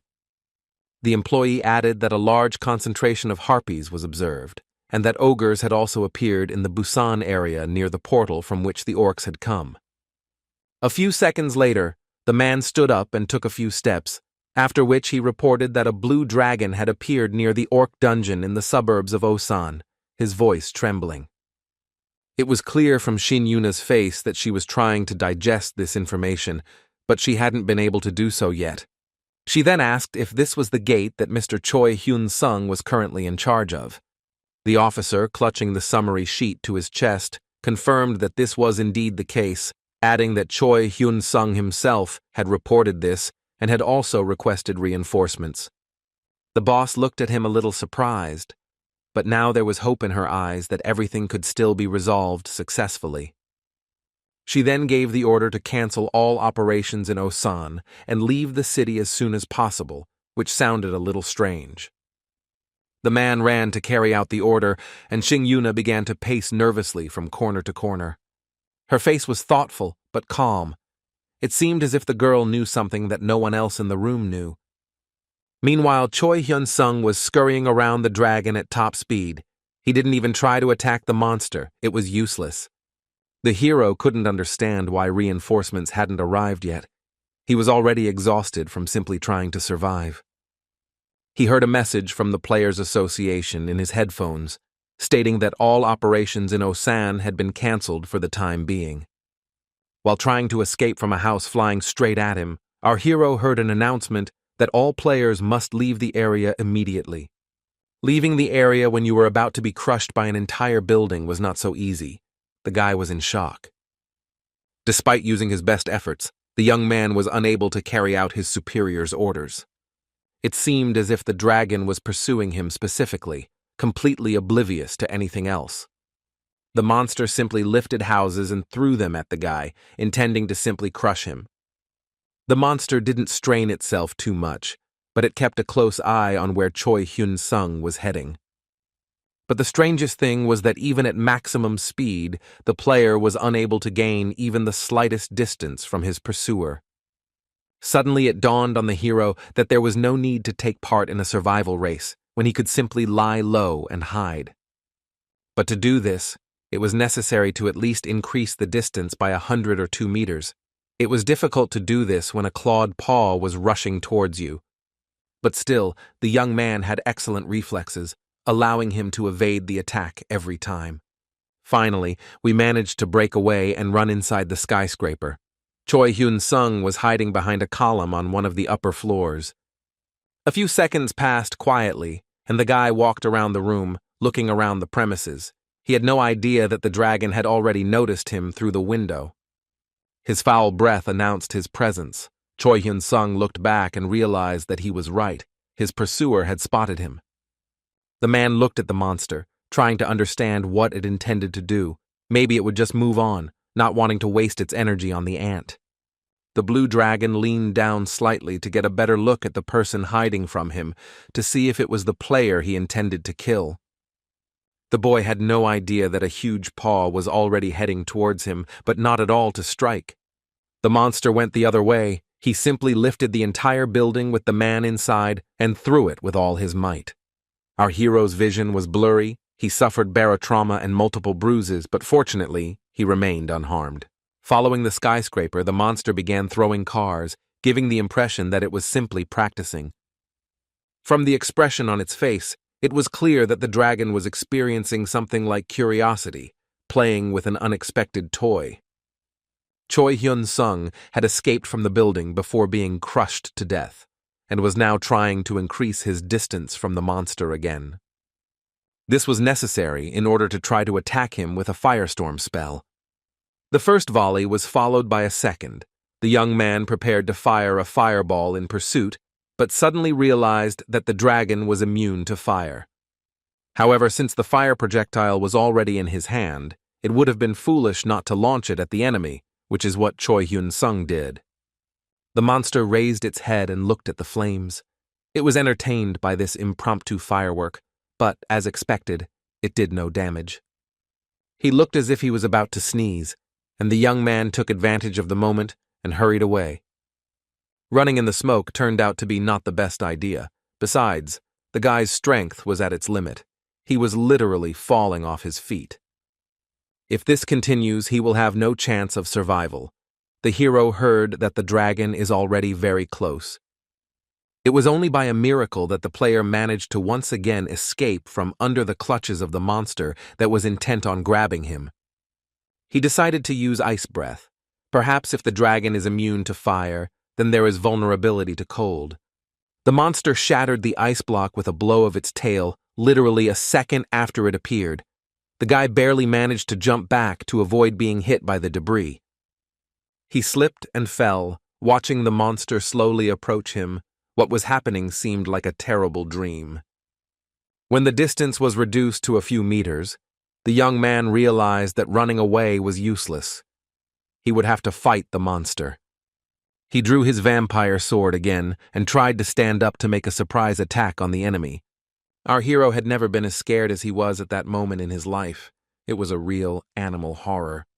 In order to increase his chances of survival in battle, the player used the lightning sword skill and cast a protective electric barrier around himself. The dragon came even closer, surprised that the man stood still, having stopped all attempts to escape. Our hero rushed forward so quickly that a shadow was still visible where he had just been. He struck the first blow at the monster's neck, but it failed to pierce the scales, which came as a surprise. The guy tried to hit again and again to no avail. The situation was becoming more and more unpleasant. The monster waved its paw and simply threw off the annoying opponent. The player began to irritate it. Choi Hyun-sung fell headfirst and wondered if there was any way to defeat a monster with such a level of defense. He didn't have time to fall to the ground when he saw that the dragon was trying to grab him with its claws again, putting an end to the battle before it even started. Choi Hyun-sung tried to strike the paw with his sword, but he failed to pierce the scales, but he also failed to immobilize the monster. The young man fell, after which he was immediately attacked. The dragon threw another piece of the building at him. The monster stopped, trying to figure out where its victim had gone. The guy hid, thinking that the weakest spot in the creature's armor must be its stomach. He stood in front of the monster again, intending to test the correctness of his theory, which required a good jump.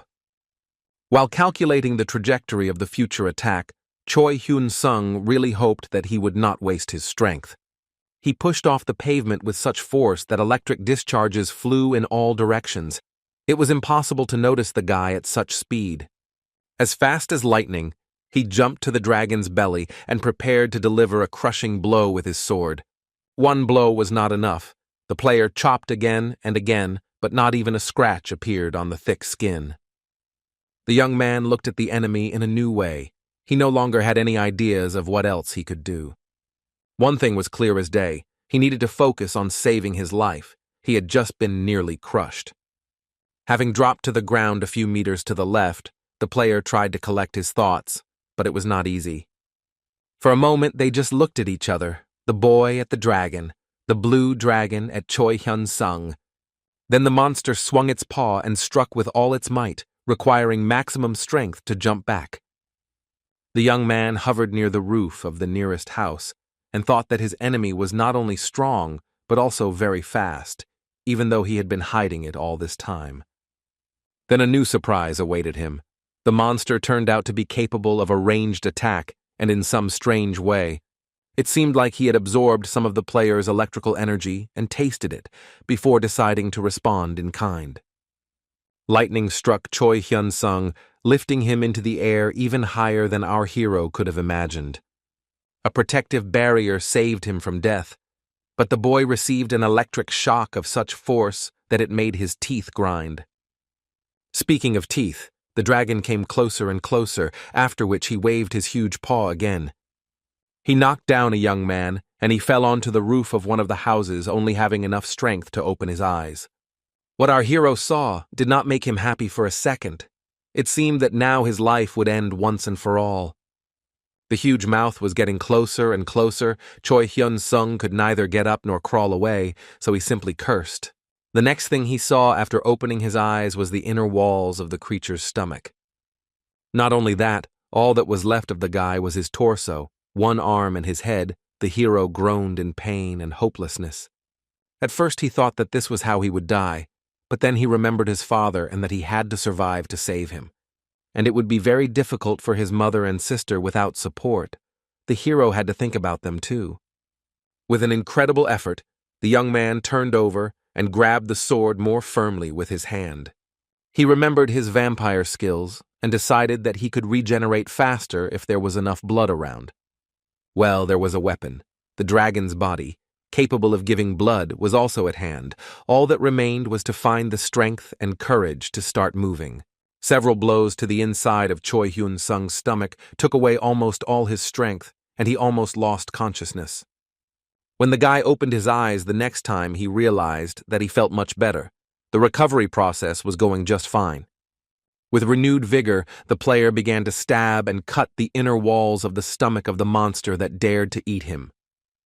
In his eyes, in addition to hatred, there appeared a determination to get out of here at any cost. At this time, Shin Yuna was informed that all the players from the area where the blue dragon appeared had evacuated. Only those who did not survive remained there. She asked about Choi Hyun-sung. The monitoring department staff responded that they believed he was also dead, but his body had not been found. The girl asked how this could have happened, her voice trembling again. because the order had been given to immediately leave that territory. The girl with the tablet reported that Mr. Choi Hyun-sung was responsible for closing the interdimensional gate. And being closest to the Blue Dragon, all the employees began to listen to the conversation. The girl continued that after the emergency evacuation was announced, our hero tried to carry out this order. However, he didn't succeed, Xing Yuna cursed. This was absolutely not what she wanted to hear. The boss sighed regretfully and said that she had not expected the operation to end like this. Her eyes became sad, as if a part of Xing Yuna herself, an important part, had died along with Choi Hyun-sung. She asked whether the player's family had already been informed about the incident, but her subordinates replied that they had not yet. The staff explained that an official statement about the dead has not yet been made, but lists of names have already become publicly available. The man tilted his head forward guiltily and suggested that Choi Hyun-sung's loved ones probably already knew. Xing Yuna gasped and grabbed her head. She also felt guilty that everything turned out this way. Meanwhile, our hero attempted to climb up the walls of the stomach towards the esophagus, but once again fell down. With one arm and no legs, it was almost impossible to do this, even with the help of a sword. After another attempt, the blade seemed to break, but the guy realized that something interesting was happening. He was delighted to realize that he was no longer losing strength and felt full of energy, which was a great sign. He took another approach to drink the monster's blood, after which he looked up with inspiration and optimism.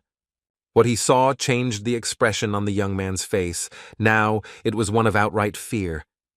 Choi Hyun-sung was shocked, but he didn't lose his mind. He needed to get as high as possible, as quickly as possible. Something huge was approaching from above. The guy again attempted to climb up the wall of his stomach, and to some extent he succeeded. True, it took a lot of effort, but now at least he won't be crushed by what the dragon swallowed. It was not yet possible to understand what it was, because the stomach had several chambers. Meanwhile, the dragon was stamping his feet and roaring in pain. The hero's activity was causing him torment. It seemed that just a little more, and the monster would simply rip open its own chest to rip out its stomach and get rid of the pain. Two players who came to this territory by chance froze in bewilderment. They had absolutely no idea what was happening. The blue dragon was beside himself with rage and twitched strangely, blood pouring from his mouth. The boy and girl stood shoulder to shoulder, knowing nothing about what had happened to our hero, but what had happened to the monster frightened them. He seemed to be completely mad, and it was clear that the reason for this was pain, but there were no visible external injuries. The monster, in desperation, began to thrash its tail at all the surrounding buildings, as if this could have any effect or ease its suffering. The girl player didn't move from her spot, but it was obvious that more than anything in the world she wanted to get out of there. Her partner barely managed to save her life by pushing her out from under the collapsing house. His reflexes were just right.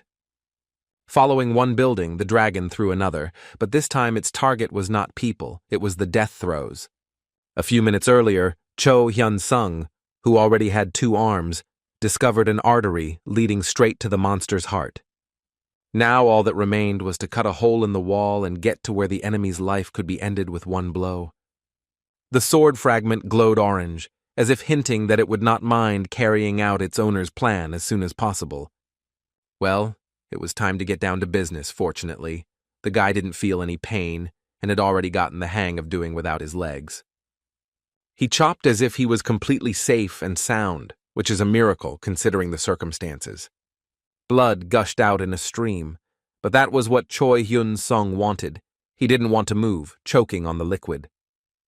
Now it was possible to move forward, not the most pleasant task, but clearly not useless, which gave hope.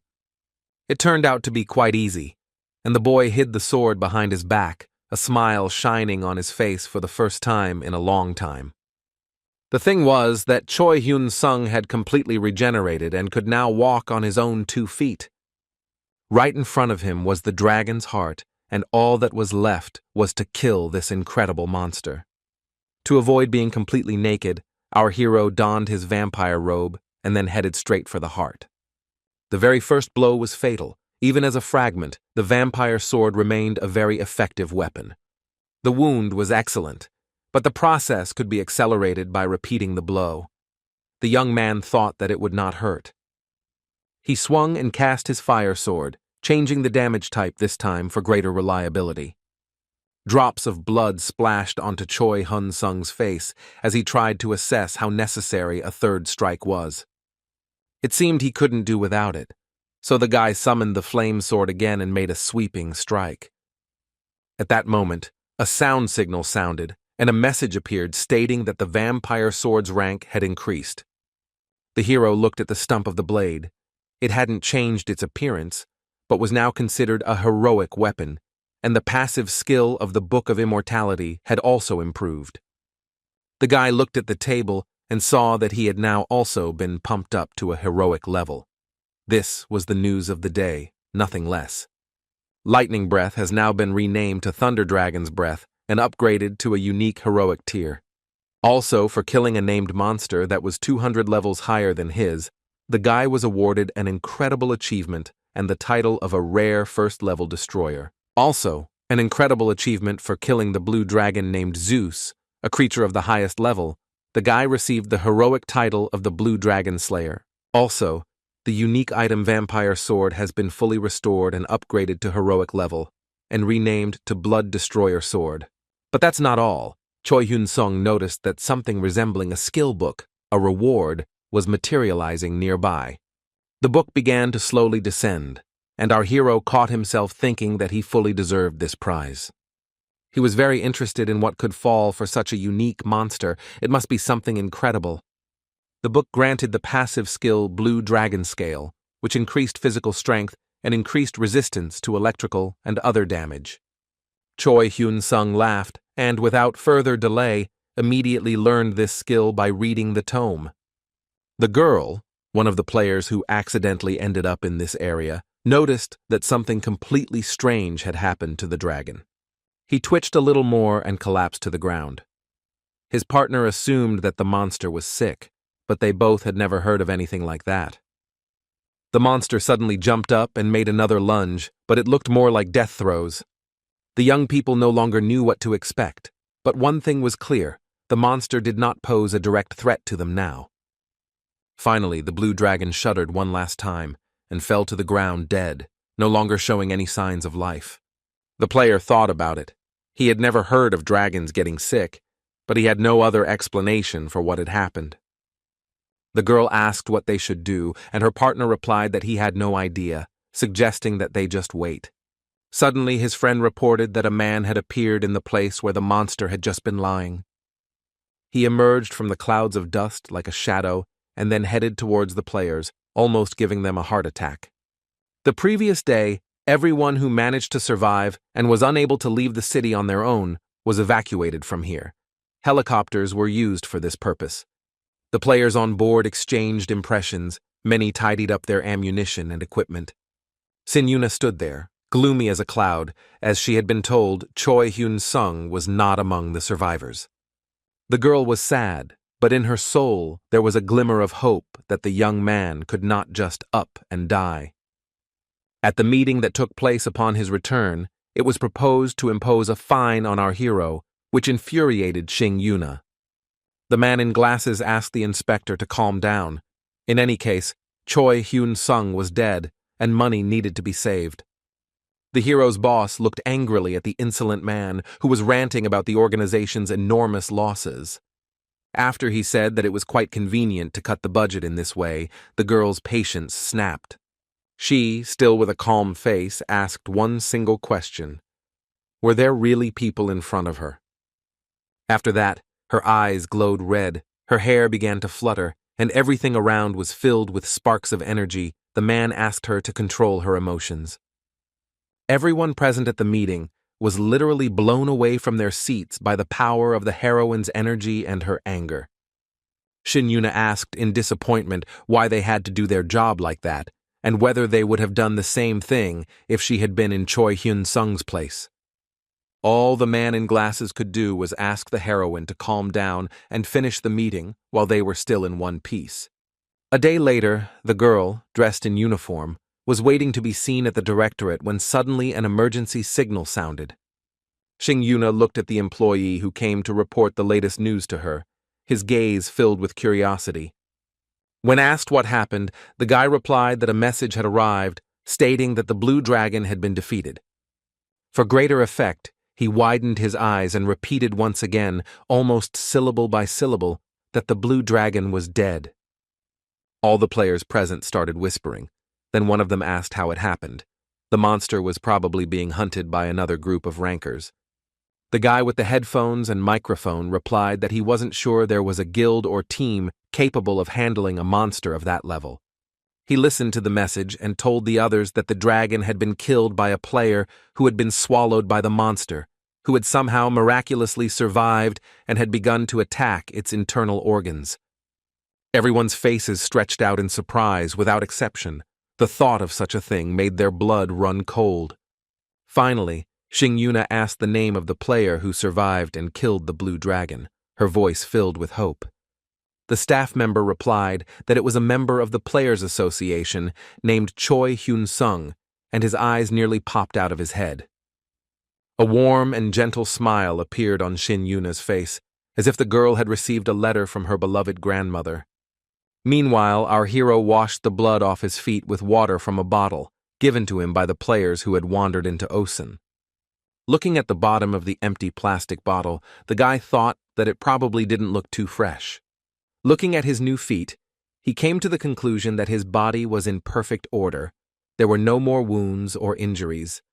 Noticing that Choi Hyun-sung had nothing on under his robe, which was wet and soaked with blood, the player handed him a green blanket from his equipment. Our hero thanked him and hurried to wrap himself in clean cloth. It was almost as pleasant as being born again. Having thought about this, the young man immediately decided to call his mother and asked the stranger for permission to use his phone. He looked so cute in that green blanket that it was simply impossible to refuse Choi Hyun-sung. They handed him a mobile phone and said that the desire to call his family was completely natural for a person who had experienced something like this. The girl encouraged the hero, saying that he would now tell his loved ones the happiest news possible. The guy thanked her and turned away so that nothing would distract him from the conversation. He dialed his mother's number. The players looked at each other. They could roughly imagine what emotions the unfortunate woman would now experience. Choi Hyun-sung greeted her as usual and told his mother that he was okay and would visit her soon. He had to repeat several times that it was he, Choi Hyun-sung, her son, and that he was indeed alive and well. Then the young man added that he was warmly dressed and had eaten a hearty meal. He simply did not know how else to comfort his mother. The woman asked again if everything was really okay, and after making sure that it was indeed her son calling, she began to write a poster and thank him. The hero laughed. He was sure that he himself would now start crying, so he decided to release the opposite emotions first. The players listened to this conversation and were literally beside themselves with excitement, imagining how important this telephone conversation was. The guy explained that due to some mistake his name ended up on the list of the dead, and then asked how his sister and dad were doing and how things were in general. His mother's answer shocked him. She said that an employee of the Players Association had come to see them yesterday.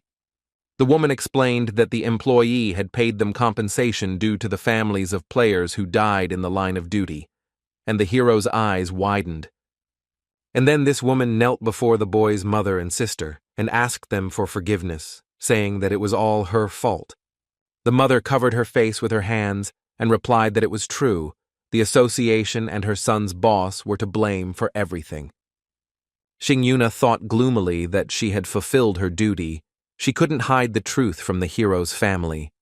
Hearing this story, Choi Hyun-sung froze in place, not knowing what he could say in this situation. Mom noted that in any case the main thing was that he remained alive. Everything else did not matter. Choi Hyun-sung agreed and said goodbye, promising to come soon, then ended the call, clutching the phone in his hand painfully. He stood there for a moment, then burst into tears. The last time the young man had cried like that was when he learned there was no cure for his father. The girl apologized and handed him a handkerchief. her heart breaking from this dramatic scene. Our hero stared at her for a moment, not understanding what was happening. Only then did he see the object being held out to him and thank her. He tried to calm down, and the stranger tried her best to reassure him that the worst was over. Her partner agreed. Choi Hyun-sung then thanked the players for their concern and said that he wanted to have some time alone. The young man walked away a little and then simply sat down on the steps and sighed. Only now did he realize that it was all over. Having pulled out his renewed sword, our hero thought that he had received a good reward for what he had experienced. Now, the sword had become one of his personal belongings. This meant that during the fight, it immediately heals and strengthens the owner, and the message also said that the mana of the dragon Zeus and the player Choi Hyun-sung were mixed, and now the reserve is huge. The guy realized that now he didn't need to worry about the weapon. All that was left was to see what was going on with the Thunder Dragon's breath. Now the electric shield could operate indefinitely without using mana or other energy sources. One way or another, the player was satisfied. He only had to look at one more item from the list in his account. But the most important one, all stats increased by 20 units, and mana received an additional 4, Choi Hyun-sung shown. It was a great bonus for the torment, but then the player remembered that he had lost all his clothes and equipment. Choi Hyun-sung looked towards the players who were meekly waiting for him to take care of his business. The young man looked at the sky and thought that he just wanted to go home, sleep, eat, and not think about anything. Just at that moment, his gaze caught a moving point in the sky. Someone was approaching them. Judging by the sounds, it was a helicopter, which means a couple of players had already managed to report what happened to the association. The female figure, without waiting for the plane to land, rushed towards Choi Hyun-sung, her hair fluttering in the wind. The guy was surprised to recognize his boss, who was rushing towards him, ignoring conventions and the opinions of others. Shing Yuna rushed to the hero with hugs and shouted that she was unspeakably happy to see him, such happiness that the guy survived. She hugged Choi Hyun-sung so sincerely, as if he was the most precious person on earth for the beauty.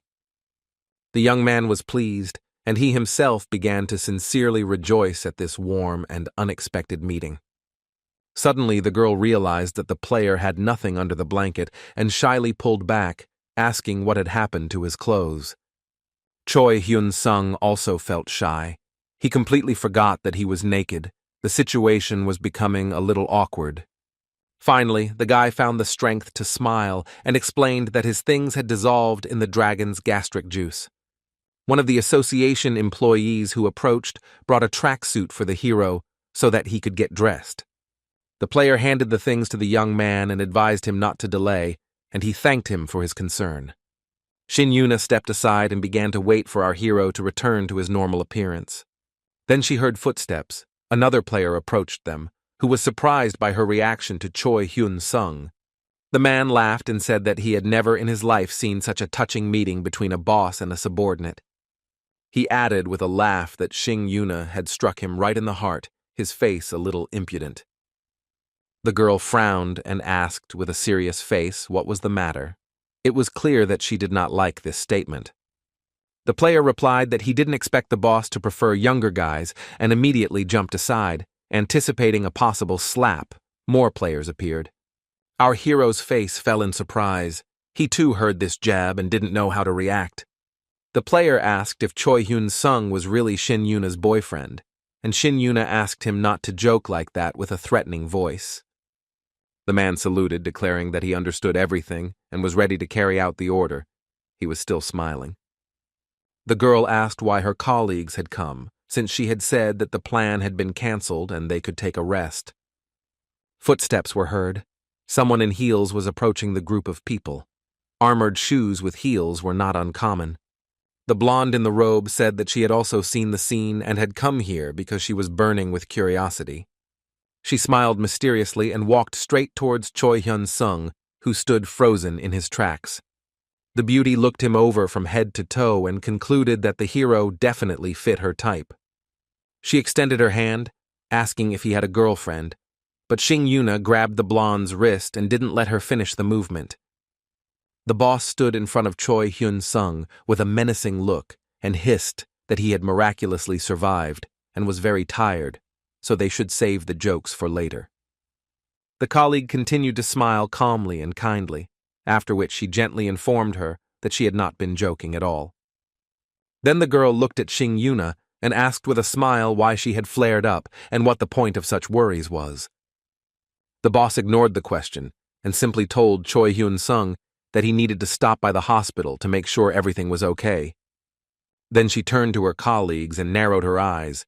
It seemed that the boss had something to tell them. The girl asked them to find out how Choi Hyun-sung defeated the Blue Dragon. This is very useful information for all of them. The inspector ended her speech with the phrase that this is a fitting example. Let them learn while it is not too late and adopt the experience. Then she smiled at our hero again and added that before that he, accompanied by her, should visit a medical facility. Then one of the players noticed that the helicopter started moving again, which was a bit strange since they could all have jumped there. Xing Yuna said the helicopter would be used to evacuate the victim, Choi Hyun-sung. The girl took the newcomer by the hand and pulled him up with her to lift him on board and go to the hospital. The blonde cursed, realizing that they would have to return to the base on their own, but then muttered that it was the right thing to do. There was no need to be insolent. The players watched our hero and unanimously acknowledged that this was truly a unique case. The guy had single-handedly defeated the Blue Dragon. The man teasing Xing Yuna replied that he was clearly no ordinary player if the boss was so concerned about him. He laughed and then sighed, saying that he would definitely figure out what was going on. But a little later, Choi Hyun-sung was walking down the street dressed in his office suit, unaware that a real fight had broken out in the reviews because he hadn't updated the products on his account for a long time. He considered the news, which reported that Korea had suffered significant damage, but much less than other regions. The second cataclysm was prevented, and people gradually began to return to their normal lives. South Korea had rebuilt its damaged infrastructure in just a few months, so the guy decided to visit his usual used electronics store. Meanwhile, in the laboratories, research was in full swing to study the new artifacts and mined mana stones. Our hero stopped right in the middle of the street and thought that society was still unstable. But in any case, everything will soon return to normal. But for now, you just need to be patient and live your life. For a while, Choi Hyun-sung simply stood and looked at the small house he was passing. There was no one in the windows. Finally, the guy put on a mask and glasses and decided to go inside. It was a warehouse, and an employee met him inside. Looking around, the young man came to the conclusion that this place had a sufficient amount of supplies and goods that could be sold. The owner confirmed that, by a lucky coincidence, their company suffered virtually no damage. The man explained with a smile that immediately after installing the electrical system, they began charging the batteries and accumulators. This information pleased Choi Hyun-sung, and he was extremely pleased that everything had worked out so well. The guy said that he was buying everything, and the man bowed deeply, thanking the customer. Finally, he asked if delivery was necessary, but Choi Hyun-sung decided that his subspace was quite sufficient and refused. Returning to his hotel room, the hero decided not to delay and immediately place all the batteries and accumulators into the account. Since there were not enough goods, he decided to raise the price for them. This was logical. While there is a shortage in the country, one has to make do. To his great surprise, everything sold out instantly, even though the price had increased. The young man thought that this was some kind of mistake and decided to double-check everything. It turned out that almost all of his customers were eagerly awaiting an assortment update, so they immediately bought everything. Our hero flipped through all the pages, but there were no complaints or negative reviews, which was encouraging. The thought occurred to him that if this were the case, then the price could be raised even higher. It would be a sin not to take advantage of the opportunity to earn more. The guy didn't have time to finish his thought before he burst out laughing. Another battery was bought as soon as he managed to register it. A few days later, the hero visited the store's warehouse again. He needed to do some more shopping. It turned out that the owner had ordered the amount of goods that the guy usually ordered, but for some reason the delivery was a little delayed. The young man noticed that the factory had resumed normal operations, so he was waiting for the previous delivery and would immediately place a new order. He asked how realistic this was and whether it would interfere with production, since, in addition to new goods, there is also demand for used ones. The man replied that there would be no problems, and if anything happened, he could transfer goods from a neighboring region to this warehouse. Choi Hyun-sung thanked him and said that he would go for now, but would come back again tomorrow to pick everything up. The owner asked if it would be convenient for our hero to leave his contact information, so that he would be contacted as soon as the order arrived. The young man thanked him and said that it was unnecessary, he would just come back here again tomorrow. He walked outside and walked towards the industrial area, thinking that this was a great chance to sign a contract directly with the factory. Step by step, Choi Hyun-sung approached his goal, and he understood that he should not miss such an opportunity. Besides, the idea was not new. He had been thinking about it just before the disaster happened. I even called the factory, but then the management said that they don't handle small orders. Then Choi Hyun-sung called again and promised to make a larger order, but the factory was not interested in a personal deal. The manager explained that they prefer to cooperate only with large corporations and chain stores. Here, Choi Hyun-sung froze and stopped moving. An interesting idea came to his mind on how to carry out his plan. He can register as an entrepreneur and then make a deal with the factory directly. After thinking about it, the guy decided that this wasn't very convenient, considering his work in the Players Association. Then maybe he should open his own electronics store, since it is not prohibited by law. A few days later, the young man visited the large shopping center that we were already familiar with. To celebrate the opening, beautiful flower wreaths were placed at the entrance, enticing visitors to enter the stores. Choi Hyun-sung immediately went to the one that sold electronics. Despite it being a weekday, there was no shortage of customers. The female manager immediately recognized him and called out his name. This didn't come as a surprise to the young man. It was the hero's sister. The beauty greeted the store director and said that she was always glad to see him on the trading floor. She explained with a smile that there were a lot of customers and sales were going very well, so there was reason to celebrate the opening. The sister stated that she was doing her job and that Choi Hyun-sung, as the CEO, should be fine. He was embarrassed because he did not expect such a formal communication.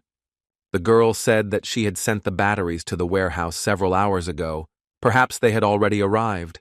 Her brother certainly hadn't expected such agility.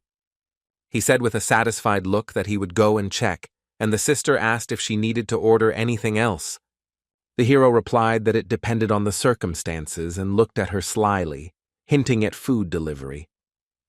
He suggested going out for a bite to eat, and my sister said it was high time they had lunch together since he was here, and my mother said she would be arriving soon.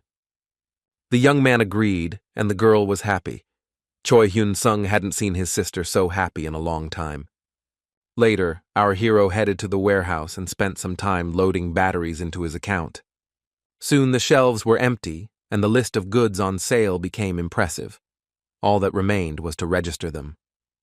When the job was done, the guy looked at how the previous batteries were selling, and the statistics did not make him happy. But within a few minutes, the situation had improved, and the new products were selling like hotcakes. The young man noticed a sofa and decided to lie down to choose what to buy with the points he had earned. Slowly and very meticulously, he began to study the shops and their goods. There was plenty to choose from. It took some time to find what was worthy of interest. Now it was necessary to narrow the list down to 1 or 2 skills. At the moment, the guy had 5 heroic-level skills, all of which, except for the Thunder Dragon's breath, were passive. In fact, it was the only offensive skill. It dealt pinpoint damage, but gave the opportunity for a continuous attack, a strange combination. Remembering how the Blue Dragon destroyed buildings, Choi Hyun-sung thought that he needed a skill that could be activated freely, or the skill of moving in space to avoid dangerous moments, as in the case of the dragon again. There were 2 suitable options, and for a while the hero couldn't choose, so he simply decided to buy both. He was pleasantly surprised by the fact that active skills were significantly cheaper than passive ones. But this only applied to attackers, and moving through space turned out to be quite expensive. The young man scratched the back of his head, trying to decide how much money he was willing to spend on this venture. In the end, the guy decided that both skills were worth spending 700 million points on. Moreover, it turned out that when the movement is upgraded to heroic rank, you can even teleport another person along with you. There were still some limitations, but Choi Hyun-sung appreciated the ability to read product reviews. It was quite convenient. The best option seemed to him to be the flicker skill, which allows one to move within sight distance, provided that one's mana is stable. After paying the bill, the hero got up from the sofa and began pacing around the warehouse. He wanted to test his skill. A mischievous smile appeared on his face. It seemed there were no more doubts. The guy decided to give it a try. He walked around the warehouse a little more, looking closely at the area that was within the guard's line of sight. A second later, the warehouse was empty, although Choi Hyun-sung made no visible movements. He thought that the camera must have recorded the incident, so he immediately turned back, hoping that no one would notice his absence for a couple of seconds. Then the young man made an attempt to climb up, which also turned out to be quite successful. Our hero took a few steps forward, moving at a height of a couple of meters from the ground. It was quite funny. Choi Hyun-sung rushed down with a completely happy face. Purchasing the skill was definitely worth the money. The guy headed back to the sofa, thinking that he would definitely need to test long-distance movement and teleportation later. Now it was necessary to find an equally successful offensive skill. The player began scrolling through the attributes of fire, wind, water, and the like. The list was long, and our hero's face kept changing expressions as he struggled to find the perfect skill. Here he saw a skill called Black Lightning. It seemed like it was what he needed. If there was a mana deficit, he could spend stamina. Choi Hyun-sung made the purchase and, without further delay, read the book immediately, mastering this skill. A message popped up saying that an error had occurred. The active skill Thunder Dragon's Breath had absorbed Black Lightning, but that was what the guy had been counting on. The active skill even absorbed the dark attribute. Its rank increased to unique heroic. The player was satisfied. The plan worked. Now both the protective electric barrier and all the other effects worked not only due to mana, but also due to stamina. The young man wanted to experience all this immediately, so much that he immediately decided to go to the dungeon. As Choi Hyun-sung walked towards the exit, he was already imagining how effective all his attacks would be from now on. The Bat Dungeon was met with a whole horde of enemies, which was just what was needed. Even though the creatures were bloodthirsty and their numbers numbered in the hundreds and even thousands, the new long-range skill made it possible to solve this problem. Our hero stretched out his hand and immediately tried it out, as he had intended, curiosity evident in his gaze. It turned out that crocodile bats lived in the same dungeon, and everything worked just fine against them too. To protect himself from unnecessary injury, Choi Hyun-sung used a protective electric barrier. No matter how terrifying the sharp teeth and clawed paws were, all this was nothing compared to the player's power. Soon, all the accessible rooms of the dungeon were empty. It was possible to collect loot and look at the statistics, which should please. The young man received the heroic title for destroying 5,000 high-level monsters, which was quite enough for him. Placing his sword on his shoulder, Choi Hyun-sung decided that it was time to end his hunting for today. He was tired. Moreover, he remembered that he had not said goodbye to his sister, and this was simply rude on his part. After stretching his muscles, our hero headed towards the exit. Overall, he was pleased with the day. The lights were still on in the shopping center building, so there was hope that Nuna had waited for her brother to return from hunting. The guy walked into his store and realized that the girl was still at her workstation, although there were no customers. He asked why his sister hadn't gone home, and she explained that she was waiting for his return. The beauty reported that all the ordered goods had arrived, and she gave orders to put everything in the warehouse, so we could go and have a look. Our hero thanked us and actually went to check if everything was okay with the batteries. 30 minutes later, he returned to the sales floor and was surprised to find his sister still at her desk. The young man asked if she wanted to go home together. They hadn't spoken for so long that he missed her, Choi Hyun-sung also offered to buy something for dinner to save his mother from having to cook. The sister replied in a cool tone that all this would happen later, but now let Choi Hyun-sung sit down. They needed to have a serious talk. Our hero asked if that was why she was late, and the girl replied that yes, because of the conversation. They made themselves a cup of coffee and sat down so that they could feel comfortable and not be distracted. There was no one else in the cafe, and this turned out to be very convenient, since Nuna was going to talk about important things. The girl reported that when the information came in that he was dead, his mother lost consciousness and then cried all the time, and the hero shuddered. But the real problem arose a few hours later, and it seemed like a mockery of the family's grief. Mom received a penalty notice for lost equipment and a penalty notice for failure to fulfill contractual obligations from the Players Association. Choi Hyun-sung's eyes widened to the size of saucers, and he exclaimed in horror that this simply couldn't be happening. The sister replied that she tried to protest and even contacted a lawyer, but nothing helped. All they could advise her to do was to file a renunciation of the inheritance because there were no legal problems with the agreement. The lawyer insisted that this was the only way they would not have to pay colossal fines. Otherwise, even the apartment our hero bought could be taken away, and his mother and sister would be left without a roof over their heads. When Choi Hyun-sung heard that the association was going to take away even the money he had transferred to his mother as illegal gifts, he clenched his fists. An invoice for illegal reserves was also sent. Our hero had never heard anything like it before. Surprise was evident in his gaze. But the young man was even more surprised when his sister reported that everything had then quickly and easily resolved itself. More precisely, a girl named Shing Yuna came and settled everything, after which she knelt down and asked for forgiveness. The sister added that at first she didn't want to tell him anything at all, but still thought it was better to know such information about her employers. The girl explained that although Shing Yuna said that a mistake had occurred, she believed that these were deliberate actions by senior management. Choi Hyun-sung replied that he would definitely find out, and his sister admitted that her mother had asked her never to tell him about it. She laughed nervously and asked that things be done so that the woman would not have another reason for such worry. Our hero looked at her seriously and nodded.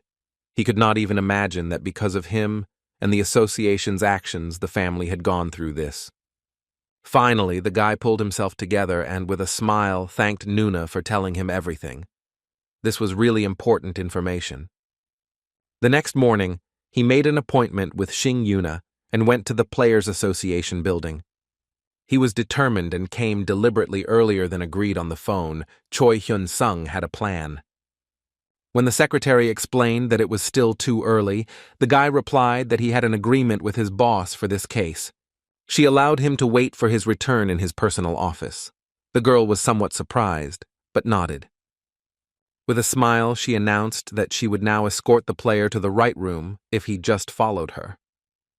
The young man, with a radiant smile, began to thank her for her concern and shower the secretary with routine compliments in order to lull her vigilance.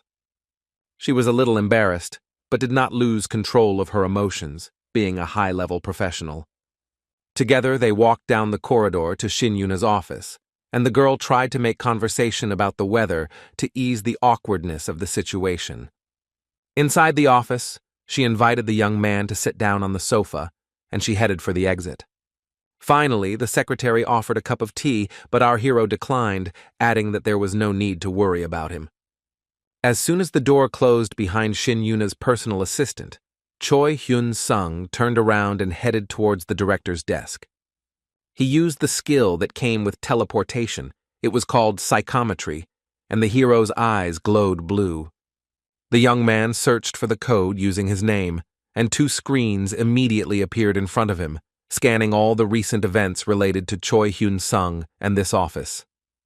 The first image to appear was of Shin Yuna and her assistant, who reported that the player was missing and most likely dead. The girl lowered her head and almost burst into tears. She was so overcome with grief that even the employee who broke the news asked if everything was okay. Choi Hyun-sung listened and watched with a smile on his face. He realized that Shin Yuna really treated him very well and was upset by what she heard. The girl also did her best to resolve the problem that arose between the association and his family. She spoke on the phone with the minister himself, but he said that he acted according to the rules, that's all. Shin Yuna was so angry that she was ready to destroy the entire organization. She could barely contain her anger. She asked in an icy tone to cancel the fine order, but was told that it was none of the inspector's business and that she should not interfere. The girl looked at the shelf with her awards and asked if the player who gave his life for his country deserved such treatment. The man replied that he wasn't thrilled either, but that was the rule, and the girl slammed her palm down on the tabletop with all her might. She screamed that it seemed the same rules would be followed when she died, so her decision to leave the association was immediate. The minister muttered through his teeth that it was a breach of contract, but it was clear that he was a little puzzled. Shin Yuna objected that such a stupid treaty of subordination would not be recognized by the national community. The man asked if he had understood correctly that the inspector was now going to fight with the country's government. He sighed, adding that Shin Yuna seemed to be too angry and couldn't control her emotions. He would contact her later. Choi Hyun-sung cursed and called the man a piece of shit. Now he knew exactly who was his friend and who was his enemy. He lowered his head and muttered that he felt a strong desire to thank this man in kind, and this was clearly not kindness. The hero called up an image of the phone in Shin Yuna's hand in the program and decided to turn it so that the screen was facing him. Minister Lee Hanggu's face appeared on the screen, and the new skill turned out to be even more versatile than anyone could have imagined. Our hero said the name of the Minister of Spatial Gate Management and added that from that moment on he was dead. Footsteps were heard in the corridor, and the young man hurried to assume a more natural pose. Shin Yuna entered the office and greeted Hyun-sung, apologizing for keeping him waiting. The guy responded to the greeting and laughed that it was his own fault, since he had arrived much earlier than the appointed time. The girl nodded and asked why he had scheduled the meeting at all without saying why he had come. Our hero sighed. He felt awkward, but still said that he wanted to terminate his contract with the Players Association. The boss was horrified and almost became overcome with excitement, but she still clarified what the guy meant. The hero simply replied that he knew everything that Minister Lee Hanggu was going to do to his family. The girl, with a guilty face, said that she was apologizing to the player on behalf of the minister. She was clearly embarrassed. Choi Hyun-sung replied that she personally had nothing to apologize for and thanked her for correcting the association error. The beauty's eyes widened. The guy smiled kindly and calmly, thanked his boss for everything she had done for his mother and sister, and for himself. Shin Yuna asked if he could forget about what happened for her sake, and she promised to change the rules so that something like this would not happen again. The young man nodded calmly and replied that it went without saying that something like this should not happen again. He added that there was one thing he wanted more than this, and the girl asked him not to be shy and voice his wish. Choi Hyun-sung said he wants to meet Minister Lee in person and hear the apology with his own ears. The boss couldn't help but let out a surprised exclamation. It seemed she thought this was completely out of bounds. When Choi Hyun-sung's demands were presented to the minister, he slammed his fist on the table so hard that he almost broke it. Lee frowned and rolled his eyes. All that came out of his mouth were dirty curses directed at the player. The man asked the employees if the unique skill was really worth putting up with such impudent behavior from this impudent man. He screamed, trying to understand who was right and what was done wrong, because the rules are the rules and they cannot be changed just like that. One of the secretaries responded sheepishly that it looked as if Choi Hyun-sung was still too young and did not understand how the world worked. The second supported his colleague, adding that the minister had merely fulfilled his duties properly. It was necessary to express a protest. Lee Hanggu adjusted his tie and calmed down a little, confirming that he was only trying to follow the established rules, just doing his job. He frowned and asked why he had to apologize to this brat now. The man slammed his fist on the table again and yelled that, come to that, he hadn't done anything. The secretary agreed that this was indeed the case. The minister had shown generosity, but the impudent man had not appreciated it. The guy looked his boss in the eye and said that they simply had to teach Choi Hyun-sung a lesson. The minister smiled and confirmed that this was what should be done, the tension in his voice disappearing. The second employee, a little embarrassed, asked how they planned to do this, since it was time to move from words to action. Lee Hang-gu didn't answer. He simply shouted that the entire top brass already knew about it, so they should immediately come up with a way. He began to call the secretaries names and accuse them of not having come up with a plan themselves, but of provoking him to approve it. The man added that they should tell Choi Hyun-sung to come to him quietly, which surprised one of the employees. The minister yelled that if Choi Hyun-sung wanted an apology, he should come here and get it. He had no intention of going to the player's home. Both secretaries rushed to the door, shouting that they understood everything and would immediately carry out the boss's instructions. Lee Hang-gu sat down, resting his face on his hands, and sighed that under no circumstances would he go to the impudent man himself. The building of the Ministry of Spatial Gate Affairs was beautiful and looked as if everyone there wore chain shoes, so dazzlingly clean was it inside. Choi Hyun-sung didn't have a change of shoes, but he cleaned his shoes and walked down the corridor, thinking about how the minister had thought for a long time before calling him in. And yet, it wasn't all that bad for the guy, because he had time to think everything through properly and prepare himself mentally. His new skill, psychometry, helped him with this. All events that were previously hidden from prying eyes and ears were available to our hero. It turned out that the ministry was a real hotbed of corruption among large guilds and dungeon access managers. Moreover, there were no gamers among the employees. Everyone who worked in the office was an ordinary person. Choi Hyun-sung was shocked when he saw this, but then he decided that it was even better this way. No one could stop him. Suddenly, his personal assistant Lee Hang-gu approached him, her gait somewhat timid and uncertain. Looking down, the girl invited the hero to follow her. The minister was looking for him for a meeting and was waiting in his office.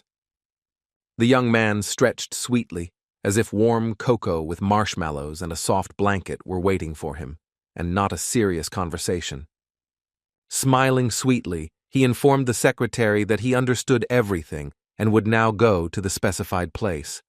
On the way, they passed through several meeting rooms, and it became clear that the meeting would most likely not take place in a private office. Finally, the young man appeared before the old man, and instead of greeting him, the old man immediately assumed that it was Choi Hyun-sung in front of him. The minister added that the player was about the same age as his grandchildren, which was apparently meant to cool the hero's ardor. Then Lee Hang-gu seemed to ask himself why all the young people in the modern world were like this. The guy asked in surprise if the old man was not going to apologize, so why did he call him to the meeting? He activated psychometry again to figure out what was going on, while the minister said something about being sorry.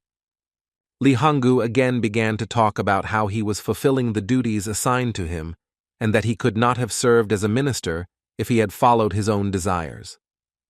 Meanwhile, Choi Hyun-sung saw that all the people involved in his case were in cahoots with each other. It was all dirty. The hero narrowed his eyes, as if hinting that he didn't believe a single word coming out of the old man's mouth. He insisted that he was only trying to do his job legally, a last word that finally angered the player. He recalled that instead of doing everything according to the law, several far-fetched claims were made that could not be refuted due to the fact of death. The old man listened with surprise about the performance of his official duties and the damage to the equipment. Choi Hyun-sung added that it was ridiculous to even talk about a fine for not complying with agreements. He died while carrying out an assignment for the association. Their gazes met, and now it was completely impossible to figure out who was the victim and who was the predator. The young man became seriously angry and asked menacingly whether the minister saw any common sense in the decisions he had made. He asked him to calm down, to which the hero replied that he would calm down after everyone got what they deserved, after which he noted that the minister did not seem like a stupid person. Lee Hang-gu clenched his fist. It seemed he was still a bit dense if he didn't notice the hidden threat in the visitor's tone. Or maybe, on the contrary, he noticed and decided to bluff. In any case, he opened his mouth and shouted that it was impossible to talk to the minister in such a tone. Who did he take him for? Choi Hyun-sung calmed down and simply asked why the man had started talking such blatant nonsense and lying from the very beginning of their conversation until now. Is it really possible to be so ignorant or so shameless? Let him choose the right option himself. Lee Hang-gu switched to insults again. He realized that he had been found out, and the best defense was an attack. He reminded our hero several times that he was a minister, and that in the past he had even been a congressman. Lee Hang-gu glared at the boy and asked how dare someone like him claim to know anything about this life. Then came another stream of insults, but the guy simply didn't listen, pretending to clean his ear. They called him a brat and a loser, but Choi Hyun-sung knew perfectly well that all this was just an attempt to defend himself. Finally, the player got tired of wasting time and nerves, and he calmly asked what was left for him to do. Maybe he should just finish off the old man. The minister's face became frightened. He suddenly realized very clearly that this was far from an empty threat, but a real possibility of further developments. Our hero took a few steps towards the minister, and he began to tremble violently, sweat even running down his legs. The young man stopped right at the edge of the table and looked questioningly at Lee Hang-gu for a while, waiting for an answer. It didn't follow, so the guy leaned over to the old man and advised him to live a little more meaningfully from now on, and to think about the consequences before opening his mouth. Both of the minister's assistants, who had come running to the noise, froze, sweating from nerves and fear for their lives. Choi Hyun-sung tapped his finger on Lee Hang's forehead and said that people don't need heads for beauty. The young man added that he had recorded all the insults the minister had managed to send his way, so that was a good guarantee of safety. The hero showed his phone and noted that he would sue. He had heard that such words could lead to him losing his job. He smiled sweetly and ended the conversation by saying that he and the minister would meet in the courtroom next time. Choi Hyun-sung walked decisively toward the office exit, deciding that he should leave in style. As soon as the doors closed behind him, the boy heard a howl of despair from Lee Hang-gu's office, which was roughly the effect he had hoped for. The hero opened the information board and checked whether his new skill, Fury, which provokes the opponent, had been leveled up. It turned out to be very useful. A few days later, Lee Hang-gu resigned from his post. Corruption schemes were uncovered and players went out in protest. At first, only the best showed discontent. But after an official statement from the Sioux Guild and several high-profile interviews, smaller guilds also joined in. Choi Hyun-sung changed hotels again to be closer to the dungeons that hadn't yet been cleared, although the hero had other things on his mind at the moment. He studied his parameters, managed to pump up psychometry to heroic rank. Now it was possible to make video and audio recordings from the past, from objects that did not have mana. Suddenly the phone rang, and Shin Yuna's name appeared on the screen, interrupting the young man from his thoughts about his plans. The guy accepted the challenge, and instead of a greeting, he heard an offer to meet as soon as possible, or better yet, right now. The young man happily agreed. He liked the idea. The girl immediately asked to tell her exact location. She was leaving. This proposal made Choi Hyun-sung tense up. He absolutely did not want to show his boss the hotel he was staying at. The guy blushed with worry and asked the girl to wait a bit, feverishly grabbing his phone. The player found a cozy cafe nearby and offered to take Shin Yuna there instead of to the hotel, if she didn't mind. The girl happily agreed to come to this small cafe near Sangao Station and said that she was on her way and would be there in about 30 minutes. Choi Hyun-sung thanked him and jumped out of bed to make himself look more presentable. Soon our hero was already in the little cafe. It really lived up to its name and was quite modest in size.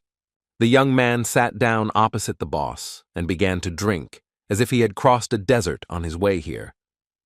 She said that she would not beat around the bush and would immediately ask whether the scandal with Minister Lee Hang-gu was really connected with the guy's activities. Choi Hyun-sung didn't expect such directness and asked her why she came to such conclusions. Shin Yuna replied that he was the only one who could handle it. After some thought, the beauty explained that government officials usually react to such things extremely sensitively. The guy became serious and a little scared. The boss added that he was suspected of this, so he needed to be very careful. The young man exhaled loudly and asked what would happen if it turned out that he had done it, what the consequences would be. Shin Yuna replied that he would be arrested on charges of trespassing and theft. The hero suggested that he would be subject to a special punishment under aggravated circumstances under the Special Players Act. The girl replied that if that happened, he would have to support public opinion. Choi Hyun-sung replied with a satisfied expression that that would be fine, but there was one nuance that could not be overlooked. He is not a criminal at all, so he has no intention of thinking about anything like that or worrying about it. Singyuna ignored this feigned joy and in a serious tone asked the player to just be careful. She explained that those who are endowed with special rights and powers do not want to allow players to gain power. The young man was a little confused, not understanding how the beauty had managed to figure out his plan so quickly. But then the girl smiled and said that what had happened was a good enough warning for the government. She began to twirl the straw from her drink in her hand, as if wondering whether to continue or whether she had said enough. Finally, she added that because of this matter, our hero would most likely make a lot of enemies. Her wariness towards Choi Hyun-sung is growing, so she would advise him to lie low for a while. The guy looked at Shin Yuna with gratitude. He already understood her hints and hidden feelings quite well. That's why he laughed and declared that these were turbulent times, and it really was better to keep a low profile, even if he wasn't involved in anything like that. He doesn't need any extra trouble, so even though he hasn't done anything illegal, the hero will follow his friend's advice. The girl laughed and remarked that it was a great idea, and besides, no one really needed any unnecessary suspicions. They looked at each other with warmth and gratitude and admitted that it was, in principle, very good to avoid unnecessary suspicions. Pyongyang, a city in North Korea, had many flaws, but the biggest one was the huge missile hurtling towards it. There was an explosion so powerful that the city was left practically untouched, wiped off the face of the earth. The soldiers hiding in the trench began to whisper among themselves. They could not understand whether the rocket had worked effectively or whether the enemy had survived. It was a huge dragon, which, like a phoenix, rose from the ashes. It seemed that its time had not yet come. The monster's mouth was getting closer and closer to the people frozen in horror. It seemed like some kind of horror movie in reality. Finally, the dragon opened its mouth and roared so loudly that the people were almost blown away by the sound wave, thrown back against the wall of the trench. The soldiers were still unable to move. They only rolled their eyes, realizing that they were about to die. The dragon breathed, and first their equipment, and then the people themselves began to simply melt, as if they were plastic toys. The monster rushed along the former street of the metropolis with incredible speed, leaving behind only a trail of ruins. Helmets and remains of other equipment lay among the debris, but there were no people there at all. Aviation also turned out to be completely powerless against a monster of such rank and size. They didn't have a chance. The dragon was larger than a skyscraper, and, unlike buildings, had the ability to move wherever and however it wanted. Choi Hyun-sung and Shin Yuna continued to sit in the cafe. The guy remembered his old promise to treat his boss to something delicious. The young people had finished eating, and it was time to finish the meeting, but he didn't want to, when the girl's phone rang. She said with a guilty look that she had to leave first, that something urgent had come up, and that they shouldn't leave the cafe together. Suddenly, Shin Yuna's face changed because our hero's phone also started beeping with an urgent message. He showed a screen where a message from the Players Association was flashing, and then offered to go on the challenge together. The message was addressed only to rankers and top players. They were required to immediately report their location and arrive at the specified address. The girl looked at the glass with the drink. There was no need to twirl the straw in her hands now. She nodded and said that everything was going just fine. Her car was parked near the cafe, and the young people actually went there together. Shin Yuna reported that a Jindo dog had been released, and she needed to call headquarters first. The hero opened the news, and a high-ranking Imugi destroyed Pyongyang. He read the news to his boss, and the suggestion that the monster was heading for South Korea seemed especially dangerous. Choi Hyun-sung read the rest of the headlines and was particularly struck by the collapse of the North Korean regime and the loss of statehood. The guy literally started to break out in a cold sweat. The problem turned out to be much more serious than one might have thought. Together, the young people drove up to the Players Association building and went inside, where events were in full swing. A man with report sheets at the microphone announced that, although the news article had already been published, the situation was much more serious than it described. During the fight against the Imugi, almost all players were destroyed. The government and the army were also powerless, and they also relinquished their powers. But that's not the worst part. Waves of monsters from portals have once again poured into various parts of the country. Shin Yuna and Choi Hyun-sung froze, like everyone else present, when they heard that thousands of refugees were arriving in South Korea seeking protection. And they became a kind of bait. Monsters from the north move south after people. At these words, someone ran up to the podium. It turned out to be the president of the association himself. He looked frankly frightened and announced that that was all for now. It seemed as if the man did not want his colleague to read the information from his sheets to the end. Those present also had counter-questions. A girl with red hair asked why rankers and high-level players were summoned separately. This question also troubled the others. No one understood what their task was and why such a selection of participants. The president of the Players Association explained that they were called in to defend the country from the monsters advancing from North Korea. It is also necessary to prepare a line of defense against the Imuga, orienting its movement to the south. Having heard about this, Choi Hyun-sun was seriously scared. Hearing about the front line, the young man realized that what was happening was taking on the scale of a global cataclysm much faster than the previous disaster. 10 days later, events took place in Gyeonggi-do, Paju, which would have a dramatic impact on the situation, and the best players were already there. There, a very large gate opened, from which a wave of fierce and very aggressive orcs simply poured out. By this time, the association had already prepared a squad capable of confronting the monsters, and at first, everything went well. As soon as the monsters entered the human world, they died from the inexorable katana of one of the rankers, while the rest of the players stood by to help. But their help was not needed yet. The man in the kimono was as fast as lightning and as dangerous as a cobra. When the orcs were dealt with, he turned to his colleagues and asked how much longer they would have to mess around with such a trifle. Choi Hyun-sung, hearing their conversation, thought that it all looked simply terrible, the best players languishing from idleness when in other places they were expecting an attack by the Imugi. Just at that moment, a werewolf attacked the hero from behind. It turns out that not everything in this area was so simple. With one movement of his sword, the young man got rid of his opponent and began to look around in search of the others.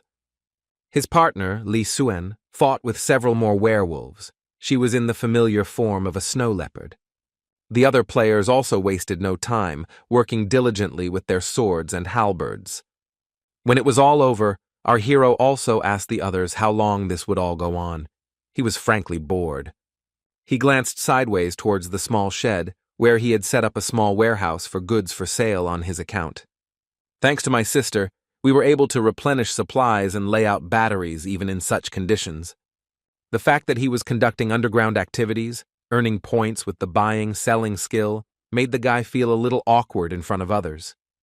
In Dandong, China, near the Yalu River, crowds of monsters marched across a bridge in an organized manner. They were met by an army, fighting off the invasion with small arms, the firepower of which was enough to keep the monsters at bay. Orcs and ogres were blown to pieces, but new monsters immediately took the place of those who perished, ready to sacrifice themselves to allow the next ones to pass. But the next ones could have easily done without such victims, because their size and level were so high that people were powerless. It was a huge emoji that walked along the river, ignoring the bridge. The water did not even reach its knees. The soldiers attacked with rockets, but the explosion did not cause any visible damage to the monster, and it continued on its way. Moreover, it did this much faster than before the attack, because it was seriously angry, intending to destroy as many soldiers as possible.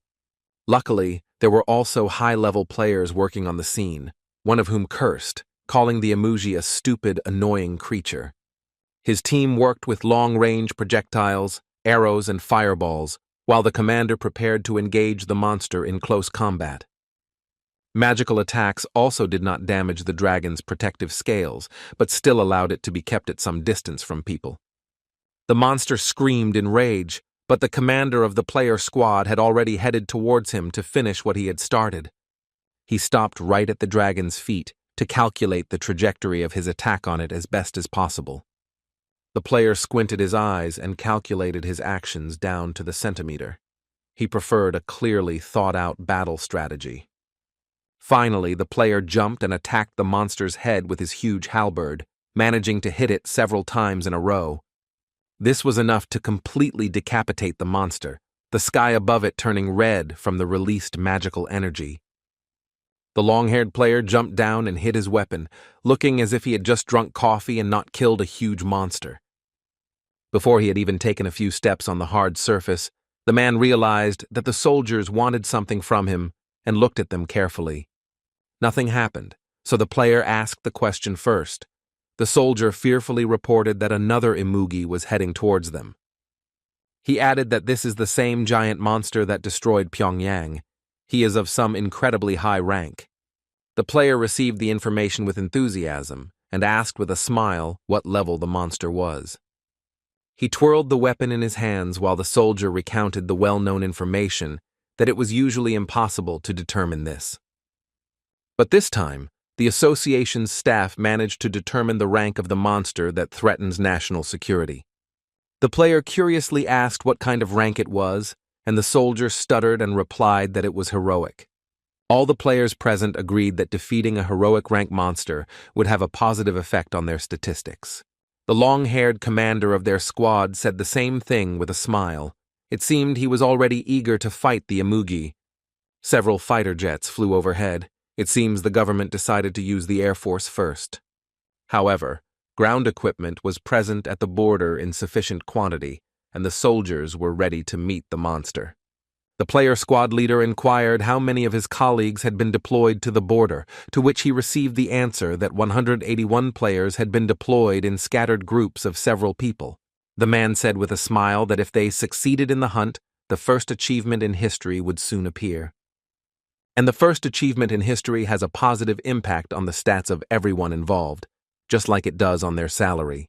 The players smiled, already imagining how well they could level up and even earn some money in the process. The approach of the monster was indicated by the fact that the military opened fire. It was necessary to prepare. The long-haired player was calm and gave clear instructions to his subordinates. They would need to act in a coordinated manner. The total number of players in the country was about 3,000. Only the best of them were present here, and there were a lot of them. The emoji was so huge that even a volley of missiles did not damage its scales by a single centimeter. The long-haired player looked determined, and in anticipation of an incredible fight, he commanded the others to get ready. A second later, he gave the order to advance, to show the world the greatness of China, and to glorify both himself and his country by rushing first. The team joined the commander, each player attacking the emoji to the maximum of their abilities. Meanwhile, the mage was applying victory, haste, blazing fighting spirit, and other buffs. He was a master of his craft. The players struck with incredible force, but the monster merely bowed its head down, as if it were being attacked by some annoying flies. He narrowed his eyes, deciding to influence this little thing in the same way they had influenced him, with magic. A menacing roar erupted from its enormous mouth, and the emoji activated a skill that caused all players to freeze in midair. Those who were standing on the ground managed to read that this was the fear skill, which paralyzed enemies for 10 seconds. People could not move. The monster clamped its teeth on one of the players and simply knocked down all the others with a blow from its spiked tail. People flew around like tennis balls, and one could only guess whether anyone survived the blow or not. Those who remained on the ground screamed in horror. Although they were not affected by fear, they were truly frightened. Meanwhile, the Imugi decided that these players also deserved punishment and attacked the group with a powerful blast of electricity. Meanwhile, Choi Hyun-sung continued to languish in boredom in Gyeonggi-do, Paju, and his only consolation was trade. The news from China that the Imugi had wiped out thousands of players and 200,000 troops at the border made him think that it was simply not possible. The hero decided he needed to be more careful. He wanted to buy the Wild Instinct skill, which allows him to sense threats and detect their presence based on mana. But then he changed his mind about using mental resistance, instead buying Unyielding Spirit, a skill that increases resistance. He must clash with the Book of Immortality. The purchase seemed profitable, and the young man began to wait for the book to appear, sparks of blue energy flickering around him. Soon the skill was mastered, and an expression of satisfaction and calm appeared on Choi Hyun-sung's face. He clenched his fist, trying to feel if anything had happened to his physical body, but he felt nothing. Judging by the sensations, there were no significant changes. It was curious. To put it mildly, the guy decided to check it more thoroughly. A little later, the young man headed towards the exit. He wanted to assess the situation outside. Convincing himself that he would still have time to test the acquired skill somewhere away from prying eyes, Choi Hyun-sung went about his business. He was called to take mental fortitude tests organized by the Association for Participants in the Operation Against the Imugi. The corridors were crowded. Not all players felt the need to undergo additional skill checks at a critical moment. But there were also those who simply did what was necessary. They calmly waited their turn in the corridor. Everyone who intended to take the test had to confirm their identity, and the contingent was very diverse. There were high-level players here who had already defeated many monsters, but even they felt a little unsure. There were also ambitious warriors who knew for sure that they would pass this stupid test without any difficulty. Most of the players were irritated that they had to arrive here on such a rush. Choi Hyun-sung also felt out of place. He had never seen so many players in one place. He looked around at those present, quickly realizing that there were many professionals and greenhorns there. The latter looked as if they had woken up only yesterday. They even came in civilian clothes, without bothering to be properly equipped. It was funny that the association decided to gather everyone who was capable of resisting the enemy. Therefore, many new players did not quite understand what awaited them, but for some reason they were afraid not of the monsters at all, but of the upcoming testing. Our hero walked down the corridor, looking for a place to comfortably wait his turn. Finally, he found a small sofa and sat down on it, continuing to look at the contingent gathered there. Quite quickly, the hero heard himself being called to the check-in desk, but he was unable to enjoy his comfortable seat. The young man approached the female administrator and stated his name, and she immediately began identifying him. Choi Hyun-sung froze, afraid that he would end up on the list of violators or something similar because of the situation with the minister. This did not happen, and everything went smoothly. The girl reported that his identity was confirmed and access was granted. She showed the guy which door to go through to take the test they had all been gathered there for. There was nothing in the room except a huge black screen, and the young man guessed that those behind it were conducting the testing. It looked like an investigator's office from a movie. Someone's voice asked if the player was ready for the test. He answered that he was. The same headman said that in this case they would begin the procedure. The hero looked around to understand where the sound was coming from. He felt like he was being mentally coerced, so he tensed up, just in time to use his newly acquired skill. A message appeared on the screen that the subject was being affected by the mental skill Queen's Dignity, something Choi Hyun-sung had never heard of before. The guy was warned that he would be thrown into confusion for 10 seconds, but the skill Unyielding Spirit completely resisted the skill Queen's Dignity. Feeling that the effect on him had ceased, the young man asked if this was the end, and the voice said that yes, he had passed the test. Saying that in that case he would go, our hero walked decisively towards the door. The man behind the screen thanked the player for coming, and the tester muttered that Choi Hyun-sung really was a weird guy. More precisely, the tester, it was Jing Yuna, our hero's boss. She still couldn't figure out the player's abilities, so they called the next test subject into the office. A few days later, the weather was just great, but it didn't bring joy to anyone. People were busy with other things. The military was deployed to the border along with special equipment to repel attacks by monsters, and most importantly, a dragon that was approaching South Korea. The world government approved the idea of amassing an army at the border, so the soldiers were in full combat readiness. The fighter jets were given permission to fly into the airspace of neighboring countries if necessary.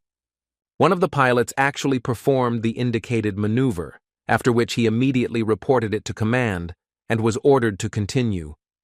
Missile carriers also fired shells into the sea to resist the giant monster. But as we remember, the Imugi had excellent scaly armor, making such attacks useless. All that could be achieved in this way was to anger the monster, after which it would begin to destroy everything around it, blindly striking with its tail. In fact, this was a diversionary tactic. The players, like Choi Hyun-sung, thought that everything was going according to plan for now. The hero assessed the size of the arriving rankers and their enormous weapons. They truly had brought the best of the best here.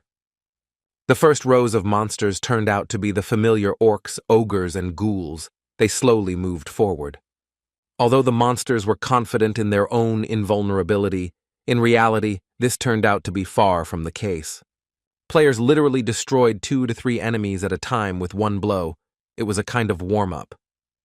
A week later, a special meeting was held in Beijing, China, to discuss everything that was happening in the eastern region. One of the players present insisted that they had to attack the Imugi themselves from behind. The consequences of the military attacks were horrific. The explosions destroyed settlements and nature, but did absolutely no damage to the monster. The dragon became more and more powerful, his rage knew no bounds, and a decision was made to gather the best players from among those who managed to survive in the country. Another man, an official, glanced at the speaker with displeasure, asking if this was not too hasty a decision. He explained that the capital, Beijing, needed to be protected. If a legendary monster appeared there, there would be no one to protect the city. Everyone couldn't be sent to the Imugi. The monster has already managed to destroy a couple of thousand rankers and hundreds of thousands of soldiers. Soon, the entire military might of the country will be spent on it. Another government official insisted that high-level players should be used. Then they would get rid of the monster with a small force. He believed that this could definitely be done by using the best magicians in the country, rather than troops. The truth was that the monster didn't care at all who entered into combat with it. It killed everyone. Both trained players, mages, and soldiers all died equally quickly, unable to withstand the monster's attacks. He paralyzed them with his fear skill, and then simply swept them away with his huge, spiked tail. People fell to the ground, breaking bones from the impact. Many died instantly, the rest lost their fighting ability. The healers worked at the limit of their capabilities, but the losses among the players were still simply catastrophic. Moreover, by saving their comrades, the healers themselves became easy targets for the creature that knew no mercy. The giant fang was already looming over them, as if hinting that it would soon come into action and leave no one alive here. The Imugi was quick to deal. Some tried to escape by running, others tried to hide behind a shield, but the result, unfortunately, was always the same. Even when the monster was hit with long-range projectiles of various types by several mages and soldiers at once, the scales protected it. Neither ice nor fire nor electricity had any effect, but the monster's sharp teeth worked perfectly. Even with the sound wave of his roar, he practically blew people away from where they were, finishing them off with his teeth and tail. They could gain strength by drawing energy and mana from the earth. They could drink potions, but the Chinese players were unable to offer adequate resistance to the enemy. Most were in a depressed mood, realizing that they were doomed, if not to death, then to desertion. Looking around the area, the man realized that only 10 of his colleagues were left alive. It was a terrible sight, and it was far from the best who survived. The player realized with horror that only the most cowardly and cautious players remained around him, who simply stayed away. Gritting his teeth, he hissed that it was time to move on to Plan B. It seemed they simply had no other choice. The shield fell to the ground. The man stood up to his full height, trying to attract the monster's attention. The archer drew his bowstring to release a magical arrow that would increase the creature's irritation. Another pair of people prepared to launch a fire spear at the emoji. It was the last thing they had mana for. All the shells flew right on target. The monster roared. This time he did receive some damage. It was inspiring. The commander gave the order to drive the monster towards South Korea. China could not defeat it on its own, no matter how offensive it was. Choi Hyun-sung, like other Korean players, was following the news, and when the hero saw that the Chinese had allowed the monster to advance through the country, they understood the purpose of such a maneuver. Everyone started looking at each other and placing bets on how soon the monster would cross the border into their country. Choi Hyun-sung looked at his colleagues and thought that they looked a little disappointed, but in vain. Suddenly the earth shook. The coffee in our hero's cup began to move in waves. It looked like an earthquake. The guy looked at the reactions of those around him. They were completely different. Some didn't notice anything at all. Others started looking around, trying to figure out what was going on. They looked a little worried. Suddenly, one of the girls reading the news screamed that the emoji was moving straight towards them at high speed, and this was written in the news. The order was given for everyone to prepare for battle, but most players still didn't understand why the situation had changed so quickly. Many were excited because they had the opportunity to fight such a rare and powerful monster. Choi Hyun-sung was one of those who was eagerly awaiting the arrival of the emoji. But he wasn't just having fun, he was preparing. The guy decided that the time had come for his main incredible achievement. A purple glow, similar to electricity, had already appeared in his hand. The girl who broke the news loudly added that the Chinese rankers had suffered a complete fiasco. Out of several thousand, only about 10 remained alive. She explained that the survivors were luring the emoji to this South Korean camp, as per the agreement with the governments of their countries. Just at that moment, a roar was heard. The players launched projectiles at the monster, pushing it closer and closer to the Korean border. The monster roared incessantly but moved quickly. Choi Hyun-sung's colleagues began to be outraged by this behavior. They felt that the Chinese were not acting fairly. If it comes down to it, it could be called a crime when you couldn't cope with a monster and simply drove it to another country. Xing Yuna appeared behind the speakers. The girl, with a serious face, asked her subordinates to calm down and not escalate the situation. The Chinese players were simply following orders. It's better for the Korean players to prepare for battle rather than figure out who's right and who's wrong. It's a waste of time. Choi Hyun-sung looked at his boss with respect. He liked her calm tone and reasonable views on work. There were only a handful of Chinese players left, and they continued to lead the emoji to the border, saving the country at the cost of their lives. The man closest to the monster's face had already lost his arm, but he continued to lure the monster forward. The female player who constantly read and reported the news stated with horror in her voice that the emoji were already here. The creature's ferocious face was so huge that it could be seen from several kilometers away, and the monster moved very quickly. The Chinese player tried his best to lead him, but he took too many risks by going down to the ground. The emoji's teeth clicked, and in the place where the man had just been, there was absolutely nothing left. The monster stopped, straightening up almost to its full height. Now it had to choose the direction of movement itself. It had just eaten the bait. A handful of Chinese players had no intention of giving up and intended to fight on Korean soil.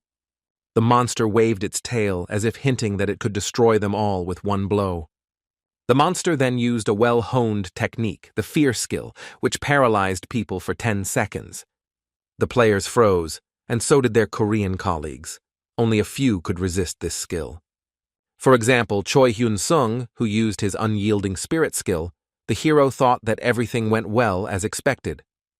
There were several more people like him. They were the best players in the country. They all rushed forward to attack the monster. They hid behind their shields from the blow of the tail, but the most surprising thing is that this blow did not knock the warriors off their feet. Damage dealers and tanks rushed to the attack as soon as the whirlwind around the monster's scales died down, their strikes precise and unpredictable. They chopped as if they had been doing this all their lives. Xingyuna shouted at them to try to avoid the whirlwinds. The mages attacked the monster from a distance, but their blows were far less effective than those of their colleagues fighting hand to hand. But the whirlwinds around the scales and spikes were truly dangerous, as they seemed to suck people in and inflict piercing damage. There was another attack, different from all the others. Someone used magic enhanced with an electrical charge. It caused real torment to the Imugi. It was Choi Hyun-sung. He was assigned the role of a long-range damage dealer. The hero diligently carried out orders. The young man was pleased with the skills he had acquired. He felt completely at home. Other players supported their colleagues remotely, casting buffs and attacking the monster with magic. There were also healers there. But still, the tanks had a clear numerical superiority, and they were more than determined. Wave after wave of players attacked the Imugi in close combat. Unlike their Chinese counterparts, the Koreans proved more skilled. Choi Hyun-sung watched their actions and caught himself thinking that this was a completely different level, a speed he could only dream of for now. Suddenly, one of the players didn't notice the whirlwind and fell to the ground, getting hit by the spike of the Imugi's tail. Healers immediately rushed towards him, shouting that everything would be fine. The system was perfectly set up. Our hero was amazed at how accustomed the members of the Players' Association were to teamwork. He wanted to use the skill that drew power from blood, but he didn't dare do it in front of his colleagues. With the thought that he would later use the blood from the ground, the guy decided not to be distracted by such things for now. He and the other ranged damage dealers began working on the Imugi with magic projectiles again. Meanwhile, the tanks, along with Xingyuna, did their job with utmost dedication, and they were successful in it. The monster had suffered very serious damage.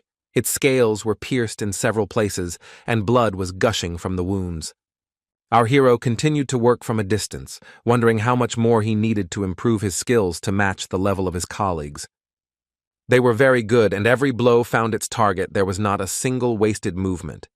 The guy did his job with the sorceress, calculating that he needed about 1 trillion points for the elixir, but for now, he would have to level up on his own. Suddenly, Choi Hyun-sung noticed that the Imugi had stopped and looked in their direction, a sinister expression appearing on its face. Streams of saliva flowed through its huge, sharp teeth. It looked like the monster had decided to feed on its ranged opponents. This did not go unnoticed. The girls immediately ordered everyone to gather and cast a protective barrier. Meanwhile, the monster tried to attack with a sound wave, which was the type of damage that was the hardest to resist.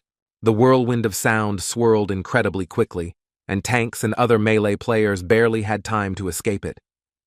The sorceress decided to help her colleagues by preparing a projectile, but she was hesitant to launch it for fear of harming people. The Imugi attacked their protective barrier with such force that the humans had great difficulty holding it. And even under these conditions, the outer layer cracked almost immediately, but the second remained intact. The Korean players were very well prepared, but under the current circumstances, even they began to panic. The mages continued to cast spells, drawing mana from the surrounding environment, which allowed them to maintain their effectiveness. The tanks prepared their shields because the magic dome alone was not enough. The sound wave was too strong. Even so, it was difficult for them to stay on their feet. The Imugi was seriously enraged and intended to destroy the people as quickly as possible. Once the attack was over, the monster straightened up to assess the extent of the destruction caused by its activities. Taking advantage of the moment, the players hit him again with fire, water, electricity, cold, and magic.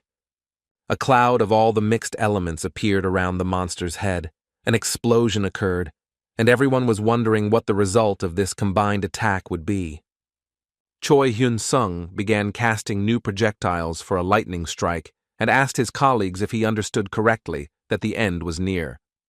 The dragon's eye glowed red, a signal that he was not just angry, but mortally angry, and had entered a berserk state. The creature growled so menacingly that everyone's blood ran cold. The players understood the threat this state of the Imugi posed. They began to gradually increase the distance in order to protect themselves at least from the first attack of the enemy. Choi Hyun-sung knew that berserk decreased defense while increasing attack power, so it was a good chance to deal extra damage to the dragon. His plan failed. Despite everything, the monster simply rushed forward towards the group of ranged hunters and healers. This shocked the tanks, who were temporarily out of work, but were clearly afraid for the lives of their colleagues.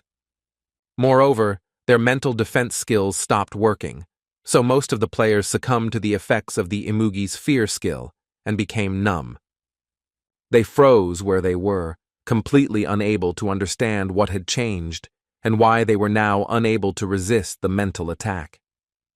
The puzzled faces of the melee warriors were so eloquent that no further explanation was required. Messages flashed before everyone's eyes, stating that the activation of the defensive skill had failed and that there was no effect. Having gained the ability to move, the players immediately rushed to attack the monster, but now they were completely unable to inflict damage on it, while their attacks were ignored. There was clearly something wrong here, but it was impossible to understand what exactly. Looking back, one of the men was horrified. There was not a scratch on the Imugi's body. The monster set off in pursuit of the archers, mages, and healers.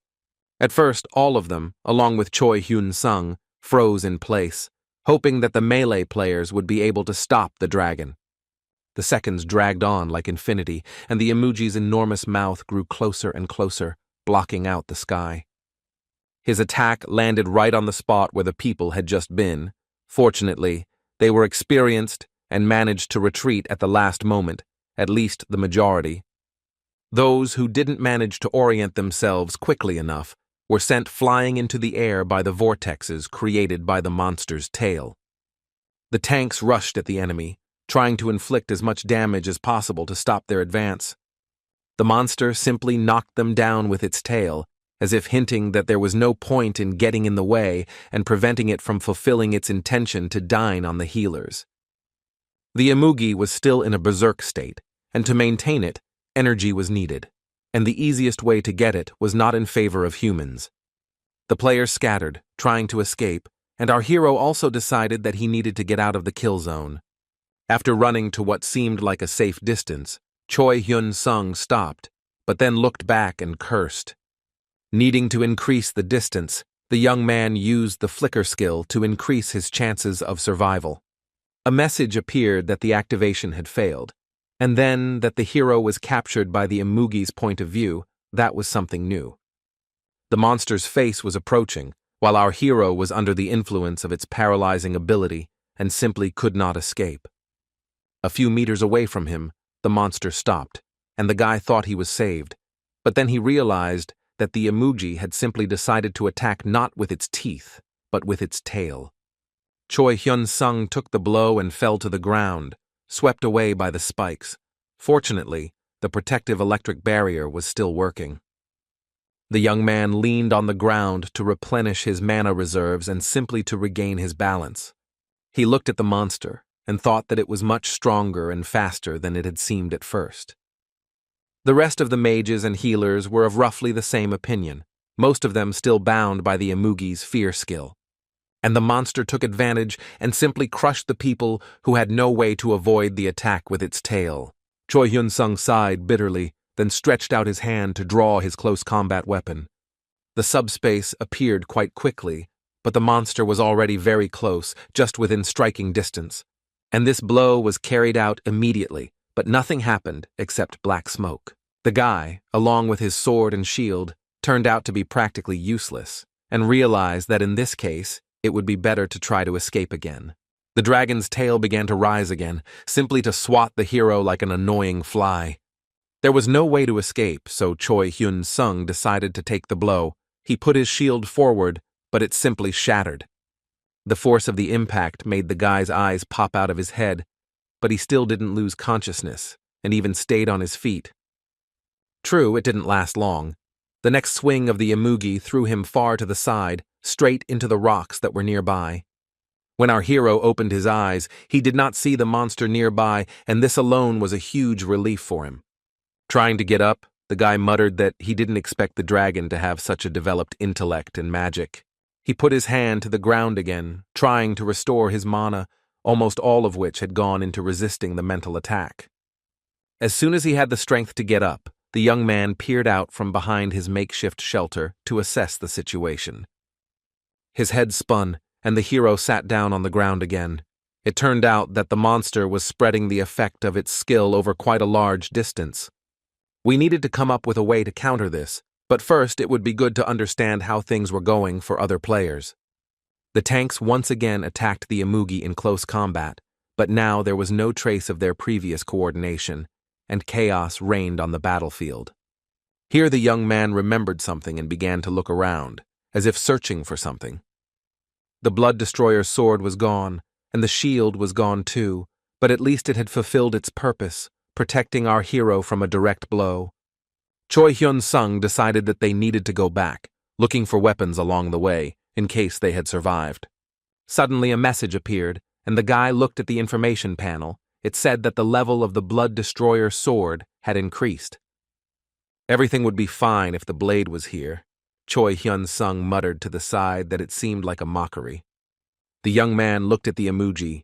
His colleagues were attacking him, but the monster now looked somehow tired. There was some kind of foreign body visible at the tip of his tail, and the guy had a brilliant idea about where his blade was. The Blood Destroyer's sword must have gotten stuck in the dragon's tail when it attacked our hero, and now it was feeding on the monster's blood and leveling up automatically from its blood. Choi Hyun-sung decided that he should quickly pull out the sword and check how much it had improved, and he headed towards the monster. Getting close wasn't easy, as the Imugi was constantly moving, dodging the attacks of the Korean players. Shin Yuna, like the others, put in maximum effort, and it became obvious who would emerge victorious in this fight. With their combined efforts, the people had almost killed the huge monster. The dragon was resisting with all its might, but there weren't many of them left. Suddenly, Choi Hyun-sung saw another push notification about another rank increase for his unique weapon. Then a veritable avalanche of notifications began to roll in, apparently due to the blade absorbing the blood of a dying heroic rank monster. The sword itself began to glow red, like blood. It even increased in size and seemed to be taking away the life energy of the Imugi. The monster did not look its best. It was exhausted and had lost most of its ability to resist.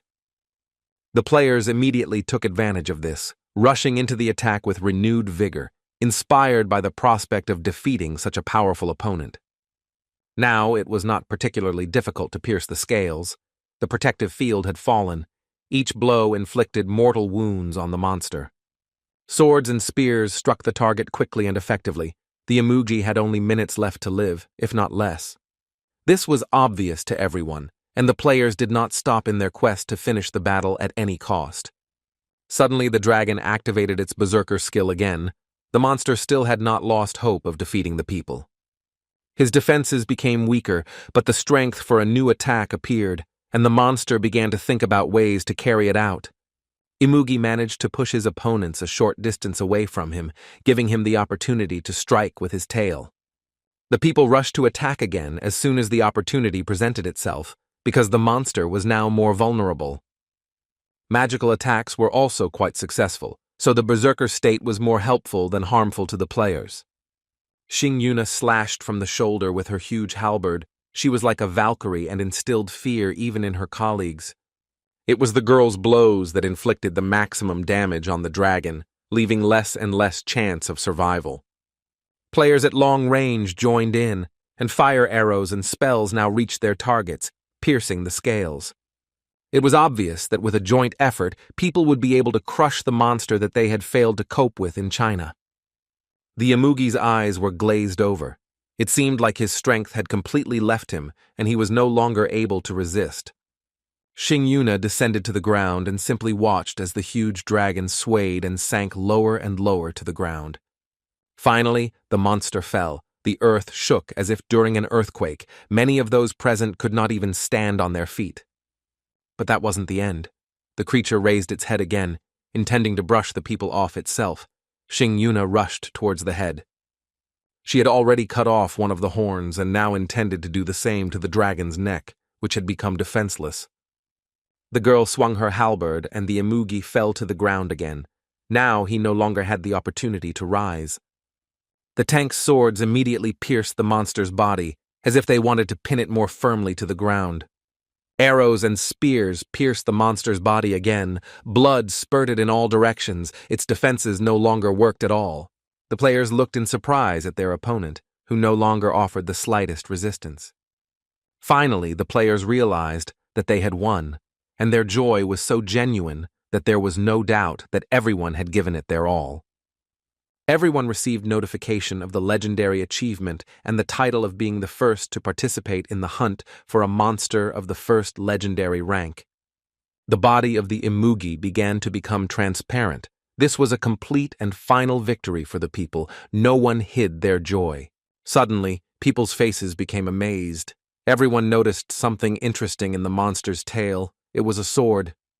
The Blood Destroyer sword grew larger and larger, its red color now so bright that it was impossible to ignore. A scarlet glow appeared around. Splashes of energy spread in all directions from the place where the blade was stuck. When there was absolutely nothing left of the Imugi, Choi Hyun-sung's sword hung in the air for a few seconds. Then it shot down like an arrow and stuck into the ground about halfway along its length. Our hero walked over to his weapon and pulled it out, then raised it with a small swing. A message appeared about an incredible achievement. The guy was the first to win a legendary rank weapon and get his first legendary rank skill. The young man froze, looking at his transformed sword, which was now bright red and gold. Curious about the changes that had occurred with the weapon, the hero extended his hand forward to activate the information panel. The blade was now called the Blood Destroyer sword, a legendary return item that only Choi Hyun-sung could use. But in addition to this, it increased stats, especially when absorbing dragon blood. Weapons could be summoned up to 3 times a day, and a new skill allowed one to summon flying claws. The guy stretched with satisfaction, thinking that he had received a simply magnificent reward for his efforts. It turned out that this was not all. Each participant in the raid received a reward corresponding to their contribution to the victory. Choi Hyun-sung received the highest, an increase of 10 points in all stats. Realizing that he had been placed first in the ranking of participants, the young man simply widened his eyes in surprise.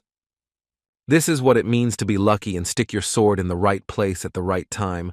I wonder if everyone realized what happened. Our hero once again twirled his trusty blade in his hand and thanked it from the bottom of his heart. The other players were somewhat confused, wondering how the reward for the battle would be distributed. Typically, the association practiced paying in cash based on contributions to the common cause. The young man looked over his data again and thought that if this information was revealed, it would not bring him anything good. Choi Hyun-sung nervously patted his thigh, pretending to brush dust off his pants. He felt tense.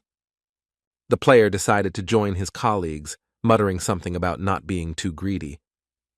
After all the events, the Players' Association ensured that all information about the Imugi raid was kept secret, including the lists of participants and victims. The president, together with the government, ensured that not even the smallest details of the operation leaked to the press. However, requests to sell goods obtained as loot continued to come in, as regularly reported by the organization's employees. Some foreign rankers recklessly bought a plane ticket and flew to Korea, hoping to buy a valuable artifact. It was a combination of the desire to achieve another first and the desire to become stronger at any cost. Moreover, these smug foreign players did not even allow a shadow of doubt that their plan would work. A few days later, our hero decided to visit his store in the shopping center. He hadn't been there for a long time. The warehouse shelves were bursting with goods. My sister had done a good job, so it was possible to place some of them on my account. Choi Hyun-sung wanted to order a couple more batteries, but there were some difficulties with this, apparently due to the aftermath of the disaster. The guy had an advantage at the auction of goods after the raid on the Imugi, as a participant in the operation, but the prices were steep. The young man tried to convince himself not to be greedy. He had already received an upgrade for his sword, so why drool over inaccessible goods? Suddenly his phone rang, since the hero had not arranged a meeting. Most likely it was a work call. The name of the boss appeared on the screen and Choi Hyun-sung answered the call with some surprise. He immediately asked what she was calling about. The girl was silent for a while, and our hero looked at the shelves with goods. Finally, the boss sighed loudly and said that she noticed that the young man always got straight to the point. She asked if she couldn't just call him without any reason, but Choi Hyun-sung was still puzzled. The hero felt stupid, but still answered that this was not so, but he was still sure that the boss had good reasons for recruiting him. The beauty confirmed that he was right, and then said that she wanted to ask one delicate question. The young man narrowed his eyes and asked what exactly the girl wanted to ask. He became extremely curious. Shin Yuna was silent for a while again, as if she wanted to collect her thoughts. Her face was thoughtful. Finally, she asked if the young man was interested in legendary rank items. Choi Hyun-sung felt doubly stupid. He couldn't even immediately find what to say to that. Finally, he said that this was indeed the case, and that there were really players who might not be interested in this. The girl smiled with satisfaction, but our hero could only guess about this for now, since he hadn't seen her. She stated that she would help Choi Hyun-sung buy one of the legendary rank items that were put up for auction. The guy asked under what condition. As always, when she was nervous, Shin Yuna began to stir her coffee, not expecting the player to immediately sense a catch. Finally, the girl raised her cup, and before taking a sip, announced that there was indeed a condition. The guy suggested that it had something to do with his contract, and his boss confirmed that he was thinking in the right direction. The young man began to develop the idea and asked if he was really being offered a lifetime contract with the Players Association in exchange. The girl took a large sip of coffee and explained that the government was willing to do anything to obtain the legendary rank items dropped after the battle with the Imugi. She put the cup on the table and added that this was not a joke. Any methods could be used to achieve the goal. Shin Yuna asked him if he thought there was a player who could surpass the government's financial might. Choi Hyun-sung clarified that only the raid participants were qualified to possess the artifacts, and if that wasn't true, the beauty replied that that was why she called him. The boss explained that currently only the two of them were qualified raid participants who were members of the Players Association. The hero wondered if Miss Yuna should simply monopolize all the goods for herself in that case. She laughed, explaining that she had wanted to do just that at first, but there was one skill that was completely unsuitable for her. Shin Yuna insisted that this item was much more suitable for Mr. Hyun-sung than for herself. The guy asked if he could check the item first before buying it, and the boss said that would be no problem. She stood up and walked around the office, then stopped at the window and added that it was difficult to do this right now. Shin Yuna explained that the decision was made to disclose information about the goods to all raid participants the day before the auction. She added that the day before the auction, Choi Hyun-sung also found out about this. The guy noted that there was little time. It turned out that if the information was disclosed prematurely, other countries could try to recruit the raid participants and use them to purchase goods. The hero noted that he was almost certain that something similar had already begun, and the girl confirmed that the organization was currently in control of everything. The young man insisted that he would first look at the item and then make a decision, and the boss agreed. Shin Yuna thought for a moment, and then happily added that she was simply sure that he would not regret it. A few days later, our hero was invited to the office of the Players Association. He already knew the purpose. Choi Hyun-sung looked at the piece of paper that contained information about the item his boss was offering him to buy. This was a legendary rank dragon punishment skill that changed the properties of mana to dark, allowing the use of black lightning, with a cooldown of 0. Technically, it was the ability to attack with dark lightning, but the skill had no cooldown and could be used continuously. The young man wondered if his heroic rank skill could absorb this new legendary rank skill, but he didn't know the answer. Choi Hyun-sung looked at his boss and asked if she was sure she didn't want the skill book for herself. She sat down on the edge of the table and explained that her mana attribute was divine mana, and dark energy did not fit in here. The girl explained that most of her skills were configured to respond to her divine mana. Our hero pretended to understand everything, although in fact this information caused him some confusion. Shin Yuna continued that if Choi Hyun-sung refused the product, she would most likely sell it to one of the long-distance dealers. The government has been trying to lure one of the players into a trap for a long time, and this skill book could be the perfect bait. The girl looked closely at our hero and advised him to make a decision quickly. There was very little time left. The young man was not accustomed to being subjected to hidden pressure. He was used to thinking slowly, analyzing all aspects of the situation. Finally, he replied that he would take the item if they fulfilled one of his conditions, and the boss asked which one. The guy asked to be given the opportunity to terminate the contract after he paid the down payment for the goods. Shin Yuna wondered if this was too convenient a condition, since in this case the contract would no longer be for life. Choi Hyun-sung stated that if this was not possible, he would refuse the offer to purchase the skill book. The girl replied that she had a counteroffer, not the same amount as the down payment, but one that corresponded to the legal interest rate. Our hero asked what this interest rate was and received the answer that 5% per year is not that much. Shin Yuna smiled, looking as if she had just done the young man a huge favor. Choi Hyun-sung asked if this was simple interest, but was told no, it was compound interest.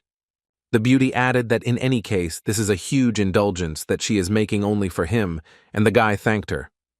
A moment later, the boss was already walking towards the player. She quickly took a piece of paper from the table and handed it to him. After saying that this was a contract, Shin Yuna stopped, looming slightly over our hero, making him feel very uncomfortable. Realizing that she shouldn't push so hard, the girl turned around and headed for the door, saying that she would report this to the senior management. Choi Hyun-sung thanked her again. The beauty turned around and said with a smile that she hadn't done anything special and didn't need any thanks, after which she said goodbye. Our hero remained standing, looking after her and smiling, although he felt that there might be a catch. The auctioneer asked those in the room if anyone else would like to place a bid. The man announced that he would count to 5, and people froze, not daring to raise the price above the set one. On the count of 1 and 2, Choi Hyun-sung flinched, and it was clear from the young man's face that he was in a state of shock. On the count of 3 and 4, Shin Yuna loudly swallowed her saliva. The inspector also felt uneasy about the numbers she voiced. At the count of 5, even foreign players who had flown to Korea specifically for these items began to grind their teeth. The master of ceremonies solemnly announced that the Black Dragon Spear now belonged to Lady Shin Yuna. Applause broke out as the artifact cost 1 trillion won, a sum no player could afford. Choi Hyun-sung realized that he had fallen into a trap, and without realizing it, the association would also pay for his item, making the boy their slave for life. The realization that everything had been staged made him want to get up and leave the room, but that wouldn't have changed anything. The skill book and spear, unique, one-of-a-kind items, were valued at just under 2 trillion won. Here, the manager announced that the last lot that would be sold today would now appear before the audience. The assistant rolled a cart onto the stage. There were many skill books on the lower platform, but only one on the upper one. It was a legendary skill book called Black Dragon Punishment, and the tome looked truly luxurious. After a while, the hall was empty. The empty chairs looked as if no one had sat in them that day. Only our hero remained in the room, still clutching the piece of paper with the contract he had signed with the Players' Association. It was obvious that he simply could not comprehend what had happened in this room just a few minutes ago. The debt to the association amounted to several trillion won, and at a compound interest rate of 5% per annum. Choi Hyun-sung clearly realized that he could indeed be stuck in this organization for life, which was not known for its fair play. The guy thought there was no way out, but then his gaze fell on the sign above the door, which seemed like a funny coincidence to him. Yuna was in her office, standing with the spear she had just bought in her hands, and couldn't understand how this was even possible. The girl never received a notification about the achievement, so it turns out the item was purchased completely in vain. There was clearly something wrong here. She never achieved her first heroic rank during the raid. For the mandatory contribution, she received second place from the total contribution, and no one from the killer team reported that they took first place. This was even stranger. She remembered well the surprised faces of these players. It was unclear which of them turned out to be better than the inspector. The beauty remembered how her first ever hunt for a heroic rank monster went. Even back then, when she was very young, she was in first place for contributions, but what happened this time was completely unclear. She got all the first 5 rare achievements, then all the rare achievements, then heroic, missing only the first armor and accessories. Yuna couldn't understand how something like this could happen, since even in the hunt for the legendary monster, everything should have gone according to the usual pattern. To get the first 2 achievements, the inspector even colluded with the auction manager. She specifically asked that the Black Dragon's punishment be put out last, in order to be absolutely sure of success. The inspector clenched her fists, ready to burst into tears from frustration that the plan had failed. Finally, the girl was forced to admit to herself that it had all been very stupid on her part. She became completely sad and thought that she should have told Choi Hyun-sung the whole truth. Just at that moment, our hero entered the office. The first thing he said was congratulations to his boss. Without stopping, the young man walked straight up to her and clarified that he meant winning the auction bets. Yuna turned to face her colleague, but he immediately began to say goodbye, still smiling. The girl looked at him carefully, considering what she had just been thinking about. The situation had become interesting. The beauty asked if our hero had mastered the skills. He was surprised, but replied that yes, he had. The beauty added quite calmly that in that case he should be extremely careful. Choi Hyun-sung took a few steps towards the exit, but then it dawned on him what he had just heard. It was unclear whether it was a threat or a warning. Yuna took a few steps after him and said that she was very sorry that everything turned out this way. The hero looked back at his boss and asked again if he had misheard her saying she was sorry, and if that was really possible. She walked up and stood right in front of the guy and then quickly blurted out that she had set up the whole auction. The association wanted to give her the first achievement, so she specifically asked to place the products she wanted to get first. She explained that she had put his goods aside for last, and something like understanding appeared on our hero's face. The price of the skill book could have been much lower. Then the meaning of the words about the first achievement reached him, and the young man's eyes widened in surprise. As he thought, achieving a legendary level skill for the first time and obtaining a legendary level weapon for the first time was what everyone wanted, but he got it, and not on purpose. The guy thought that Yuna was really worthy of this. It looked like this was really her first achievement. The girl stood there, not knowing what to say, her arms crossed as if she was waiting for him to continue, and our hero thought that the association was simply using her for its own purposes. He scratched his chin thoughtfully, not knowing how to comment on what was happening without screwing up. Yuna looked at him, trying to figure out the direction of his thoughts. It was clear from her that everything that was happening was hurtful. Finally, Choi Hyun-sung announced with a smile that the boss had nothing to apologize for. He understood why the association had acted this way. The girl blushed so much that it seemed that even her light brown hair would start to turn red. She was very ashamed. The player turned around and announced that he had to go, after which he resolutely headed towards the door of the office. The boss watched him go and at the last moment said that the guy really was a very generous person. The door closed quickly behind him, and there was no sound in response, only the sound of Choi Hyun-sung's footsteps down the hallway. The beauty told herself that she would never do something like that again, a promise she had no intention of breaking. Meanwhile, the young man returned to his hotel room. He just wanted to take a break from everything that had happened. After the shower, the hero dried his hair with a towel and thought that his boss was trying to be honest. He should have just left everything as it was. He went to the window to see what was there. It was easier to indulge in reflection that way.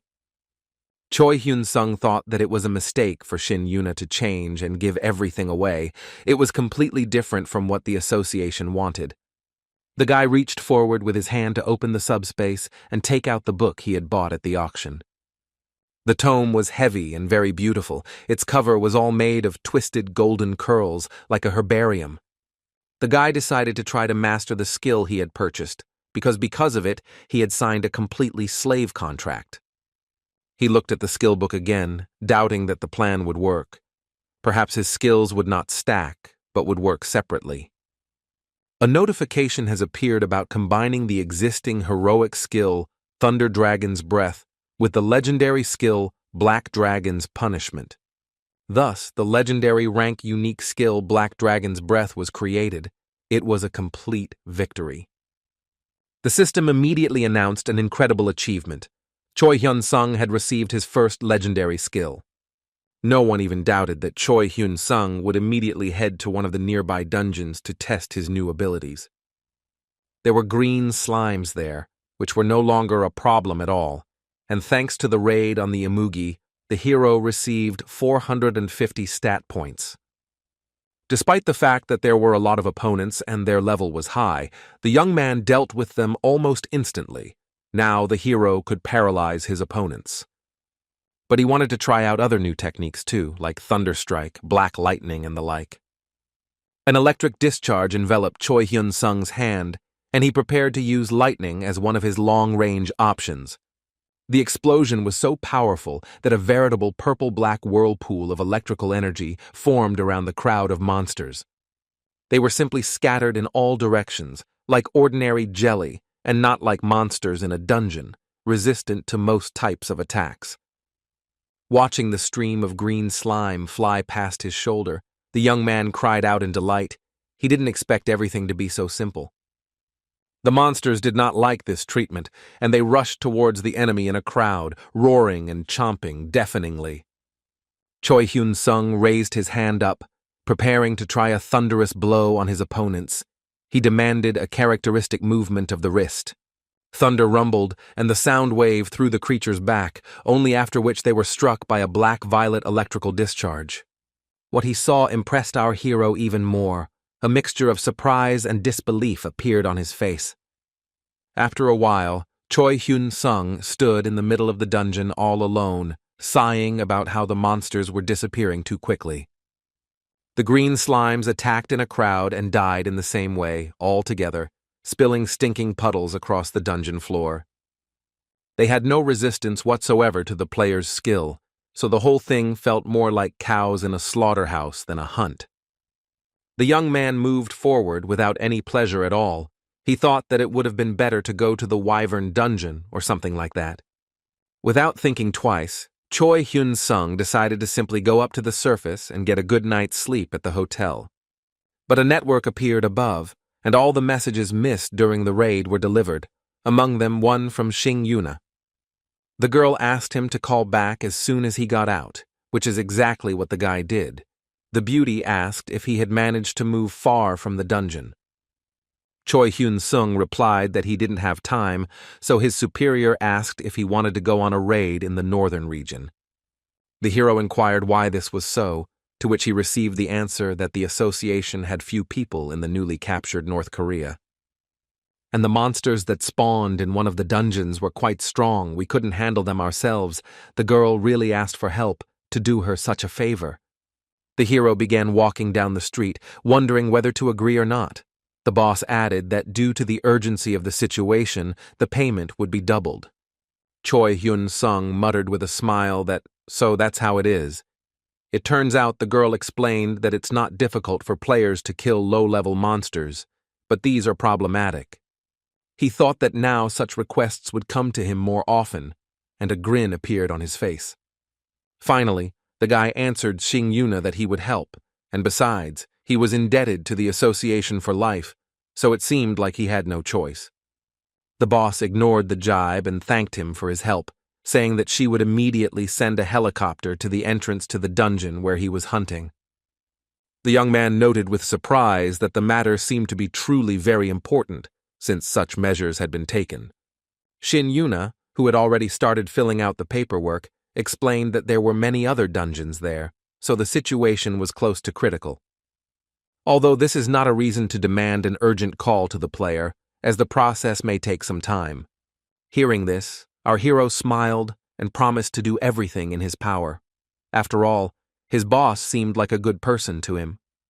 2 weeks later, a Players Association helicopter arrived at the exit of one such dungeon in North Korea to pick up Choi Hyun-sung. Our hero accumulated 300 billion points and received a message that he has access to the mercenary base. The hero was just about to deal with the remaining monsters and head home, but realized it would be better to try out the new possibilities inside the portal.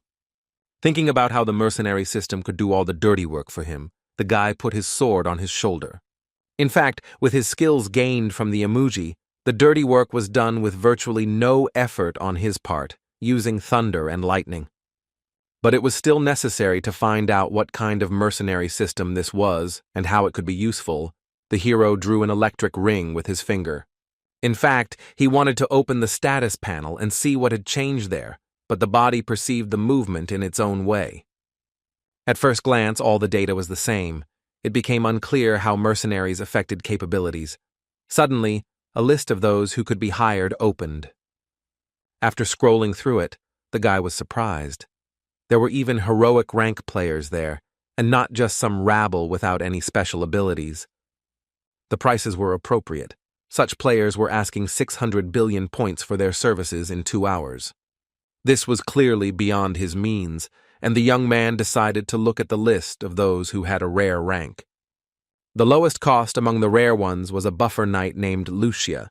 Choi Hyun-sung decided to hire her. She asked for 99 billion for 3 hours, a price that was set because reviews called the woman a runaway and a loser who shouldn't be trusted too much. The player muttered that such actions were not prohibited by his contract. He would hire Lucia and simply ask about everything. Our hero will decide whether to trust or not what he hears from the mercenary as this case progresses. He selected a girl from the list and confirmed his intention to use her services. A corresponding message appeared. Immediately after this, the outline of a female figure appeared nearby, standing on the floor with a sword and shield, still completely white. Soon Lucia herself appeared and immediately thanked her employer for the trust he had placed in her. The woman said that she would try her best, but Choi Hyun-sung's expression showed that he had serious doubts about this. His mercenary made a fierce face, put forward her blade, and menacingly asked who their enemy was and what role was assigned to her. A little embarrassed, the player scratched his eye and honestly admitted that while no one was around, he felt a little stupid. Lucia was confused, lowered her weapon, and asked why he called her in that case. The guy replied that he wanted to ask a couple of questions. The woman immediately guessed that her employer was using the system for the first time. Apparently, such cases had happened before in her career. The young man laughed with relief and said that she was right. He had just unlocked that opportunity. Lucia replied that that was what she understood. Let him ask. She would tell him everything she knew, and in general, she would try to be as helpful as possible. Soon her sword and shield were carefully laid on the ground so that the hero would not feel disturbed and nothing would distract him from the conversation. The first thing the player from Earth decided to ask was who was behind the mercenary system as a whole, since it was, apparently, an organization. The woman sat down on the floor of the cave and calmly explained that the mercenaries in the system were the same players as her employer. He asked in surprise what the same as him meant, to which he received the answer that they were the same ordinary players, so to speak. Lucia leaned forward slightly and stated that she was a player with similar unique skills. The guy knew that unique skills were rare, so he was very surprised. It turns out that the situation is different in other worlds. The woman explained that she was referring to his unique buy-sell skill, which was what made the mercenary system possible. Our hero asked if this meant that her world was also attacked by monsters and where these spatial gates came from. The mercenary calmly replied that her world was indeed being attacked by monsters, but she had no idea where the gates came from. She added that if she wanted to know more about the gate, it would be better to hire someone of legendary rank or higher, and at these words, Choi Hyun-sung felt sick. The hero replied that he understood. Then both were silent for a while, but the need to continue the conversation hung in the air like tension. Finally, the guy sighed and said that in his world, 20 years had already passed since the appearance of the first spatial gate. He added that humanity has survived 2 cataclysms, but now everything is more or less calm, which is good news. The young man asked the mercenary if she knew when the next one was, and she replied that, as far as she knew, this was the last one. Choi Hyun-sung looked at her in surprise and asked again if this could really be true. It sounded very encouraging. The blonde replied that most likely, yes, cataclysms are not predicted for the next 20 years, and she doesn't know anything about a more distant time. Our hero asked in surprise why this was so. He had absolutely no idea where such information came from. The woman explained that in the world she lives in, 40 years have passed since the last cataclysm, because it was completely destroyed and captured by monsters. There was a tense pause. The player didn't know what to say, and Lucia simply silently lowered her gaze to the ground. For a while longer, the young man simply looked at her in silence, sympathy evident in his gaze. Finally, the woman suggested that he had seen information in her file about a loser and a runaway. She asked him if he had any idea why it was written that way, since it wasn't just words. Choi Hyun-sung silently widened his eyes and sweated profusely, feeling out of place and waiting for the story to continue. Lucia explained that she was a loser who was forced to flee the world she was born into. It was a beautiful world where people were engaged in agriculture because the climate was very favorable for it.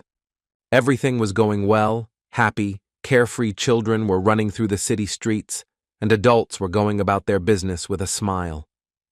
On one of those calm, happy days, the sky above the city seemed to crack at the seams, and a black gap appeared in it. Soon a portal appeared right in the middle of the square, but for the first few minutes no one paid any attention to it. A little later, it was no longer possible to ignore what was happening. Evil orcs began to emerge from the portal. With a terrible roar, they ran through the streets of the city, killing everyone in their path. People scattered in panic. A rider on a white horse rushed straight into the thick of things, scattering the lingering monsters with his hooves along the way. More precisely, the rider was Lucia, who began chopping off the heads of the orcs, wielding her sword, which she was good at. After a few minutes, it became obvious that the girl could become a problem for the monsters, and then their boss moved forward to meet her. They began to fight with enthusiasm, but the battle slowed down considerably. Evening gave way to night, and then to morning. Lucia's sword was very good, but it was difficult to stand up to the Orc King with his spiked club. Most of the time, the advantage was on the monster's side, and the warrior simply tried to dodge his blows. Suddenly, sparks of magic began to sparkle around Lucia, and she herself did not understand how she became an awakened first-level player. Choi Hyun-sung understood the girl's surprise well, because he himself had stepped onto this path completely unexpectedly. The mercenary looked at him silently, as if waiting for the moment when she could calmly continue her story.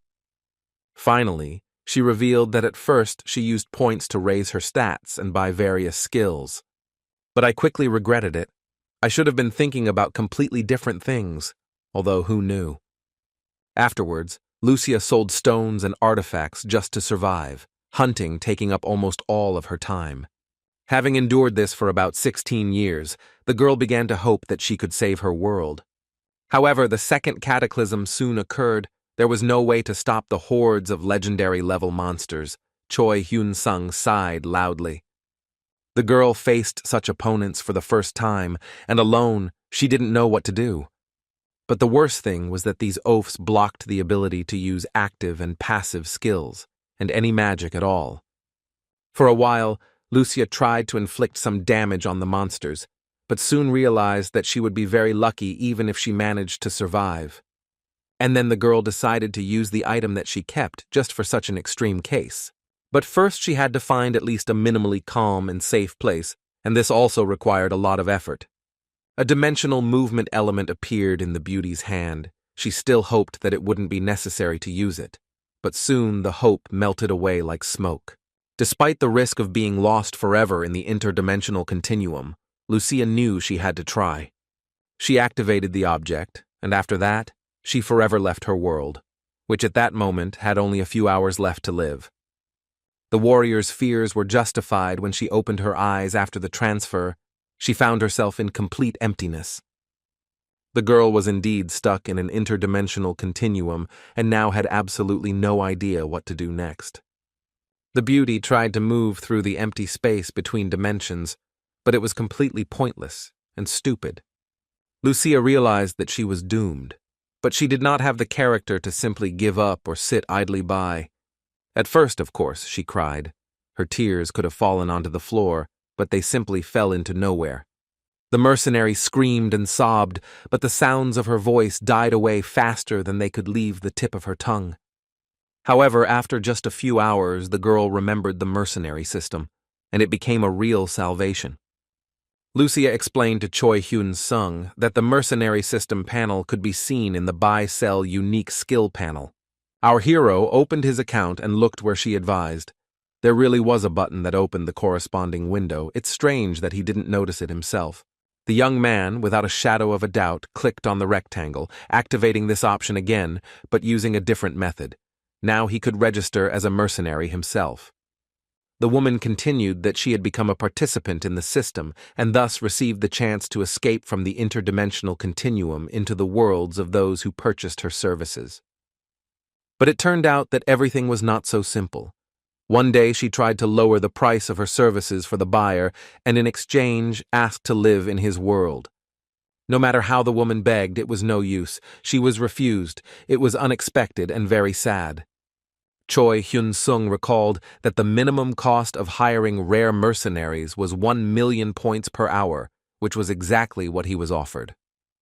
The guy figured that it was 24 million per day and about 700 million points per month. Not that much, but not a little either. Lucia continued that one day a player offered her a condition by fulfilling which she could achieve her desired goal. She will have to give him 24 million points, the man said with a laugh, and let him do what he wants. Choi Hyun-sung exclaimed in surprise, "Is it really possible to give points to other players?" The mercenary replied that points could not be transferred to players or ordinary people. This possibility was completely excluded. But you can transfer points to players with similar unique skills, for example, like theirs. The woman took a few steps forward. She stood right in front of our hero, and for a while he didn't understand why. Only then, he remembered that the woman also had the buying-selling skill, like himself. The mercenary extended her hand forward as if inviting the young man to do the same. At least that's how he perceived it. They shook hands and immediately a message popped up asking whether he really wanted to exchange points and the amount that could be used for the exchange. The guy was surprised to see that he personally could control about 100 million points right now. He asked Lucia if it was possible to increase the number of his accumulated points in this way. It would be very profitable. For example, constantly sending them back and forth. The woman replied that no, it is impossible. It is completely out of the question. If players exchange points with each other, their accumulations are reduced accordingly. The same applies to recruitment. Our hero raised his eyebrows again in surprise. He had thought that the mercenary system was somewhat simpler. He asked if Lucia had accepted the terms of the player who offered to pay him 24 million a day, and she replied that she had refused. The mercenary system works the same way as selling items, meaning she personally receives only 20% of the service price listed in the account. This information greatly upset Choi Hyun-sung. Only now did he realize how dire the situation of his new acquaintance was. Lucia continued her story, saying that with each passing day, her business was getting worse, and that she had gradually sold almost all of her equipment and skill books. After some time, that player hired her again. It seems he was just waiting for the girl to fall into despair. Our hero nodded and assumed that this time she had no choice but to agree. The mercenary became very sad and nodded slowly. This was clearly not the easiest period of her life. She said that she spent all her free time destroying monsters in order to accumulate the coveted 24 million a day. The girl took breaks only for sleep and food, but even under these conditions she was unable to earn the required number of points, but she gave everything to the last. At first, the man reacted favorably to this, but when the mercenary began to lose 4 million a day from fatigue, there was no trace left of his good nature. Lucia continued to hunt diligently. She had already forgotten the last time she slept more than 2 to 3 hours a day. The girl hoped that the more she earned, the better her stats and productivity would become, completely forgetting that she was giving away every last point. Precious stones and artifacts were also sent to the employer, and the further they went, the more greedy he became. Tired of this bullying, the woman terminated her contract, which provoked a new wave of anger and accusations against her. Since then, she has been left without work. Until Choi Hyun-sung hired her, the young man made a slightly puzzled face, trying to figure out how much time had passed. Lucia reported that 3 months had passed, and they had been very difficult for her, and this was evident in her tired appearance. The mercenary said that she had an offer for the guy, exactly the same as she had with her previous employer. She would give 24 million points a day for permission to live in his world. Lucia promised that she would fight anywhere he wanted and against any opponents, heroic and even legendary. All she asks in return is the opportunity to live at least a little in this world, and not in the black void. It was clear from the young man's face that this proposal puzzled him somewhat, and he remained silent. Then he asked the mercenary if he had time to think about this request offer. Lucia replied that of course there was, and besides, the hiring period was just about to expire, and she would have to leave. The woman's hair began to flutter in the wind, sparks of magic appeared around her, and she announced that it was time for her to return.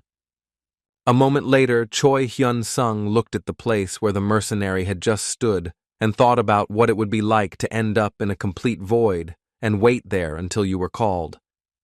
This thought made him feel uneasy. Sparks of space movement magic were still flickering around him. For a while, the guy just walked from one wall of the room in the cave to the opposite one, he thought.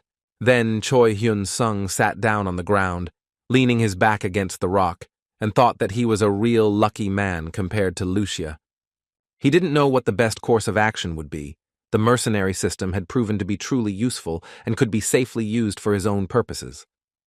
But whether to trust his new acquaintance and everything she told him is a big question, the answer to which no one can tell him. Our hero raised his hand and activated the information panel. It seemed he had managed to make a decision on this matter. Lucia appeared almost immediately. Choi Hyun-sung still trusted the information he received from the mercenary. She literally glowed with happiness and happily announced that the player would not regret deciding to take up her offer. The guy replied that he hoped so too, but still, before hiring a woman, he would like to know something. She tilted her head forward and suggested that the employer would be interested in seeing what her background and skills were. This was indeed the case. Our hero asked to show him the statistics window. This was a reasonable request. Lucia smiled. She also understood that if she was hoping for cooperation, then it was simply unavoidable. The woman took a step forward, determined and quite optimistic, realizing that she had nothing to lose anyway. Choi Hyun-sung stepped forward, impressed by the fact that the mercenary was trying to be honest and was not going to beat around the bush. Hearing that the heroine would show all the indicators, the young man caught himself thinking that he didn't expect anything special. What kind of indicators could a first-level player have? Before getting any closer, the guy realized that they would only show him the stats, but not all the skills. That option was fine with him too. The blonde stopped a step away from him and activated the statistics panel so the guy could see. The panel showed the first level, while the strength, endurance, and all other basic data were higher than those of Choi Hyun-sung himself. He was surprised to see that the total points exceeded 3,500, which was approximately level 700 by the Players Association standards. To have such statistics, you really had to fight rare and heroic rank monsters for years. It seems Lucia wasn't lying. The hero thought that her stats were about 700 points higher than his own, but overall he could catch up with the mercenary in stats. He looked at the woman differently. Most likely she has many heroic and legendary skills. It's a pity that this information is not available. Our hero thought with horror at how strong the monsters must be to ensure such progress. It suddenly occurred to him that his world was very lucky, since even the best players couldn't cope without the help of mercenaries in other dimensions. Lucia was tired of waiting for his decision and asked him whether her background was suitable for hiring or not, with a hint of hope in her voice. Choi Hyun-sung replied that he wanted to start with a temporary hire, but he still couldn't fully trust his new acquaintance. She was a little disappointed and asked what it meant. The young man replied that they would go to the dungeon together. And after the hunt, he will complete the hiring. Let him wait a little. He wants to take some food with him on the raid. She is probably hungry. Lucia asked the guy if he planned to hire her every time he hunted, and he replied that he did. He added that he was sure they would work well together, and the woman agreed, looking more cheerful. Almost immediately, the woman disappeared again to give the player the opportunity to move to the dungeon and prepare everything that was needed. Soon the young man was approaching a portal in the mountains. It was the same dungeon of the horned hares that he often visited. This time Lucia jumped out, ready to immediately join the fight. It seemed like she could fight even without fully materializing. A reddish glow spread around the mercenary. Most likely, she activated a berserker skill or something similar. With a terrible scream, she jumped into the thick of the monsters, apparently knowing that although they looked cute, they were extremely dangerous. The monsters were not at all frightened by this scream. They continued to look at the warrior with curiosity, and she realized that she needed additional protection. Lucia chose one of the skills that copied her own shield, but in all directions of attack. Magical copies of the real shield now covered her on all sides, making her practically invulnerable. Choi Hyun-sung has already entered the battle, destroying entire groups of horned hares with the help of dark magic. The monsters were simply knocked out by the lightning strikes. It was a beautiful and even elegant death. The young man decided to see how things were going with Lucia. He was really very curious. Her partner acted completely differently. She chopped up the monsters with a sword as if she were working in a butcher shop. Well, the result for both of them was quite good, and one could expect the dungeon to be empty in just a few minutes. The mercenaries' fighting style and attacks provoked a natural reaction. The monsters focused all their attention on her and attacked in droves. Our hero noticed that the woman's technique was radically different from his own, but this was quite understandable. The guy swirled another whirlwind of electricity, immediately thinning out the crowd of horned hares significantly. Soon, Lucia's sword strikes became as precise as if in an operating room, and this also had its own special charm. The woman stopped. This was the final chord. There were no more opponents left in this room. The employer exhaled, announcing that it seemed all the horned hares were finished here. They had worked together perfectly. Lucia didn't hide her delight, saying that the dungeon was simply a great place to work. She added that in the worlds of other employers it was much more difficult, which slightly upset our hero. The woman explained that in other worlds there is too much competition among players for each monster. Moreover, the best hunting grounds are generally in the possession of the lords, and getting there is not so easy. A fee is charged for visiting such dungeons, proportionate to the possible loot that can be taken out of there. The young man heard that in his case, the hunt had turned into some kind of heavenly event, something she had never experienced before. Lucia assumed that Choi Hyun-sung was a lord and enjoyed great privileges to hunt alone. The young man laughed and said that he was not a lord at all, but had simply been tasked with clearing out this dungeon, like the others nearby. He asked if Lucia could continue fighting. She, without hiding her joy, replied that she could and was ready to start hunting immediately. Her face simply shone with happiness. Choi Hyun-sung said that he would call her immediately after he moved to the next dungeon. The mercenary agreed and added that she would be very much looking forward to it. The guy stayed to see how many points he and his partner had managed to earn, and he was very pleased with the result. About a week passed in this rhythm. Our hero approached the next portal deep in the mountains. He and Lucia cleared it out in literally an hour, sending stones into subspace, and the guy noticed that he began to receive achievements faster. On just one hunt yesterday, the hero earned tens of millions of points and he happily walked through the dungeon. And today he actually earned 10 times more. And all this after he paid 300 million to Lucia last week. He came closer and called out to his partner. From the bottom of his heart, Choi Hyun-sung thanked the woman and said that he was very lucky to have her. She literally blossomed and looked genuinely happy, having earned only 300 million points in a week. The player even felt a bit awkward, considering that he himself earned about the same amount on the equipment but in a day. Lucia walked softly towards the young man. It seemed that she also had something to say to her employer. The woman addressed him as Mr. Hyun-sung, and the guy was surprised why she chose such a formal form. He asked what was the matter, and the woman, warning that this could be regarded as rude, asked permission to ask something. The guy tensed up a little but still allowed her to ask the question. Her partner began by noticing that he often fought in close combat. The question was whether our hero planned to continue using similar combat tactics in the future. The young man thought for a moment and hesitantly answered that yes, he was planning to, so why not? The woman looked closely at the hero and assumed that he hadn't specifically learned how to use a sword, had he? Choi Hyun-sung replied that that was true. He only had the sword knowledge skill, and that was all. The mercenary said that in that case, she had a proposal. First of all, she would advise the employer to hire a swordsman. This can be very useful. But the main thing is that he needs to master the sword thoroughly. The young man asked with surprise why.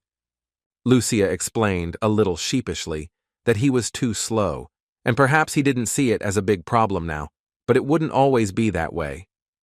Even starting with heroic rank monsters, such an attack can seriously damage him, and may even kill him. They stood opposite each other for a while, each thinking about their own things, Lucia wondering if she had brought up the topic in vain, and Choi Hyun-sung wondering about her words.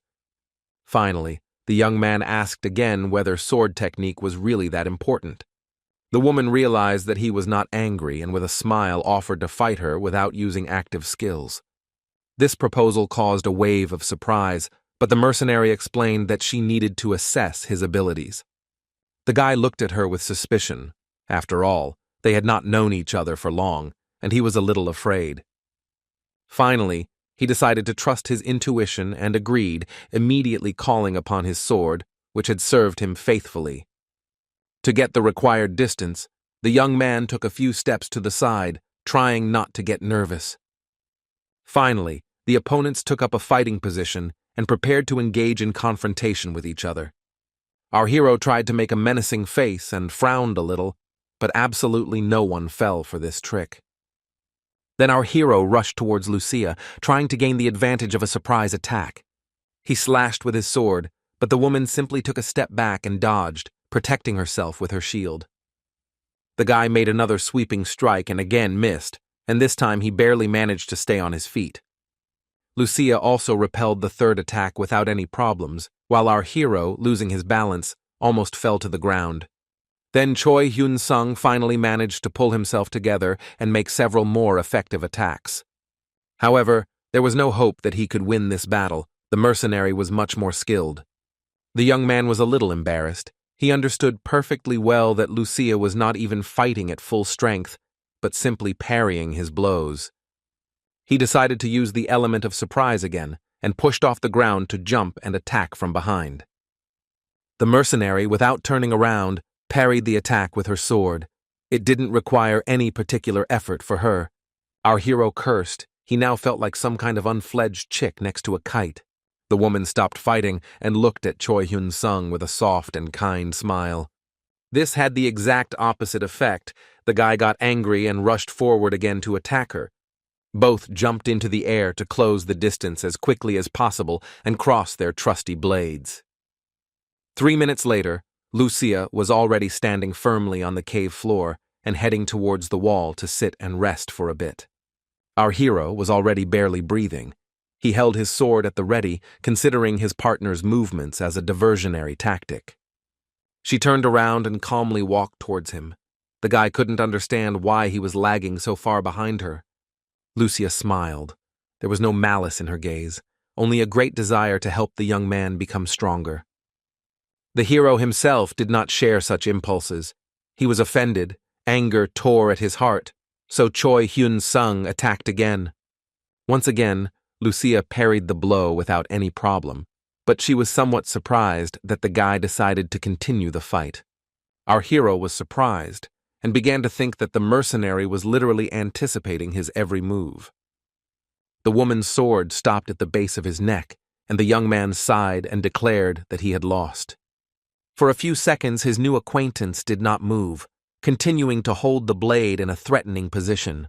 She finally put the sword behind her back and reported that, as she had assumed, the employer had rather low sword skills. Choi Hyun-sung asked in surprise if it was really that bad, as this kind of skill level wasn't displayed on the information panel. Lucia said in all seriousness that swordsmanship was one of the most important skills, but it could only be improved through practice and training. She added that regardless of whether these skills are active or passive, from the player's point of view, it is a power that appears suddenly.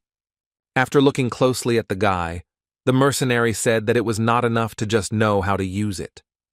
With hope in his voice, Choi Hyun-sung asked if there was a chance that this skill would appear on its own, so to speak, automatically.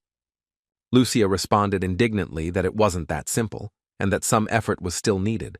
For example, take horse riding. Once this skill is mastered, the player is able to gallop, brake, and move freely over long distances.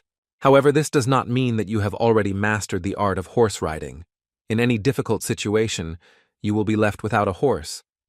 Moreover, depending on the skill level, combat power can vary significantly in different circumstances. Therefore, players who have mastered the same skill have different strengths, depending on how much personal effort they have put into the skill. For some reason, our hero hadn't thought about this at all before, but now he looked literally stunned.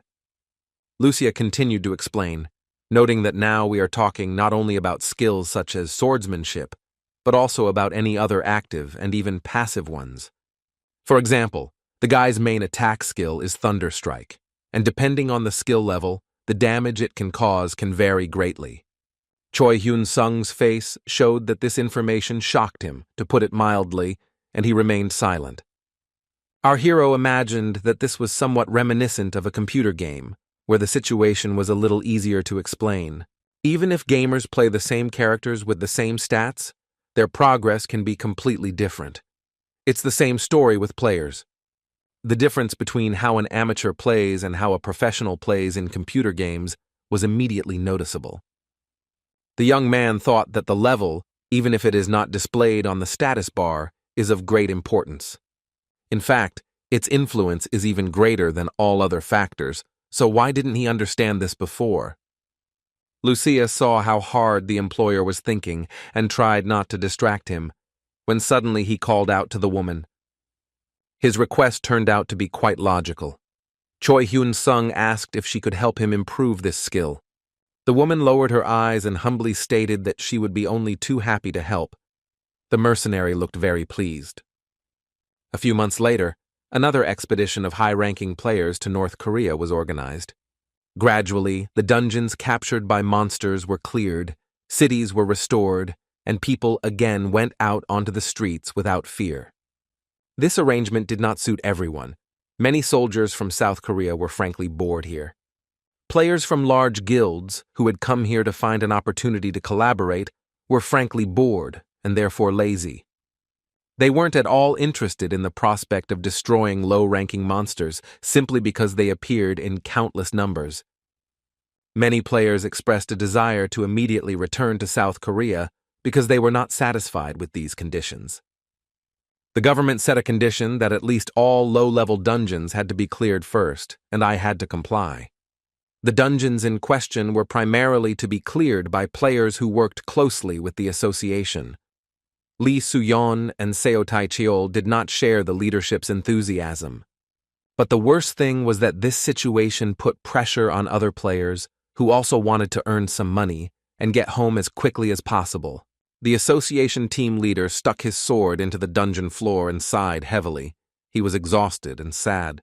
Seo Taechul thought that even with the double pay, the losses they were suffering were too great. It was also impossible to increase your level by gaining experience points, as well as to obtain items or jewelry. All of this belonged to the state. And the living conditions left much to be desired. The players were forced to live in tents. There was no alternative. The freeze-dried food was good, but I really wanted to diversify the menu with something ordinary and home-cooked. Incidentally, food reserves also turned out to be far from endless, so many began to experience a constant feeling of hunger. The association's players spent several long months in this regime, and the mountain climate took a toll on the health and psyche of some of them. Lee Soo-yeon and Seo Taechul held out longer than the others, but they too were already quite tired, both mentally and physically. However, they were busy hunting, just like our hero, whom we almost forgot about. Choi Hyun-sung felt much better than his colleagues, and he had a number of personal reasons for this that they were unaware of. But first and foremost, it was Lucia who did most of the work, and the woman became a simply amazing partner. While she was chopping with her sword at close range, the guy attacked with electrical energy from a distance. This tactic worked best. In their free time, our heroes spent time honing their swordsmanship skills, and the training was lengthy. At first, Choi Hyun-sung couldn't get used to Lucia's incredible dexterity, but over time, his blade work improved significantly. The couple would then usually have a hearty lunch and spend time discussing the various nuances of this fighting technique. They became good friends, and now, over a cup of coffee, they could even share very personal jokes. Lucia never ceased to be amazed at how advanced the civilization of the world in which Choi Hyun-sung lived was. The guy noted that not all ordinary people require identification to do business. The mercenary understood why he didn't invite her outside the dungeons and suggested that this could still change. The guy noticed that she was a high-ranking player. And for such players, the rules are strict in any world. This information somewhat puzzled the blonde. The young man promised that as soon as he was done with all this, he would try to figure out how she could stay in this world, and the woman was pleasantly surprised. Choi Hyun-sung explained that first you need to get an ID card, and then you can register as a player. The mercenary, with a joyful and grateful smile, said that there was no need to rush, that everything was fine with her now. The woman's expression darkened slightly, and she added that the ID should also include her photograph, but she didn't look her best. Lucia looked at Choi Hyun-sung and sighed regretfully, saying that it was good to be young. It was worth a lot. The guy looked at his partner and a great idea came to his mind, but he shouldn't show it too obviously yet. The hero laughed and said rather cheerfully that the warrior looked quite young and that she shouldn't worry about it. Lucia looked at him as if she had guessed what the young man was up to, but it was clear that she had doubts. Choi Hyun-sung extended his hand to her. As we remember, the length of life, and consequently appearance, directly depended on the number of points. Then the girl took a few steps to the side. She immediately realized what had happened and did not know how to react. The guy looked at her with some surprise. He had no idea that his partner was such an incredible beauty. The girl said that she was happy to have her appearance back, but she would definitely reimburse him for everything at the first opportunity. The player laughed and replied that he should consider it payment for the training, which was very useful to him. He smiled slyly and added that he was simply sure that Lucia could still teach him a lot. The mercenary blushed slightly. It was unclear whether she took this phrase literally or noticed some subtext in it. The girl zealously declared that in that case she would try her best, even though she had no doubt about it. Night fell quite quickly. Precisely at this time of day, the helicopter's arrival was scheduled. All the players gathered at the top of the mountain and chatted while the vehicle waited for the command to take off. New raid participants arrived. There were quite a lot of players, and not all of them were eager to communicate. Choi Hyun-sung was there too. They had landed near another cluster of portals high in the mountains, so the guy was looking forward to a great hunt. The hooded man was distracted by his partner, who was loudly informing someone that he was currently on a business trip. Then he turned his gaze to our hero, and this look did not bode well at all.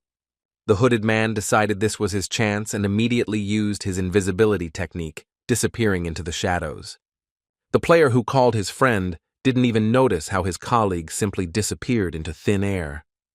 Meanwhile, Choi Hyun-sung simply walked towards one of the gates, intending not to cross paths with anyone along the way so that Lucia would not be discovered.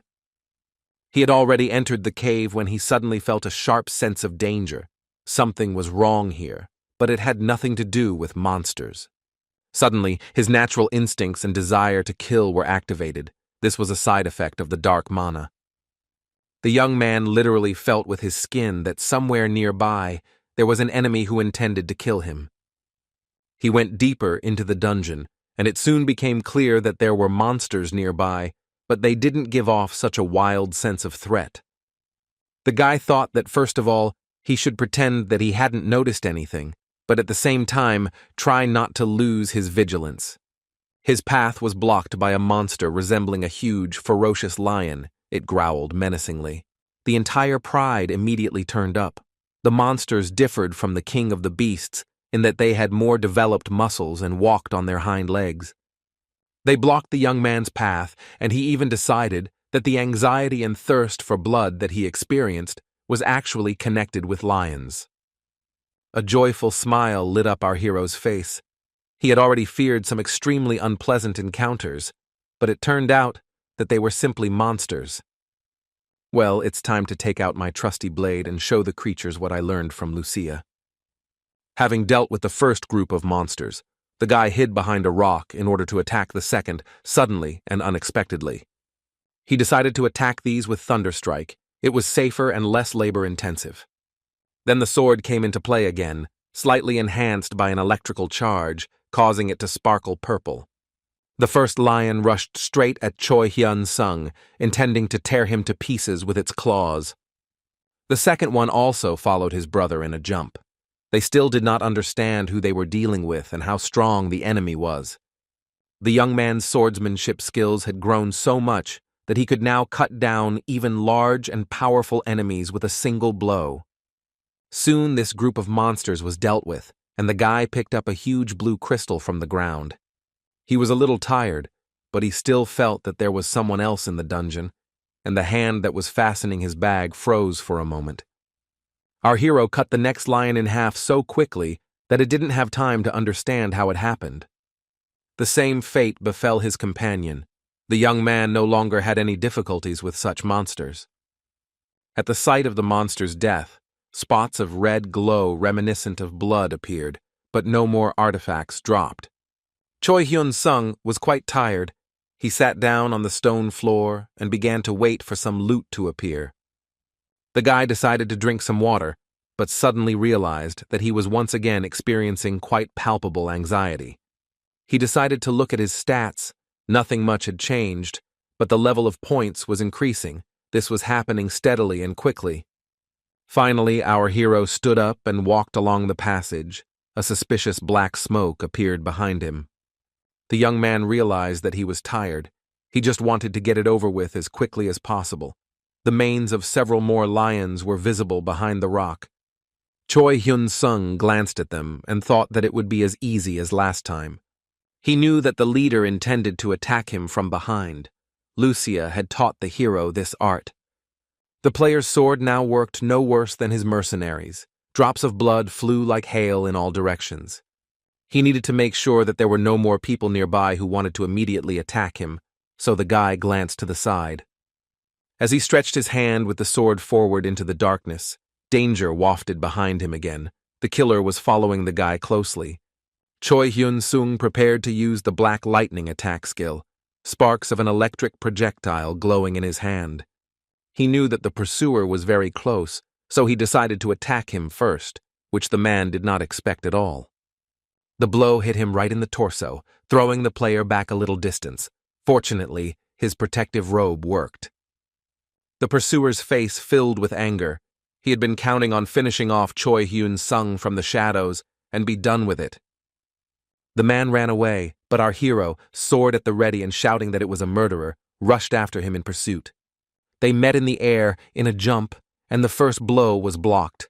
The player turned out to be no pushover. The enemy also had a sword and well-developed combat skills. What a strange coincidence. Choi Hyun-sung kicked off the ground vigorously, intending to attack the enemy from above again with a slashing blow. The man in black figured out his maneuver and also jumped, thus ruining the hero's plans.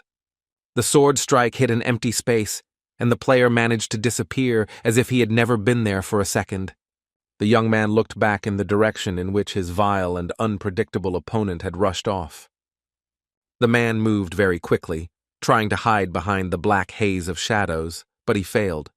He tried to be careful, not understanding how the guy managed to notice in which direction he was rushing. Usually, no one was able to do this. The killer was clutching a vial of pink potion in his hand. Now it is clear how he managed to develop such incredible speed. Our hero simply stood and watched as the enemy flew away, completely hidden from view, like a black cat in a dark room. Soon, the only way to tell where the killer was by the movement of air in the dungeon and distant sounds. Choi Hyun-sung prepared a new black lightning projectile and thought that the enemy was much weaker than him, but also faster. He attacked swiftly, first launching his long-range projectile and then rushing into the very center of the explosion with his sword at the ready. At this time, it turned out that the killer was right behind him.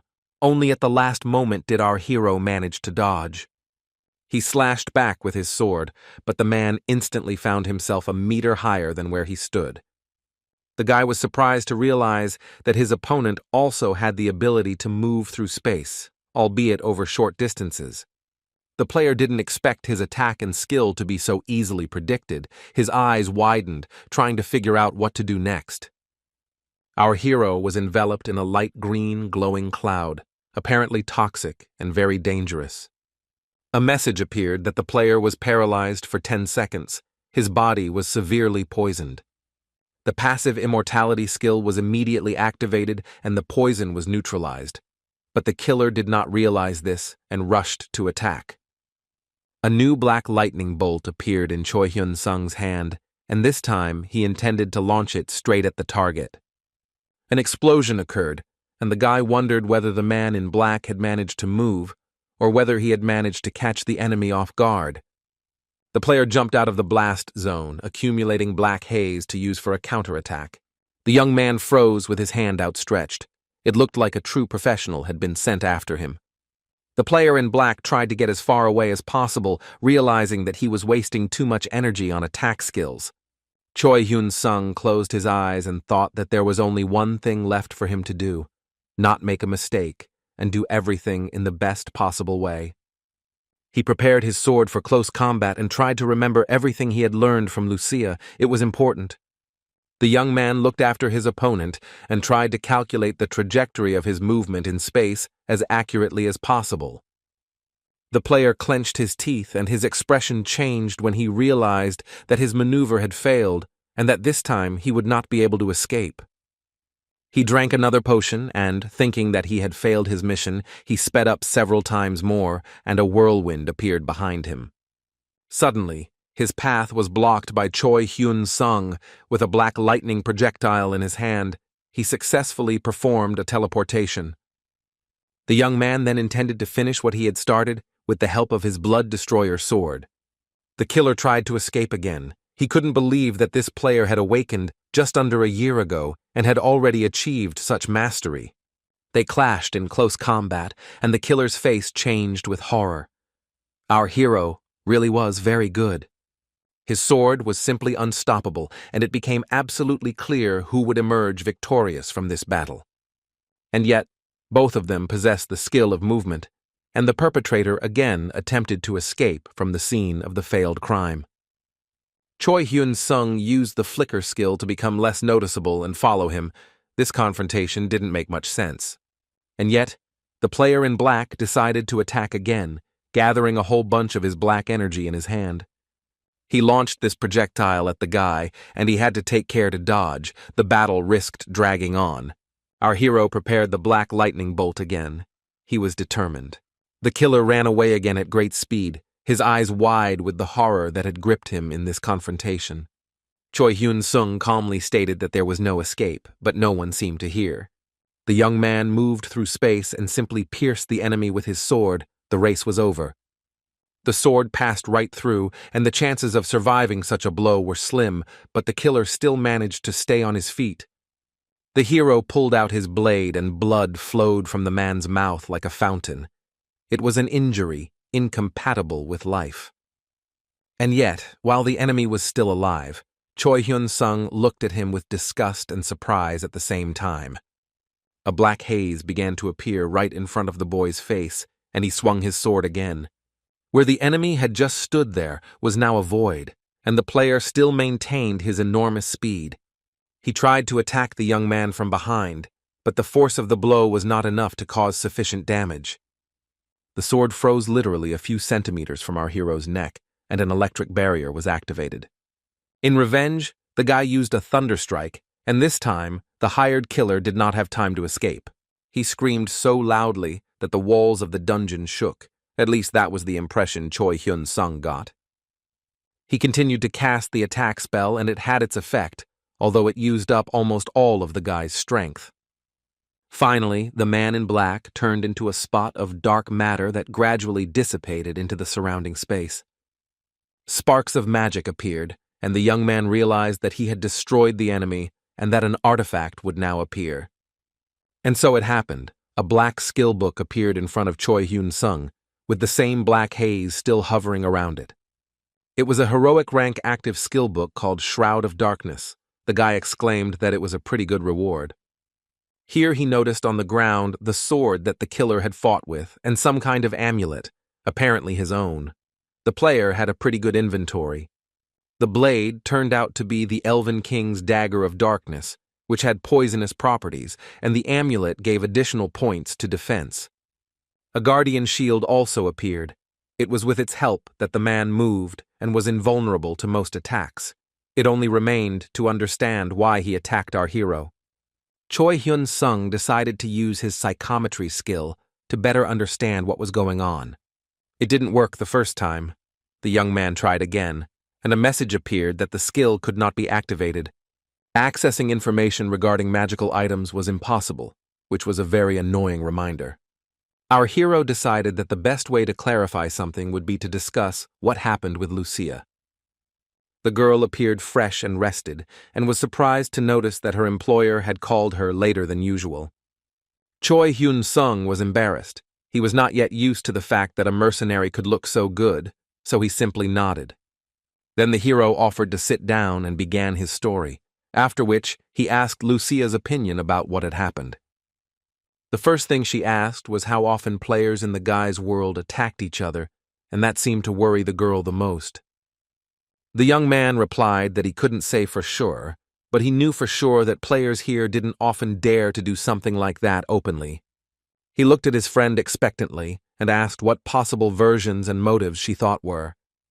The girl assumed that this man had a grudge against Choi Hyun-sung, and if they were not acquainted, he might want to rob him. Or maybe the killer was interested in why the guy was improving his skills so quickly and attacked for this very reason, to find out. It was clear from the player's face that he was not at all satisfied with this explanation, but there were no other options anyway. He looked at his friend and asked her if she thought something like this could happen again. It was clear that the hero was worried. The beauty looked him straight in the eyes and said that they needed to find out whether the criminal belonged to any organization. Choi Hyun-sung remembered Sue's guild and that he had been attacked in the dungeon before. It seemed Lucia was right. However, according to the rules of this world, it is forbidden to attack a player directly, so the crime most likely has a customer. The girl became alarmed and advised to be more careful when going to clear dungeons, and not only. She suggested calling her every time she noticed something suspicious, and if the hero had enough points, he could take another mercenary for protection. The guy made a poker face. It seemed like he was amused that his partner was so worried about his life. Then Choi Hyun-sung simply smiled and said that he understood, and that if something happened, he would definitely do so. He emerged from the dungeon quite quickly.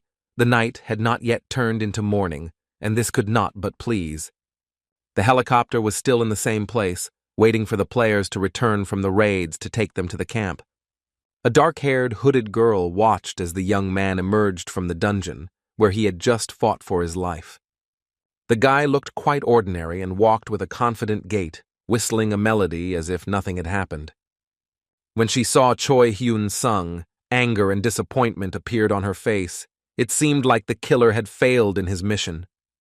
The stranger in the cloak headed to the entrance of the dungeon to find out what exactly happened there and under what circumstances. She activated the hunter's vision skill, and red energy began to thicken around her, enveloping the brunette's figure. The girl's eyes also flashed red, and she began to carefully examine the area. The tracker went deeper into the dungeon, leaving behind red footprints, the same ones she had discovered before from Choi Hyun-sung. Red-lit spots from blows appeared on the walls, and traces of sword swings appeared in the air. The girl carefully studied the course of the battle. She had the opportunity to reconstruct recent events. Suddenly, an expression of extreme surprise appeared on her face. It seemed that the murder scene had been discovered. The stranger stood, watching the whole whirlwind that remained at the site of the most active battle between the players. She placed her palm on the floor, apparently having some means at her disposal to recreate what had happened. The face became calm and focused again. The magician realized that she was on the right path. There was still much interesting ahead. The girl activated the memories of the earth, and figures made of soil particles rose into the air. Choi Hyun-sung appeared first, and the white trail from his sword's sweeping movement was predictable. Then a player in black clothes, armed with a dagger, rose from the ground, his figure more tense. The ranger stood and watched the movements of the earthen dolls, which reproduced the course of the battle. She was extremely focused on what was happening, trying to remember every detail of the fight, even the smallest ones. Suddenly, her face changed its expression, and her eyes widened in surprise. This should not have happened. The brunette moved closer to the earthen players, trying to recreate the picture of the battle almost in real life. Then she saw how the figure of the killer moved to another corner of the dungeon, and the girl regretfully stated that he had decided to run away. Then came the scene where Choi Hyun-sung launched another decisive attack to prevent the enemy from escaping. The ranger saw him pierce his enemy, and her eyes widened again, but not from surprise, but from shock. The doll depicting the killer crumbled into pieces, making it obvious that he had died right there. With tears in her voice, the brunette uttered the name of the criminal, Takahashi. It seemed they were in a rather close relationship. Then the girl whispered that he was dead, and it seemed that she was having a lot of trouble believing it. Soon, word that the assassination had failed reached those who ordered it in Tokyo, Japan. The man with the mustache pursed his lips and chuckled. It was obvious that he, too, was finding it hard to believe what had happened. He asked the red-haired man if he was sure the information was true, especially the one regarding John Seon-woo. The organization's employee replied that yes, that was the report from Kaneko, who was assigned to monitor the Korean. Then he added that Choi Hyun-sung also killed Takahashi. He told the boss all the details that the brunette had given. The man added that there was a high probability that the young man killed Jong-sun in the same way. He looked down and added that he was 99.9% sure of it. The fighting technique and skills used in the fight were similar. The man with the mustache asked incredulously if the player who had awakened a year ago had actually managed to bypass the 20-level rule and kill one of the strongest ranked fighters. Japanese Dimension Gate Minister Tanaka clarified that this happened twice, and the red-haired employee nodded silently. Tanaka looked at him sullenly and informed him that breaking the 20-level rule wasn't the end, apparently. Redhead explained that Choi Hyun-sung likely had a unique skill, which is why the Korean Players Association was so eager to sign him. Tanaka began to nervously tap his finger on the table. He was clearly deep in thought about what had happened in the neighboring country. The minister muttered that the unique skills that allowed him to grow so quickly were dangerous, and that the player needed to be removed immediately. The ministry employee's eyes widened. He didn't understand why they were killing such a valuable person, a powerful warrior in the long run. Tanaka asked them to forget about it. He asked how many secret agents they could send on this mission now and was told 5. The minister immediately ordered them all to be sent to North Korea, which again surprised the red-haired man. Seeing the man's confusion, Tanaka asked if he could hear him well and received the answer that agents would be dispatched right away. He merely clarified that the same goal would be achieved this time. The minister nodded. This order was very strange for anyone with even the slightest understanding of this business. Before the red-haired man left, the boss added that there was something else that needed to be taken care of. He looked at the photo of Choi Hyun-sung on his desk and explained that if the mission failed, they were to kill Choi Hyun-sung at any cost, absolutely any cost. The subordinate loudly reported that he understood everything. He clearly wanted to leave this office as quickly as possible. The doors closed behind him, and a deep sigh swept through the room. Being a minister is clearly not the easiest job. For a while, Tanaka sat motionless in his chair, simply staring ahead with an unseeing gaze. Finally, he said that Choi Hyun-sung does not trust the Korean government, and this is to their advantage. The main thing is to get it done in time. The minister called our hero a stupid bastard, apparently meaning that it was not his own country that he should be afraid of. Meanwhile, the young man honed his skills in the dungeon and cast a magical projectile of unprecedented power. The guy's appearance also changed a little. He updated his equipment and now looked more like other high-level players. Apparently, this was done on the advice of Lucia, who took her employer's safety seriously. Choi Hyun-sung combined the magic he had before with the one he had obtained through the assassin skill, and even holding such a projectile in his hand was not easy. At some point, the glow simply went out. The young man sighed that if he had concentrated better, this would not have happened. The mercenary asked not to be too upset about this. The result was still quite good. She laughed and added that they still had plenty of time to hone this skill. The player's face lengthened a little. He thought that there were other important things to do. He could try to act differently. Lucia understood this message correctly and took out her sword, offering to practice the skill of fighting with cold weapons. The boy instantly grabbed the hilt of his blood destroyer sword, his face becoming serious and collected. The girl held up a shield in front of herself, as if hinting that she would now defend herself rather than attack. They took up fighting positions, and for a while simply looked at each other, trying to anticipate the enemy's attack. Choi Hyun-sung announced that it was his turn to go first, and the mercenary nodded a little hesitantly, a sign that she was ready. The players' movements were so fast that one could only see the flashing of swords in the air, but not their movements. If you looked closely, you could see the rare pauses the opponents took to regroup. When the guy struck Lucia again, it was so strong that she could barely hold on to her shield. But the warrior's experience was much greater, and she found a way to escape from under the young man's blade. The kick sent the hero flying back and falling flat on the ground. It was an unexpected move. The guy jumped up and tried to restore his mana by placing his hand on the ground. He had the appropriate skill. Choi Hyun-sung felt energy filling his body and was already preparing to launch a counterattack. But the very next second, the tip of the mercenary's sword was pressed to his forehead, and she did not hesitate. But our hero didn't lose his composure. He managed to push her blade away from himself and counterattack with lightning speed. It was clear from Lucia's face that she was pleasantly surprised by her student's new sword skills. At that moment, several more powerful blows hit her shield, and the girl was forced to take a few steps back. Moreover, when she turned her back, the young man attempted to attack from above. Now he was in no way inferior to her. But he wasn't stronger. This attack was also stopped before reaching its target. The guy jumped back to avoid getting hit. He cursed because this time he was almost certain that he would be able to win the fight. Pushing off the ground in his new high-level shoes was much better than in his previous shoes. But Lucia also reacted instantly and jumped. The shield and sword met again, thundering loudly. The beauty placed the tip of her sword against the hero's leg, as if hinting that she could have just cut it off. But at that moment, his sword ended up at the mercenary's neck. The friend managed to parry the blow, but it was clear that this time it took a lot of effort for her to do so. Choi Hyun-sung struck again. but his blade was blocked by the beauty again, and the hero's face became confused. The girl wielded her shield as if it were another weapon and not just a means of defense. She truly was an excellent swordsman.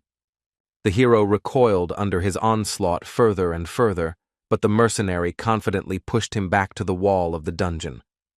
Just before she finally pressed down, the tip of Lucia's sword again descended straight towards the young man's head, freezing at the last second. Only by mustering all his strength did the hero slip out from under the blade and again made an incredible leap. They stopped opposite each other and lowered their weapons. It looked like they were done sparring for the day. When Lucia said this out loud, Choi Hyun-sung was a little surprised. He was already used to the fact that their training usually lasted much longer. With a joyful and inspired smile, the blonde suggested moving on to the next dungeon. The guy's face took on an incredibly strange look, and he asked in bewilderment if he had really improved his skills that much. The warrior nodded and reported that it was true. He began to deal damage to a moving enemy faster. Then the girl added that, when the young man dodges attacks, he makes a lot of unnecessary movements. His joy is like a cow licking it with its tongue. The mercenary added with a smile that, to be honest, she hadn't expected the player to level up so quickly. He looked at her gratefully and said that he would like to learn to defend himself better. Lucia replied that it wasn't quite right for him. If Mr. Choi Hyun-sung wanted to get better at using the shield, he needed to learn patience. His tactic is to attack the enemy immediately, in which case the shield will only get in the way. The guy laughed, puzzled, and said that he was trying to be more patient, but so far it wasn't working out very well. The blonde smiled back and noted that this was the main manifestation of his individuality, his character. She added that it would be more difficult for him to fight with a shield and a sword at the same time. The hero would do much better using only a sword. Lucia explained that the metal plate he had bought was sufficient to protect his left hand. The guy was a little disappointed, but agreed that there was some logic to it, and then thanked him for the tip. The mercenary nodded and reported that their training today was over. It had been quite productive. The guy smiled and promised that they would see each other again very soon in the next dungeon, calling the girl a mentor. With a somewhat guilty expression, Lucia announced that she was not a mentor, then smiled and began to disappear. For a moment, Choi Hyun-sung simply stared at the spot where she had just stood, unsure how to respond to that sentence. Then he shrugged and headed towards the exit of the dungeon. It was a long way to go, and the hero was tired. He yawned and thought that now would be a good time to take a nap rather than go out for another hunting session. But still, he and his partner agreed that he would soon move and call her, so they had to go to the next gate. Suddenly, our hero felt someone's presence and stopped. The feeling of anxiety began to grow. Ahead, he noticed several pairs of glowing red eyes. It wasn't exactly unexpected, but still, the guy whispered that he wasn't alone here. There was no time left to look at what kind of monsters were lurking in the darkness. Soft footsteps were heard from around the corner. A red-haired player appeared right in front of the young man and praised Choi Hyun-sung for his quick thinking in Japanese. Hearing the foreign speech, the young man became wary and asked if the stranger was from Japan. He grinned and said that indeed, our hero understood that it was this stranger who was causing the feeling of anxiety. The red-haired man said with a smile that it would be better for Choi Hyun-sung not to try to resist, but rather to simply go with him to the right place. The guy asked in surprise why the stranger wanted him to go with him and, most importantly, where. The Japanese man replied that he could not say this, after which he suggested making his choice more quickly. He tilted his head slightly to the side and cheerfully asked whether the player would resist or just give in right away, saving time. Our hero began to think hard about what to do. The main question was whether to call Lucia now or try to solve the problem himself. The young man clenched his fists. He guessed that this stranger was most likely in cahoots with the man who had recently tried to kill him. And this meant only one thing. The red-haired man could not remain alive. This was a direct threat to the hero's future. Choi Hyun-sung glanced back. It seemed to him that there was someone else there. but obviously the enemies would not attack at the same time. The Japanese man continued to smile softly, but had already taken out his katana and placed it on his shoulder, waiting for an answer. Then he lowered the weapon down, as if hinting that he was ready to use it immediately. The guy decided that for now he would try to handle it on his own. He took out his sword and demonstratively waved it several times. This was the long-awaited answer. The hero's gaze showed determination to quickly deal with the stranger who dared to threaten him. He continued to smile and again tilted his head to the shoulder, chuckling knowingly. It seemed the man was mocking. He reached for the hilt of his sword and said that the choice was wrong, but he only wanted the best. Choi Hyun-sung remained silent and activated a protective electric barrier around himself. He didn't like long conversations. The young man's next move was supposed to be an attack of black lightning. An explosion was heard where the enemy had just been, but the Japanese had managed to move. The guy used the breath of the Black Thunder Dragon as a bonus. He didn't want to let the enemy get close. But that's exactly what happened. The killer emerged right behind the hero and was preparing to deliver his signature blow. The young man managed to react in time. He was surprised that this player also possessed the skill of moving in space, because this is a rarity. He did exactly the same thing and used a long-range projectile again, this time a thunderstrike. There was still no effect. The red-haired man avoided damage. Choi Hyun-sung realized that he needed to change tactics. This will help conserve stamina and mana to fight better with swords. He sharply reduced the distance. The Japanese blocked the sword with a katana, then the guy simply enveloped his hand in electricity, intending to strike with a projectile. The assassin was fast enough to avoid the hit, but he was nonetheless impressed by the boy's abilities. He used his blade as a shield, which seemed like a rather interesting move to our hero. But Choi Hyun-sung was even more surprised by the speed with which his opponent launched a counterattack. He swung the katana at full arm length. If the young man had hesitated, he would have been cut in half in a second. The hero jumped up and caught hold of the cave ceiling. The enemy jumped after him, but turned out to be weaker. Choi Hyun-sung returned to the ground a few meters further away, and the Japanese player praised him for his quick reaction. He added that his skills were also quite good, after which he smiled broadly and began to slowly move forward. Squinting, the killer asked how long our hero could hold out in this mode. He rushed forward with such speed that it seemed to the guy that the enemy simply disappeared, dissolved into thin air. This was not the case. The enemy attacked from above with a blow from a katana with incredible power. The blades screeched as they touched. The man turned out to be physically more developed, so our hero thought that if he continued a little longer, he simply wouldn't be able to bear it right now. And yet he held on, throwing the Japanese man aside, who immediately jumped again, and a ring of dust rose around the opponents. They circled around at great speed, neither of them risking being the first to close the distance and unleash the oi. The red-haired player was calm. He just wanted to carry out the minister's order as quickly as possible. Choi Hyun-sung no longer felt any fear of him. His main goal was to find out who the customer was. Finally, the Japanese couldn't take it anymore and went on the offensive. Every time he struck while jumping, the guy managed to jump back. Eventually, their blades touched again, and the swordsmen began to clash, both fighting to the limit of their abilities. But the young man had the dragon's black mana strikes in reserve, which turned out to be an advantage in this fight. However, it was only once. The enemy avoided the next blow by moving in space. It seems he had a lot of mana. Choi Hyun-sung fired the next projectile directly at where the Japanese appeared. He tried to predict the place of his appearance. The plan didn't work. The hero only wasted his strength and energy. His enemy managed to retreat faster than the blow could reach him. He appeared as if out of thin air right behind the young man, using the sheath of his katana as a club. The guy didn't give up hope of striking the enemy with lightning.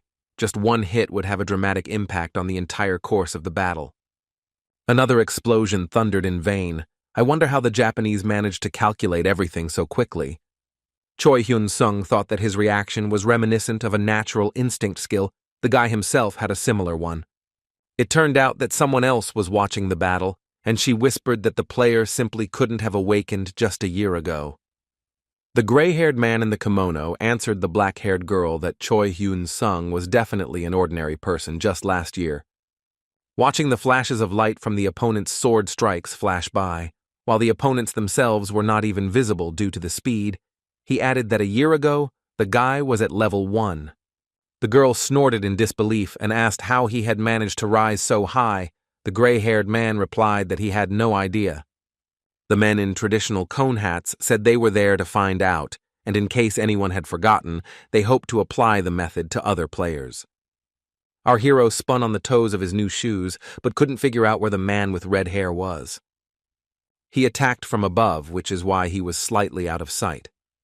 Looking at this, the gray-haired man said that Choi Hyun-sung was good, but not yet a ranker. The guy just froze in place, risking losing his head simply because he couldn't determine the enemy's location.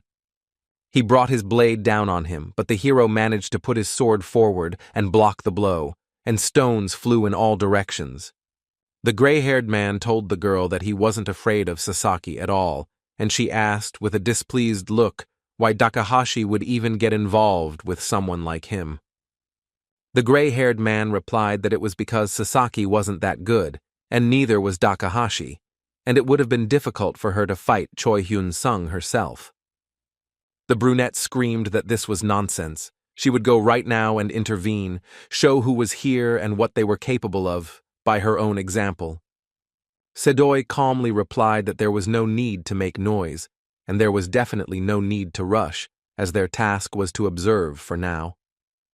He added that Sasaki said that he would deal with the guy himself. Just at that moment, he actively teleported away from his blows. Choi Hyun-sung was very determined, and now had the advantage in attack, pushing back the enemy. While he held on, blocking blows with both the katana and its sheath simultaneously, the Japanese continued to smile cheekily. One of his blows hit the target, and the young man grabbed his shoulder. He needed to be quicker. It seemed that the enemy himself did not expect that, having received a wound, the young man would continue to attack him with the same force and inflict a similar wound. Now both were not so good, but anger and thirst for revenge did not allow the battle to stop there. Our hero thought that he was still weak. As he swung his sword, he told himself that he should have trained with Lucia even harder than he had. The red-haired man caught himself thinking that his opponent was simply crazy. His style was extremely dangerous. He threw his scabbard at the enemy, trying to distract his attention, but the move clearly didn't work very well. Shouting that this attack simply had to be successful, the Japanese man materialized behind the young man and swung to deliver a crushing blow.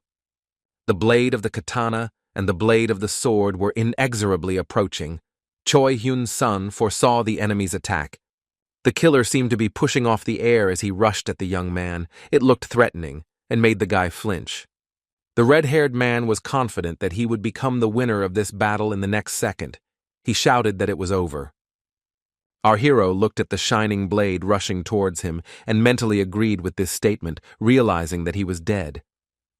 At the thought that this was how his death would come, Choi Hyun-sung's eyes widened in horror, and he didn't even try to save himself. Suddenly, the heroic rank passive skill survival instinct activated, and the red-haired head flew to the side.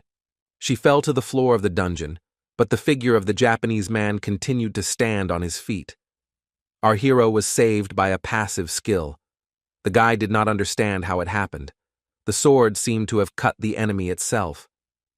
More precisely, it was not the sword, but the hand of our hero, his body that gathered all its strength in a critical situation and forced him to act instinctively. The enemy's katana seemed to hang in the air, in no hurry to fall to the floor. Choi Hyun-sung solemnly informed the Japanese man's corpse that he had lost. Soon, only a black haze remained where the killer's body had lain. It seemed his intentions were not destined to come true. But to Choi Hyun-sung's surprise, a girl with black hair suddenly appeared from the same haze. She said that she didn't think Sasaki would die. It was just funny. An angry grimace frozen on her face. A black haze rose into the air and rushed towards the opposite wall of the dungeon. It looked strange. Our hero stood in the dungeon and couldn't understand what was happening. He knew only one thing: the killer was not alone, so he was still in danger. The girl was already clearly visible, but on both sides of her, some other players were emerging from the shadows, and the situation was becoming threatening. Choi Hyun-sung dug his heels into the ground and turned sharply, expecting a blow to the back. He now preferred to listen to his intuition. The gray-haired man stood next to his companion and loudly told her that the boy had exceeded all his expectations. Behind the guy, as he expected, there were several more opponents, and he realized that they had been watching him all this time, hiding in the shadows. A little further on, another man appeared, wearing a traditional conical hat. He did not comment on what was happening. The young man assessed the situation and realized that there were too many enemies. Even with Lucia's help, it would be difficult to cope. It dawned on the guy that, as the mercenary had predicted, the players had found out that he had been leveling up too quickly. The brunette and her gray-haired companion stood with their arms folded across their chests, clearly expecting some kind of reaction from our hero. The men in hats also watched silently, but their mere presence created considerable tension in the scene. Suddenly, one of them widened his eyes. He noticed something that the others had not yet seen and was surprised. Choi Hyun-sung activated his account with a sweet smile and was reading something there, his face completely calm. He pressed the confirmation button several times, and the screen showed a rather impressive amount of points. Suddenly, a whole crowd of mercenaries appeared around him. Lucia also came to the call and was now preparing to stand up for her employer. The first thing the girl asked was who the enemies were, but she already understood who she would have to fight. The bald mercenary with a huge hammer didn't ask such a question. It was clear from his face that he was happy to kill anyone. The man with the blue glove, apparently a tank, could not understand why someone had hired not just him, but an entire squad at once. The masked man was simply preparing for battle. All the summoned mercenaries looked very impressive and were clearly of high rank. They stood around Choi Hyun-sung, clearly making it clear that they would protect him at any cost. The Japanese could not understand where the players came from. They did not sense the mana of the mercenaries. Our hero loudly declared that his goal was to capture the enemies, or at least kill them if there were no other options. Lucia joyfully shouted that it would be done. She was glad that the guy listened to her advice. The bald player with the hammer smiled and promised that he would begin carrying out the order right now. He was inspired. The other two simply nodded silently, which everyone understood. It seemed they weren't fans of talking to the employer. A huge piece of stone fell to the ground right at the brunette's feet, and she didn't have time to react at all. The woman was thrown back and covered in debris. It was clear that she was at least stunned, a good start. The stranger began to rise, but Lucia was already heading towards her with a sword at the ready, who absolutely did not want to allow this. It was clear from the girl's face that she did not see her opponent as a serious threat and intended to deal with her in a matter of minutes. A trickle of blood mixed with saliva was still flowing from the brunette's mouth. She had not yet fully recovered. Wiping her face, the Japanese woman angrily asked what the hell had happened, a look of bewilderment on her face. Meanwhile, one of the two silent mercenaries jumped up to begin doing his job as well. He rushed towards the group of men in hats, targeting the one standing furthest away to prevent him from escaping. The blue-gloved fist met the enemy's nose before the mercenary's shoes had even touched the ground. It was a blow of such force that the Japanese man seemed to die right there, without even having time to blink. His opponent didn't wait for him to fall and rushed towards the rest of the enemies so as not to waste time. The bald man with the huge hammer was also very enthusiastic about the idea of swinging his weapon to glory. Two more men in hats trembled with terror, and then tried to run away, or at least hide in the shadows. Anyone in their place would have done the same, because watching a mountain of muscles rushing towards you with a giant hammer at the ready is unbearable. The mercenary was extremely inspired, and while still in the jump, raised his hellish weapon for a strike. Even Thor would have envied such a thing. The player was thrown high into the air by the recoil, but his victims were much less fortunate and were seriously injured. The mercenary grabbed one of them by the scruff of the neck and dragged him to Choi Hyun-sung, telling him that he had passed out and the other was dead. The last one remained lying not far from the place where the hammer struck, with a pool of blood spreading beneath him. Watching the Japanese man's body dissolve into thin air, the bald giant continued to drag his colleague to his employer. He cheerfully reported the situation and asked whether it was possible to continue performing his immediate duties. Meanwhile, Lucia bound the brunette's arms with a fire spell, rendering her unable to fight. The tip of the sword was pointed at the girl's face, but she continued to shower him with curses and insults. To shut the boar's mouth, the mercenary made just a few sharp movements with her blade, and the stream of curses stopped. The woman's eyes widened in pain, and now she could only howl through her teeth, but at least she was still alive. Lucia stood over her and thought that some people were more disgusting than insects. You just wanted to destroy them on the spot. The blonde's gaze showed that she had seen many women like this along the way, but she had never learned to understand their motivations. The gray-haired man cleared his throat and said in a broken voice that it was impressive. He was amazed. The masked mercenary looked at him with some confusion and replied that it was nothing. He hadn't even bothered. The Japanese man sat barely alive, leaning his back against a stone. A sword lay nearby. The player no longer had the strength to fight. The man in the mask really did look as if he hadn't just been swinging a sword, but had been drinking tea and eating cookies. Choi Hyun-sung couldn't contain his emotions and called out to the players he had hired, his voice trembling slightly. But he was trembling not from fear, but from joy. The guy praised them for their excellent work. He didn't even expect anything like that. The hero called the mercenaries cool, and they began bringing him enemies who could still breathe on their own. The masked man reported that the mission was completed and asked if the sir had anything else he wanted to assign him. Choi Hyun-sung thought for a moment, then looked at the mercenary with a cunning gaze. He really did have a task for him. He ordered the masked man to keep an eye on the prisoners for the rest of his time in this hire. The big guy with the hammer looked a little disappointed. He was hoping that there would be an order to kill someone on the spot. The masked man and his silent companion in the blue glove turned to watch the prisoners. One of the Japanese had to be forcibly returned to his place. He again attempted to hide in the shadows and slip away, but it was not to be. Our hero turned to the Japanese and asked why they had been following him and decided to kill him. Everyone was silent. The gray-haired man and the brunette tilted their heads forward so as not to look the player in the eyes. The men in hats did the same, but their faces clearly showed fear and horror. They understood that they were still under threat of death. Choi Hyun-sung stated that the enemies didn't seem to be willing to answer his questions. Well, he could help them change their minds. The bald giant suddenly barked for a quick answer. A hidden threat could be heard in his voice, and we all remember what kind of weapon this mercenary used. He kicked one of the players in the hat and yelled that Sir asked him a question. Let him answer immediately, if he is not tired of life. The Japanese man began to slowly crawl back, lamenting that he knew nothing and could not say anything. He almost cried.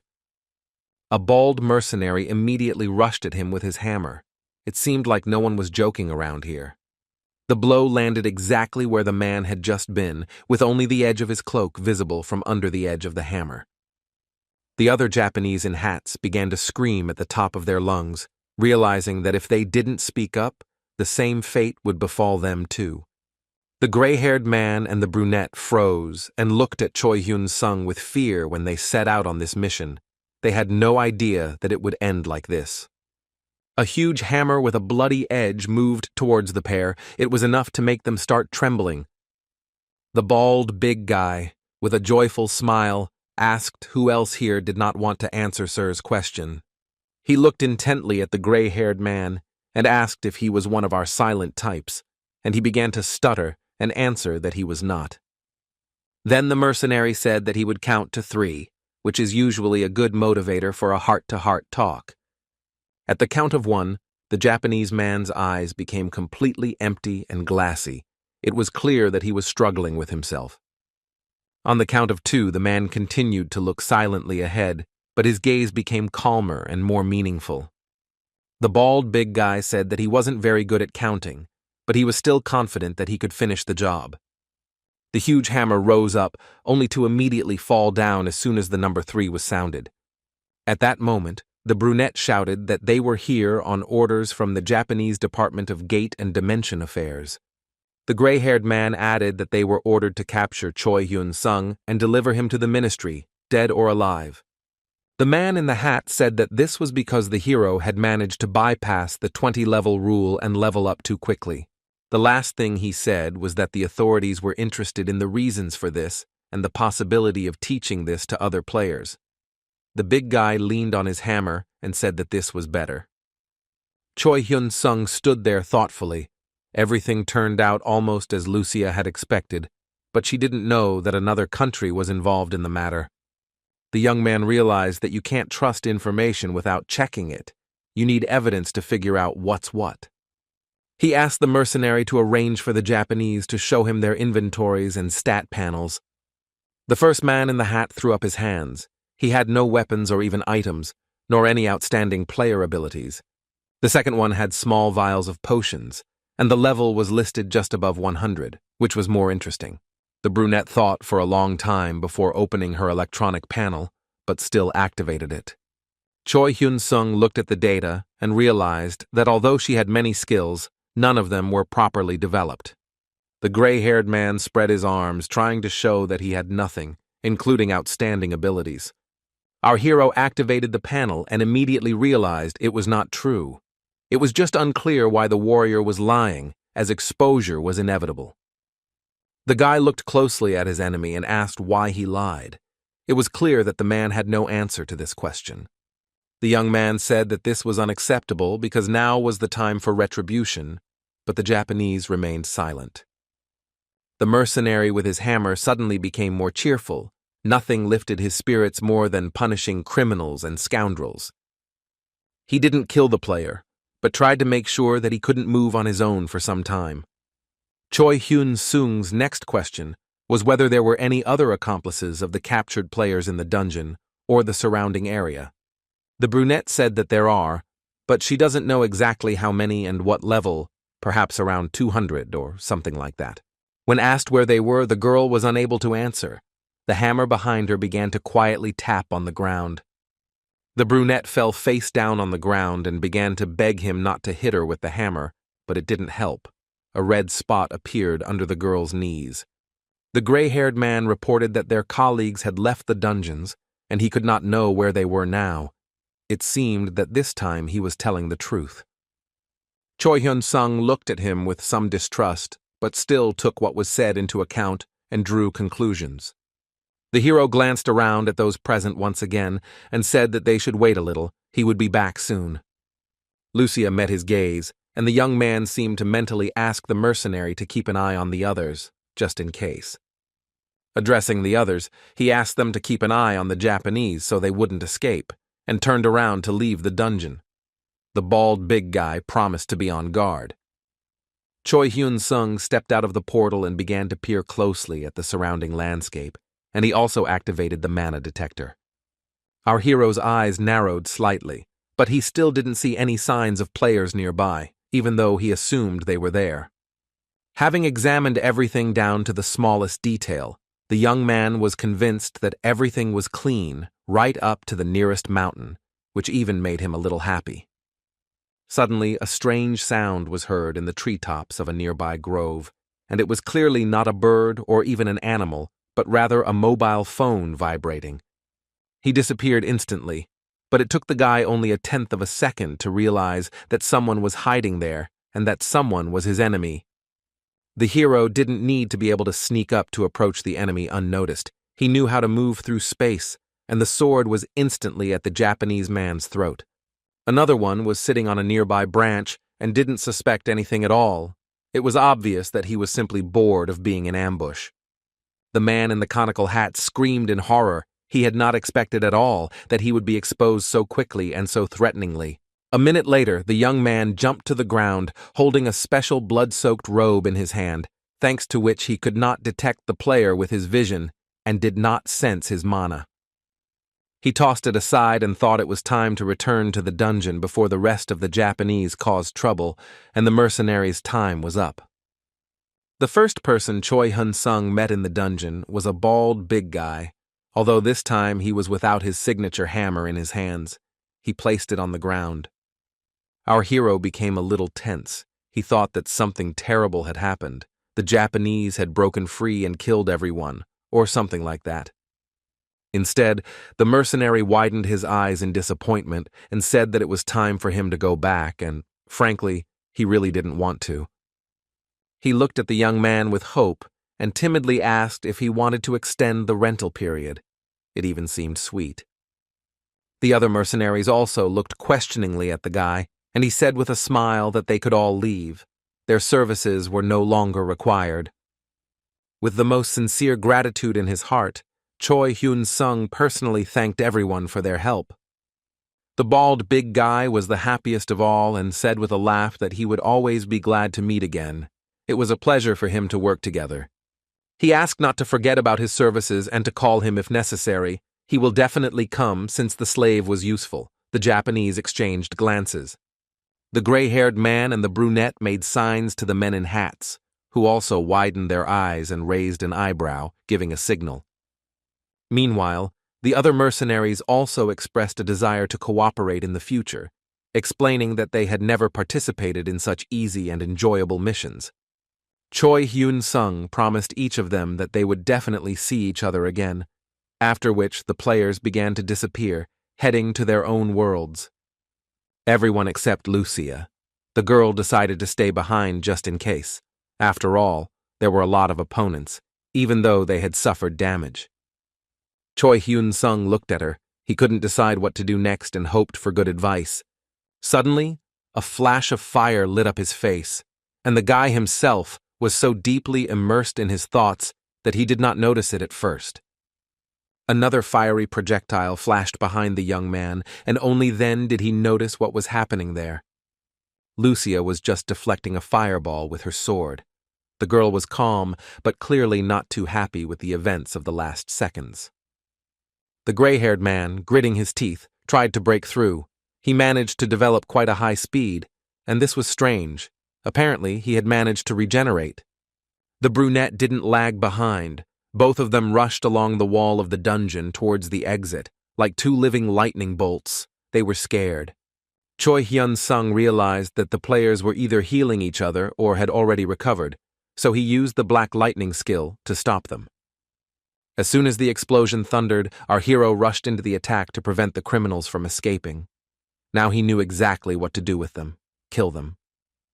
The players stopped and looked back. They had managed to slip past the epicenter of the attack, but they knew they would be pursued. The gray-haired man began casting a fire projectile to stop the young man in mid-flight. He was confident that it would work. His partner took a fighting stance. She had no intention of running away alone and was prepared to fight if necessary. The explosion, thanks to the efforts of the Japanese, was not so bad. The flames shot up into the air at least 10 meters. Fortunately, Choi Hyun-sung had good reflexes. The hero was also lucky that Lucia was with him. She cast a protective spell, a copy of her shield, on her employer as well. When the flames died down, the girl took up her sword. She had no intention of forgiving such behavior from vile criminals. One movement of the blade, and two heads flew in different directions, and the mercenary prepared to sheathe her sword. Choi Hyun-sung felt movement nearby and began to listen. It turned out that the other captives had also fled.